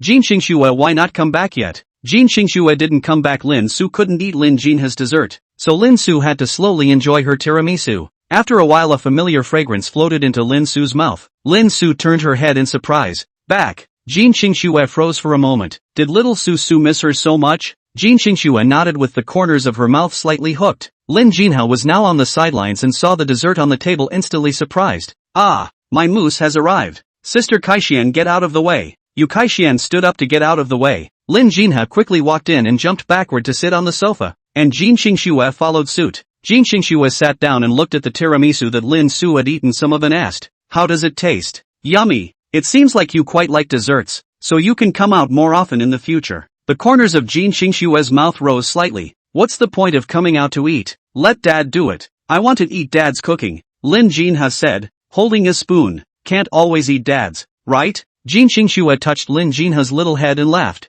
"Well, seems kind of reasonable, but Daddy makes good food." Lin Jinha shook her head, not wanting to think about that, and ate. Lin Su's gaze unconsciously followed the cup of emerald green mousse in Lin Jinha's hand, watching her youngest daughter wave a spoon to touch the mousse in the cup. The matcha mousse in the cup quivered slightly with her movements, and the honey red beans on the top jiggled like a few rubies. "Does Daddy want to taste it too?" Lin Jinha suddenly stopped moving and blinked her big eyes at Lin Su. Lin Su coughed lightly and nodded with some embarrassment. Eating his own daughter's dessert, he was too greedy. Lin Jinha immediately understood and carefully scooped up a spoonful. The matcha mousse layer and the white chocolate layer form a perfect layering in the spoon. With 2 full honey red beans, she stretched out her arm and passed the spoon to Lin Su's mouth. "Ah!" Lin Su leaned forward slightly and opened her mouth to accept the dessert handed to her by her daughter. As soon as the cold mousse hits your mouth, the rich matcha aroma sweeps through your mouth. The sweetness of the white chocolate neutralizes the slight bitterness of the matcha in just the right way, while the honey red beans add a sweet surprise the moment they burst between your teeth. Feeling the sweet scent of the mousse, Lin Su couldn't help but squint his eyes, making a picture of a satisfied expression. Jin Xingxue looked at this scene and was silent for a moment. She seemed to have gotten the wrong idea just now. She had thought that Lin Su was looking forward to her coming back, but she didn't realize that she was looking forward to Lin Jinha and that she was looking forward to Lin Jinha's matcha mousse. It had to be said that the two of them, Lin Su and Lin Jinha, were worthy of being father and daughter, and were just as much of a glutton as Lin Jinha. But this is also good to be simple and easy to deceive. Jin Xingxue dragged her chin and looked at Lin Su with a smile. Lin Jinha looked at Lin Su's expression and nodded in satisfaction, retrieving the spoon and scooping up another spoonful of mousse, turning her head to look at Jin Xingxue. "Mom!" Jin Xingxue turned her head to look at Lin Jinha. "Mom, ah!" Lin Su saw the situation and looked at the two people somewhat nervously. Just now it was him who had eaten. Jin Xingxue should not eat it. Jin Xingxue's afterglow glanced at Lin Su. A hint of a smile flashed in his eyes and Lin Su's shocked gaze opened his mouth and swallowed the mousse. Chapter 63 Power. Jin Xingxue swallowed the mousse and then turned her head to look at Lin Su with a hint of a smile. Lin Su looked at Jin Xingxue with a look of desire. Jin Xingxue swallowed the mousse and then teased. "What's wrong? This, that, nothing." Lin Su babbled a few words and lowered his head to drink a large mouthful of Yang Zhiganlu. Jin Xingxue looked at Lin Su for a few seconds and wasn't doing anything, lowering her head and picking up a spoon to eat the tiramisu at ease, enjoying the cool breeze of the air conditioner. After a period of time Lin Su finished eating dessert and looked at Jin Xingxue's cell phone. It has been more than 4 o'clock to eat long enough. Lin Su turned her head to look next to the girls from earlier who had also left. Shua, give me dad's cell phone for a second. Lin Jinhao looked up and pushed his cell phone to Lin Su, who picked it up to see if there were any new messages. Ergo, it turns out that Jin Dai is really rich. You don't know what kind of car he took us in. Ha ha ha. Dick, where are you? I'm coming to get you. No, I'll go there myself later. And it's only 4 o'clock, it's not time for dinner yet, is it? After a while Feng Chenghua returned his message. Bush buddy, do you know what car I came in? What a car. Power. Power. Hiss. Power. It does seem a bit appealing. How many? Of course it's 4. Man's Island Green Golden 510 horsepower 003. 9. Know what is called the ultimate driving machine. Ergo, you know what old 4 and I drive. M3. We'll go for a ride together. M4 Isle of Man Green. Golden Eye. Proper villainous Decepticons. Lin Su bit her nails. It was too hard to choose. Jin Xingxue looked at Lin Su's tangled appearance and opened her mouth to ask, why? Is there something wrong? Lin Su looked back at Jin Xingxue and shook his head. It's nothing. Jin Xingxue frowned slightly. Lin Su looked down at his cell phone, finger clicking back. Forget it. I have something here. Dick, are you with that girlfriend of yours? Something like that. Alright then, we'll go ahead and fool around. And that pretty girl wait for me when it's time to eat. Divine Eagle Black Hand Brother poking finger. JPG. Lin Su was a bit surprised. He had thought that he had already forgotten, but he didn't think that he still remembered. Without any other news, Lin Su put away his cell phone and looked up at Lin Jinha and Lin Jinsui. The two munchkins had finished their dessert. Lin Su turned his head to look at Jin Xingxue and Yu Kaixin again. They've all finished eating. Shall we go or rest a little longer? Let's go. I feel a little cold from blowing the air conditioner. Yu Kaixin opened her mouth. Hearing this, Lin Su hurriedly touched Lin Jinsui's small hand, which was a little cold. Spike, your hands are a little cold. Are they cold? It's okay. Jin Xingxue also touched Lin Jinha's small hand, which was also a bit cold. Then let's go out first. Okay. Lin Su stood up. Lin Jinsui patted her little feet back to the ground, taking small broken steps to Lin Su's side, holding Lin Su's hand. Lin Jinhao also held Jin Xingxue's hand. Yu Kaixin took the lead and stepped outside. Lin Su and Jin Xingxue both followed, walking out of the store and back into the hallway. A warm breeze hit my face. Lin Su winced. This wasn't felt inside. After coming out, this is when I felt the temperature inside was a bit low. It does seem a bit low. I hadn't thought about it. Remember to talk to mom and dad if you're not feeling well, little Harvest or Spike. Got it. Got it. The two munchkins said back at the same time. Let's go buy shoes for Kaixin. What? Yu Kaixin skimmed her lips and reluctantly followed beside Jin Xingxue, and Lin Su led Lin Jinsui behind him. A few people slowly walked along, observing the stores next to them as they walked to see which shoe store was good. After walking for a few minutes, Jin Xingxue stopped in front of a shoe store with a minimalist decor on the cool side. This is it. Jin Xingxue turned around and walked into the store. The salesperson quickly greeted up, seeing Jin Xingxue, eyes lit up. Welcome. Hello, what shoes do you need? Choose some high-heeled sandals for this one, Jin Xingxue said as she looked at Yu Kaixin. High-heeled sandals. Yuki, get the low heel. Look at the high heels first. Don't you wear low heels too? Hearing Yu Kaixin's words, Lin Su looked down. Jin Xingxue's heel was a little red. Lin Su frowned. Wearing this kind of shoes to walk for so long is not tired. Yesterday said to wear casual shoes, today forgot what to look at. Jin Xingxue's voice rang in his ears. Lin Su hurriedly raised his head and coughed a few times. I said yesterday I didn't tell you to wear casual shoes. You're wearing this kind of shoes to walk, so it's very tiring, right? Hearing this, Jin Xingxue's mouth corners rose slightly. Don't worry. I've been wearing it for so many years it won't get tired. Don't believe me, you touch it. Never mind then. It's heartwarming, but you might get hit. Jin Xingxue smiled and turned her head to the salesperson. Take us to see the high-heeled sandals. Yes, please follow me. I don't need to go over there if you guys buy girls' shoes. Oh Yuki. Whatever. But you've only been resting for so long and you're going to sit down again? Lin Su thought about it a little bit. Alright then, I'll follow you guys over to take a look. Several people followed the salesperson inward and stopped about 10 meters. These are the latest styles for this year, the salesperson introduced. Jin Xingxue nodded. Okay, let's see for ourselves first. Okay. Lin Su looked around and realized that this actually had a sofa, which is not to blame for him. No should a person can hold back from sitting down in front of a sofa. Then Lin Su quickly sat down. Jin Xingxue looked back at Lin Su. Lin Su watched Jin Xingxue look at himself towards her, showing his big white teeth, and smiled. Looking at Lin Su, this kind of Jin Xingxue mouth corner slightly up. Then Lin Jin, he let go of Jin Xingxue's hand, also followed to sit beside Lin Su. Jin Xingxue picked Lin Jinsui up and whispered in Lin Jinsui's ear. Go and look at Dad's cell phone to see if he was chatting with someone else just now. And look at the chat messages. Hey,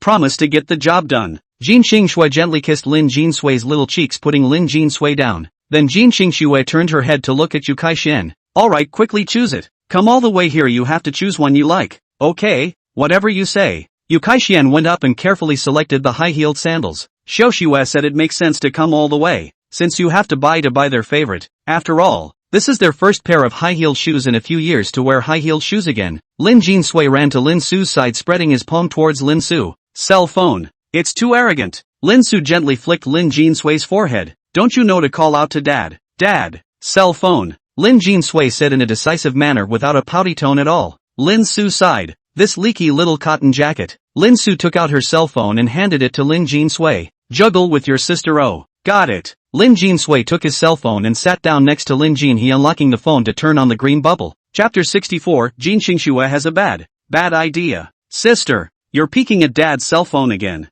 Lin Jinhe saw Lin Jinsui's movements and whispered beside Lin Jinsui, Shu, keep an eye on daddy for me. That's what mommy told me to do. Well, it looks like dad's going to suffer. Lin Jinsui clicked on the green bubble to see a few latest time messages on the dormitory group. Let's see. Power. What is this thing? It's supposed to be a car. Lin Jinsui exited the green bubble and entered the fighting voice and searched for power. And all of a sudden a car with golden eyes that looked a bit menacing appeared in front of him. Sure enough, it's a car. But does the current dad like it? I remember the future dad drove a car with a three-pronged logo in the center just like the one he's driving now. Lin Jinsui handed his cell phone to Lin Jinhe and ran towards Jin Xingxue. Hey, why is my sister suddenly running away? Lin Jinhe took the phone and shook her head, blinking her big eyes innocently, and said, I don't know. Lin Su stroked his chin and looked at Lin Jinhe. It always feels like little Wei is bad. However, looking at how it was possible for his eldest daughter to backstab herself in such a droll manner, Lin Su smiled and touched Lin Jinhe's little head. Lin Jinsui quickly ran to Jin Xingxue's side and tugged on Jin Xingxue's clothes, and Jin Xingxue picked Lin Jinsui up.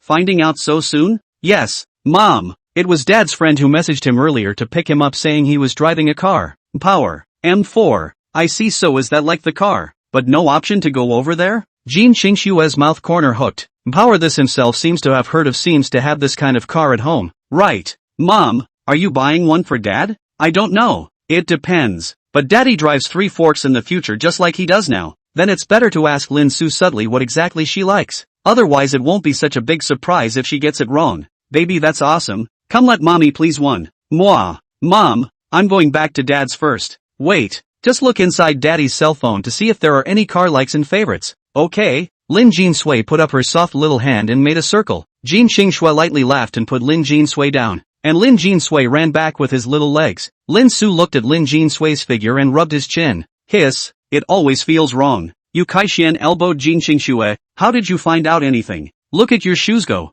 TSK. I'd whack you if I couldn't beat you. Jin Xingxue took out her cell phone and searched for the M4. BMW's performance sports car? It is indeed very handsome. No wonder little Susu will reveal that look. Little children do like this. Jin Xingxue put away her phone and turned her head to look at Yu Kai-shian. Have you chosen yet? No. Jin Xingxue's slender fingers gently glided over the display case, finally stopping on a pair of pearl white high-heeled sandals. The upper is made of soft sheepskin with a delicate texture that glows warmly in the light. The 5 cm heel is elegant without being too cumbersome. The toe is embellished with delicate openwork carvings, and the laces are in a cross-strap design, lining the ankles even more slender. This pair, Jin Xingxue handed the shoes to Yu Kai-shian. White color system, gentle style, very suitable for that long dress purchased just now. I should have let you try it on in it. You don't care anyway. What are you talking about? I do feel a little dirty in clothes that haven't been washed. Okay. Yu Kai-shian spat after looking at this pair of shoes in Jin Xingxue's hand. It does look like it gives a gentle feeling suitable for that dress. She also felt that she should wear that dress to try.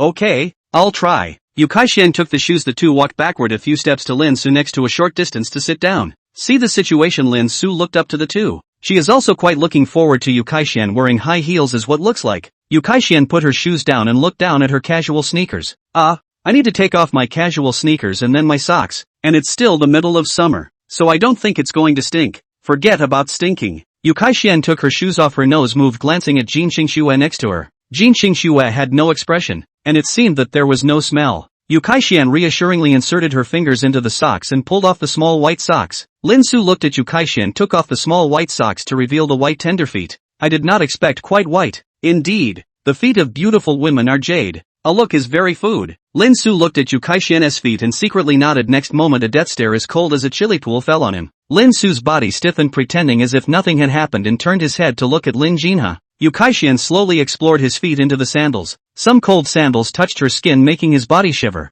It hadn't been worn in a few years. Yu Kaixian exhaled and gently wrapped the cross ties around her ankles. The thin bandages lining her already pale skin even more translucently. Yu Kaixian stood up and gently moved her feet, her fine heels landing with a crisp ta sound. The heel is not too high and not too short, just enough to show off her slim ankle line. Yu Kaixian asked towards Jin Qingxue with some apprehension. How was it? It's pretty, and it would be even better in a dress. Yu Kaixian stepped and walked, her high heels landing with a crisp clacking sound in the store. Miss, here's a mirror. Yu Kaixian nodded and followed the salesperson towards the mirror. Yu Kaixian came to the mirror and looked down at her feet. Yu Kaixian turned her ankle in the mirror. The carved flowers on the upper of the shoe were hidden under the changing light, and the pearl white color tone gave a gentle and intellectual feeling. Jin Qingxue looked at herself in the mirror and couldn't help but imagine what she would look like in that dress. No good. It was so heartwarming she wanted to go change into it right away. Jin Qingxue walked back to Jin Qingxue's side and sat down. How? Yu Kaixian had a smile on her lips. Yes. Then buy it. Take a new pair of these and wrap them up, Jin Qingxue said as she looked up at the salesperson. The salesperson flashed a big smile. Yes ma'am. Yu Kaixian looked across at Lin Su, gently touched Jin Qingxue. Come all the way here, you might as well ask Lin Su to choose a pair of shoes for you. Jin Qingxue looked at Lin Su. Suddenly a new idea popped into his head. The corners of his mouth couldn't help but float out a bad smile. Lin Su raised his head and looked around. How come this store always feels cool? Chapter 65. Help me put on my shoes. Okay? Rin Su. When Lin Su, who was watching, heard Jin Qingxue's voice, an ominous premonition immediately rose. Lin Su gulped and looked at Jin Qingxue. What's wrong? I'd like to buy a pair of shoes too, so go and choose a pair for me. I'll go? Lin Su stretched out a finger to point at himself. Jin Qingxue nodded. Well, okay then. Don't blame me if I don't pick a good one. Don't worry, how could I possibly blame you? Lin Su touched his head and got up and stood up. Ominous feeling on this? Lin Su walked to the front of the booth and looked at and then looked back at Jin Qingxue's outfit. A sharply cut black dress, lined with skin like snow. The whole person exudes a cool imperial sister aura. He imagined what Jin Qingxue would look like in the shoes he had picked out. Hiss, the picture was too beautiful for him to imagine. Ayo Yuki, what type of shoes to buy? It's all fine, you can buy whichever you like. Jin Qingxue lightly laughed. Which one I like? That's a choice. Lin Su cannot stop the corners of his mouth from rising. What do you care about her first? Too much eye candy before. Lin Su stood in front of the booth, her eyes wandering between the rows of high heels. Eventually, his eyes landed on a pair of black satin-heeled sandals. The upper is a minimalist cross-strap design without any extra embellishments. Only a tiny black crystal embellished at the ankle. The 7 cm stiletto heel is sharp as a knife, while the sole is a splash of dark red, adding to the imperial feel of the heels. Lin Su's eyes lit up. This was it. Lin Su picked up this pair of shoes and turned his head to Jin Qingxue and spoke. How about this pair? Looking at this pair of shoes, Yu Kaixian instantly revealed a lewd look. I didn't think that you like this, Lin Su. Ahem. I just think this pair goes well with Aoyuki. Don't you? That was fine. It did look like a good match for Yuki, and she was kind of looking forward to what Yuki would feel like when she wore it. Yuki, put it on so I can see it. What size shoes? Jin Qingxue asked. Let's see. Lin Su turned the shoes around to check them out and then said, size 36. Jin Qingxue turned her head to the salesperson. Bring me a pair of size 38. Yes, ma'am. Sir, please let us have a look. Lin Su handed the shoes to the salesperson, who looked at them and then put them down before heading deeper into the store. Lin Su sat next to Jin Qingxue and asked in a small voice, Qingxue, how tall are you? Wear 38 yards of shoes. 172. 172, that's about as tall as me in those shoes. The corner of Jin Qingxue's mouth hooked. What? Afraid that I'm taller than you? How is that possible? You look like 179 or 180 at most in them. I'm 185. Jin Qingxue nodded. Lin Su continued to speak and asked, why are you thinking of letting me buy you a pair of shoes? Aren't you buying them for sister Yu? Why let you buy it and you're still not happy about it? How is that possible? Of course I'm happy to just ask. Lin Su explained in a panic. Jin Qingxue smiled and probed beside Lin Su's ear and opened her mouth. Satisfy your XP. Jin Qingxue's gentle breath slapped against Lin Su's ears, and along with Jin Qingxue's words, it was like it was slapping against Lin Su's heart. This, great guy. But so blatantly Lin Su was still a little shy, ears slightly hot and a little red. But after a second of redness Lin Su reacted with wide eyes and said, you watched my jitterbug. Didn't look. How come your jitterbug has some secret? Jin Xingxue looked at Lin Su's rosy ears and said with a teasing smile, "Ha ha, of course not." Lin Su hurriedly changed the topic to look at Yu Kai-xian. "Sister Yu, you're not buying?" "Well, not really. Yuki, are you still buying? Get another pair of low-heeled or flat ones. The high-heeled ones from earlier are not suitable to wear all the time." "Okay then, wait until you try these shoes on." "What? Not afraid anymore? What am I afraid of?" Yu Kai-xian said as she pretended to look puzzled. "Ha!" Jin Xingxue laughed softly and didn't say anything. The salesperson walked over with the shoebox and squatted down to take the shoes out. "Miss, try this pair first." Looking at the shoes in the shoebox, Jin Xingxue turned her head to look at Lin Su. Lin Su looked at Jin Xingxue with a smile on her face and gulped. "What are you doing? You help me put on my shoes." "Okay." Lin Su's pupils trembled violently. Then Jin Xingxue once again said in Lin Su's ear, "We are a husband and wife image outside. It's suspicious at a glance if you refuse." It's not that Lin Su doesn't want to but doesn't dare to. "Are you sure you won't hit me if I touch your feet?" "Cowardly. Forget it. Don't. Jin Xingxue teasingly looked at Lin Su. Lin Su choked and touched his nose. "I'm showing the image of a married couple. Then hurry up and help me put it on, and the shoes will be taken off by you too." Lin Su's throat quirked as he squatted down in front of Jin Xingxue. Lin Su paused for a moment to look up at the salesman, but at some point the salesman turned his head away and as if he was discussing something. Lin Su turned his head again to look at Yu Kai-xian, who as usual was looking at him derisively, seemingly wanting to see him make a fool of himself. Lin Su turned his head to look at Lin Jinsui again. Watching Lin Jinsui's actions, Lin Su's mouth twitched. This leaky little cotton-padded jacket was still videoing on his cell phone, but on second thought it seemed kind of monumental. Lin Su turned his head, his eyes landing on Jin Xingxue's outstretched foot. She was wearing a pair of simple black low-heeled sandals today, and her slender ankles looked extraordinarily white in the light. Lin Su took a deep breath, her fingers somewhat trembling on the heels of her shoes. Lin Su's fingers gently rubbed against Jin Xingxue's heels, bringing Jin Xingxue a tingly feeling. Jin Xingxue looked at the well-behaved Lin Su who was squatting under her and bit the tip of her tongue.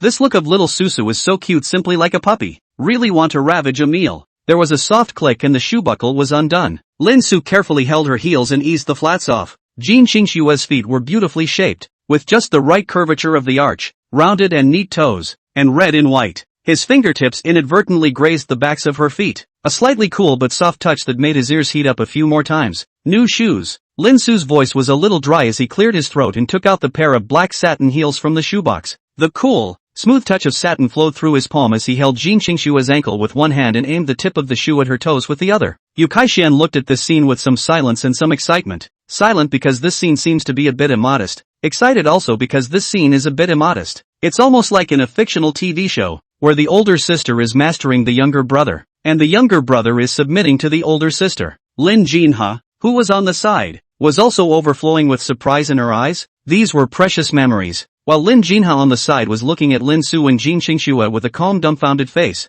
She seemed to be in a daze. Chapter 66 is so beautiful. Jin Xingxue's toes curled slightly, then relaxed. Lin Su could feel her gaze fall on the tips of his reddened ears, which made the movements of his hands more cautious. He gently fed her foot into the shoe, his fingers accidentally touching the delicate skin at her ankle bone as the black ribbon wrapped around her slender ankle. Although Lin Su had helped Jin Xingxue press her feet at home before, but now this scene brought her a completely different feeling. Lin Su immediately shrunk his fingers like he was electrocuted. "Ties," Jin Xingxue reminded softly, her voice carrying a smile if nothing else. When Lin Su heard Jin Xingxue's words, he hurriedly returned to focus on adjusting his shoelaces. His fingers carefully and tremblingly traveled between the ribbons, adjusting the black crystal to fall just above her protruding ankle bone. The whole process took only a few dozen seconds, but it caused a thin layer of sweat to seep out of his forehead. Okay, Lin Su breathed a sigh of relief, but he saw that Jin Xingxue had already elegantly extended her other foot, apparently asking him to continue his service. He paused for a moment and reached out,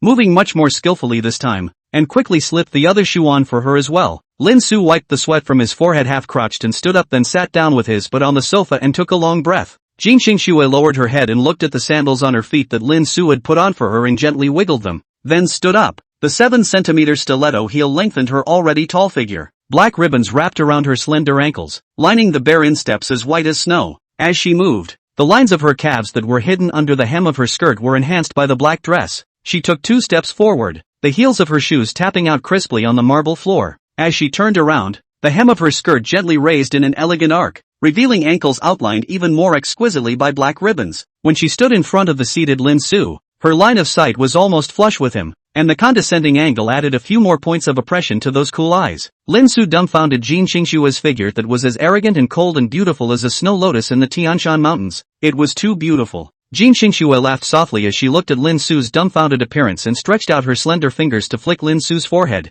Lin Su came back to his senses and touched his forehead. Jin Qingshua's silver bell-like voice rang in his ears. How was it? Too good looking. Simply the best looking person in the world. Lin Su didn't mince his words of praise. After all, it was the truth. Mom, you're so beautiful. Lin Jinsui also complimented. The salesperson also turned around just as Jin Qingxue stood up and made a noise. Looking at Jin Qingshue's figure, eyes were full of envy. Miss, this pair of shoes is really too good for you. No, this pair of shoes is simply born for you. Hadn't I heard that phrase somewhere before? Lin Su touched his head. You do look very nice in that dress playing cards with those shoes, but it's not your prettiest yet. I don't know if I'll ever see you in that gown again. Hearing Yu Kaixian's words, Lin Su froze for a moment. This is not the most beautiful time that the most beautiful. How beautiful. Jin Qingxue glanced at Lin Su. Don't worry, there will be plenty of opportunities. Jin Qingxue turned around and looked down at Lin Su. This pair it is then. Or should we try some other shoes? It had to be said that Lin Su was very heartwarming, but this had his daughter in there and Yu Kaixian the evil light bulb. Forget it, it's getting late, it's better to buy it for sister you first. The corners of Jin Qingshue's mouth rose slightly. I didn't expect you to be so considerate of Kaixian. Lin Su's eyes fluttered as she said, after all, it's your bestie, my that guide. He. Why is Lin Su suddenly so kind? Is there some kind of conspiracy? Yu Kaixian said in disgust. Lin Su looked at Yu Kaixian speechlessly, and Yu Kaixian laughed. Just teasing you. Jin Qingxue sat down beside Lin Su and spoke. This pair it is then. Take it and pack it. Hearing this, Lin Su subconsciously looked towards Jin Qingshue's jade foot. Jin Qingsue saw Lin Su's reaction and laughed softly. Don't worry, I'll do it myself this time. Hearing Jin Qingshue's words, Lin Su only felt his ears getting a little hot, and awkwardly touched his nose without saying anything. Jin Qingsue took off her shoes and replaced them with her original shoes, then stood up and looked at Yu Kaixian and spoke. Alright, get up and go look at another pair of shoes. Yu Kaixian stood up, and Jin Qingxue and Yu Kaixian went to the booth of low-heeled sandals together. Lin Su looked at Jin Qingshue's departing back and finally relaxed completely. Patting his extremely fast-beating chest, Lin Su looked up to the opposite side of Lin Jinsui. Lin Su went up to sit ready to sit next to Lin Jinsui. Did not expect Lin Jinsui immediately jumped with a cell phone. Lin Su froze. Spike, what are you doing? Dad, you're not going to delete the video I just took. Lin Su smiled. Of course not. Come on over here, Dad wants to see it too. Really? Lin Su immediately lowered his head to make a sad face. Spike doesn't trust me now. I'm really failing as a father, said Lin Su, also pretended to wipe her tears. After a while, Lin Su did not hear the movement of Lin Jinsui coming over. Lin Su carefully glanced at the moment he saw Lin Jinsui holding up his cell phone, pointing it at him as if he was recording. Lin Su instantly blushed and hastily looked up. Spike, this can't be recorded. Quickly delete the video. Slightly. Lin Jinsui quickly turned around with his cell phone and ran towards Jin Qingsue. Hey! Looking at the back of Lin Jinsui fleeing, he did not dare to chase. By the time he fell, then not only his heartache, more likely to be his dead. Lin Su turned his head to the side of Lin Jinha, who was looking at him with wide eyes in a dumbfounded manner. Lin Su lowered his head and barfed on Lin Jinha's soft face. It was still his eldest daughter who kept him the warmest. Jin Qingsue heard the movement behind her and saw Lin Jinsui's running figure, quickly squatted down, hugged Lin Jinsui and touched Lin Jinsui's little head. Didn't they all say don't run? Be careful of falling. Hey, I took a video here of what Dad just did. I'm afraid it'll be deleted by Dad. I'll send it to Mom. Jin Qingsue laughed softly. You're teasing Daddy so much. Be careful of Daddy cleaning you up. Daddy wouldn't. Daddy loves me. Jin Qingsue lightly laughed and pinched Lin Jinsui's face, stood up and continued to help Yu Kaixian look at her shoes. Lin Jinsui stayed by Jin Qingshue's side to finish posting the video before turning towards Lin Su again. Chapter 67. So you're Chunan,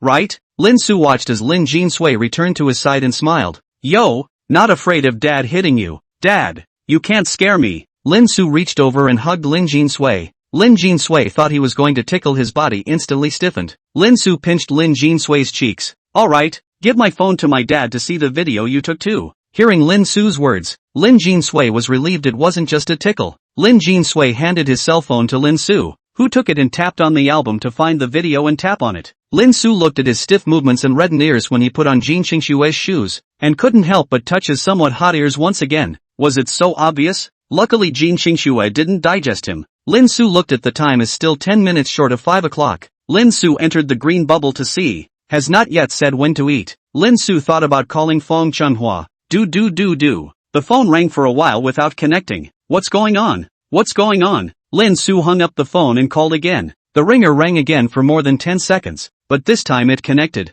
Fang Chenhua's somewhat exuberant voice came from the opposite side of the phone. What are you doing? The oldest and I and the others just went down the track for a run. And it's a shame you didn't come. Down the track. Are you guys okay with that technique? It's fine. I say it's off the track, but it's really just simply driving around the track like a normal car, with a top speed of 130 or 40. After all, we're very life-thirsty. What do you want with me? It's almost 5 o'clock, so I'll ask what time dinner is, and what time you'll be at the tavern. So fast. We'll go back to the school and pick up the girls from their dorm before we head to the restaurant. We'll be there around 5:30 I think, so you can go ahead and stay. The oldest 3 and the oldest 4 drove up in 2M3s just to pretend to pick someone up? I'm not doing this to back you up. We F4S and the rest of the girls' dorm have to get better for our first dinner. Fine. Whatever. But you were acting so ordinary and robbing me of my paper before. Why are you acting so hoity-toity now? Well, you'll find out later. Right, get together for a night of fun and drive my M4? Don't tell me you're still going to be with her at night. Tell me you love a brother. It's not like I love any brothers. I don't know the situation. Let's talk about it tonight. Okay? By the way, there's that girl's green bubble for me. You asshole. I'm surprised you remembered. I thought you'd forgotten. I'd almost forgotten. You're really a fish's head. It's only been a long time you've forgotten. I'm not a vulgar person like you. This is the first time I've ever had my heart set on a girl. So you have to give a brother my that girl's green bubbles. Tell me who she is. Aren't you rich? Shouldn't you have juggled a lot of girlfriends? Who said? Rich second generation is also a normal person. Okay, also very love the body, also want a sweet sweet love. Vomit. Hey, what do you mean? Nothing, just touched by you. So you're a first love? No.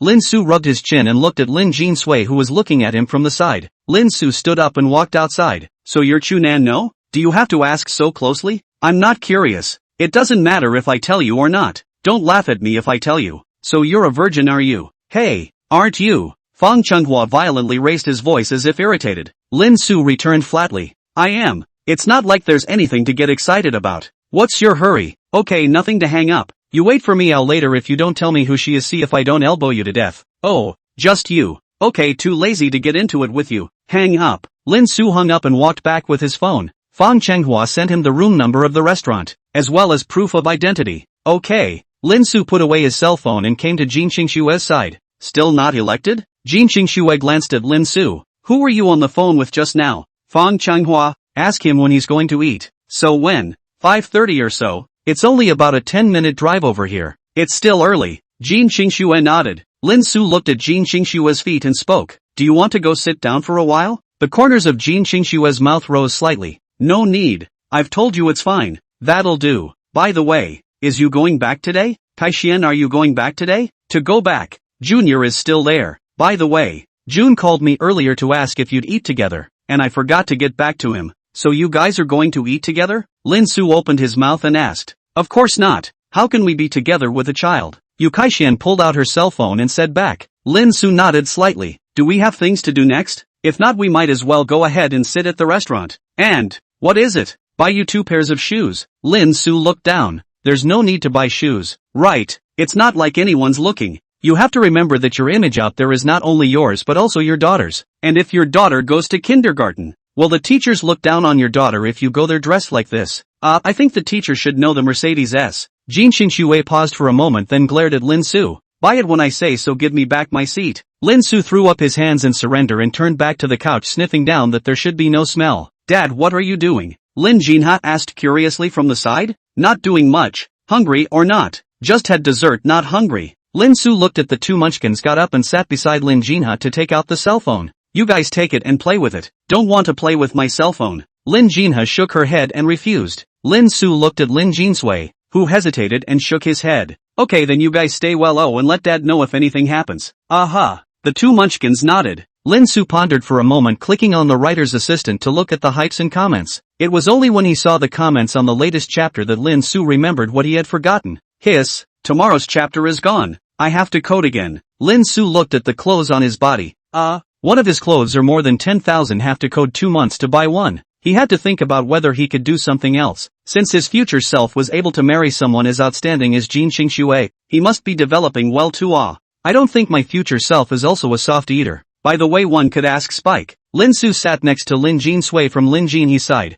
Sui, Dad. What for? Daddy wants to ask. What does Daddy do in the future? Mom also asked this question, not ashamed to be a couple. I don't know about that, but I think it's the owner of some company. After all, I've seen you on TV. Lin Jin Sui said he jitterbug excited. His future so hung that he was able to go on TV. While the future of television may also be different from the present, may not be the present sense of television. Are you talking about the TV that was on the same as the TV that's on now? Yeah right, I'm too aware of this one. After all, who's a good person would care to have anything different? But Dad, you sure are good on the line. Lin Jin Sui laughed. Lin Su smiled and touched Lin Jin Sui's little head. Forgetting that time is still early, he is only 18 years old. The important thing now is to get along with them properly. Chapter 68, Drinking is okay? You have to go home. Yu Kaixian walked over a few minutes later. Lin Su looked up at her and Yu Kaixian spoke. Let's go. Where's Green Snow? Ao Yuki is at the counter. Lin Su nodded and put away his cell phone, leading the two munchkins to get up and proceeded to walk outside the store. Coming to the entrance of the store, Lin Su turned back to look at Jin Qingshui, who was walking towards them.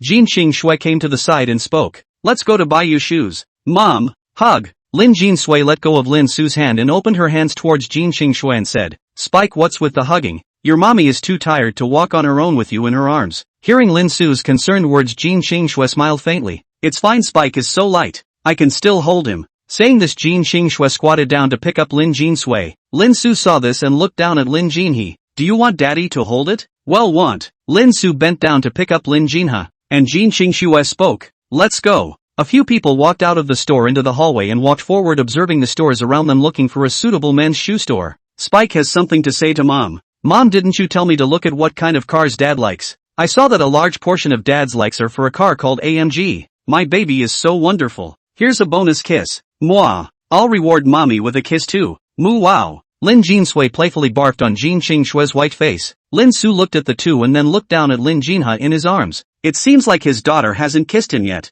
Shua. Lin Jinhe looked up at Lin Su. Ha? Shua, give Daddy a kiss. Dad is so shy. How grown up do you still need to kiss? Lin Jinhe laughed. Little will you even say bad things about Dad. Believe it or not, Dad tickles you. Hey, I'm not like my sister, I'm not afraid of tickling. Little Wei is not ticklish like him. Spike is ticklish and has the same personality as Jin Qingshui. So is it possible that Jin Qingshui is ticklish too? Lin Su looked at Jin Qingshui and thought, and Jin Qingshui turned her head to look at him. Lin Su smiled and continued to look down at Lin Jinhe. Hurry up and kiss Daddy or I won't give you fries, yo. You don't get to decide whether I eat fries or not, Dad. But who asked you to be my dad? Mwah. Lin Su felt the touch of Lin Jinhe's soft lips on his face, smiled fondly. This is the daughter, little cotton jacket, Daddy, stop laughing. It's embarrassing. Lin Su coughed a few times. Hey, why do you kids dislike Dad so much in a while? I'm just being honest. Lin Su lowered his head and fiercely kissed Lin Jinhe twice on his forehead and face. You dislike Daddy? Then Daddy will kiss you.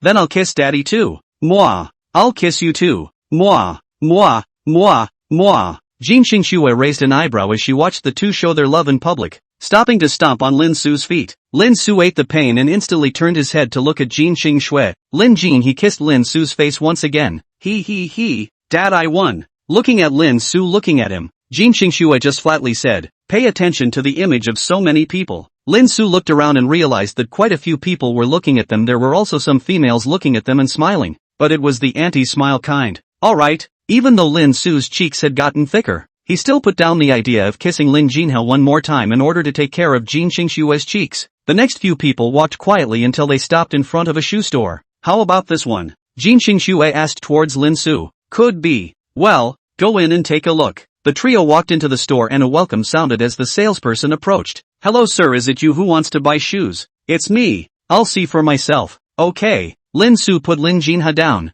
Go to your mom's place. Qingshui, why don't you guys sit down and relax? I'll just watch the class by myself. Jin Qingshui nodded. Bring it over to us when you've chosen it. Is this person married so young? Hearing Lin Su's words, the salesman was secretly surprised. Another salesperson led Jin Qingshui and the girls to the sofa and sat down while Lin Su looked at the shoes on the wall. What type of shoes do you need? Sir, casual is fine. Preferably simple and not fancy. Then please follow me. Lin Su followed the salesperson inward to a side full of shoes with black and white backgrounds and black and white clashing colors. Sir, these are shoes designed in a simple style. Although you already have a child but look young, suitable for this young style of shoes. Lin Su nodded. These shoes would indeed work. Lin Su picked up a pair of shoes that were white with a little bit of blue lines. A pair of size 43s. The salesperson picked up the shoes and looked at them before speaking. I'll get them out, sir. You can sit down or look at them again. I'll meet you there. Lin Su looked at the place where Jin Qingxue and the girls were resting and said, okay. The salesperson turned around and walked towards the interior. Lin Su walked towards where Jin Qingxue and the girls were resting. Coming to the sofa, Yu Kaixian spoke. Picked it out so quickly? Picked a pair to look at first. Okay, new. It's only been 2 or 3 minutes. Boys' shoes are simple. Lin Su sat down opposite Jin Qingxue and waited for the salesperson to come over with the shoes. Another salesperson approached with 2 paper cups. Water, please. Lin Su took and said thank you. After drinking the water in the paper cup in one gulp, Lin Su asked towards Jin Qingxue, how many things did Qingxue buy before? Can I get them later? Don't worry. Take it. So, is there anything else going on tonight? Jin Qingxue's eyes changed. Why? Do you have something to do in the evening? Rinso scratched his face. That one might be drinking, and I don't know if it'll be a bit late. How else are you going to drive if you've been drinking and your daughter is still here? You don't send her back to bed. This is not. Lin Su words have not finished. Looking at Jin Qingxue's eyes paused. Well, you said a little reasonable, but in case I drink then you drive. How about it? Lin Su politely expressed that he would still go back on time even though he drank at most. Jin Qingxue nodded. Yes, you can give me the key then. Lin Su felt the oppressive aura around him disappear in sight in relief. Jin Qingxue's aura was also too strong. Chapter 69, Going to Sanya. Call me when you guys are done eating and ready to go after that time. I'm afraid we're not done eating when you guys are done. After all, there are 4 boys there. Aha. The 2 chatted as the salesperson walked over with the shoebox and squatted down to open it and take out the shoes. Sir, you try this pair first to see if they fit. Lin Su took the shoes and looked at Jin Qingxue. How are these shoes? It's okay, try it. Lin Su put down his shoes and untied them, placing his hands on his own shoes, looking up across the room. The 4 Jin Qingxue looked at him with wide eyes. Lin Su lowered his head and took off his shoes. His nose moved without flavor. Glanced across the room without much expression. Lin Su changed into new shoes to tie the shoelaces and moved his feet. 1 foot in the old shoes and the other in the new shoes. Stood up and stepped on it, and it was okay. Lin Su sat down and replaced his left foot with the new shoe again, got up and stepped on it after a pause. It's okay. How about this pair? Just wear them as they fit, and go look at another pair. Lin Su nodded, wearing the new shoes toward the booth. Buy a shoe does not take long to wear, to buy more convenient. Lin Su came to the booth and looked at it for a few moments before picking up a pair of shoes with black sides and white soles. Walked back with the shoes. How about these? You're too fast too. You picked it out in less than a minute. Yu Kaixian spat. Just say yes or no. Okay. Jin Qingxue nodded. Yes. Lin Su looked at the size and turned her head to the salesperson. It's too small. Yes, I'll get a new pair over here. Please wait. Lin Su sat down and waited for the salesperson, who soon walked back to bring out the new size 43 shoes. Lin Su changed into the new shoes and walked around feeling fine, then sat down and changed into the old shoes. How about just these 2 pairs? Alright, go ahead and pay for it. Go ahead and take the stuff and go back. Jin Qingxue stood up and spoke. Lin Jin has 2 munchkins, and Yu Kaixian followed suit and stood up as the salesperson reached out towards Lin Su. Sir, please follow me. This one pays. Lin Su pointed at Jin Qingxue and said. The salesperson froze for a moment, then turned to Jin Qingxue. Excuse me, miss, please follow me. Jin Qingxue slightly nodded and stepped forward. A few people followed behind. Came to the counter. Jin Qingxue turned around and waved at Lin Su. Lin Su froze for a moment, took out the black card from the satchel on his chest and handed it to Jin Qingxue, who took it and swiped it on the POS to pay. Jin Qingxue looked at the shoes and paused for a moment. Do you send socks? Sorry, we don't deliver. Take 3 pairs of socks, then, and pay for them together. 1 moment. The salesman walked towards the side shelf and took 3 pairs of black and gray socks from it. Jin Qingxue swiped the card to pay as usual, then handed the card to Lin Su, who took it and put it away and waited for the salesperson to pack it away. A minute later, the salesperson brought over 2 tote bags, and Lin Su saw this and went forward to pick up the tote bags. Let's go get the others together. Jin Qingxue led Lin Jin He and Lin Jin Sui outside, while Lin Su followed behind with her shopping bag and Yu Kaixian. Several people along the store one by one will take all the things.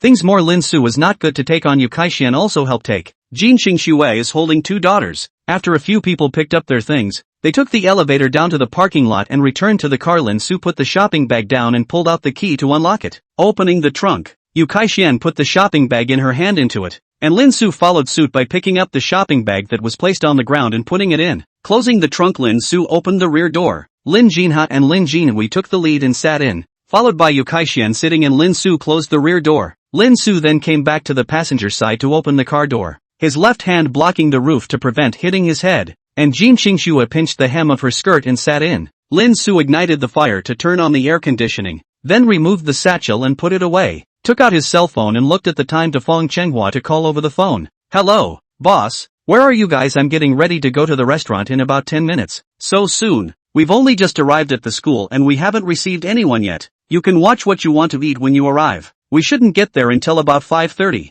It's a bit of a traffic jam at this time of night. Okay, hanging up. Hang up the phone. Lin Su. Navigation on the destination will be the cell phone rack. Hang up the gear down the handbrake, step on the throttle. The car roared out of the parking space toward the ground. Just as Lin Su's car left, a black Volvo pulled up and stopped. I think I saw Yuki's car just now? Illusion. Why didn't I see it? Yuki is still in class today, shouldn't be here. Well, that's true, but it's been a long time since I've seen you. Why don't you ask Yuki to come over and have some fun on the 4th of July? Dad kinda misses her too. Yes, ask Yuki if she's going back. Aha. Lin Su drove out of the underground garage. Strong sunlight slanted in. Lin Su squinted and exclaimed, "What a big sun!" Jin Xingxue saw the situation from the center control armrest box, took out his sunglasses to Lin Su. Lin Su stepped on the brakes to take the sunglasses. Sunglasses to wear to the face of a jasmine fragrance into the nostrils. These sunglasses are all tinted with fragrance. Jin Xingxue's perfume is too powerful. Lin Su drove forward. The railing rose and the car headed for the main road. Lin Su spoke. Are you guys hot?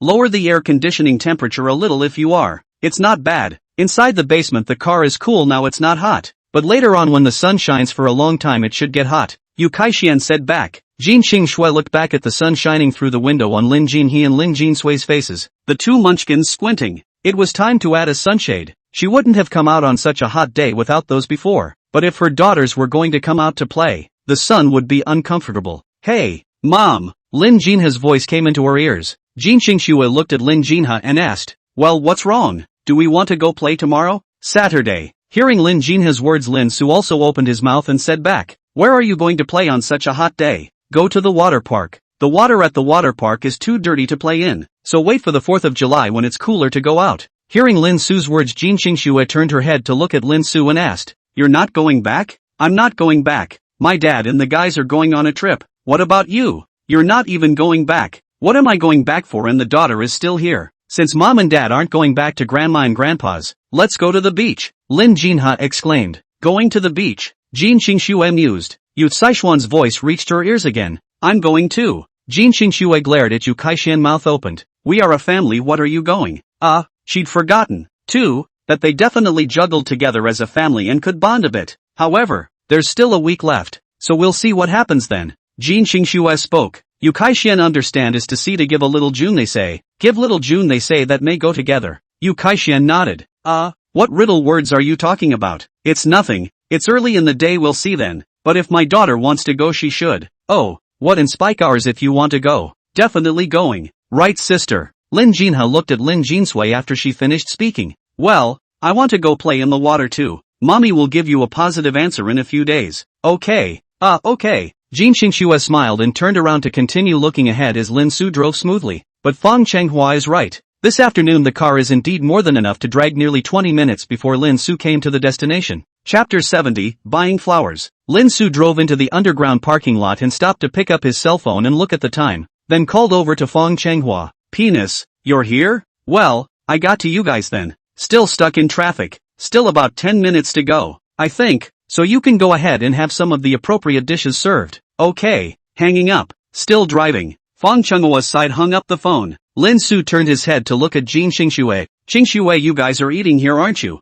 I'll accompany you guys to take a look. Jin Xingxue nodded. Lin Su reached out and tried to take the satchel. Jin Xingxue spoke. I'll take it myself. You're going to eat with them later. Good. Lin Su turned her head to look at the back seat. Sister, you, take them down. Yu Kaixian opened the car door to the outside world, and Lin Jinhe and Lin Jinhui jumped down from the car holding Yu Saishuan's hand one by one. Lin Su turned off the engine and also opened the car door and walked down. Jin Xingxue walked down before Lin Su opened the door. Lin Su looked to find the elevator. Let's go. The two of them, Jin Xingxue and Yu Kaixian, followed beside Lin Su with a munchkin in one hand. Lin Jinsui walked beside Lin Su and opened his mouth to ask, which room are you in, Dad? I want to be next to Dad. Wait, let me see. Lin Su took out his cell phone from his pants pocket and looked at it before speaking. 205. I don't know if there's a room next to our it'll just have to be a matter of fate if we get next to Dad though. Lin Jinsui nodded, and Lin Su smiled and touched Lin Jinsui's head. Several people walked inside the elevator and Lin Su pressed the button for the first floor. The elevator rose not more than a few seconds before it opened. And all of a sudden the golden tripod brilliant and opulent restaurant hall appeared in front of Lin Su's eyes. I'll go to Fong Chenghua is really generous. This doesn't look cheap. Several people walked out of the elevator. Lin Su just stepped out of the elevator but as if she remembered something. Right. Fong Chenghua asked me to buy something I forgot. Why don't you guys go and book the room yourselves? Jin Qingxue stared at Lin Su in silence for a few seconds and nodded. Lin Su was slightly relieved after seeing Jin Qingxue's agreement. Then Qingxue, give me a word at Green Bubble when you've booked it. Good. Lin Su looked down at the two Lin Jinha and Lin Jinsui and said seriously, I'm not here, remember to follow Mom while yo. Got it, Daddy. Lin Jinha and Lin Jinsui both replied in a milky voice. Lin Su smiled and stroked the two's heads then turned around and walked outside. Jin Qingxue looked at Lin Su's departing back. Yu Kaixian touched Jin Qingxue. Hey, don't you think it's a bit suspicious? All of a sudden you're talking about buying something, and you don't say anything specific. It's just shopping. You're making a fuss. You should loosen your hand first. Yu Kaixian looked at Jin Qingxue's clenched right hand and laughed.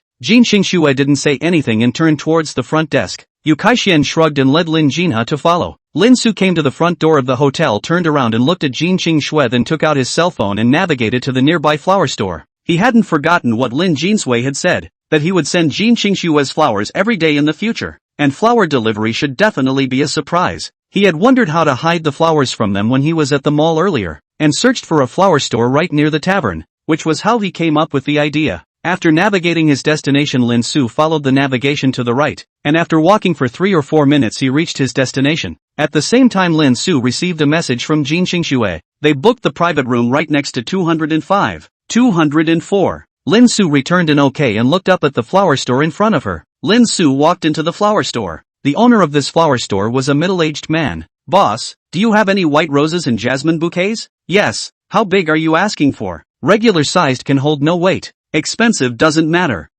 Isn't the fact that he used Jin Qingxue's money to buy flowers for Jin Qingxue bit? Come with me. Lin Su followed the boss inward. After a few meters the boss stopped. Take a look. These are white roses with jasmine. Lin Su looked quite fresh. Bending down and sniffing, he found a bouquet that most closely resembled the one on Jin Qingxue. Boss, this is the one. This 300. No problem. Hearing Lin Su's words the boss bent down and carefully picked up the bouquet. Lin Su looked around at the flowers and opened his mouth and asked, Boss, are there any flowers suitable for children? I want to give it to my daughter. 3 years old. Little brother. You're having a baby at such a young age. Looking so young at first glance you look happy. Your wife and daughter must love you very much. Lin Su smiled and nodded his head with tenderness filling his eyes as the boss continued. For your daughter's flowers, I recommend pink roses. Pink is the color of a young girl, symbolizing youth and vitality, and pink roses represent gentleness and delicacy. Giving them to your daughter can express your warm wishes for her and make her feel pampered like a princess. Yes, help me with two. Little brother, you're still a twin, the boss said with some surprise. Twins. Little brother, you're really good. Come with me, I'll take you to get the roses. Lin Su followed the boss outside and stopped again after a few meters. Little brother, take 2 out. Lin Su looked at picking out 2 fresh floral pink roses. Do you need packaging, little brother? Lin Su looked at the bouquet of white roses in his boss's hand and the 2 pink roses in his hand and nodded. Go ahead and wait at the table for me to pack. Lin Su followed the boss to the table. The boss put the bouquet down and spoke. Little brother, this should be the flowers for your wife. Do you want the red box or what color? Let's go with white. And as for the pink roses, let's go with pink. Okay, take a seat, little brother. Lin Su put the flowers down and sat down and took out his cell phone and looked at the green bubbles and froze for a moment, then slapped his thigh. Right. Chapter 71. He feels like he's abandoned his wife and child. He was bound to Qing Shue's card, and if he paid, wouldn't he be able to see himself paying at the florist? No surprise there. Lin Su thought for a moment and called over toward Fong Chenghua. Hey, Lao Air will be here soon. Boss, borrow some money and pay you back tonight? How much? 1,000. Okay, you wait. After a dozen seconds, $1,000 transfer was sent. Thanks, boss. It's okay, it's only 1,000. Where were you? It's about 2 kilometers away. And you're not at the tavern? Shopping. That's just right. Come see my M4 Thunder Edition. Mansion Green. Golden Eye later. Fong Chenghua's somewhat excited voice came through. We'll talk about it then. Call me when you get there. Okay, hang on. Hanging up the phone, Lin Su watched the boss in front of him put the bouquet into the box. Boss, is there a bag to turn around? It's not easy to get. Yes, I'll get it for you when I've packed it. Lin Su nodded and watched the boss packing. The boss's hand is very fast and very clever. Spend a minute or so will be packed. Each bouquet of flowers above the box is transparent and has a bandage tied. Lin Su stood up, and the owner turned around and went to get another linen woven bag to put it in. Lin Su took over holding the cell phone and asked, "Boss, how much is it?" 500. Lin Su scanned the code to pay. "Thanks, boss." "No thanks, slow down." Lin Su waved his hand and carried the bag and quickly walked towards the restaurant. Lin Su looked at them without seeing Cheng Shui and Fang Chenghua, and quickly walked into the basement to the car. The cell phone sounded, and then Lin Su heard a strong roar as several rays of light shot from one side. Lin Su quickly opened the trunk to put the bouquet box, closed the door and locked the door to look out, only to see an extremely domineering green BMW with 2 large nostrils drove over. Lin Su looked at the key and pondered for a moment without going over, turning towards the elevator. Inside the car, Fang Chenghua looked at Lin Su not answering her phone with some confusion. "Why didn't you answer the phone?" "Never mind, whatever. Let's pull over first." Fang Chenghua turned the steering wheel to stop in the parking space, and the place he stopped happened to be right next to Lin Su. Seeing this, Jian Zixuan and Ku Zhe then stopped opposite Fang Chenghua. Fang Chenghua opened the car door and stepped down, followed by a youthful and beautiful blonde loli wearing a black JK walking down from the opposite side of the M3. "Fang Chenghua, where is Lin Su?"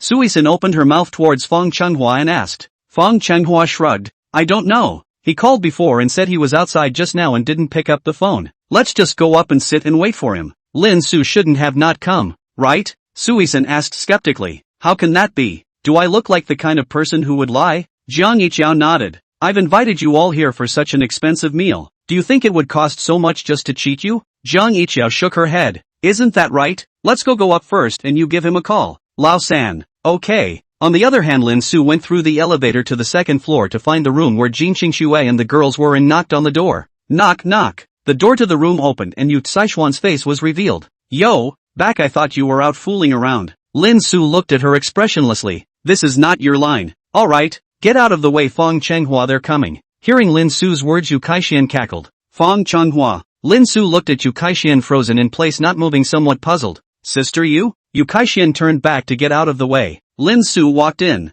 and immediately the sights of Jin Qingxue's mother and daughter threw themselves on her. Especially Jin Qingxue's sight made him feel high and cold. It made him feel like he had left his wife and son behind. Lin Su came next to Jin Qingxue and took out the key. "Qingxue, key for you. Fang Chenghua and the others are here, I'll go over first." Jin Qingxue's nose twitched slightly as she looked at Lin Su for 2 seconds of silence and took the key. "Drink less. I won't care about you if you drink too much." "Yes, sir." Lin Su made a salute toward Jin Qingxue. Jin Qingxue smiled slightly and waved his hand. Lin Su turned to the door and opened the door to look through the doorway to see that it had not yet come. Lin Su quickly opened the door and shuttled out. "Is there so much fear?" Yu Kaixian said breathlessly as she looked at Lin Su's figure that looked like a loach. However, after Lin Su went out, Yu Kaixian also followed and lay down on her back. Looking out from the doorway, Lin Su pressed the door and it wouldn't open, so it seemed that he could only wait for them to come over. It wasn't long before a familiar figure appeared out of the elevator door. "Yo, Dick, boss." Lin Su waved his hand. Jiang Yiqiao looked at Lin Su. This new dress, eyes light up. It seems to be quite important to this dinner, well, but also changed to dress.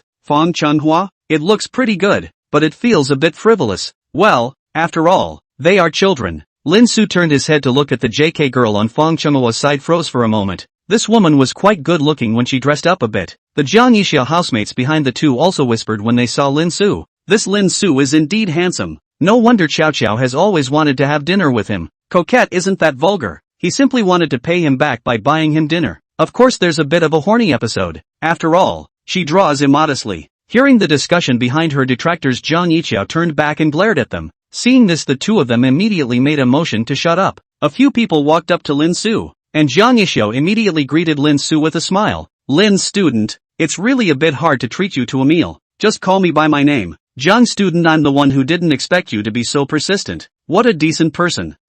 Is that how the idiom works? Just call me by my first name too. However, this time it's your treat, doesn't count as me repaying you. Yo, I'll treat you again afterward. I hope when the time comes, it's the two of us eating alone. For some reason Lin Su felt a chill coming from behind. Let's talk about it then. Lin Su gave Fang Chenghua a look, and Fang Chenghua received to speak. "Alright, let's go in first and sit and chat." Saying that, Fang Chenghua took the card and swiped it on the door lock, and with a click, Fang Chenghua gently pushed open the door of the room. Chapter 72, Penis. I really hate you, you Riddler. The moment the door to the room opened, the two roommates behind Jiang Yiqiao stared in unison. The box in front of them was much more refined than they had imagined. yet it didn't look overly luxurious and ostentatious. The box was about 30 square meters in size, with a large round table covered with a beige tablecloth in the center, and bone china tableware neatly arranged on the tabletop, which glowed with a warm luster under the light of the overhead lamp. The walls are covered with light curry dark wallpaper and a few minimalist landscape paintings hang. A modernly shaped chandelier dangles from the ceiling, emitting a soft, warm light. Wow! The short-haired roommate couldn't help but let out a small gasp, her fingers subconsciously gripping the small bag she was carrying. She was from an ordinary family, and usually went to some cheap restaurants for dinner, so she was a bit constricted by such a formal dining environment. Although I already knew that the boys were treating and eating some expensive seafood, I was still a bit surprised to see it with my own eyes. After all, the whole thing was so expensive for the first time we met, which really made people suspicious of the purpose of it. The roommate with the glasses also had his mouth slightly open, his eyes drawn to the solid wood sideboard in the corner. There was an exquisite tea set on the cabinet, and a few bottles of high-grade mineral water were placed next to it. It's a class reunion?" she muttered in a small voice, unconsciously straightening her collar. What surprised them most was that the box actually came with a small lounge area, 2 beige fabric sofas surrounding a glass coffee table with a fresh fruit platter. There are also a few pots of greenery in front of the floor-to-ceiling windows, adding a bit of life to the space. Lin Su looked at Jiang Yiqiao housemate's cautious look side, looked at Fang Chenghua shrugged. "See bar into this." Fang Chenghua's eyes drifted up to the ceiling. Lin Su opened his mouth. "Everyone don't worry about sitting casually. On the line this amount of money is nothing to Fang Chenghua. The car you guys took when you came here is already over 3 million. We're in a car that's over $3 million. No wonder I said it looked so bright," the roommate with the glasses said with some surprise, hearing Lin Su's words of relief. Jiang Yiqiao was even more satisfied with him in her heart. Not too humble and still a good person. "Alright, let's go in and sit down. We've come all this way, we'd be letting down Fang's classmates if we don't have a good experience. Isn't that right, Fang-san?" Jiang Yiqiao and Lin Su are right. I have the money to build it hard. We are all just classmates having a meal. It's mainly because we on this side want to eat seafood. Plus it's good over here and with such pretty girls like you. Otherwise we would have gone for hot pot. It's the people of Shudu who eat hot pots that are our traditional cuisine in Shudu, right? Fang Chenghua laughed. Jiang Yixiao's roommate nodded, and several people entered the private room and sat down. Jiang Yixiao was trying to follow Lin Su to sit down, while Lin Su gave a look to Fang Chenghua, who in turn gave a look to Jian Zixuan. This resulted in the two of them, Jian Zixuan and Kuze, being on the side, while the two of them, Lin Su and Fang Chenghua, were in the middle, and Jiang Yixiao and one of her roommates with long black hair were sitting directly across from each other. Lin Su looked to find the air conditioner remote control to turn the air conditioner on. "Phew, much more comfortable. It was still a bit hot when I came in just now," Jiang Yixiao said as she felt the cool breeze. "So it's not that different from the ordinary ones? The air conditioner has to be on its own too, doesn't it?" Lin Su lightly laughed. Lin Su sat down beside Fang Chenghua and whispered, "The look I gave you just now told you to sit next to him. Why did you let Lao San sit next to him?" "I'm not trying to make a good impression on my goddess." Lin Su froze for a moment, then widened her eyes. "Bushgoers, people aren't even here yet. What image are you keeping? Can't you leave it in your heart?" At the word Lin Su immediately revealed a disgusted expression. Fang Chenghua saw it, immediately red warm. "What do you think? I just protect myself, and you know my goddess. When this you shall not subconsciously give me a good word. Saying that I am usually not close to women's colors, is a righteous man." After hearing Fang Chenghua's words, Lin Su clapped his hands towards Fang Chenghua with a look of admiration and said, "You kid, you are really sinister. So tell me who it is. Don't you want to drive this M4 Thunder Edition? 510 horsepower, 3.9 seconds to 0-100. A proper driving machine, don't you?" Fang Chenghua pulled out his BMW key and waved it in front of Lin Su seductively. "What the hell? You're waiting for me here. You just don't feel interested, do you?" "Not interested. I love Mercedes. I love AMG.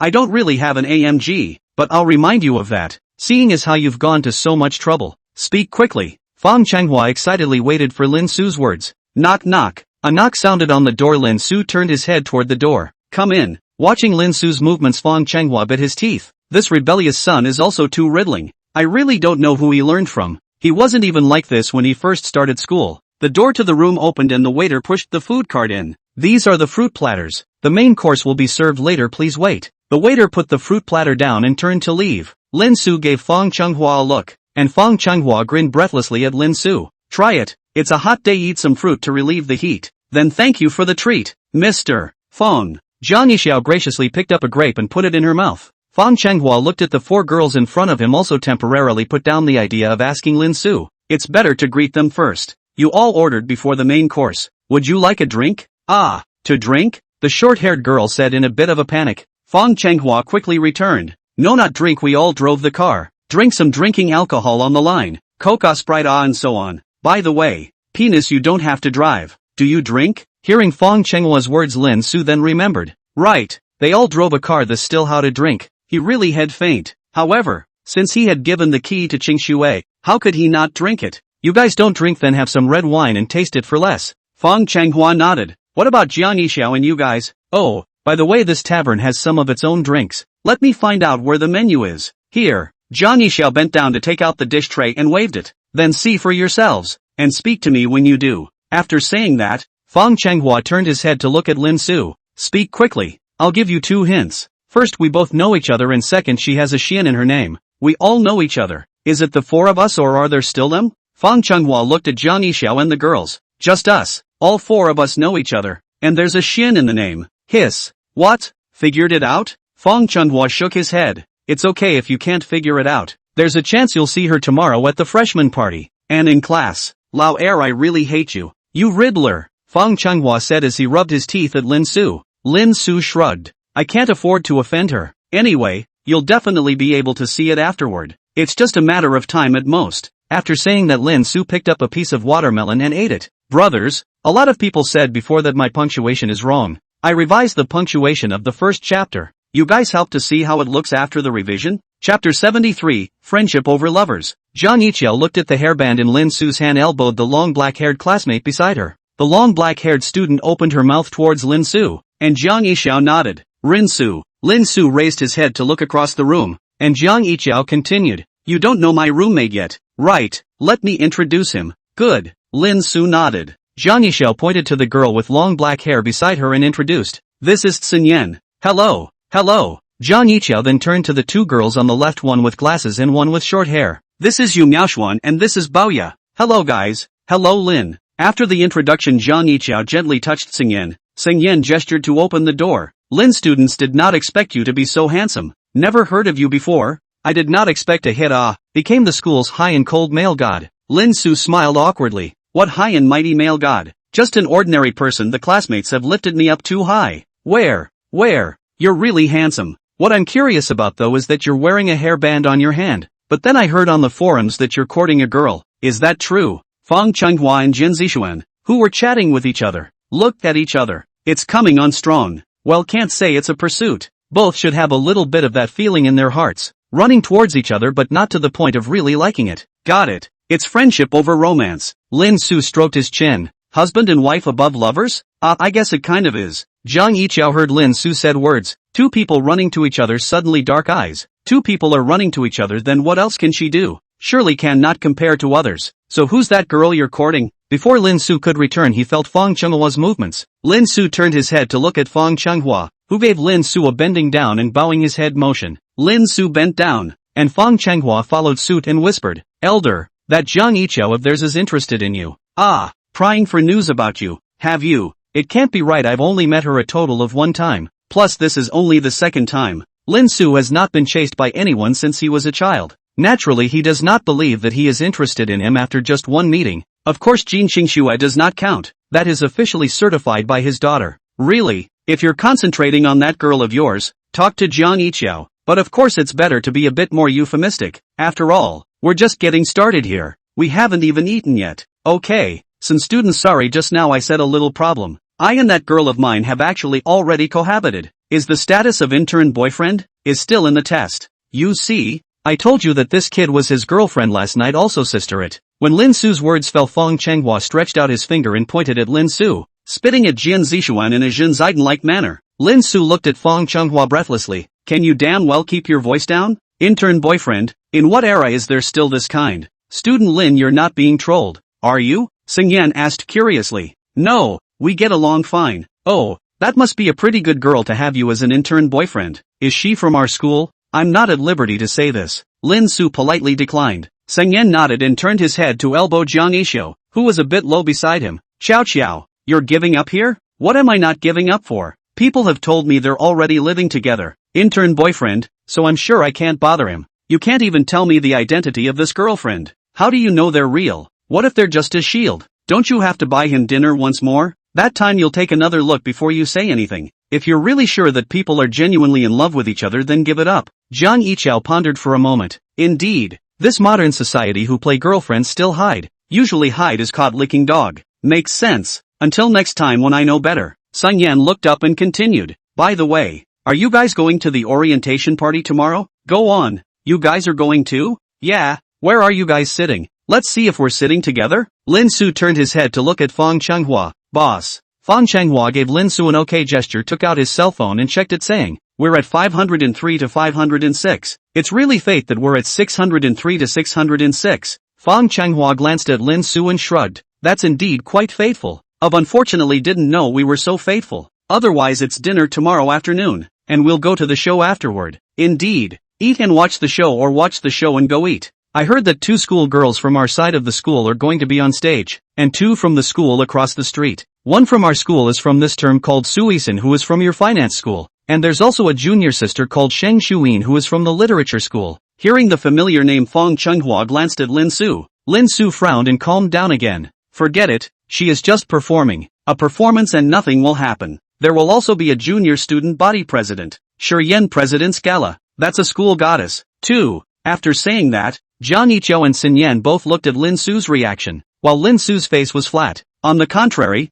Ku was a bit excited. Second brother, Shang Shuiwei. Ah, the goddess of ancient style. You still know this Shang Shuiwei? How is this not known? The school flower, famous cool and elegant ancient wind goddess. She is in the ancient wind club every time, a lot of people to sign up. I wanted to go back in the day but didn't have the financial resources to buy vintage clothing. I'm guessing correctly that the ancient costumes you're talking about are the bright armor and the flying swallow costume. Ho, ergo, or you know me. Hearing Kozei's affirmation, Fang Changhua was a bit speechless. No, Lao see people a cool and elegant beauty. You cos well. You also cos bright armor. Why don't you cos emperor armor? Imperial armor is fine, but it's not ancient style. Fang Changhua was also choked by Kozei's words and waved his hand without saying anything more. Hearing Kozei's words, Jian Zixuan also came to some interest. According to you, Sun, Shang Shuiwei will wear ancient costume to perform on the stage? Sun Yan nodded. Yes, but it's not quite clear what exactly is being performed. Some say it's singing, others say it's dancing,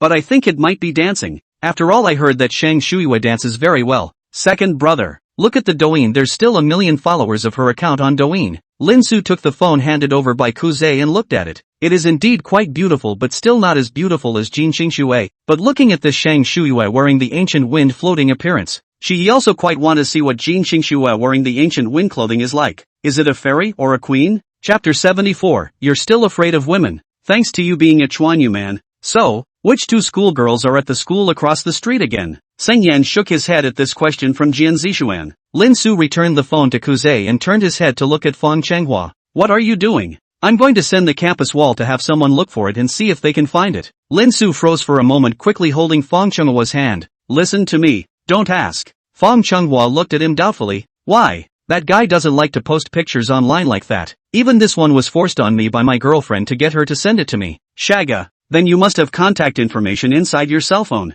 Fang Changhua said a false wobble toward the middle of Lin Su's legs. Lin Su saw the situation violently backward, shrinking both hands to hold Fang Chenghua's hand, and smiled. The reaction is quite fast, Fang Changhua said with a wicked smile. Lin Su breathlessly gave him an elbow strike, looking up at Jiang Yiqiao. Jiang Yiqiao, have you guys chosen what to drink yet? Jiang Yiqiao froze for a moment, then blushed. Just now she had been thinking about Lin Su and had forgotten about this matter. Not yet. That's fine. Take your time choosing. By the way, is Dick hacking tonight, and you're going back even though you're out?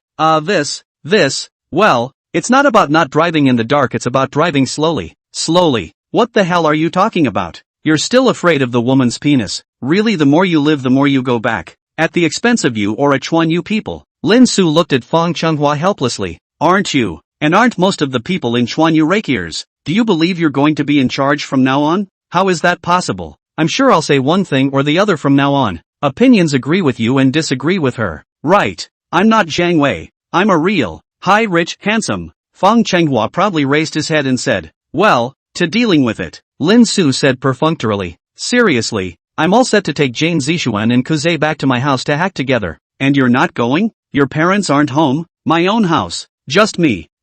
Well, this. Lin Su thought about it, thinking of her own daughter's figure, or shook her head. Sorry, that's something I really can't do. but I can also fool around with you guys when I'm at home. Okay, so we play morality and the rule of law? It wouldn't be good to refuse this again. Lin Su nodded. Yes, okay then, when the time comes, we'll rob the bank. I think drag racing is more fun. Love the suit, yo. Want to go run that track of yours again? You might as well play Horizon. This feels ominous. Forget about being lazy. We'll talk about it when the time comes. Tomorrow, Saturday. No classes anyway. Long play. After saying that, Fang Chenghua turned his head to juggle with his phone, and then Jiang Yixiao's voice came into Lin Su's ears. Rinsu, you guys are going back after dinner? Or what? You guys aren't going to sing or anything after dinner? Before Lin Su, people shook their heads in unison. You girls, you go to karaoke after dinner? When it's crowded, especially at night, the odds are it's just going to be a children's song and then going back. You should have said something about this ahead of time. Sorry about that. My side of the story says I'm going straight back after dinner.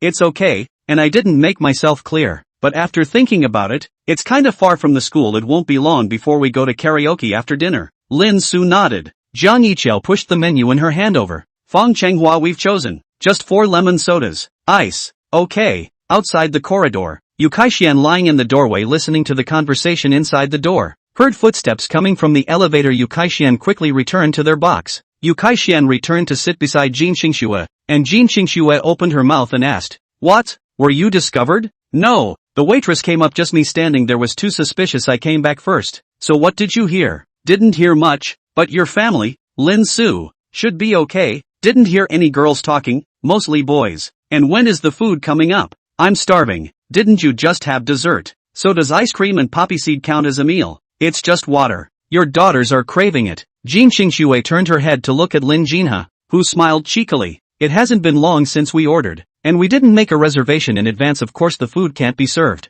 so quickly, but if you guys are hungry then I'll serve a little snack up." "Yes, but I want meat." "Are what and Spike hungry?" Lin Jinha nodded and Lin Jinsui spoke. "There is a little bit of it. I don't need it. Let's eat seafood later." Jin Xingxue slightly nodded her head and took out her cell phone. Looking at the app interface of the green bubble, Jin Xingxue paused for a moment and entered the small program of the restaurant within the ant treasure to order food. The line of sight returned to Lin Su's side. A knock sounded on the door. Fang Chenghua turned to look at the door of the room. "Enter." "Anum." Click. As the door to the box was knocked gently, the waiter pushed the food cart and entered slowly. Lin Su looked slightly surprised at the pair of insulated covers on the food truck. Was this seafood on so soon? The waiter pushed the food cart to the table to unveil the insulation cover. The food cart on the silver glittering insulation cover has just been unveiled. The rich fresh aroma will be like a tidal wave, like a surge. Instantly filled the entire box. The king crab at the head of the table dominates the center of the plate. Its orange-red shell glistening with oil. Its legs neatly arranged.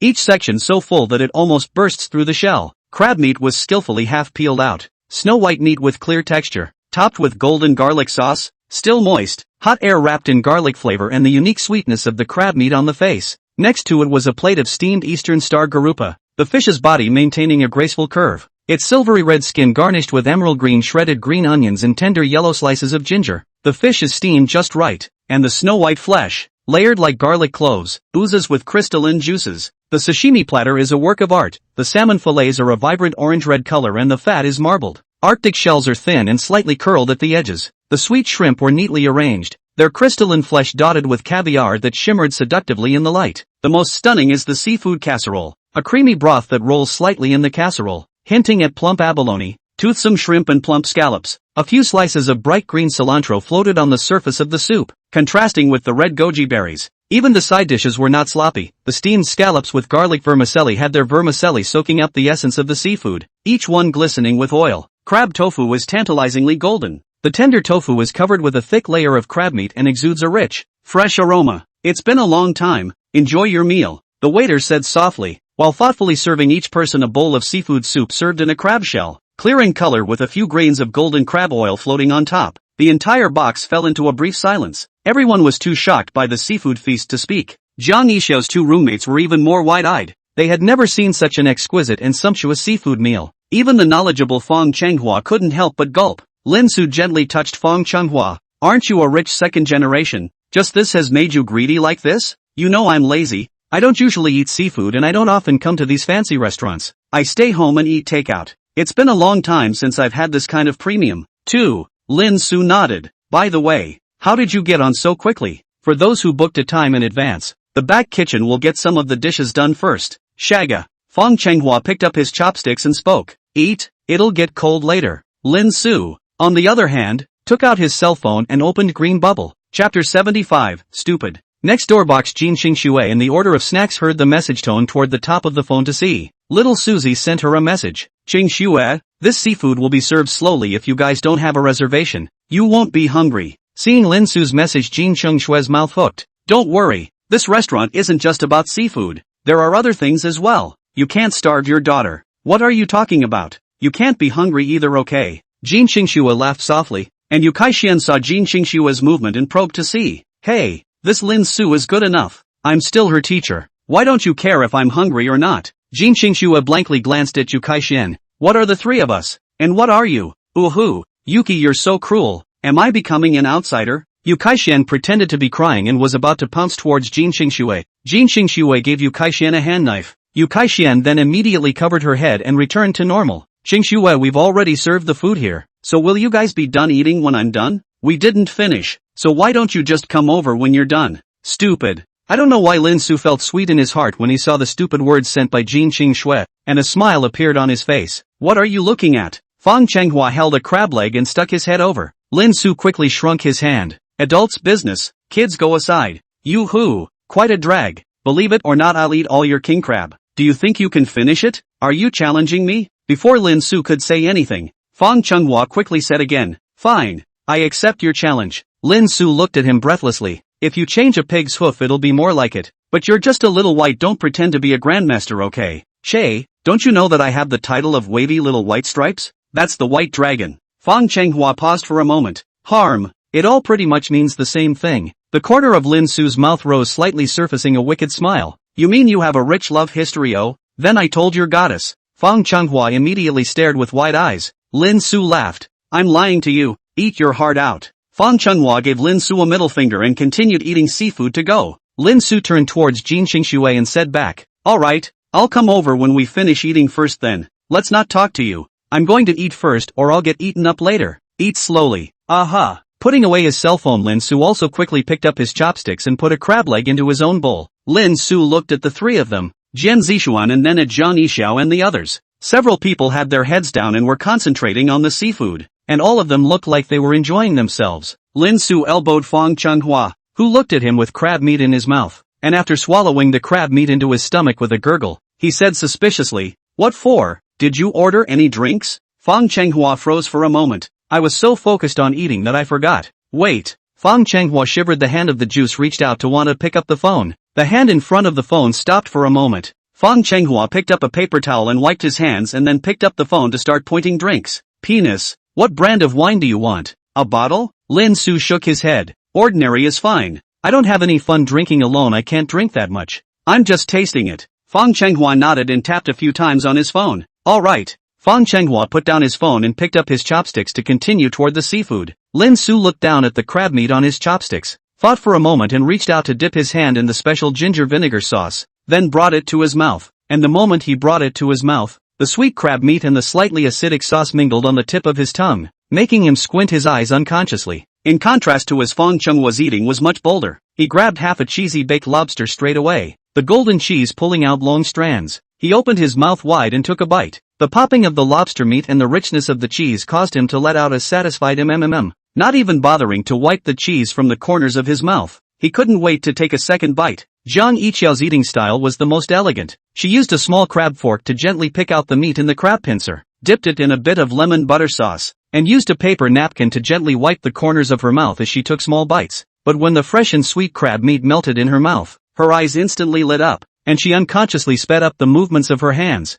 not even bothering to ruffle the strands of her hair as they hung down to her cheeks. Then the three people's chopsticks met unexpectedly above the seafood pot. Lin Su picked up a piece of abalone, and the moment he bit down, the unique toughness and fresh flavor of the abalone made him nod slightly. Fang Chenghua aimed at the largest tiger shrimp, quickly clamped into the bowl and began to peel the shell. Peeling shrimp yellow-stained fingers, he directly licked off, revealing an insatiable expression. Lin Su glanced sideways at Fang Chenghua and shook his head at the way Fang Chenghua stretched out his fingers and licked them. Looking up to Zhang Yixiao scooped a spoonful of crab tofu, tender tofu and rich crab meat into the mouth into the stomach so that she could not help but gently and then embarrassed red ears. Zhang Yixiao glanced across the room and saw Lin Su looking at her. The scarlet on her ears quickly spread to her face and Jiang Yiqiao hurriedly lowered her head. The knock on the door sounded again. Lin Su looked at Fang Chenghua then turned around and called the waiter to come in. The waiter pushed the food cart to the table. Looking at the waiter, Jiang Yiqiao for people suddenly became slow. The waiter placed 4 ice-cold sodas and 3 ice-cold Sprites on the table then spoke up and inquired,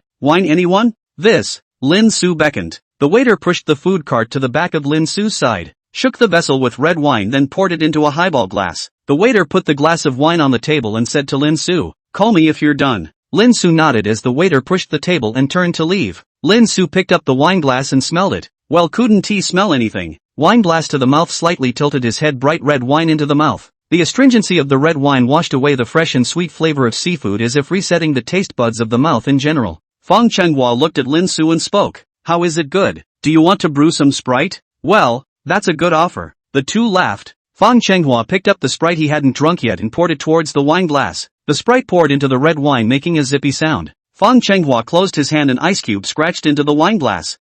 Do you want me to get it for you? Asterisk asterisk asterisk asterisk Q. Lin Su once again took a sip, instantly gave a thumbs up to Fang Chenghua. "This taste is only authentic." Fang Chenghua sighed. "It's a pity that you should have ordered a Coke. Pouring it in again would definitely be better." Lin Su blankly glanced at Fang Chenghua. "You're refining medicine." Chapter 76. I'm a big man. Are you afraid I'll be eaten? Fang Chenghua shrugged his shoulders and picked up the cup to drink a big mouthful of booze, gulping and swallowing and tearing up the shrimp meat. Lin Su saw this and also ate quietly. The crowd also did not make any noise or eating quietly. There is no conversation, just enjoy the food. Lin Su also drank almost a bottle of red wine without realizing it. "Dick, are you okay? Drinking so much?" Lin Su shook her head. "Nothing, felt only a little dizzy." "Nothing much, a little dizzy only. I can't see how you can drink. Why did you stop drinking after 1 beer last week?" It is true that the amount of alcohol was not too good before, but today he is feeling that the amount of alcohol has increased greatly, perhaps related to the changes in his body. "Do I prefer red wine?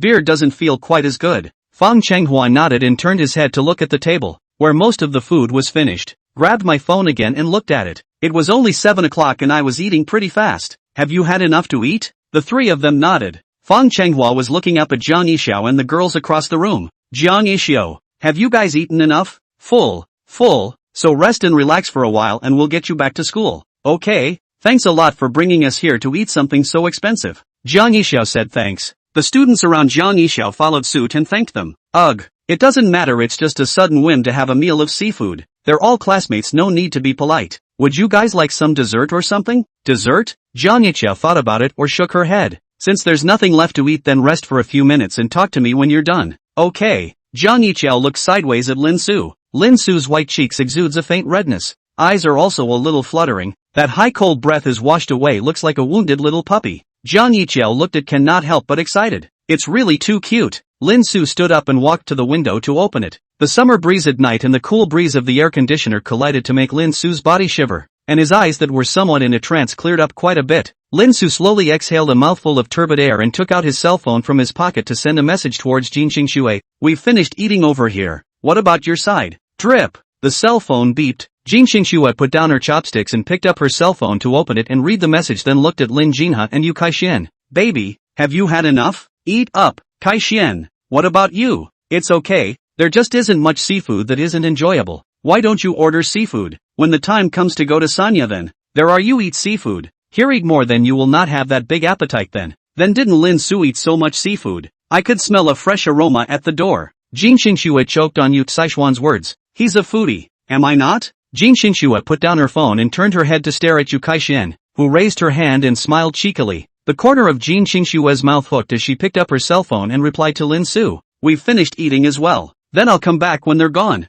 And their car is parked inside the basement." "Could be. How much have you had to drink and are you drunk?" "I don't think I drank much. Red wine. Not drunk." "Okay, be careful not to sit across from the air conditioner and blow. Be careful of catching a cold." "As you wish." Jin Xingxue smiled and spoke. "Is there anything else you want to eat yet? They'll come over later after Lin Su and his side have left. Have a bit of fruit to relieve your fatigue." Yu Kaixian opened her mouth. Jin Xingxue nodded. "Spike, where are you guys?" "Little Wa. Listen to Sister Kaixian." Lin Jinsui said. "Listen to your sister." Jin Xingxue took her cell phone and ordered a fruit platter, then waited for the time to pass. Lin Su looked at Jin Xingxue's message and smiled, putting away his cell phone and closing the window back to his seat. "Penis, you're really not drunk, are you?" You have no problem walking alone? Don't worry, have you seen me drunk? It takes a while for the drunkenness of this red wine to manifest itself. I can't say. Don't worry. I'm a big man. Are you still afraid that I'll be eaten? Lin Su laughed. That's not necessarily true.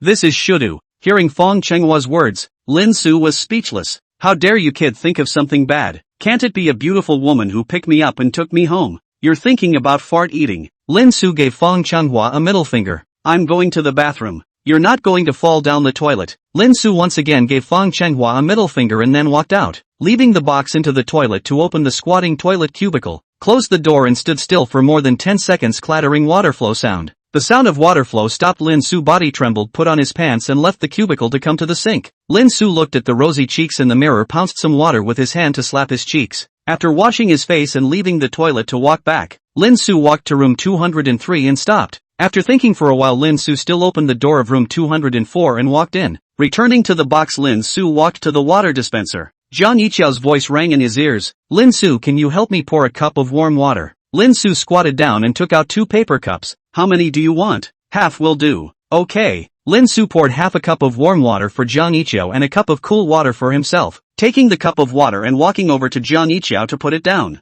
Thanks. No thanks. Lin Su took the water cup and walked towards his position. While walking, Lin Su finished the water in the cup in one gulp. Halfway to the road, Lin Su felt still a little thirsty and turned to walk back again, returning to the water fountain to drink 2 more cups. Penis, give me a drink. Second brother, give me a cup. Fong Chenghua's words fell as Jin Zixuan and Kuze followed suit. Lin Su was speechless. Dare not be lazier. But there was no way his own son spoiled himself. Lin Su squatted down and took out 3 water cups and poured water for these 3 sons, taking the water cups back to the dining table and putting them down. Fong Chenghua smiled and took the water cup. Thank you, son. I think you should stop drinking. Lin Su gave Fong Chenghua a blank stare, then sat down to rest. Chapter 77, Mother Tiger, who dares to take you? A few minutes later, Jiang Yixiao's voice rang out. Fong Chenghua, we're rested. Rested? Then fine, let's go. Fong Chenghua stood up and the crowd followed. Penis. I'm leaving first. When I get there I'll call you, remember to answer. I'll see if you're or not. Lin Su nodded slightly. Ugh, isn't student Lin going back? Yu Miaoxian said with some surprise. You forget. He said he was already living together. Cynthia explained. Oh, well then, bye-bye Lin. Lin Su smiled slightly. See you later. See you next time, Lin Su. Jiang Yiqiao walked past Lin Su and gently patted Lin Su's shoulder and smiled. I'll see you tomorrow. Jiang Yiqiao froze for a moment, then reacted. You're quite humorous. Lin Su just smiled without saying anything. Then a few people walked out of the room next to each other. Lin Su sat in the same place and waited for a minute, then stood up. Shaking his head, he walked out of the box to the door of 203 and knocked. Click. The door to the room opened and Yu Kaixian was taken aback as she looked at Lin Su's reddened face. Why did you drink so much? Much? Nothing feels right? You're so red in the face and you still don't feel it. Wait for Yuki to teach you a lesson. He dares to teach a lesson. I'm a native of my country, Lin Su said boldly. Yu Kaixian shook her head. It's hopeless already. Jin Xingxue looked at Lin Su in the doorway and frowned as she stood up, walked to the door and spoke. Didn't I tell you to drink less? Drinking quite little. There should only be 1 bottle. Lin Su put up a finger hot and laughed. Are you sure? Well, sure. But I might be a little allergic to alcohol, that's why my face is so red. Alcohol allergy, and you still drink so much. And it's still red wine. Yu Kaixian spat out breathlessly. I'm just happy to be well. Jin Xingxue frowned at Lin Su's somewhat blurry appearance. Can you walk? Sure. Rollerblade Rinso jumped performing a jump shot. How about that? Yu Kaixian didn't know what to say but could only give him a thumbs up. Jin Xingxue turned her head towards Lin Jinsui and Lin Jinhe. Sui, take my bag and bring my sister over. We're going home. On hearing this, Lin Jinsui got down from his own seat and climbed up to Jin Xingxue's seat to remove his satchel, while Lin Jinhe had already run over ahead of him. Little Daddy's good girl, come to daddy for a hug. Lin Su bent down and reached out towards Lin Jinhe. Lin Jinhe stopped beside Jin Xingxue. Dad, you smell too much of alcohol, I don't want a hug. Lin Su paused for a moment, straightened up, patted his cheeks abyssally, exhaled for a moment, turned his head to Jin Xingxue. You believe me, I didn't drink much. Only a little. Yu Kaixian smiled and patted Jin Xingxue's shoulder. See, even when drunk, she still remembers what you said. She really cares about you. Jin Xingxue didn't reply to Yu Caixuan's words and said towards Lin Su. Since you're not drunk, then let's go. To the basement. Yes sir. Saluted Rinsu, then turned 45 degrees right, squarely to the right. Jin Xingxue's slightly laughing and somewhat helpless voice rang out. Going the opposite way. Lin Su's body gave a beat followed by a turn in direction to speed up. Yu Kaixian looked at Lin Su's back in the doorway and laughed playfully. Your family Lin Su is really cute when he's drunk, just like a human machine. Jin Qingxue nodded slightly. Let's go. Jin Qingxue took her satchel and led her 2 daughters towards Lin Su, with Yu Kaixian following behind. Came to the elevator in front of the elevator door has opened. Lin Su was like a standard bearer now at the door. Jin Qingxue led Yu Kaixian walked in Lin Su this followed in. Jin Qingxue pressed the -1 floor button. Yu Kaixian looked at Lin Su and said with some worry, he won't throw up in the car later, right? I guess not. Lin Su heard Yu Saishuan's voice and turned his head to look at Yu Kaixian who had some heavy shadows. Don't worry, sister Yu. I'm only slightly drunk. It's not to the extent of vomiting. I think you're so drunk you can't see people clearly. Yu Kaixian spat out that Lin Su hadn't even spoken to her just now, it was to the elevator wall. Just because I'm drunk doesn't mean I have to throw up. It just means my ability to break down alcohol is weaker. Look, it's turning into a science student. Yu Saishuan's eyes rolled her head sideways and said quietly beside Jin Qingxue's ear. It's said that they spit out the truth after drinking. Do you want to give it a try? Spit the truth and I won't let him do it in front of you. I do have an idea. Though, what's the idea? Ding! The elevator stops, the elevator door opens. Jin Qingxue reaches out and gently pushes Lin Su. Lin Su receives the command to walk out of the elevator. Jin Qingxue takes her daughter and follows out of the elevator. Spike, hold your dad. Be careful he falls. Oh, Lin Jinsui held Lin Su's hand. Lin Su was held by Lin Jinsui also seems to be restored to normal, face of that stupidity disappeared.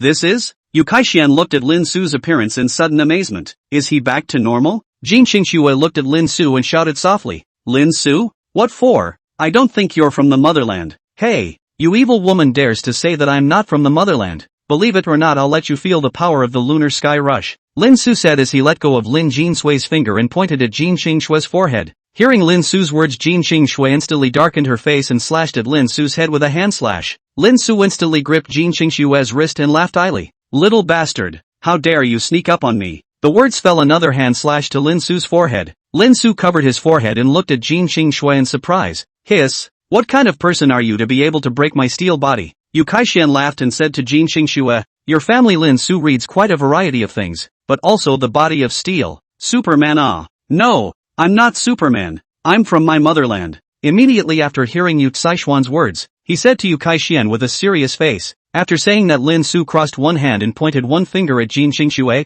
And you, my friend, you're the real hero. Jin Qingxue was really speechless, and directly went up and grabbed Lin Su's ears towards where the car was parked. Ugh, ugh, ugh, get off of me you hateful woman. Ugh, wrong, wrong. Qingxue let go. Jin Qingxue let go of Lin Su's ear. Sober? Humph. Although I don't know what kind of crooked ways you used to break my steel body, but it's impossible to make my homeland people submit. Lin Su said with a proud face. Jin Qingxue shook her head and once again reached out to grab Lin Su's ear, but this time it was a different ear. Jin Qingxue grabbed Lin Su's ears and continued to walk towards the parking place. This time, no matter how Lin Su shouted and begged for mercy, Jin Qingxue did not let go. Lin Jinsui, on the other hand, brought Lin Jinhe and Yu Kaixian to watch the fun from the back, while Yu Kaixian held her cell phone to record the video. Coming to the car, Jin Qingxue loosened her hands and clasped her hands to her chest. Wrong, no. Wrong, wrong, wrong. Lin Su fawned and smiled towards Jin Qingxue. Jin Qingxue looked at Lin Su and raised an eyebrow, taking out the key from her satchel and unlocking it, turning around and pulling open the car door. Lin Su's fawning expression on his face instantly disappeared the moment Jin Qingxue turned away, muttering,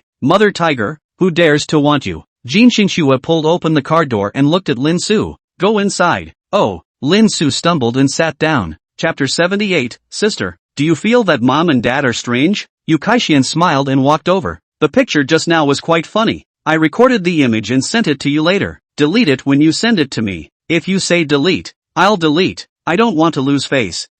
Delete. You must delete. I'll be in a hurry with anyone who doesn't let me. The corners of Jin Qingxue's mouth rose slightly, handing the key to Yu Kaixian. You let me drive? Or else you'll take care of Lin Su. Then it's better for me to drive. Yu Kaixian took the keys. Jin Qingxue handed the key to Yu Kaixian before sitting in. Baby, come in. Lin Jinhe held onto the doorframe and climbed up. Lin Jinsui watched from behind to watch out for her to be dropped. Lin Jinhe went up and then Lin Jinsui followed and climbed up. Yu Kaixian closed the car door and entered the driver's seat. Jin Qingxue looked at Lin Su, who was leaning against the car window with his eyes closed. Jin Qingxue thought about it and reached out towards Lin Su. When her hand touched Lin Su's head, Lin Su immediately opened her eyes. What for? Sleep on my shoulder. It's not comfortable against the window. Men and women are not related. Lin Su made a forked gesture. Jin Qingxue was exasperated and laughed. Fine. You lean on the window. Lin Su closed his eyes and leaned in again. Yu Kaixian started the car and drove out of the parking space. Jin Xingxue felt the temperature of the air conditioner, looked at Lin Su towards Yu Kaixian and opened her mouth. Kaixian, adjust the temperature a little higher.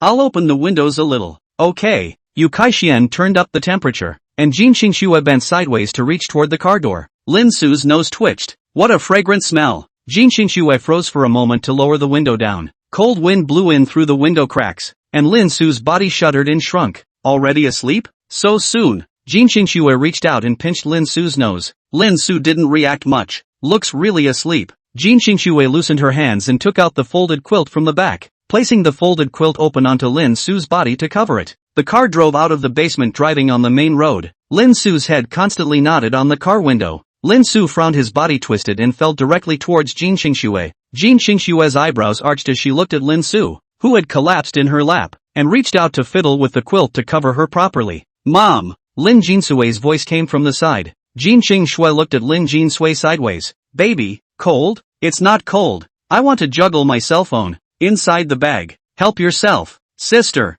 hold this for me. Lin Jinha picked up the satchel placed next to her and took out Jin Xingshue's cell phone from it. Jin Xingxue looked at Lin Jinha and asked, Xiaoha, do you play with your cell phone? Lin Jinha nodded after thinking for a moment. Yes. Jin Xingxue turned her head to look at Lin Su's pants. There was nothing on top. Underneath? Jin Xingxue paused for a moment to prepare to help Lin Su up. Lin Jin, he saw this and spoke. No need, Mom. I'll just play with my sister. Let Daddy sleep. Jin Xingxue smiled and touched Lin Jinha's head. Good. Play with your sister. Lin Jinha turned her head and whispered in Lin Jinsue's ear. Sister, have you ever felt that Mom and Dad are strange? What's so strange? Did you see it? Dad used to never get drunk. And when he did, he got a lecture from Mom. But now Mom is not angry at all. I think it's because Mommy loves Daddy more and can't afford to bully him. Lin Jinha nodded. Then Mom must love me more too. Mom! Lin Jinha turned her head to look at Jin Xingxue, looking at her with a pair of big boo-boo eyes. Jin Xingxue looked at Lin Jinha, who was being cute to her, with some confusion. Baby, what's going on? Mommy, I want a Coke. Hearing her sister's words, Lin Jinsui helplessly held her forehead. She already knew what plan her sister was fighting. It would definitely be rejected. Ah, you can't buy this. Can you drink it tomorrow? Hearing Jin Xingshue's words, Lin Jin, his eyes lit up even more happily. Good, then I also want to eat fries. Jin Xingxue paused for a moment, reached out and pinched Lin Jin, his soft face. Didn't you just eat today? You can't eat anymore. Woo woo. Jin Xingxue let go of her hand. Lin Jin, he turned his head to look at Lin Jinsui with a grumble. Sister, Mom didn't change at all, not even letting me eat French fries. Lin Jinsui didn't know what to say. Sister, you ate so much today you can't eat anymore. You ate fries and dessert and seafood today. Lin Jinha was silent for a moment, then snorted coldly. Oof, okay, Sis and I will juggle cell phones together. Isn't Mommy more gentle with Daddy? And you can ask Daddy to sneak up on you and go get it for you. That way it's Daddy who gets caught and taught a lesson. And maybe Daddy won't be taught a lesson. Lin Jinha's eyes lit up. Sister, what you said is somewhat reasonable. Or you're smart. Lin Jinsui smiled hopelessly. Dad, just let your sister pester you. Lin Su frowned and shrunk towards Jin Xingshue's arms. Jin Xingshui looked down at Lin Su, followed by closing her eyes. With Lin Jinha and Lin Jinsui both juggling their cell phones there, and Jin Xingxue and Lin Su resting with their eyes closed, the car quickly fell into a quiet atmosphere. Soon the car stopped and Yu Kaixian turned her head to look at Jin Xingxue. Xiao Shui, it's here. Jin Xingxue opened her eyes to look out the window. This is not even in the school. Why don't you go in? I'll walk in on my own, in case you're seen here. Jin Xingxue smiled. It's fine. You can just drive in. Just to this extent I won't be afraid. This place is still a bit far from the apartment. You have to walk for 20 minutes. Yu Kaixian thought about it. Indeed, walking for 20 minutes is a bit tiring. Yu Kaixian started the car again and drove towards the school. Jin Xingxue looked down at Lin Su on her lap, who was still sleeping quietly. Jin Xingxue turned her head to look at Lin Jinha and Lin Jinsui. They're both asleep. Jin Xingxue hurriedly touched the foreheads of her two daughters. Fortunately they were not cold. Jin Xingxue blamed herself a little. How could she just focus on her own rest and forget about her daughter? It would be bad if she caught a cold. But the next moment Lin Jinsui opened her eyes and spoke in a somewhat dazed manner. Mom, baby, go to sleep when you're sleepy. Lin Jinsui shook his head. There is a little bit of sleepiness just squinting for a while. You still have to take care of Dad. Who will take care of sister if I sleep? Jin Xingxue froze for a moment, then reached out and touched Lin Jinsui's head tenderly, saying, Baby, you're still a small child. Sleeping Mommy can also take care of you. Lin Jinsui shook her head. No Mom, I'll sleep later when I get home. Good, but you still have to sleep if you want to. Oh, No hard feelings. Lin Jinshui nodded obediently. Jin Shui turned to close the window to peel the quilt off Lin Su to cover her two daughters. Mommy, don't daddy get cold when you give us the covers. Your dad's not afraid of the cold for a big man. Oh, chapter 79, nice to meet you the next day. Jin Shui held Lin Jinha's hand to feel Lin Jinha's body temperature, preventing her from not realizing in time that he was getting cold. Soon the car pulls into the parking space of the apartment building. Yu Kaixian pulls up the handbrake and unbuckles the seatbelt. Xiao Shui, I'll go back first. Okay, can you get the stuff? If not, I'll help you. No, I'll just take it myself. Jin Shui nodded and turned her head to look at Lin Jin Sui. Sui, you go down from over there. Bar this side, dad is lying down, it's not good for me to go down. Good. Lin Jin Sui put Lin Jin He down from himself, opened the car door and jumped out. Jin Shui followed suit and put Lin Su down from her lap,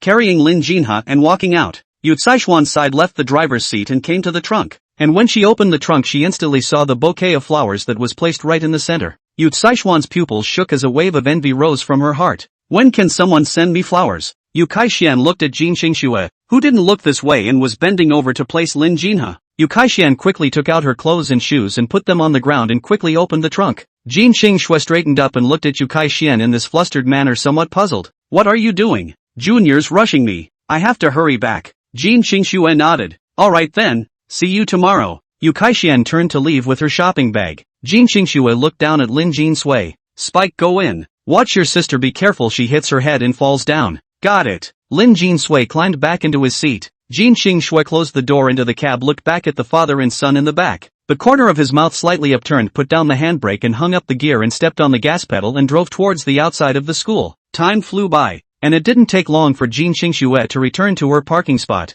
Jin Shui got out of the car and came to the left side of the rear door and opened it. Spike, I'll take you guys up before I come down to get dad. Lin Jin Sui nodded and jumped down. Jin Shui bent down and skinned Lin Jinhe, closed the car door and locked it towards the elevator. Not more than a few seconds after Jin Shui left, Lin Su's cell phone rang. Stump! Stump! What are you doing? Ouch! Lin Su's eyebrows elbowed open a slit in a daze from his pants pocket and fished out his cell phone. Hey! Lao Air! Fang Chenghua heard the movement coming from the opposite side of the phone, a shock. This guy will not be drunk on the road. Lin Su! A loud sound reached Lin Su's ears, and Lin Su instantly came to his senses. Lin Su shook her head to look at the cell phone in her hand. What for? It's okay, see if you're dead. Thanks a lot. No passing. Are you at the place yet? Lin Su looked and realized that he was still in the car. The car had been turned off. Jin Shui and his daughter were gone. Jin Shui should have sent her daughter up first. It's okay, it's here. Just arrive. Can you still stay up late in this state? Red wine is good for digestion, and it's almost ready after a nap. Okay, call us when you're free. We'll get on the horn. Okay. Hanging up the phone, Lin Su pulled the car door. Could not pull, it seems to be locked. Lin Su rubbed his temples and thought for a moment, then slammed his thighs. The flowers are still in the trunk, but Jin Shui and his daughter will not have seen it. He has not yet seen their reaction. Lin Su sighed. Alcohol is harmful. From today onwards, quit drinking. Lin Su juggled his cell phone and waited for Jin Shui to return. After a while, Lin Su heard the sound of the car door opening. Then Jin Shui's voice entered his ears. Awake? Lin Su turned his head to look at Jin Shui shrinking his neck. Listen to me, I really only drank a little bit, but I didn't expect to get drunk so easily. The corners of Jin Shui's mouth rose slightly. Fine. I know you can't drink. Since you're awake, then come out. Lin Su nodded, opened the car door and walked out. Has the daughter gone back? Well, Shui is asleep and you're sleeping. I have to get them back before I can take you back. Oh. Jin Shui looked sideways at the trunk. Take the stuff out. Lin Su looked at Jin Shui's expression. Could it be that she hadn't seen it yet? Lin Su walked to the trunk in front of the afterglow, looked at Jin Shui. Jin Shui looked at him, this look of caution, but also a little curious about what he is buying. But it seems like she didn't receive the message that little Susu paid for it, right? Jin Shui quickly reacted after wondering for a second. This guy won't borrow other people's money if he doesn't use his own. Jin Shui looked at Lin Su. Lin Su carefully opened the trunk to look at the bouquet intact. Looked at Yu Caishuan's shopping bag is gone. It seems that Yu-san found out by taking her own stuff, but didn't give Shui a word. Is Haji Yu so understanding? I recognize you. Lin Su afterglow glanced at Jin Shui, gently untied the bow to open the box. Lin Su carefully took out the bouquet of flowers, drawing out the outer wrapping of the cardboard to make a light ringing sound. Jin Shui's face changed to show a touch of tenderness. It turned out that little Susu was buying flowers for herself. Lin Su placed the flowers behind himself and walked over to Jin Shui. Guess what's behind me? Watermelon? Lin Su froze. What are you guessing the watermelon for? Didn't we say we'd buy watermelon for dinner yesterday? Lin Su had forgotten that Jin Xingxue even remembered. No, guess again. Well, guess not. Lin Su took out the bouquet. Of course it's flowers. How's that for a surprise? A doting-like smile surfaced on Jin Xingxue's face as she took the bouquet. Why did you think of buying me flowers? Lin Su scratched his face. You bought me so many things. Can't I buy a flower for you? Yes, I'd like that. Jin Xingxue looked at the bouquet and saw a card in it. Nice to meet you the next day. That nothing cultured writing is bad. Don't mind it. It's fine. Very well written for me, very well. Jin Xingxue looked at Lin Su and smiled. Lin Su looked at Jin Xingxue's eyes. For some reason she felt her ears burning. Lin Su hurriedly turned around and took out 2 small boxes from the trunk. These 2 were originally prepared by me for my daughter. But my daughter is asleep. Jin Xingxue pretended to make a look of dissatisfaction and said, You, the father, have sent flowers to his daughter. I, the mother, have not sent. This is not to appear that I do not love my daughter at all. Ah, Lin Su was confused. Jin Xingxue laughed softly. Just kidding. Lin Su gave her a grumbling look and looked down at the 2 roses in her hand. When it's time to deliver them, how about saying that the 2 of us bought them together? Jin Xingxue nodded after a moment of thought. After receiving Jin Xingxue's reply, Lin Su turned around and brought out the shopping bag. Let's go. Let's go back first. Jin Xingxue nodded slightly, closing the trunk behind her, and the 2 of them headed for the elevator. Chapter 80, Going to Grandpa's house. The 2 of them quickly returned to the door of their home, and Jin Xingxue unlocked and opened the gate. Mom! Lin Jinsui leaned on the sofa and said hello when she saw Jin Xingxue. Her eyes lit up when she noticed the flowers in Jin Xingxue's hands. Mom, did Dad buy you flowers again? Jin Xingxue took off her shoes and walked over to the sofa with the flowers and placed the bouquet on the coffee table. Yeah, and Dad brought you a gift too. Gave me, and brought me a present. What is it? Lin Su stood in the doorway with the bag in hand and thought for a moment, turning around, taking the roses out of the box and placing them behind his back towards Lin Jinsui. Lin Su walked 2 meters in front of Lin Jinsui and smiled. Spike, guess. What did Daddy bring you? Flowers? Ugh, so easy to guess? Lin Su took 2 steps forward and smiled as she pulled out the pink roses. Spike, for my favorite daughter. Lin Jinsui smiled and took the pink roses. Thank you, Dad. Moo wow. And, Mom, moi. Lin Jinsui laughed playfully and gave Lin Su and Jin Xingxue a kiss on the cheek. Daddy, is that what sisters is too? Yeah, but my sister's asleep, so I'll just have to give it to her tomorrow. Lin Jinsui looked at the pink rose in her hand and spoke towards Jin Xingxue. Mom, you can help me plant this rose. Hearing Lin Jinsui's words, Jin Xingxue then remembered. Lin Jinsui said before about the flower room. Okay, I will help you put it in a water bottle to keep it fresh first, and wait for tomorrow when we make a good flower room to plant the roses. Aha. Lin Su sat down beside Lin Jinsui and looked at Jin Xingxue and asked, by the way, what should you do when you go to the household registration tomorrow? I'll go to my grandpa's and ask my uncle to help me on it. He has some connections. Go to your grandpa's. What? Afraid to meet the parents? Jin Xingxue teased. Lin Su nodded. Well, it's not like they can do anything to you. With me and my daughter. Yes, Dad. I will protect you. Jin Xingxue protects herself even if you're a brat, and what else? Do you want to take Wu and Spike and the others with you if you go to your grandpa's? Spike, do you want to go? Going, but you have to protect me. Mom, haha, Sis C will catch us. Jin Xingxue laughed softly. Good, she bullied you guys, I'll teach them a lesson. What time are you guys going tomorrow? Go over there at 10 o'clock, just in time for lunch. In the morning past? Lin Su thought about whether he could go to Fang Chenghua and their place to hack away tonight. Forget it, stay with your own daughter. Is there anything else? Lin Su shook his head. Then I'll take my daughter to the shower first. Why don't you help wipe Shua's face and feet? Okay, but you have to give me the towel. Come on. I'll take you to the bathroom, I'll give you the towels you need. The 3 stood up and entered the bathroom. Jin Xingxue took out 2 white towels and handed them to Lin Su. This one is for washing your face, this one is for wiping your face. Remember to use hot water. Got it. Okay, get out, I'm going to give my daughter a bath. Lin Su took the towel and walked out of the bathroom back to the toilet. Lin Su turned on the faucet to the direction of hot water and wet the towel inside the sink. Taking the towel, he walked to Jin Xingxue's bedroom, pushed open the door and walked into the bedside. Looking at his lovely daughter who was lying asleep on the bed, Lin Su couldn't help but have a gentle look on his face. Lin Su took the towel and carefully wiped Lin Jinha's soft cheeks. After wiping his cheeks, Lin Su wiped Lin Jinha's small hands. Although none of this had been done before, now it was as if he was self-taught. Well, Daddy, I want a Coke. Lin Jinha's mouth opened to utter dream words. Hearing Lin Jinha's words, Lin Su smiled. What a little glutton. Lin Su pinched Lin Jinha's little face, turned around and went back to the toilet, hung up the washcloth, took the foot towel and wet it to go back into the room again. Lin Su looked at the small white socks on Lin Jinha's feet and paused for a moment, resting the towel on his arm to carefully remove Lin Jinha's socks. Lin Su looked toward the bed and didn't see any shoes, casually dropping the socks to the floor to take a towel and wipe Lin Jinha's feet. After wiping his feet and covering the quilt, Lin Su returned to the toilet to clean. The towel will be up to hang. Back to the bedroom to take the socks to the door to put the socks inside the shoes. Lin Su looked at the socks and paused again. This summer socks seem to be changed once a day,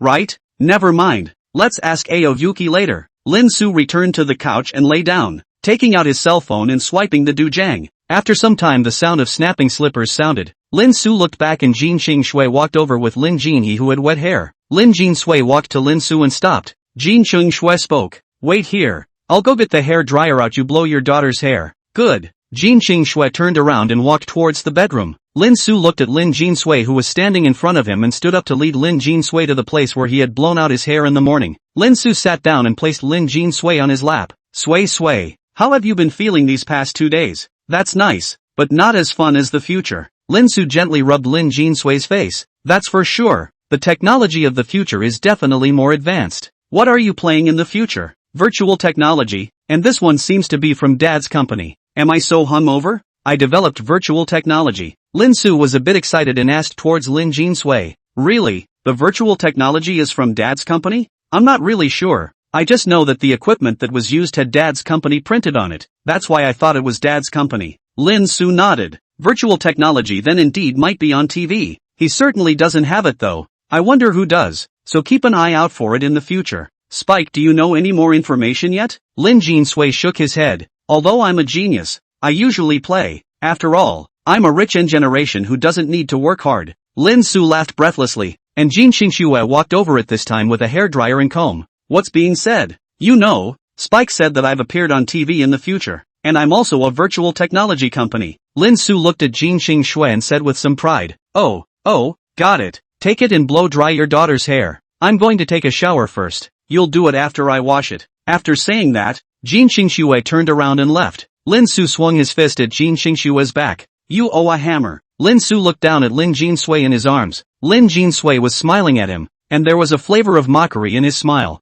Lin Su grabbed Lin Jin Sui's face to put her on the sofa and picked up the hairdryer to plug it in and energize it. Spike. Lin Jin Sui's back was turned to Lin Su, and Lin Su turned on the hairdryer and started blowing Lin Jin Sui's hair. Feeling Lin Su's blowing, Lin Jin Sui closed her eyes like a kitten. Chapter 81. This is too tempting. Children have little hair. And soon Lin Jin Sui's hair was blow-dried. Lin Su put away and turned off the hairdryer to straighten Lin Jin Sui's hair with a comb and then looked at Lin Jin Sui. Alright, blow-dry it and quickly go back to bed to lie down. Daddy, aren't you going to sleep with us? What if my sister wakes up from her nap and looks for you again? That's out of my hands. You'll have to ask your mom. Then why don't you sleep on the floor? Daddy, it's not like you haven't slept in the future anyway. Am I not the one with so little family status? Ask your mom. Lin Jin Sui skimmed off the couch and ran towards the bedroom with the tablet. Go slow and be careful of the slippery. Got it. Lin Su looked at Lin Jin Sui's back and smiled, got up and walked towards his bedroom. Back to his bedroom Lin Su rummaged through. He only had a pair of shorts,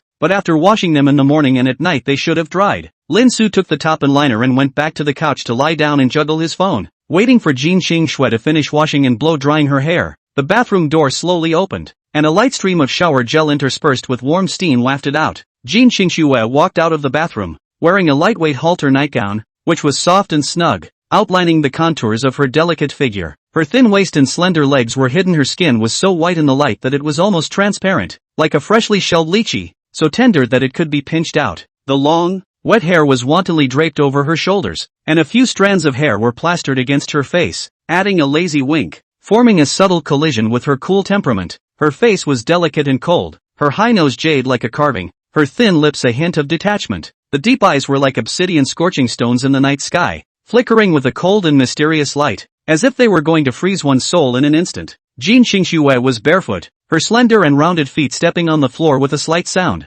each step carrying an unintentional elegance. Lin Su nestled on the sofa to brush his cell phone, heard the sound and looked back to take a glance. Just this glance made his eyes cannot move. The cell phone popped down. He did not care, just staring at her, heartbeat thumping. Mind just one thought, this woman is too good-looking. Foul and dressed so seductively. Jin Xingxue caught a glimpse of that look in his eyes and tilted her head slightly, a bit of teasing in her eyes. She came over to him and lowered her head to him, her hair still dripping with water and smelling like shampoo. Jin Qingxue said softly with a smile on her lips, "What are you looking at? Your eyes are straight?" Lin Su froze for a moment. His face brushed red, and hurriedly laughed dryly to cover up. "Nothing, just think that you have quite a lot of pajamas. Ah, why don't you wear the same clothes that you wore yesterday?" But the eyes cannot control, always to her chest, the mouth to drift, the leakage of a touch of white, light as if like a holy light to attract people's attention. Jin Qingxue smiled when she heard Lin Su's words. Little Su's reaction was really cute, wasn't it? Jin Qingxue sat down on the small sofa in front of Lin Su, tossing her hair behind her head. "Alright, blow dry my hair." Lin Su gulped as he smelled the jasmine fragrance on Jin Qingxue and shook his head to pick up the hairdryer. Lin Su reached out and grabbed a handful of hair at ease to Jin Qingxue blowing her hair. Although said Jin Qingxue were tempting people but they cannot break the law is not. Lin Su lightly bit his tongue against the floral scent wafting out from Jin Qingxue's body. Lin Su's eyes were only looking at Jin Qingxue's hair though during the process of blowing her hair. But there is no way that people's vision is so broad. The eyes still from time to time to see Jin Qing Snow White, revealing some red, moist, fragrant shoulders. The worst part is that sometimes you can see the one, like the Great East African Rift Valley, through your ears. Oh, hashtag. Lin Suchong kept biting his tongue nonstop, finally blow-drying Jin Qingxue's hair. As soon as Lin Su threw the hairdryer away, she immediately got up and bent her waist towards the bathroom quickly. "I'm going to take a shower first." Jin Qingxue looked at Lin Su's bent, waist-flustered pace, her slender fingers on her lips and laughed softly. Lin Su entered the bathroom to see the black inside the basin. Cloth, material intentionally more urgent. Lin Su quickly opened the shower. Cold water sprayed out, trapped in Lin Su quickly doused Lin Su's heart. Fire. Lin Su wiped his face and took a long breath. Jin Qingxue is worthy of being the goddess of the whole school, is also too seductive. But why is she dressed so seductively today? Was it to test him? The more Lin Su thinks about it, the more it makes sense. The damnable stinking woman even tested me as Sigma Man. If not for the fact that you are my daughter's her mother's face, I would have already smoked you. Smoking, of course. Where and with what, that's unknown. Lin Su took off his clothes and wiped on the shower gel to replace the hot water. Although the cold water is quite cool, but to catch a cold, he did not want to catch a cold, cannot touch his daughter. Soon after Lin Su finished his shower and turned off the shower, Lin Su looked toward the shelf. Damn, I forgot my clothes. Lin Su slapped his forehead. How could he forget? There is no way things can only ask Jin Qingxue to send it over to himself. Ayo Yuki. Jin Qingxue sat on the sofa juggling her cell phone and heard Lin Su's voice. The corner of her mouth hooked, picking up the clothes on the sofa and walking towards the bathroom. As soon as Jin Qingxue walked to the toilet, she saw Lin Su's head pop out of the bathroom door. Lin Su looked at Jin Qingxue and her face instantly turned red, immediately shrinking back. Jin Qingxue walked to the door with a smile on her face. I brought you the clothes. Lin Su stretched out his arm and awkwardly coughed a few times. Cough. Sorry, Qingxue's memory is a bit bad. Jin Qingxue placed the clothes in Lin Su's hands, leaving a sentence, and walked out. Lin Su's arm holding the clothes froze in place as Jin Qingxue's voice spun in his head. Come out and help me press my feet. Come out and help me press my feet. Jin Qingxue dressed so seductive today. I also want to let yourself press the foot. This is also too that it. How about escaping into the bedroom yourself and not coming out? Lin Su thought about it but dismissed the idea. Jin Qingxue had walked for so long in her low-heeled sandals today, her feet would indeed be sore, and it was only right that she should give her a massage. Definitely not trying to touch myself. Well, definitely not. Lin Su wiped his body clean and put on his clothes, stepping out of the bathroom towards the couch with a look of death. Lin Su came to the living room to look at Jin Qingxue's delicate figure and that white, translucent, jade, foot and small, legs gulped. T____T, come on through. Chapter 82, Massage. Lin Su walked up and sat down beside Jin Qingxue. Lin Su looked at Jin Qingxue's feet, and Jin Qingxue laughed softly. Let's blow out your hair first before pressing it. You don't need to blow dry your hair. It's still early in the morning, it'll be dry before long. It's good to blow dry your hair. If you don't blow dry your hair, you'll wake up with a messy hairstyle in the morning. You still have to shower after your morning run. No difference. No running on vacation. Oh, that's okay. Lin Su stood up and walked over to the sofa where the hairdryer was placed and was about to pick it up when Jin Qingxue's hand reached over to pick up the hairdryer. I'll help you blow. Lin Su paused for a moment to sit down on the small sofa. Jin Qingxue sat down behind Lin Su and turned on the hairdryer. The hairdryer blew Jin Qingxue's soft palms, lightly brushing Lin Su's hair. Lin Su closed his eyes and enjoyed Jin Qingxue's light brushing. The boy's short hair didn't take 2 or 3 minutes to blow out, and Jin Qingxue put the hairdryer away to lie back on the sofa. As soon as the hairdryer was turned off, the room quieted down to just so much breathing. Lin Su swallowed his saliva and turned to look at Jin Qingxue. Jin Qingxue lethargically leaning on the sofa, her long legs under the halter nightgown casually hiked. Her ankles were as fine as porcelain, very round, with a bit of pink and white, looking very delicious.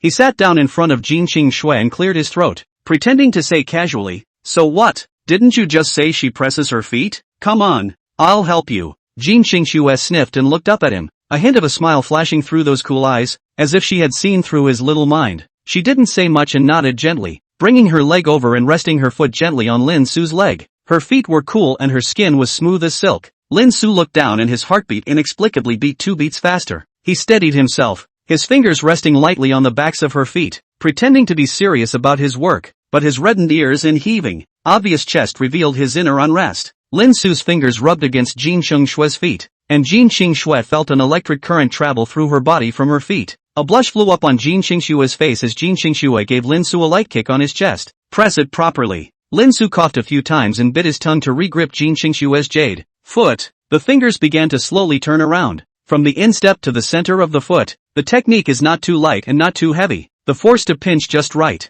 He first rubbed the acupoints on the soles of her feet, feeling the softness of her soles with a bit of warmth, feeling so good that he was a bit reluctant to let go. Lin Su sneaked a glance at Jin Shui and saw that her eyes were closed, her eyelashes were gently fluttering, her face was very calm, but her ears were flushed with scarlet. "Hey, you're quite tolerant. Let's give you a taste of my evolved massage skills." He put more effort into his hands, pressing from the center of the foot to the heel and pushing up the ankle, moving gently and carefully, as if he was serving some kind of treasure. Lin Su's palm rubbed, slid, and nudged on Jin Shui's tender feet. A wooing sound pierced out from Jin Shui's mouth. Hearing this seductive voice, Lin Su's body trembled, accidentally increasing his strength at once. "Hiss. Sorry, is everything alright?" Lin Su heard Jin Shui's voice and hurriedly let go of his hand and asked. Jin Shui opened her eyes and smiled lightly. "It's fine. But why does it feel like you're pressing better today than yesterday?" "Well, probably because I have more control over my body after working out this morning. Then you can keep going on your run tomorrow morning." "Ah, just kidding, keep pressing." Jin Shui closed her eyes, the corners of her mouth still slightly curled up. Lin Su skimmed his mouth and reached out to continue to give Jin Shui a massage. This time the two did not have any movement. Lin Su peace of mind to Jin Shui massage. Jin Shui wearing low-heeled sandals walked for so long, feet are indeed a little sour. Lin Su massage is indeed comfortable. After about 10 minutes of massage, Jin Shui opened her eyes and looked at Lin Su, who carried a little bead of sweat on his forehead. Lin Su looked at Jin Shui as she moved her feet. "Just stop when you're tired of pressing." "Ah, okay." Lin Su somewhat fondly put Jin Shui's feet down. Jin Shui's mouth hooked. "How about helping me press it tomorrow?" Hearing Jin Shui's words, Lin Su couldn't stop the corners of his mouth from rising. Lin Su stifled a smile and said with a hardened mouth, "Since you want to press on words, then I'll begrudgingly help you press it." "Seeing how reluctant you look, then let's not press it after all. You're quite tired of pressing it." Jin Shui teasingly laughed. I mean you're pretty tired every day and I can't do much, so I'm doing my part by giving you a massage."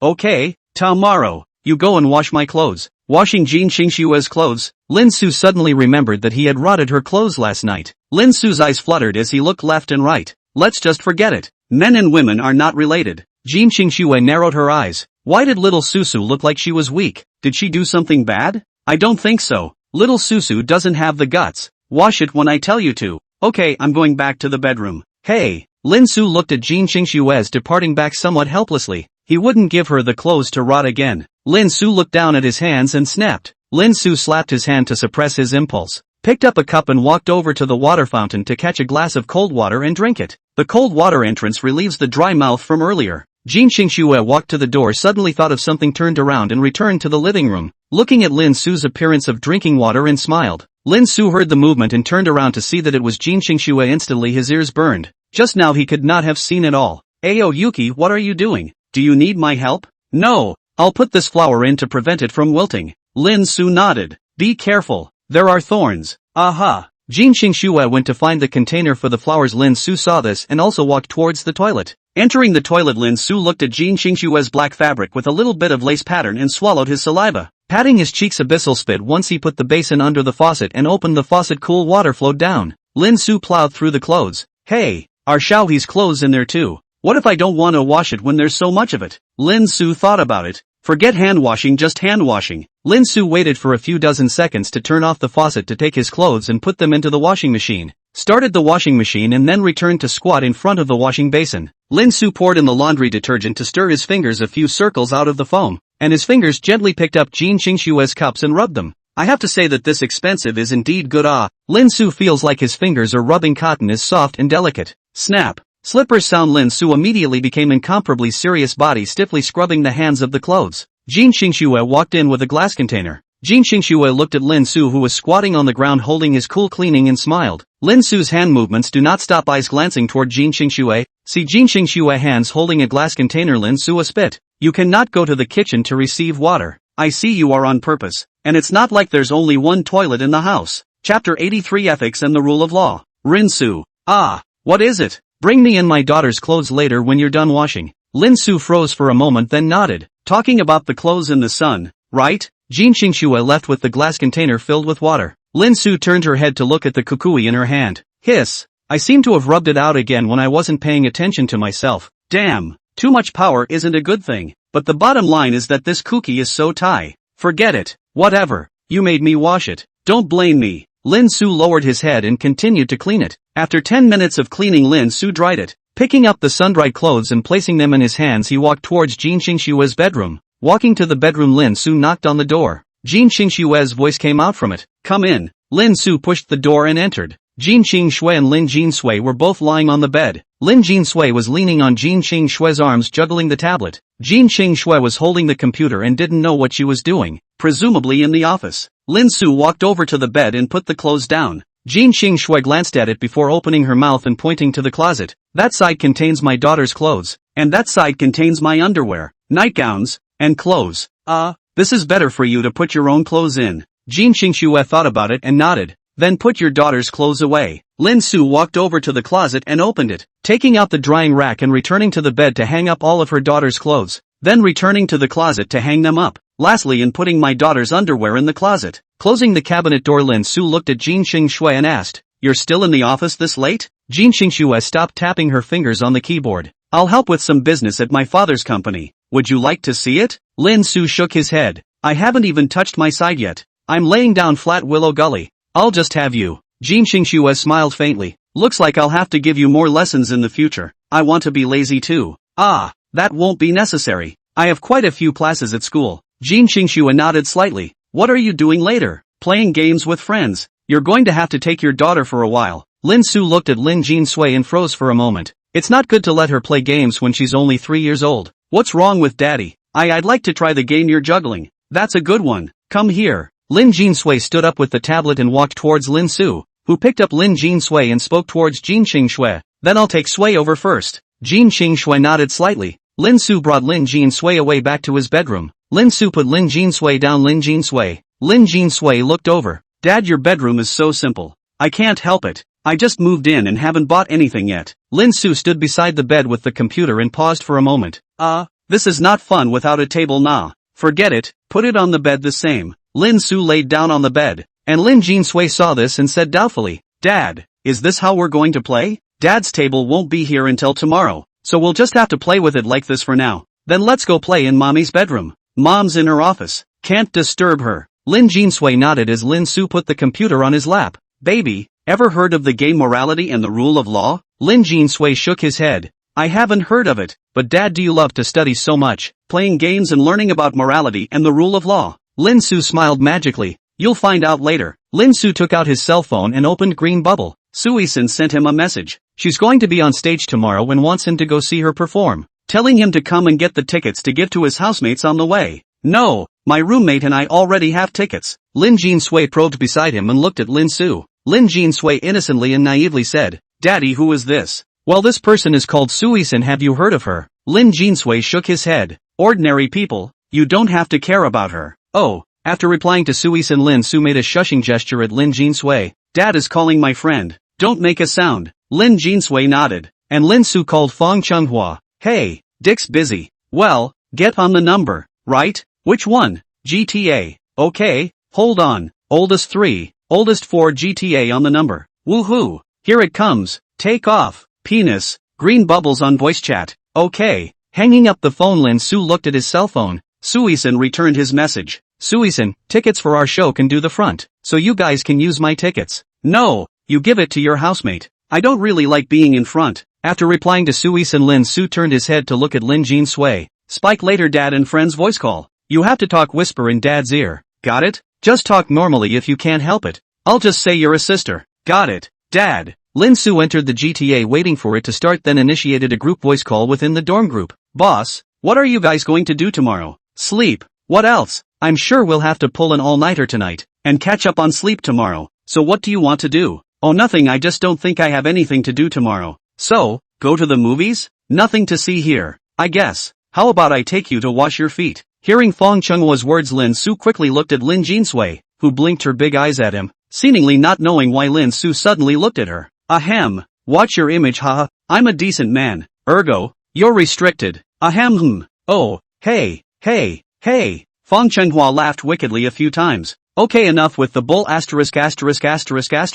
Have you guys gotten on yet? Right away. How do we play? Let's talk about it when I get on the number. I might be a bit twitchy later on, you guys just stay out of it. Twitch? Penis, if you can't play with that one, don't play with it. Don't affect the brothers, okay? Asterisk off. No. Fine. But don't blame the brothers for coming after you, haha. GGG. Oh boss, you're so bad. But I like it. Boss, will this hurt him too much? Hurt your ass. It's just normal play. It's ageless. Lin Su was speechless. Didn't they just think there was a girl next to him trying to abuse that girl? Ha! Chapter 84, Are you getting a divorce? Lin Su clicked on online mode and waited for it to load, looking around reaching for the pillow next to him. Spike, sit on daddy. Lin Jinsui sat in Lin Su's arms and Lin Su placed the pillow on his lap, placing the computer on the pillow. Penis, we're coming in. We're coming for you? Go ahead and play by yourselves for a while. Oh, well, we're coming for you. GGG. Lin Su was speechless. Spike, you watch daddy play a little. Lin Su maneuvered the character to grab down and soar for a while, demonstrating the firing of the gun again.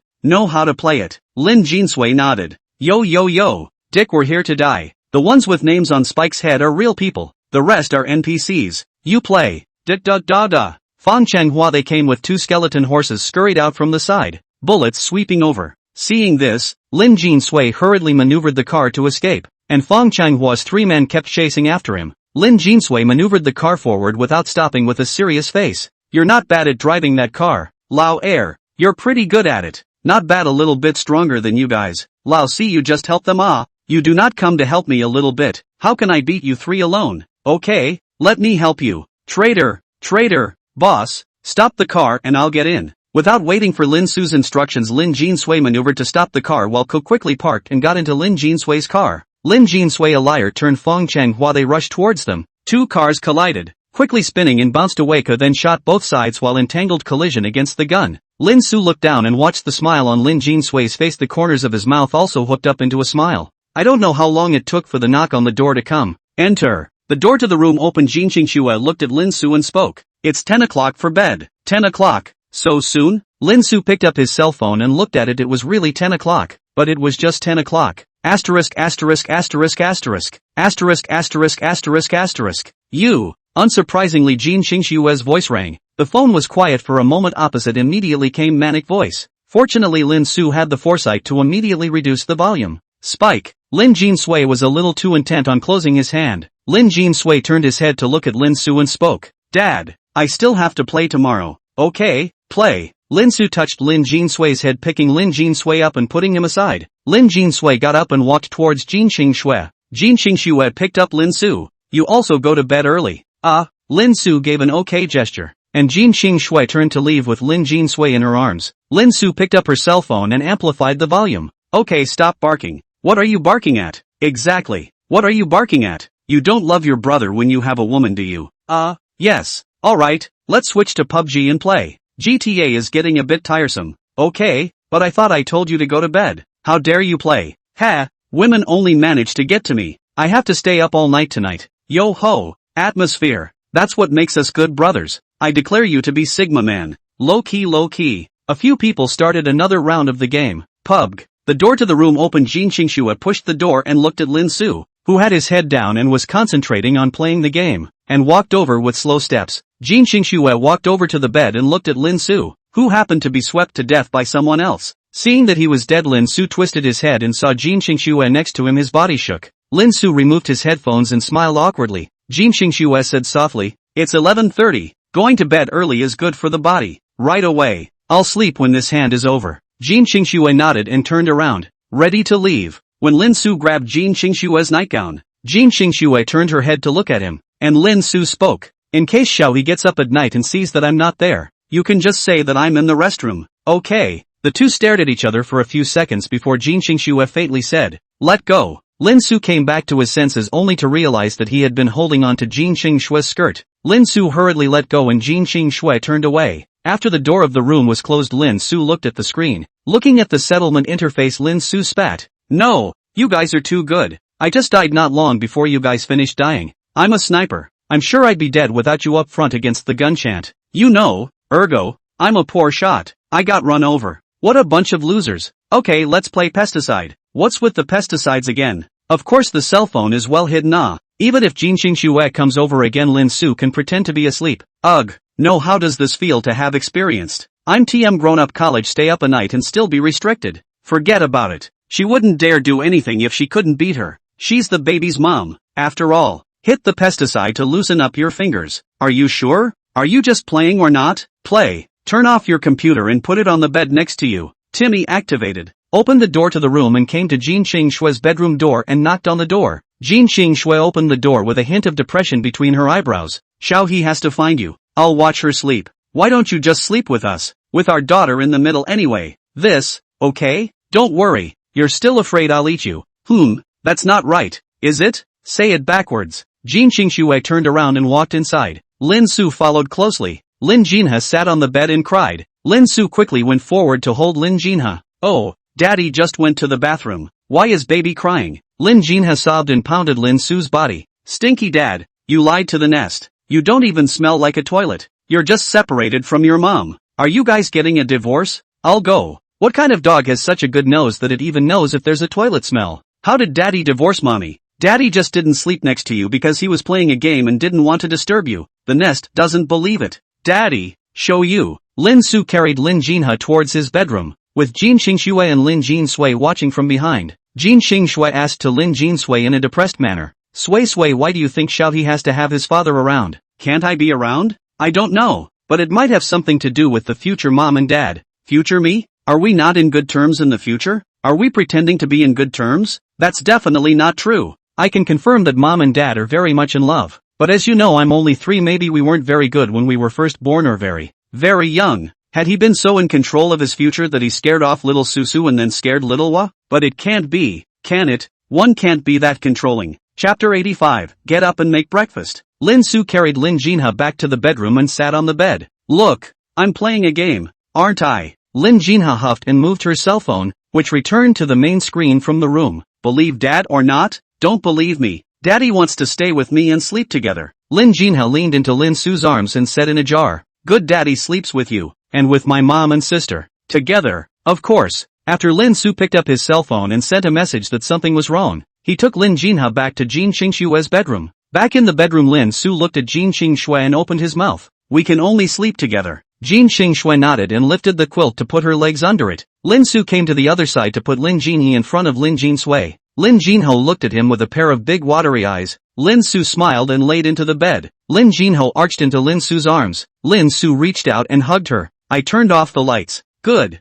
Jin Qingshui turned off the lights. The room was suddenly plunged into silence, and the sound of sniffling came from time to time from Lin Jinsui and Lin Su's arms. Lin Su looked down at Lin Jinha. Shall he wake up your nose? Aha. Lin Su looked backward at the lack of paper. Qingshui, do you have any paper over there? I'll wake up Xiaohe's nose. Jin Qingshui turned on the light and pulled out 2 tissues from the bedside table and handed them to Lin Su. Looking at the 2, Lin Su took it and gave Lin Jinha to wake up her nose. Is there any more? Lin Jinha shook her head. Give me the paper. I have the trash can. Lin Su handed the paper ball to Jin Qingshui, who threw it into the trash can and asked, What's wrong with Xiaohe? What else is he thinking about? Want some water? At those words he was ready to stand up when Jin Qingshue's voice once again entered the second center. I'll go. Spike, do you want a drink? 2. Jin Qingshui looked up at Lin Su again. Do you want it? I'll just drink it with my daughter. Getting Lin Su's reply, Jin Qingshui lifted the quilts, got up and walked out of the bedroom. Lin Su hugged Lin Jinhe and looked at Lin Jinsui. Is Spike sleepy now? Definitely sleepy now. But I'm surprised you're playing games this late, Dad. Young? In good health. Dad is still really young. It's good to see Dad. Lin Jinsui smiled, a pair of dark eyes shining. Lin Su reached out and stroked Lin Jinsui's little head. Daddy's happy to see you guys too. By the way, Shua woke up, then give the flowers to his dad and also let her feel a little bit relieved that he is not going to leave her. Lin Su looked at the doorway, and not a moment later Jin Xingxue walked over with 2 cups. Lin Su sat up with Lin Jinha in his arms and took the cup. Xingxue, you bring over that thing I brought back today. It's time to go to bed. No? What if I can't sleep then? Lin Su put the cup of water to Lin Jinha's mouth and nodded after thinking about it. Jin Xingxue turned around and went back to the door, closing it behind her and laying back on the bed. Lin Jin, he grunted and gulped a few mouthfuls before pushing it to Lin Su. Dad, drink. Lin Su took the cup and finished it in 2 gulps. Is there anything else? Lin Jinha shook her head. Then go to bed. Lin Su hugged Lin Jinha and lay down. Jin Xingxue turned off the lights and lay down and reached out to hug Lin Jinhua,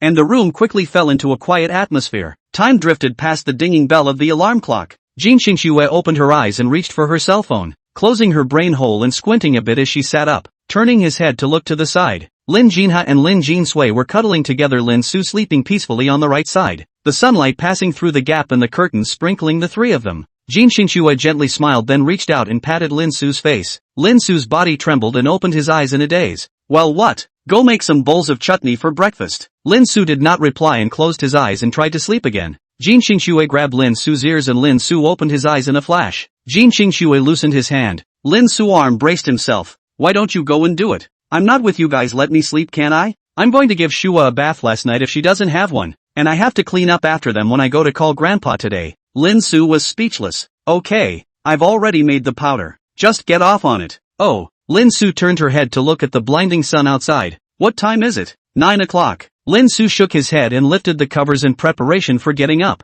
Feeling the surging below, Lin Su instantly stagnated his body. Lin Su sat up carefully on his side and moved towards further with Jin Xingxue on his back. Jin Xingxue looked at Lin Su with some doubt, but the next moment she saw Lin Su's bulge somewhere and instantly smiled. Little Su was quite healthy. Lin Su moved to the door and sighed in relief, opening it and walking out. Stopping at the door and picking his way towards Jin Xingxue, he asked, "Are they all going to be eaten?" Jin Xingxue nodded, and Lin Su turned toward the kitchen. Jin Xingxue looked at Lin Jinha after watching Lin Su leave. Jin Xingxue got up and lifted the quilt and climbed to Lin Jinha's side, gently separating Lin Jinha and Lin Jinhui. Baby, baby. After shouting twice that Lin Jinha didn't wake up, Jin Xingxue reached out and rubbed Lin Jinha's little face. Lin Jinha opened her eyes in a daze. Mom, baby, get up. Mommy is taking you to the bath. Lin Jinha adorably rubbed her eyes looking at Lin Jinsui and then to the side. Where's Daddy? Daddy's gone to make breakfast. Lin Jinha yawned and hugged Jin Xingxue's neck. Jin Xingxue hugged Lin Jinha, got up and got out of bed, came to the closet and looked for clothes and brought Lin Jinha to the bathroom.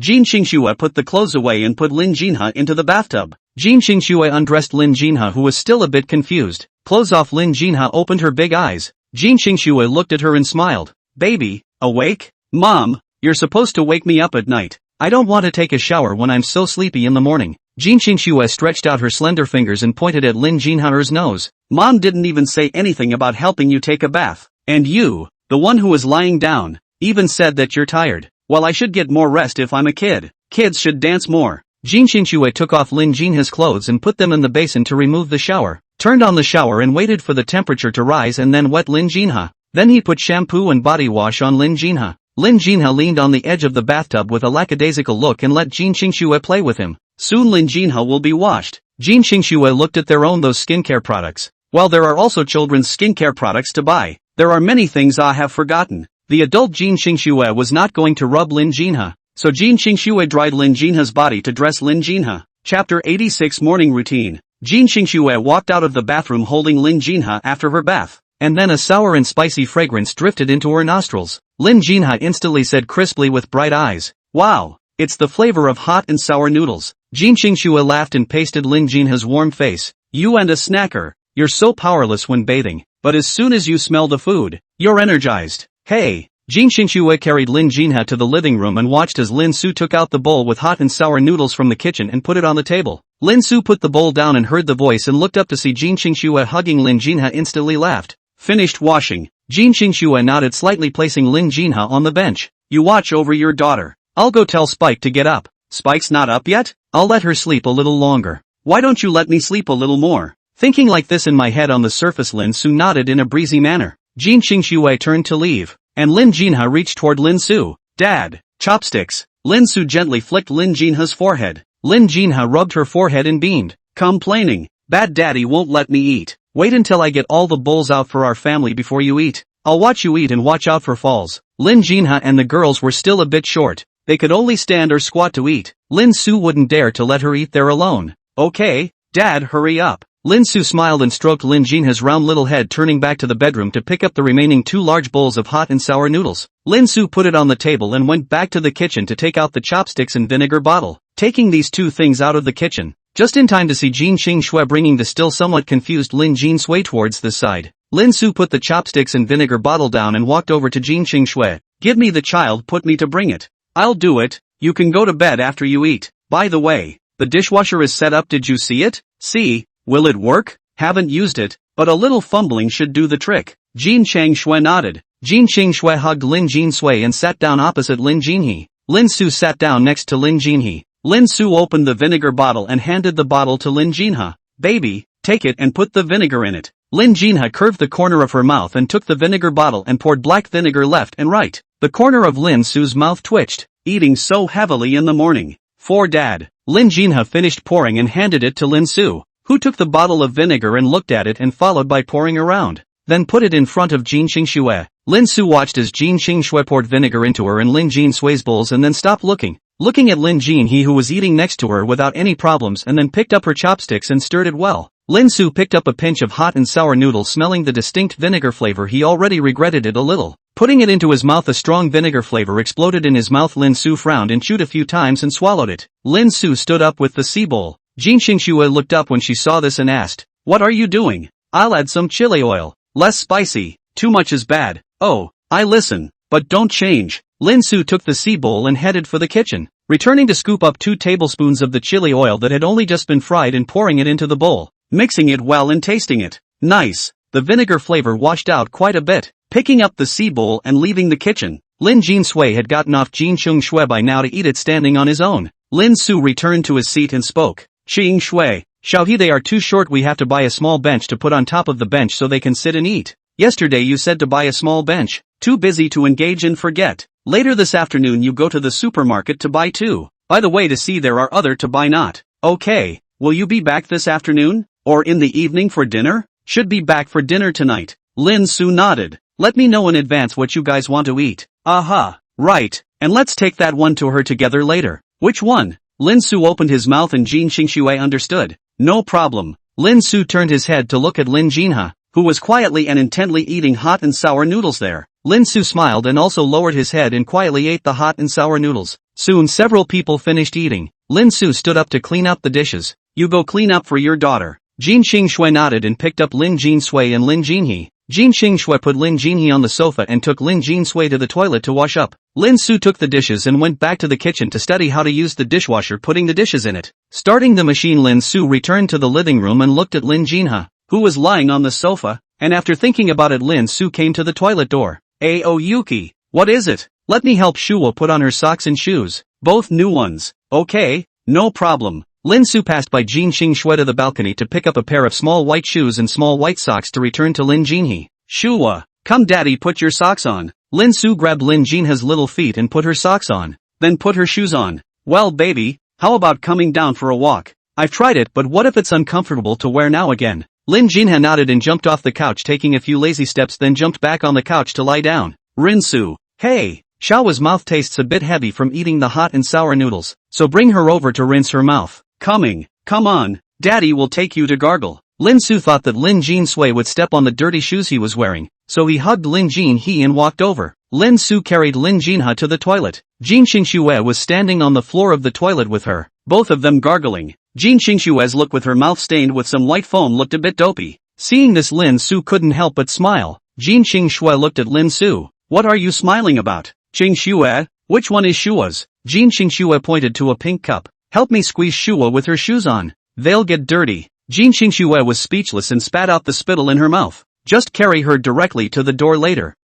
Lin Su looked at Jin Xingxue like she was looking at a little cutie. Like looking at him, his ears reddened. Lin Su put Lin Jinha down to give Lin Jinha a squeeze of toothpaste cup to catch the water. "Baby, do you want daddy to help you?" "No, Dad, Lin Su handed Lin Jinha the water cup and toothbrush. Lin Jinha cooled skin into her mouth and carefully brushed it. Lin Su couldn't help but feel a warmth in his heart as he watched the mother and daughter three brushing their teeth. They're making a slight friction sound. Jin Qingshue's eyebrows arched as she watched Lin Su look at them. You gargle as well. Lin Su nodded, picked up his own toothbrush, squeezed on toothpaste, swished it, looked in the mirror and slowly brushed it. Chapter 87, Shi Guang, the first heir of the Blizzard Boxing Gym. A few minutes later several people rinsed out their mouths and came into the living room. Lin Su sat on the sofa to put on Lin Jinshui's shoes and socks. Jin Qingshui came to Lin Jinhe from holding the pink rose. Xiao He, Dad and Mom prepared a gift for you. Guess what it is? Flowers. Jin Qingshui's words fell. Lin Jinshui immediately returned. Jin Qingshui froze for a moment, then reached out and pinched Lin Jinhe's nose. This little nose of yours is still really smart.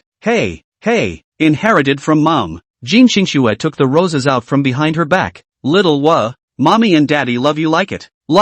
But the sister didn't? Hearing Lin Jinhe's words, Jin Qingshui laughed. Sister gave it last night. You fell asleep last night. Okay, Mom, come here. Jin Qingshui squatted down in front of Lin Jinhe, and Lin Jinhe barred a kiss on Jin Qingshui's face. Thanks, Mom. Jin Qingshui froze for a moment, eyes filled with tenderness touched Lin Jinhe's head. Dad, is it my turn? The corners of Lin Su's mouth couldn't stop rising. Lin Su walked over to Lin Jinhe and squatted down. Lin Jinhe once again barred a kiss on Lin Su's face. Lin Su also barfed and kissed Lin Jinhe's cheeks. Little Wa kisses Daddy. Daddy wants to kiss Daddy too. Lin Jinhe playfully wiped her face. Dad, it stinks. Don't dare smack Daddy. Daddy's kissing. Mwah. Yikes. Lin Su touched Lin Jinhe's head, holding Lin Jinhe, and stood up. I'll send you guys down. Okay. Jin Qingshui picked up Lin Jinshui and the two of them walked out of the gate with one daughter in their arms. Soon came to the front of the car. Jin Qingshui pulled open the door. Lin Su put Lin Jinhe in. Qingshui, want to fasten the seatbelt? Tie it. Lin Su put on Lin Jinhe's seatbelt, and took Lin Jinshui from Jin Qingshui's hand to put on Lin Jinshui's seatbelt again. Lin Su held the car door and bent down towards Lin Jinhe and Lin Jinshui and urged, Baby, follow Mommy well yo. Be sure not to run around outside. Got it, Dad. Lin Su closed the car door. Jin Qingshui saw this and spoke. Do you want to join us? Lin Su froze for a moment, then shook his head. Okay, I'll just go ahead. Aha. Jin Qingshui entered the driver's seat and closed the door. The car started and drove outward in Lin Su's line of sight until it disappeared in his eyes. Lin Su looked at the car that disappeared in his eyes, did not know what mood. An overwhelming feeling of loss. Lin Su exhaled and turned towards the elevator. The next moment a familiar voice rang in his ears. Jia. Lin Su. You've finally been caught by me falling on your face. Lin Su turned back to look at the same man in the suit. Lin Su pinched her eyebrows. What do you want? A few days ago I let you off for Qingshui's sake without using my full strength. Today do you have the ability to fight me in the ring? Lin Su was exasperated and laughed. Who are you? Why should I fight you? 100,000 for a fight. The clothes on my back are almost $100,000. Do you think I would fight you? Does that dress look like $100,000 to you? Believe it or not, I have Qingshui with me. You think I'll be short of money? Shi Guang looked angrily and gritted his teeth. $500,000. Lin Su looked at Shi Guang and stroked his chin. $1 million, and I'll allow you to hire outside help. Humph. Who do you think I am? Standing in front of you is the first heir to the Blast Boxing Gym. Shihiro is also. Is this man out of his mind? Yes. $500,000. You give me the money first. I'll go back and change my clothes. It just so happens that Lin Su has some depression in his heart to beat him to give vent to his anger. How do I know you won't come down when you get paid? If I don't come down, I'll leave Aoyuki. In the name of the man. Lin Su thought about it. This person should indeed be sick in the head. This kind of excuse was enough to perfume him. Okay, it's a deal. Bank card number. Hashtag and hashtag and hashtag and hashtag hashtag and hashtag hashtag and hashtag hashtag and hashtag hashtag and turned around. Lin Su picked up his cell phone to see that the text message had been sent, and Lin Su felt that he was all a lot smoother. Okay, why don't you wait here for a few minutes? Hurry up. Lin Su ignored him, turned around and continued towards the elevator. Returning to the elevator and pressing the button, the elevator rose. Lin Su walked out of the elevator, fingerprint unlocked and opened the door, took off his slippers and walked toward the bedroom barefoot. Lin Su returned to the bedroom and thought for a moment. Well, forget it, or just wear this dress on the body. The other clothes rotted his heartache. Lin Su glanced at his cell phone. It had plenty of power. Returning to the doorway and putting on his shoes, he walked downwards. Back to the underground parking lot. Lin Su walked up to Shi Guang. Let's go. Where to? Go get a cab up there. I have a car. I like to take cabs. You. Lin Su didn't care about him, turned towards the elevator. Shi Guang had no choice but to follow. Lin Su looked at Shi Guang and stroked his chin. I'm curious out of what kind of courage you dare to challenge me. Didn't the first 2 times make you see the gap between your strength and mine? Humph. That's only because I'm not adapting to the environment here. Wait for me to beat your dog's head in when you get to the ring. Lin Su smiled and didn't say anything more as the two of them rode the elevator to the first floor lobby. By the way, can I get a cab here? You have to walk out to get a cab? You didn't say it was so far. Come on, let's go back to your car. An angry symbol seemed to appear on Shi Guang's forehead when he heard Lin Su's words. Lin Su's face didn't change as he turned to enter the elevator again. Still not coming in? Don't get mad. You'll get your ass kicked when you get in the ring later.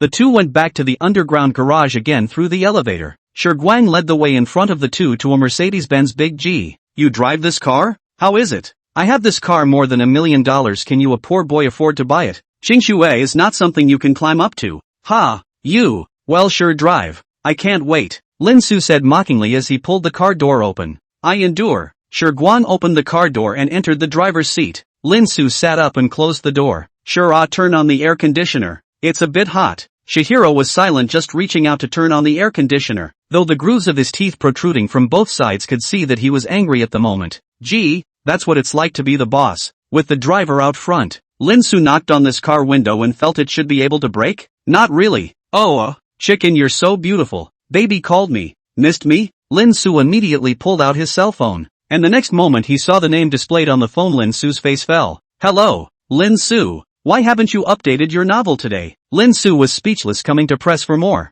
Right, what are you panicking about? Isn't there still one more day? Nonsense. What am I going to read if you don't update it? Hurry up and update it for me. Yes,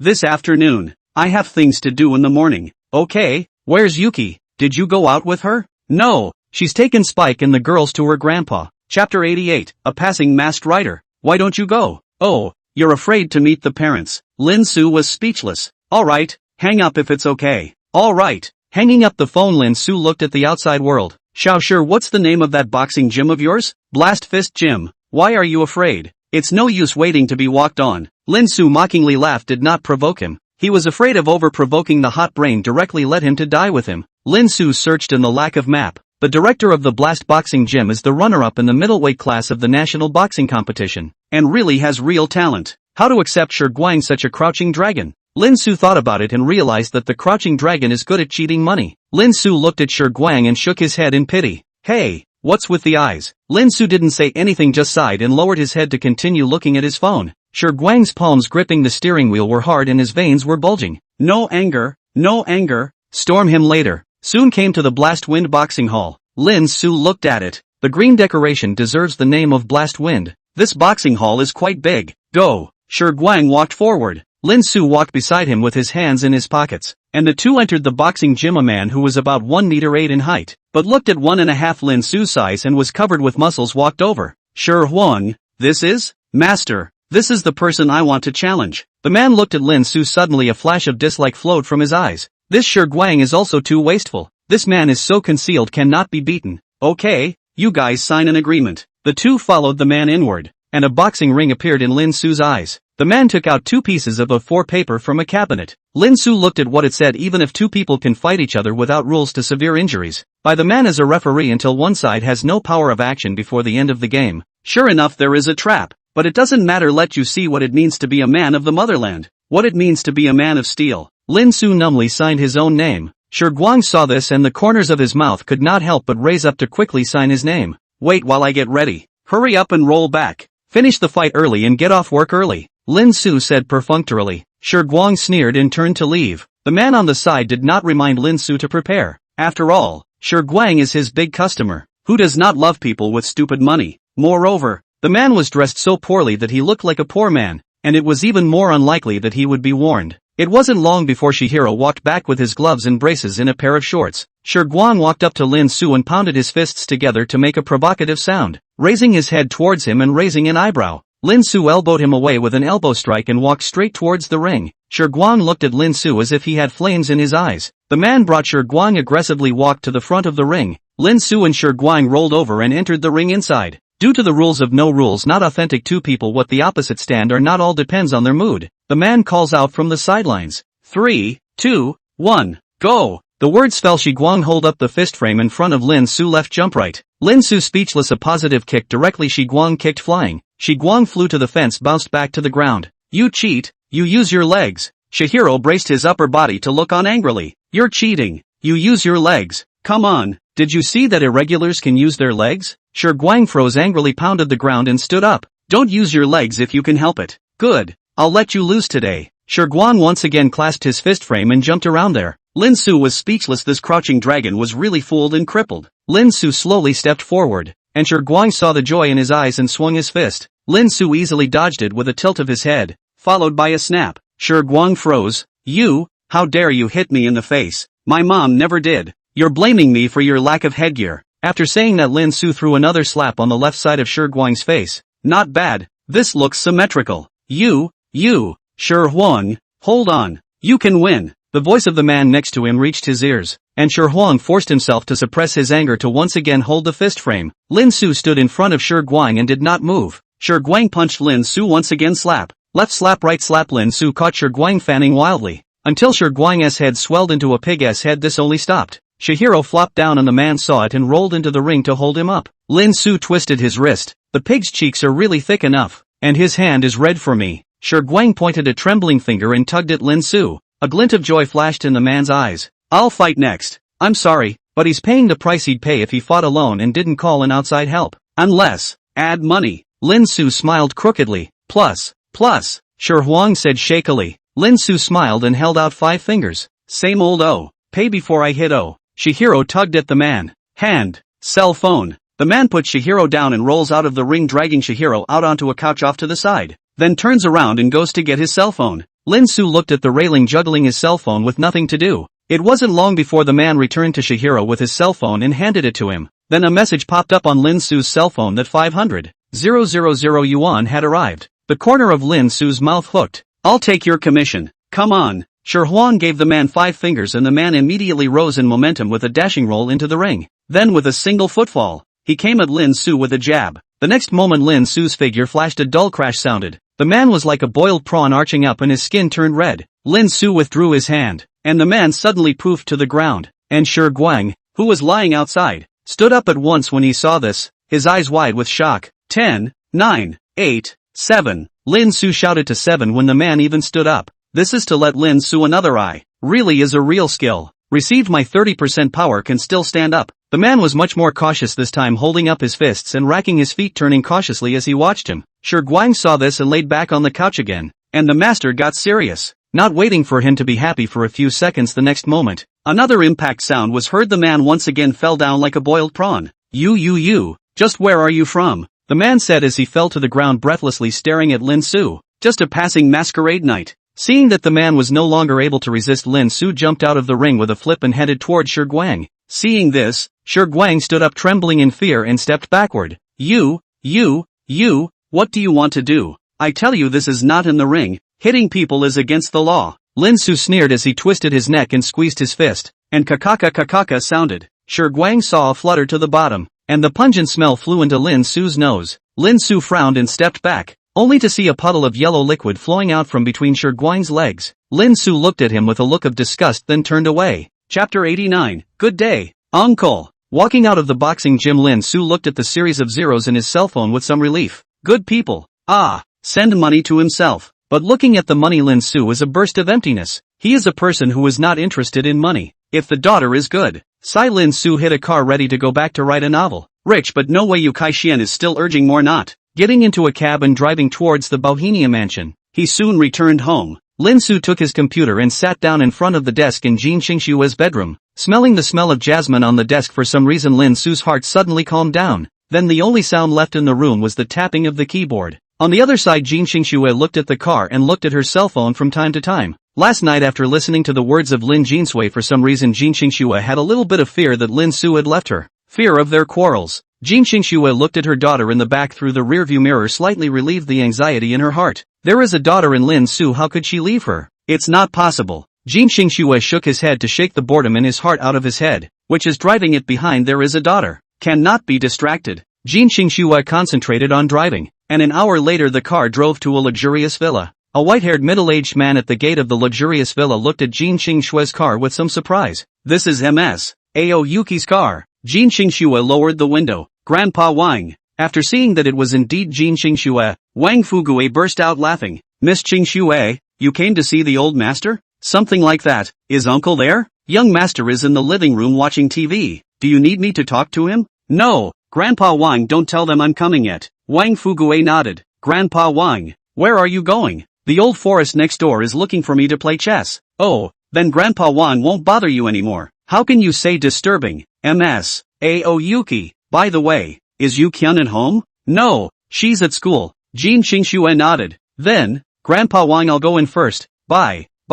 Jin Xingxue continued to drive towards the villa and then stopped at the entrance of the villa. Jin Xingxue turned off the engine and opened the car door to the rear driver and pulled the door open. Spike, little Wei is coming down soon. Coming. Lin Jin Sui put his cell phone down to unbuckle Lin Jin He and then unbuckle himself. Then pulling Jin Xingxue's hand, she jumped back to the ground, and Jin Xingxue took Lin Jinha by one hand again to let her land safely. After the two daughters left the car, Jin Xingxue reached out and closed the door to lead Lin Jin He towards the villa. Jin Xingxue led her daughter into the villa, and when she saw the middle-aged man leaning against the sofa in the living room and watching the TV, a smirk flashed in her eyes. Why is Uncle Wang back so soon? Did you forget anything? Lu Gong picked up the cup of water and turned his head to ask, and froze when he looked at Jin Xingxue. Oh, so it's Ao Yuki. I thought it was someone else. Lu Gong drank a mouthful of water, and Jin Xingxue laughed softly. Baby, call uncle. Hello uncle. Put. Lu Gong, a mouthful of saliva violently sprayed out, hastily looked down, only to see two little girls standing beside Jin Xingxue.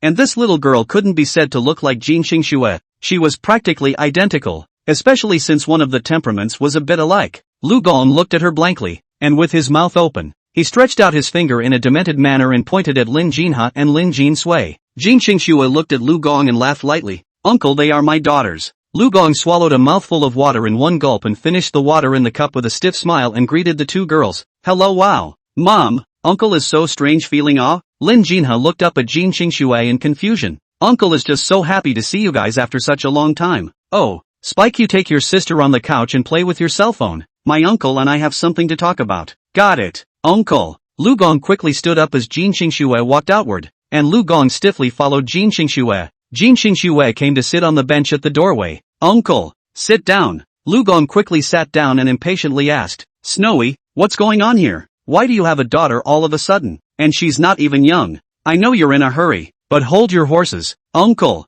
and listen to me for a moment. This thing may be fantastical. Come on, they are indeed my real daughters, but they are my daughters in the future, and they have traveled back from the future. Wait, what are you talking about? Why can't I understand? You mean they traveled back from the future? Jin Xingxue nodded. Lu Gong pinched his brow. Xiao Shui, your kind of thinking is undesirable. I'm a staunch materialist warrior. Even if you secretly gave birth to a child and didn't say anything, you can't use this kind of reason to perfume me. Uncle, I'm telling the truth. They really have traveled back from the future. They're 3 years old. Do you think I could have given birth to them without you knowing? It's not impossible, is it? You were abroad a couple of years ago. Maybe you put it there to be raised. Lu Gong's words fell immediately. Saw Jin Xingxue's eyes reveal the cold air. Lu Gong awkwardly smiled. Just kidding, to ease the atmosphere. You said they traveled back from the future. You have to give me some proof. Isn't it enough that they are my daughters? What proof is needed? This I know, but you're being too magical with this thing. You know what I am. Alright,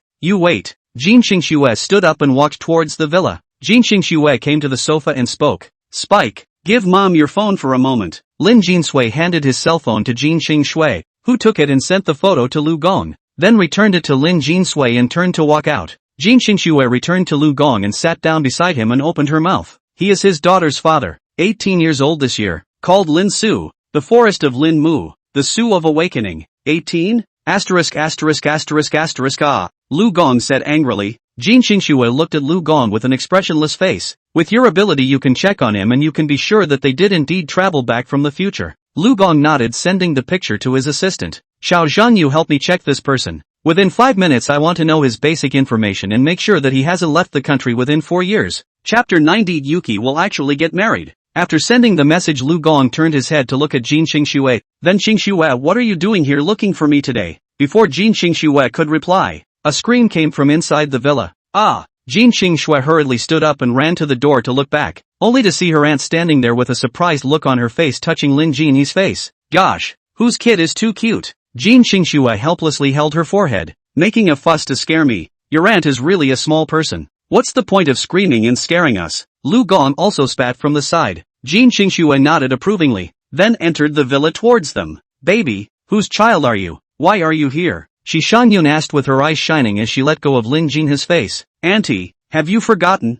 My mom's name is Jin Qingxue. Hearing Lin Jinhe's words, Shi Shangyun froze for a moment then screamed again. Ah, this is Yuki's child. Jin Qingxue's face was speechless as she stepped forward and slashed her head with a hand slash. Ouch! Yuki! Shi Shangyun stood up and pointed at the two munchkins with incomparable surprise. Xiao Shui, is this really your daughter? Jin Qingxue nodded. Auntie will come out with me. Wait. Jin Qingxue looked at her suspiciously. Shi Shangyun bent down and ruined Lin Jinsui's face, then stood up with intent. Alright, let's go. Lin Jinsui helplessly rubbed her face looking at Shi Shangyun, forgetting that her aunt was also like this. Careless. Shi Shangyun walked beside Jin Qingxue looking at her with a gossipy look. Jin Qingxue returned to Shi Shangyun's side. Uncle, tell auntie, I'm too lazy to talk. Alright, wait, good you Lu Gong. You knew that Xiao Shui had such lovely two daughters but you didn't even tell me. Shi Shangyun turned into a fighting face complaining in seconds. Lu Gong was speechless. I only realized it just now. Really? Then quickly tell me what it is. Shi Shangyun grabbed Lu Gong's arm with a curious expression. Sichuan opera face changing is not as good as you are at face changing. Lu Gong spat in his mind before opening his mouth. Yuki told me that these two daughters traveled back from the future. Traveled back in time. No wonder. I told you. But what's even more surprising is that Yuki would have a daughter. No, it's not false to travel back from the future. And you just accepted it? Lu Gong said with some surprise. What's so unacceptable about that? There's a lot of crossover in TV shows. You dirtbag, aren't you Yuki? Ha! Jin Qingxue laughed awkwardly. She was indeed earthy and old to be surprised at this traveling back from the future. As I said, I'm even more surprised that Yuki has given birth to a daughter. And both Chui and I thought you'd never get married in your life. By the way, Yuki, your daughter came back from the future. What about the husband? Did the husband also travel back from the future? Shi Shangyun's fervent good strange heart made Jin Qingxue a bit unbearable. Auntie, you're getting too close by staying away. It's too hot. Shi Shangyun took a step back and continued to look at her with curious gossip. Jin Qingxue shook her head and spoke. There was no crossing back. What about that guy? Do you recognize him? Jin Qingxue nodded. Recognize? My daughter first started to cross over to his side before finding me, and now he's living there in the Bohemia mansion. What? Before Shi Shangyun could react, Lu Gong shouted out in surprise. Yuki, how dare you let a guy stay at your place? You're not afraid he's a pervert? Shi Shangyun gave Lu Gong an elbow. How do you talk? Someone else is someone's future husband. Do you think it could be a pervert? Lu Gong thought about it really. With Snow's vision, how could she possibly look at a pervert? But what if he is a pervert now? Shi Shangyun gave him another elbow strike with a blank look. Don't talk if you can't talk. Shi Shangyun turned her head and continued to laugh excitedly. Xiao Shui, quickly show me what your future husband looks like. Jin Qingxue tapped her cell phone to find Lin Su's photo and handed it to Shi Shangyun. Shi Shangyun took it and let out a gasp. Wow, this is indeed handsome. This one also has a little bit of the feeling of a small wolf dog. Just a little white boy. Lu Gong spat, and in the next moment he felt his foot suffer a heavy blow. Hiss. Shi Shangyun asked suspiciously after giving Lu Gong a kick. Xiao Shui, how come this person looks so young? Jin Qingxue said flatly. He is 18 years old. 18. Little Snow. I didn't realize that you still like old cows eating young grass. Shi Shangyun teasingly elbowed Jin Qingxue. Jin Qingxue's face was flat without much expression. Shi Shangyun asked again in boredom. Why didn't he come? It's too much pressure to see the family right now to let him come. Shi Shangyun nodded. So how are you and him? Getting along fine. Since Yuki described him as very nice, that does seem to be like it. Yuki, what's your daughter's name? Lin Jinha and Lin Jinho. Dad's name is Lin Su. Forest for forest. Inherited my last name Jin with Wasu at the end. I can't believe you still have your last name. Your husband really loves you. Look, this toff's daughter doesn't even have my name. Alas. No. Lu Gong was speechless how it came back to him. Well, Yuki, I'm done with you for now. I'm going to ruin your daughter. Shi Shangyun overflowed with a perverted smile and turned her head toward the villa. Wait, auntie? What for? I told you I had to ruin. I'd say don't circle your friends and give it to my mom and them. They don't know yet. Shi Shangyun's eyes lit up. So I'm the first to know? The second? Who's the first one? Hearing Jin Qingxue's words, Shi Shangyun immediately said seriously. Uncle. Oh, that's okay. I'll go first. Jin Qingxue smiled and sat down on the seat, and Lu Gong followed suit when he saw this. Yuki, why don't you talk to your mom and the girls? Mom and the girls aren't in Shudu. I'm afraid they'll just take Spike and the girls away when they find out. After all, Mom always said I wasn't as cute as when I was a kid. How else am I going to spend time with my daughter after she takes Spike away? And I want my daughter. After all, I've only been with her for a short time too. Lu Gong smiled. Little Snow, it seems that your daughter's appearance has changed you quite a bit. I feel that you have become much gentler. Jin Xingshui brain appeared Lin Suet figure. Change her, not only her daughter but also him. By the way, Yuki, why did you bring them to us today? I want you to help me with the account. Uncle, and Spike and the girls are 3 years old and going to kindergarten. That's no problem. On who? Get on mine. He's only 18, having 2 3-year-old daughters is not good. Lu Gong nodded. So, doesn't he object? After all, it's his daughter. He's the one who said he was on my account and was thinking of having his daughter take my last name. But I refused. Hua. Listening to Jin Xingshu, so Lu Gong is interested in Lin Su, even willing to let their own daughter and mother an account and also with the mother of a surname. Chapter 91 Double Gifts. Yuki, he didn't do anything to you when you lived with him, did he? No, Uncle, don't think so much. Auntie has said that my vision would be bad. It's not what if. You see, you're in your 20s and not only have you never been in love. Lu Gong froze before he could finish. Wait, Snowy, aren't you a misogynist? You recovered? No, but won't resist him. Why? Is it because of the daughter? No, he's the one who saved me back then. Oh, no wonder. Then you should call him here and I'll thank him properly. Jin Xingshu smiled. If it does come, you're probably just stressing him out. Lu Gong smiled awkwardly. Men, they have to stress. You guys, don't have that, do you? No, that's good. Xiaoxua, I tell you, men especially like freshness. You cannot quickly give off or nothing. Have to hang him. Uncle, you are also a man. Are you also so fond of the new? Alas, words can't be said. I'm an old-fashioned person, said Lu Gong glancing at the villa. The corner of Jin Xingshu's mouth hooked. Where are Grandpa and Grandma? Dad? Ah, they're upstairs in the garden sunning themselves. Sunbathing in this much sun? Jin Xingshu frowned. Well, have high-tech and only a little bit of low sun temperature. Specially prepared for them. Old men, old women, just like to bask in the sun. Jin Xingshu nodded. Uncle, you usually pay attention. People old perception, I'm not very good. You have to look at the temperature is indeed very low, sunshine is indeed not strong before. Knowing that, every time I'd go and feel it for a few minutes before I'd let them tan. Should we call them down? Would that scare them? Uncle, you're the son. You're asking me? Dad, they treat you better than they do me. I feel like you know them better. Well, I think Grandpa might be a little shocked, however Grandma should be about the same as Auntie. After all, that's what Mom must have been like. Lu Gong laughed. Your aunt is also having a daughter of her own and still so fond of children. Should I call C back? No, there's plenty of time for that later. Lu Gong nodded and picked up his cell phone and looked at it as the information was sent over. Lu Gong checked and found that it was indeed as Jin Xingshu had said. I looked at the information, and it seems that it's really the same as what you said about traveling back from the future. Hey, traveling back from the future, wouldn't that make it possible to ask about the situation in the future or something like that? Uncle, don't forget they're only 3 years old. Do you think they'll understand this? Lu Gong was all of a sudden disheveled. You have a point. Jin Xingshu stood up. I won't talk to you anymore. I'm going to find Grandpa. All right. Wait. Jin Xingshu looked at him doubtfully. Lu Gong spoke. Spike, do they have any contraindications they like to eat? Here to eat, I people to prepare. You guys will be having lunch. I think. It's not much of a taboo. Like to eat the same as me. Sour. Okay, I got it. Jin Xingshu waved her hand and walked into the villa. Mom.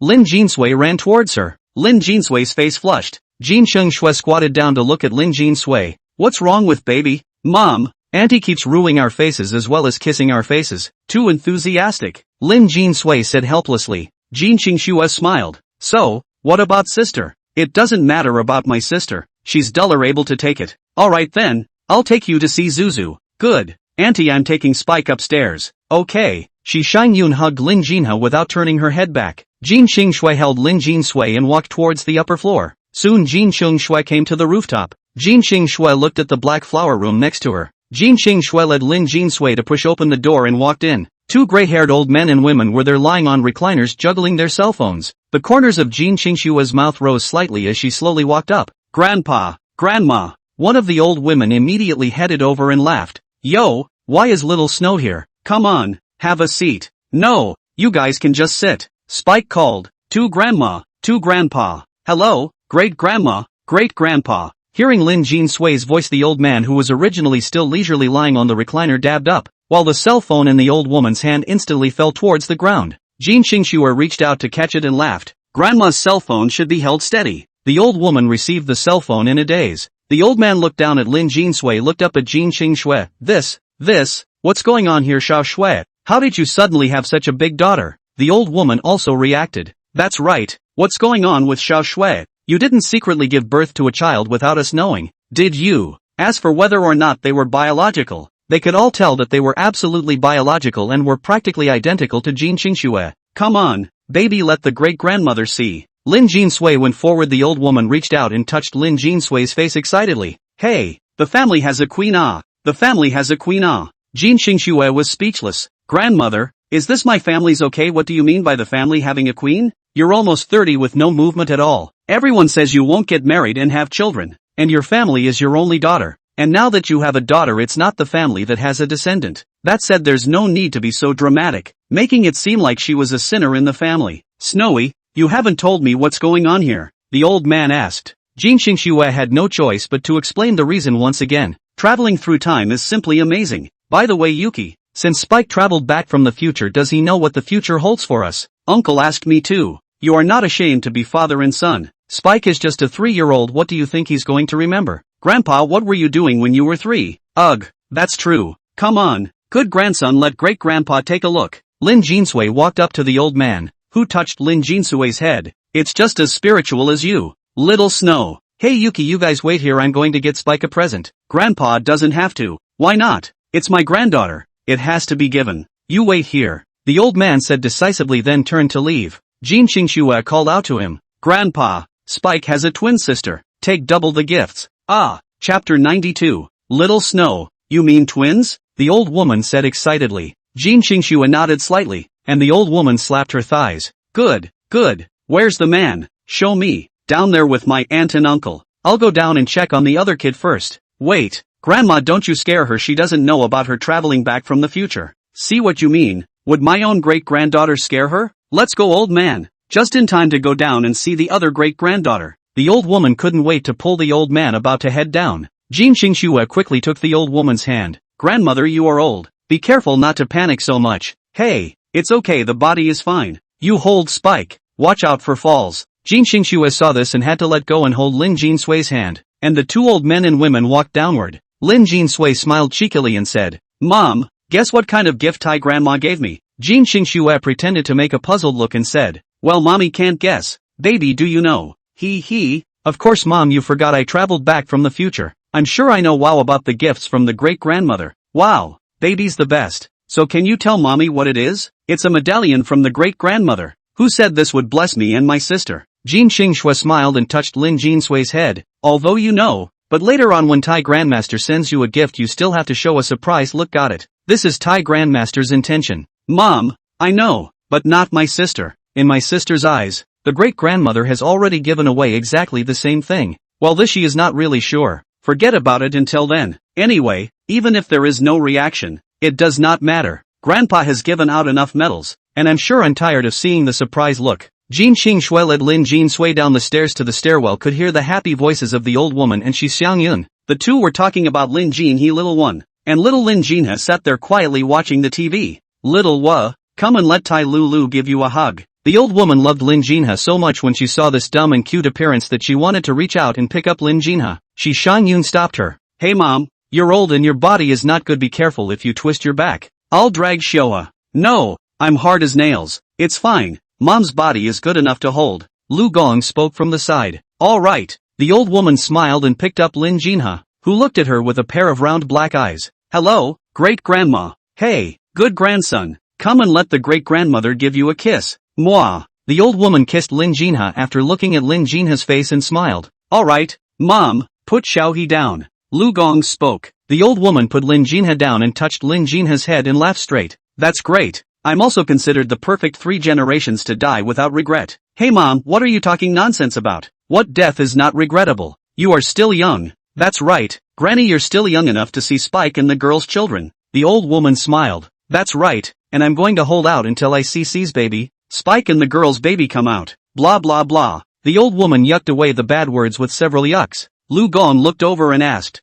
Dad, what's it going to be? He's gone to get something for Spike and Wa. Yes. There are still gifts to be given. Xiao Shui, you see this, you are also too sudden. Why don't we go to the mall together in the afternoon to buy gifts for Xiaoho and the girls? Shi Shangyun said with chagrin. No, it doesn't matter if the gift is given or not. How can this be? It has to be delivered. I really don't need to, auntie. We've been shopping at the mall every day for the past 2 days and we don't want to go back. Oh, no wonder I said how I saw your car the day before yesterday, Lu Gong said with a sudden realization. Uncle, you guys went to the hashtag mall the day before yesterday too? Lu Gong nodded. I happened to go clothes shopping with your aunt and uncle the night before last, and I saw your car. I thought I was mistaken. I took them clothes and shoes shopping the day before yesterday. Lu Gong nodded. Shi Xiangyan picked up Lin Jinhe. Baby, what do you want? Auntie will give you a present. I'm going to have fries. Shi Shangyun froze for a moment and laughed. Change it. This one is food that doesn't count. Lin Jinhe thought for a moment and shook her head. There's nothing I want. Lu Gong looked at the two children and pondered for a while before speaking. Since these two children's names are Wusher, let's send a golden carved rice spike, so that it will also be able to represent clothing and food. Well, ouch, Hua. I didn't expect you to be quite smart this time. Shi Shangyun patted Lu Gong's shoulder. I'm at least a college student, alright. Lu Gong said helplessly. What do you think, Yuki? Just make your arrangements. Do you guys like Little Harvest Spike? Shi Shangyun asked. Like it. Lin Jinsui directly said like it, while Lin Jin he followed after Lin Jinsui finished saying like it. This carving can't be carved well for a while. Xiao Shui, are you going back for the National Day? Shi Shangyun looked up to Jin Qingshui and asked. We might have to go to Sanya for fun. I'll tell you what then. When you guys get back from Sanya, you guys can come over here again and bring him along for us to look at. By the way, bring Rinsu? That, I'll see when I get there. What are you looking at? If you don't dare to come here, then don't expect me to look down on him. Right, wife. Shi Shangyun nodded. Jin Qingshui's face was flat. Uncle, provocation won't work on me. I'll only know about these things afterward. I'm just being honest. This is a bit complicated, so I'll talk to you guys later. Shi Shangyun and Lu Gong looked at each other. A bit complicated? Yuki. A few people stood there chatting. Then an old but energetic voice sounded behind them. Jin Qingshui turned around only to see Grandpa holding a green rusty iron box in his hands. The old man walked up to the crowd with the iron box and looked at Lin Jinhe in Shi Shangyun's arms and smiled. Does the little one know who I am? I'm sure I remember that. Great Grandpa. The old man smiled and narrowed his eyes. Xiao Yunna put Xiao Yi down. Shi Shangyun put Lin Jinhe down, and Jin Qingshui held Lin Jinhe. The old man squatted down and looked at the metal box. Little Harvest Spike, do you know what's in here? Lin Jinsui shook his head pretending not to know, while Lin Jin he shook his head dully as if he really didn't know. The old man grinned. It was a gift from your great-grandfather, when your mother had it. Brothers, the author got high from playing King of Kings and can't update the second chapter. It will be available tomorrow morning at 8 a.m. Chapter 93, is it possible that he is the one to be conquered? The old man hemmed and hawed. Open it up. Shall he open it? Jin Qingshui spoke. Lin Jinhe stretched out her small hand and opened the lid with a gentle take. Ah, it's this one. To Grandpa, you gave me one at home before. The old man froze for a moment, then reacted to his future self. The old man touched Lin Jinhe's little head. How about Tai Grandpa giving you another one? This isn't good. Mom said this is precious. I'd rather not. Lin Jinhe shook her head. It's okay. It's no use for Tai Grandpa to hold these. Give them to you guys, as long as you like them. Lin Jinhe looked up at Jin Qingshui, who smiled faintly. Great Grandpa gave it to you, so take it. I'll take this one then. I already have the red star one. Now I want the red flag one. Is that okay with Tai Grandpa? Of course. I hope this red flag medal guards my granddaughter in peace. Granddaughter. That's just an affectionate way of putting it. After all, saying great-granddaughter is too distant. The old man picked up the red flag medal and handed it to Lin Jinhe, who took it with a smile. Thank you, great-grandpa. You're welcome. It's good that Shui is happy. The old man turned his head to Lin Jinsui again. What medal do you want? Spike? I'll take the red star. Good. I hope this red star guards you. The old man handed the medal to Lin Jinsui, who took it and thanked him. The old man touched Lin Jinsui's little head and got up. Little Snow, where is the father of this child? Oh, stay home. From the future too? No. Bring it over to me sometime. I'll see if he's worth the medals I'm giving him. Jin Qingshui smiled. Grandpa, I have a child with him. Do you think it would be unworthy? Well, that's not always true. People are very fickle. Just bring him here. I will observe myself. Good. Mom, here. Lin Jinhe and Lin Jinsui handed the medallion to Jin Qingshui, who took it and opened her satchel to put it in. Mom will keep it for you first, and give it to you when she goes back. Then Mom, put this new one together with the one given by great-grandpa before, Lin Jinhe said. Jin Qingshui froze for a moment then nodded. Okay, well you guys are done delivering gifts, so good grandson, come on over and let great-grandma give you a hug. The old woman pushed her way through the crowd. Shang Yun's eyes also lit up. Spike's little baby quickly let Auntie hold it. Lin Jinsui hugged Jin Xingshue's thighs and shook her head. Auntie, you go hug your sister. What if Auntie just wants to hug you? I don't blame her. Spike really does have the exact same aura on him as Yuki did when he was a kid that makes you want to ravage him. And what is the dorky, cute type? Go play with your aunt and uncle. Mommy has something else to do. Lin Jinsui skimmed his lips and let go of Jin Xingshui and walked towards Xiangyun, who hugged Lin Jinsui and Lin Jinsui as soon as they were close to each other. Jin Xingshui looked at the old man. Grandpa. The old man averted his eyes from the two munchkins. Yuki, what's wrong? That grandpa. Shua said to put this new medal with the old one. Oh, got it. I'll give you another one is all. But I don't know which one they'll have in the future. That's easy. I'll bring Spike along to get it when we leave. You're going back today. You're not staying to rest for the night? The baby's father is still at home. The old man nodded. Then indeed we should go back. When will you bring your granddaughter back to visit us again? After the 4th of July, I think. You're taking Spike and the girls home? No. Tell your aunt to tell you all this. I've already talked to her. Uncle seems to want something from me. Okay, go ahead.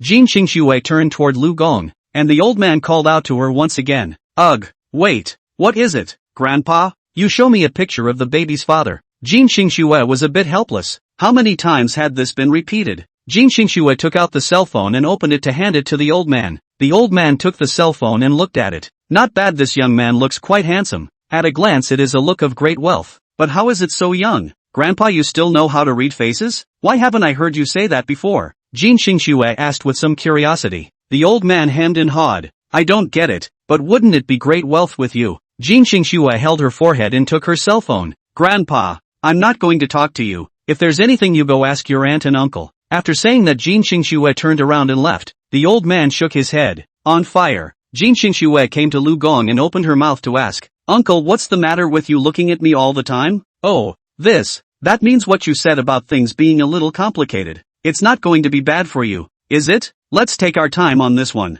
Lu Gong nodded, and the two of them once again went to sit on the seats outside. Jin Xingshui slowly spoke. My daughter traveled back from the future from Thursday, which was only the day before yesterday, and he and I only started getting along the day before yesterday. The day before yesterday. No, Yuki, you're giving it away for nothing. Just 2 days and you're living with him. Did he force you with Spike and the girls? Jin Xingshui coughed a few times and spoke. I forced him. Oh, you forced him? What did I expect? Lu Gong nodded in a trance, then snapped. You forced him? Jin Xingshui nodded, and Lu Gong curiously said, Little Snow, are you too horny for your age? As the words fell, Lu Gong instantly felt a deadly chill emanating from Jin Xingshui's body. Lu Gong smiled sarcastically. Jin Xingshui continued. His family is just an ordinary family, and you know what? Too much difference can make people feel inferior. So I forced him to let him cohabitate. Lu Gong nodded. That's true. All men are like that. So it's just that we're still nurturing our relationship, and we're in a situation that's similar to a fictional marriage before a relationship. Lu Gong shook his head blankly. You, just ask your aunt and uncle. I don't know about that, marry first, fall in love later, but you're so pretty you still need to cultivate a relationship. Shouldn't it love you to death? This one, he's had a setback before and may not open up as easily. He got dumped? This. Jin Xingshui felt a bit ashamed of Lin Su for saying it. Come on. Broadly speaking, he's a lickspittle who got dumped. Lu Gong froze for a moment, then snorted out a laugh. Lick the dog. Jin Xingshui looked at the laughing Lu Gong, who was a bit speechless. Is licking a dog that funny? Feeling Jin Xingshui's line of sight, Lu Gong resumed his seriousness and coughed a few times. I didn't expect to be able to conquer Xiao Shui. How you are also a person with very, very strong abilities. Right, but it turned out to be a licking dog. Jin Xingshui, is it possible that he's the one who was conquered?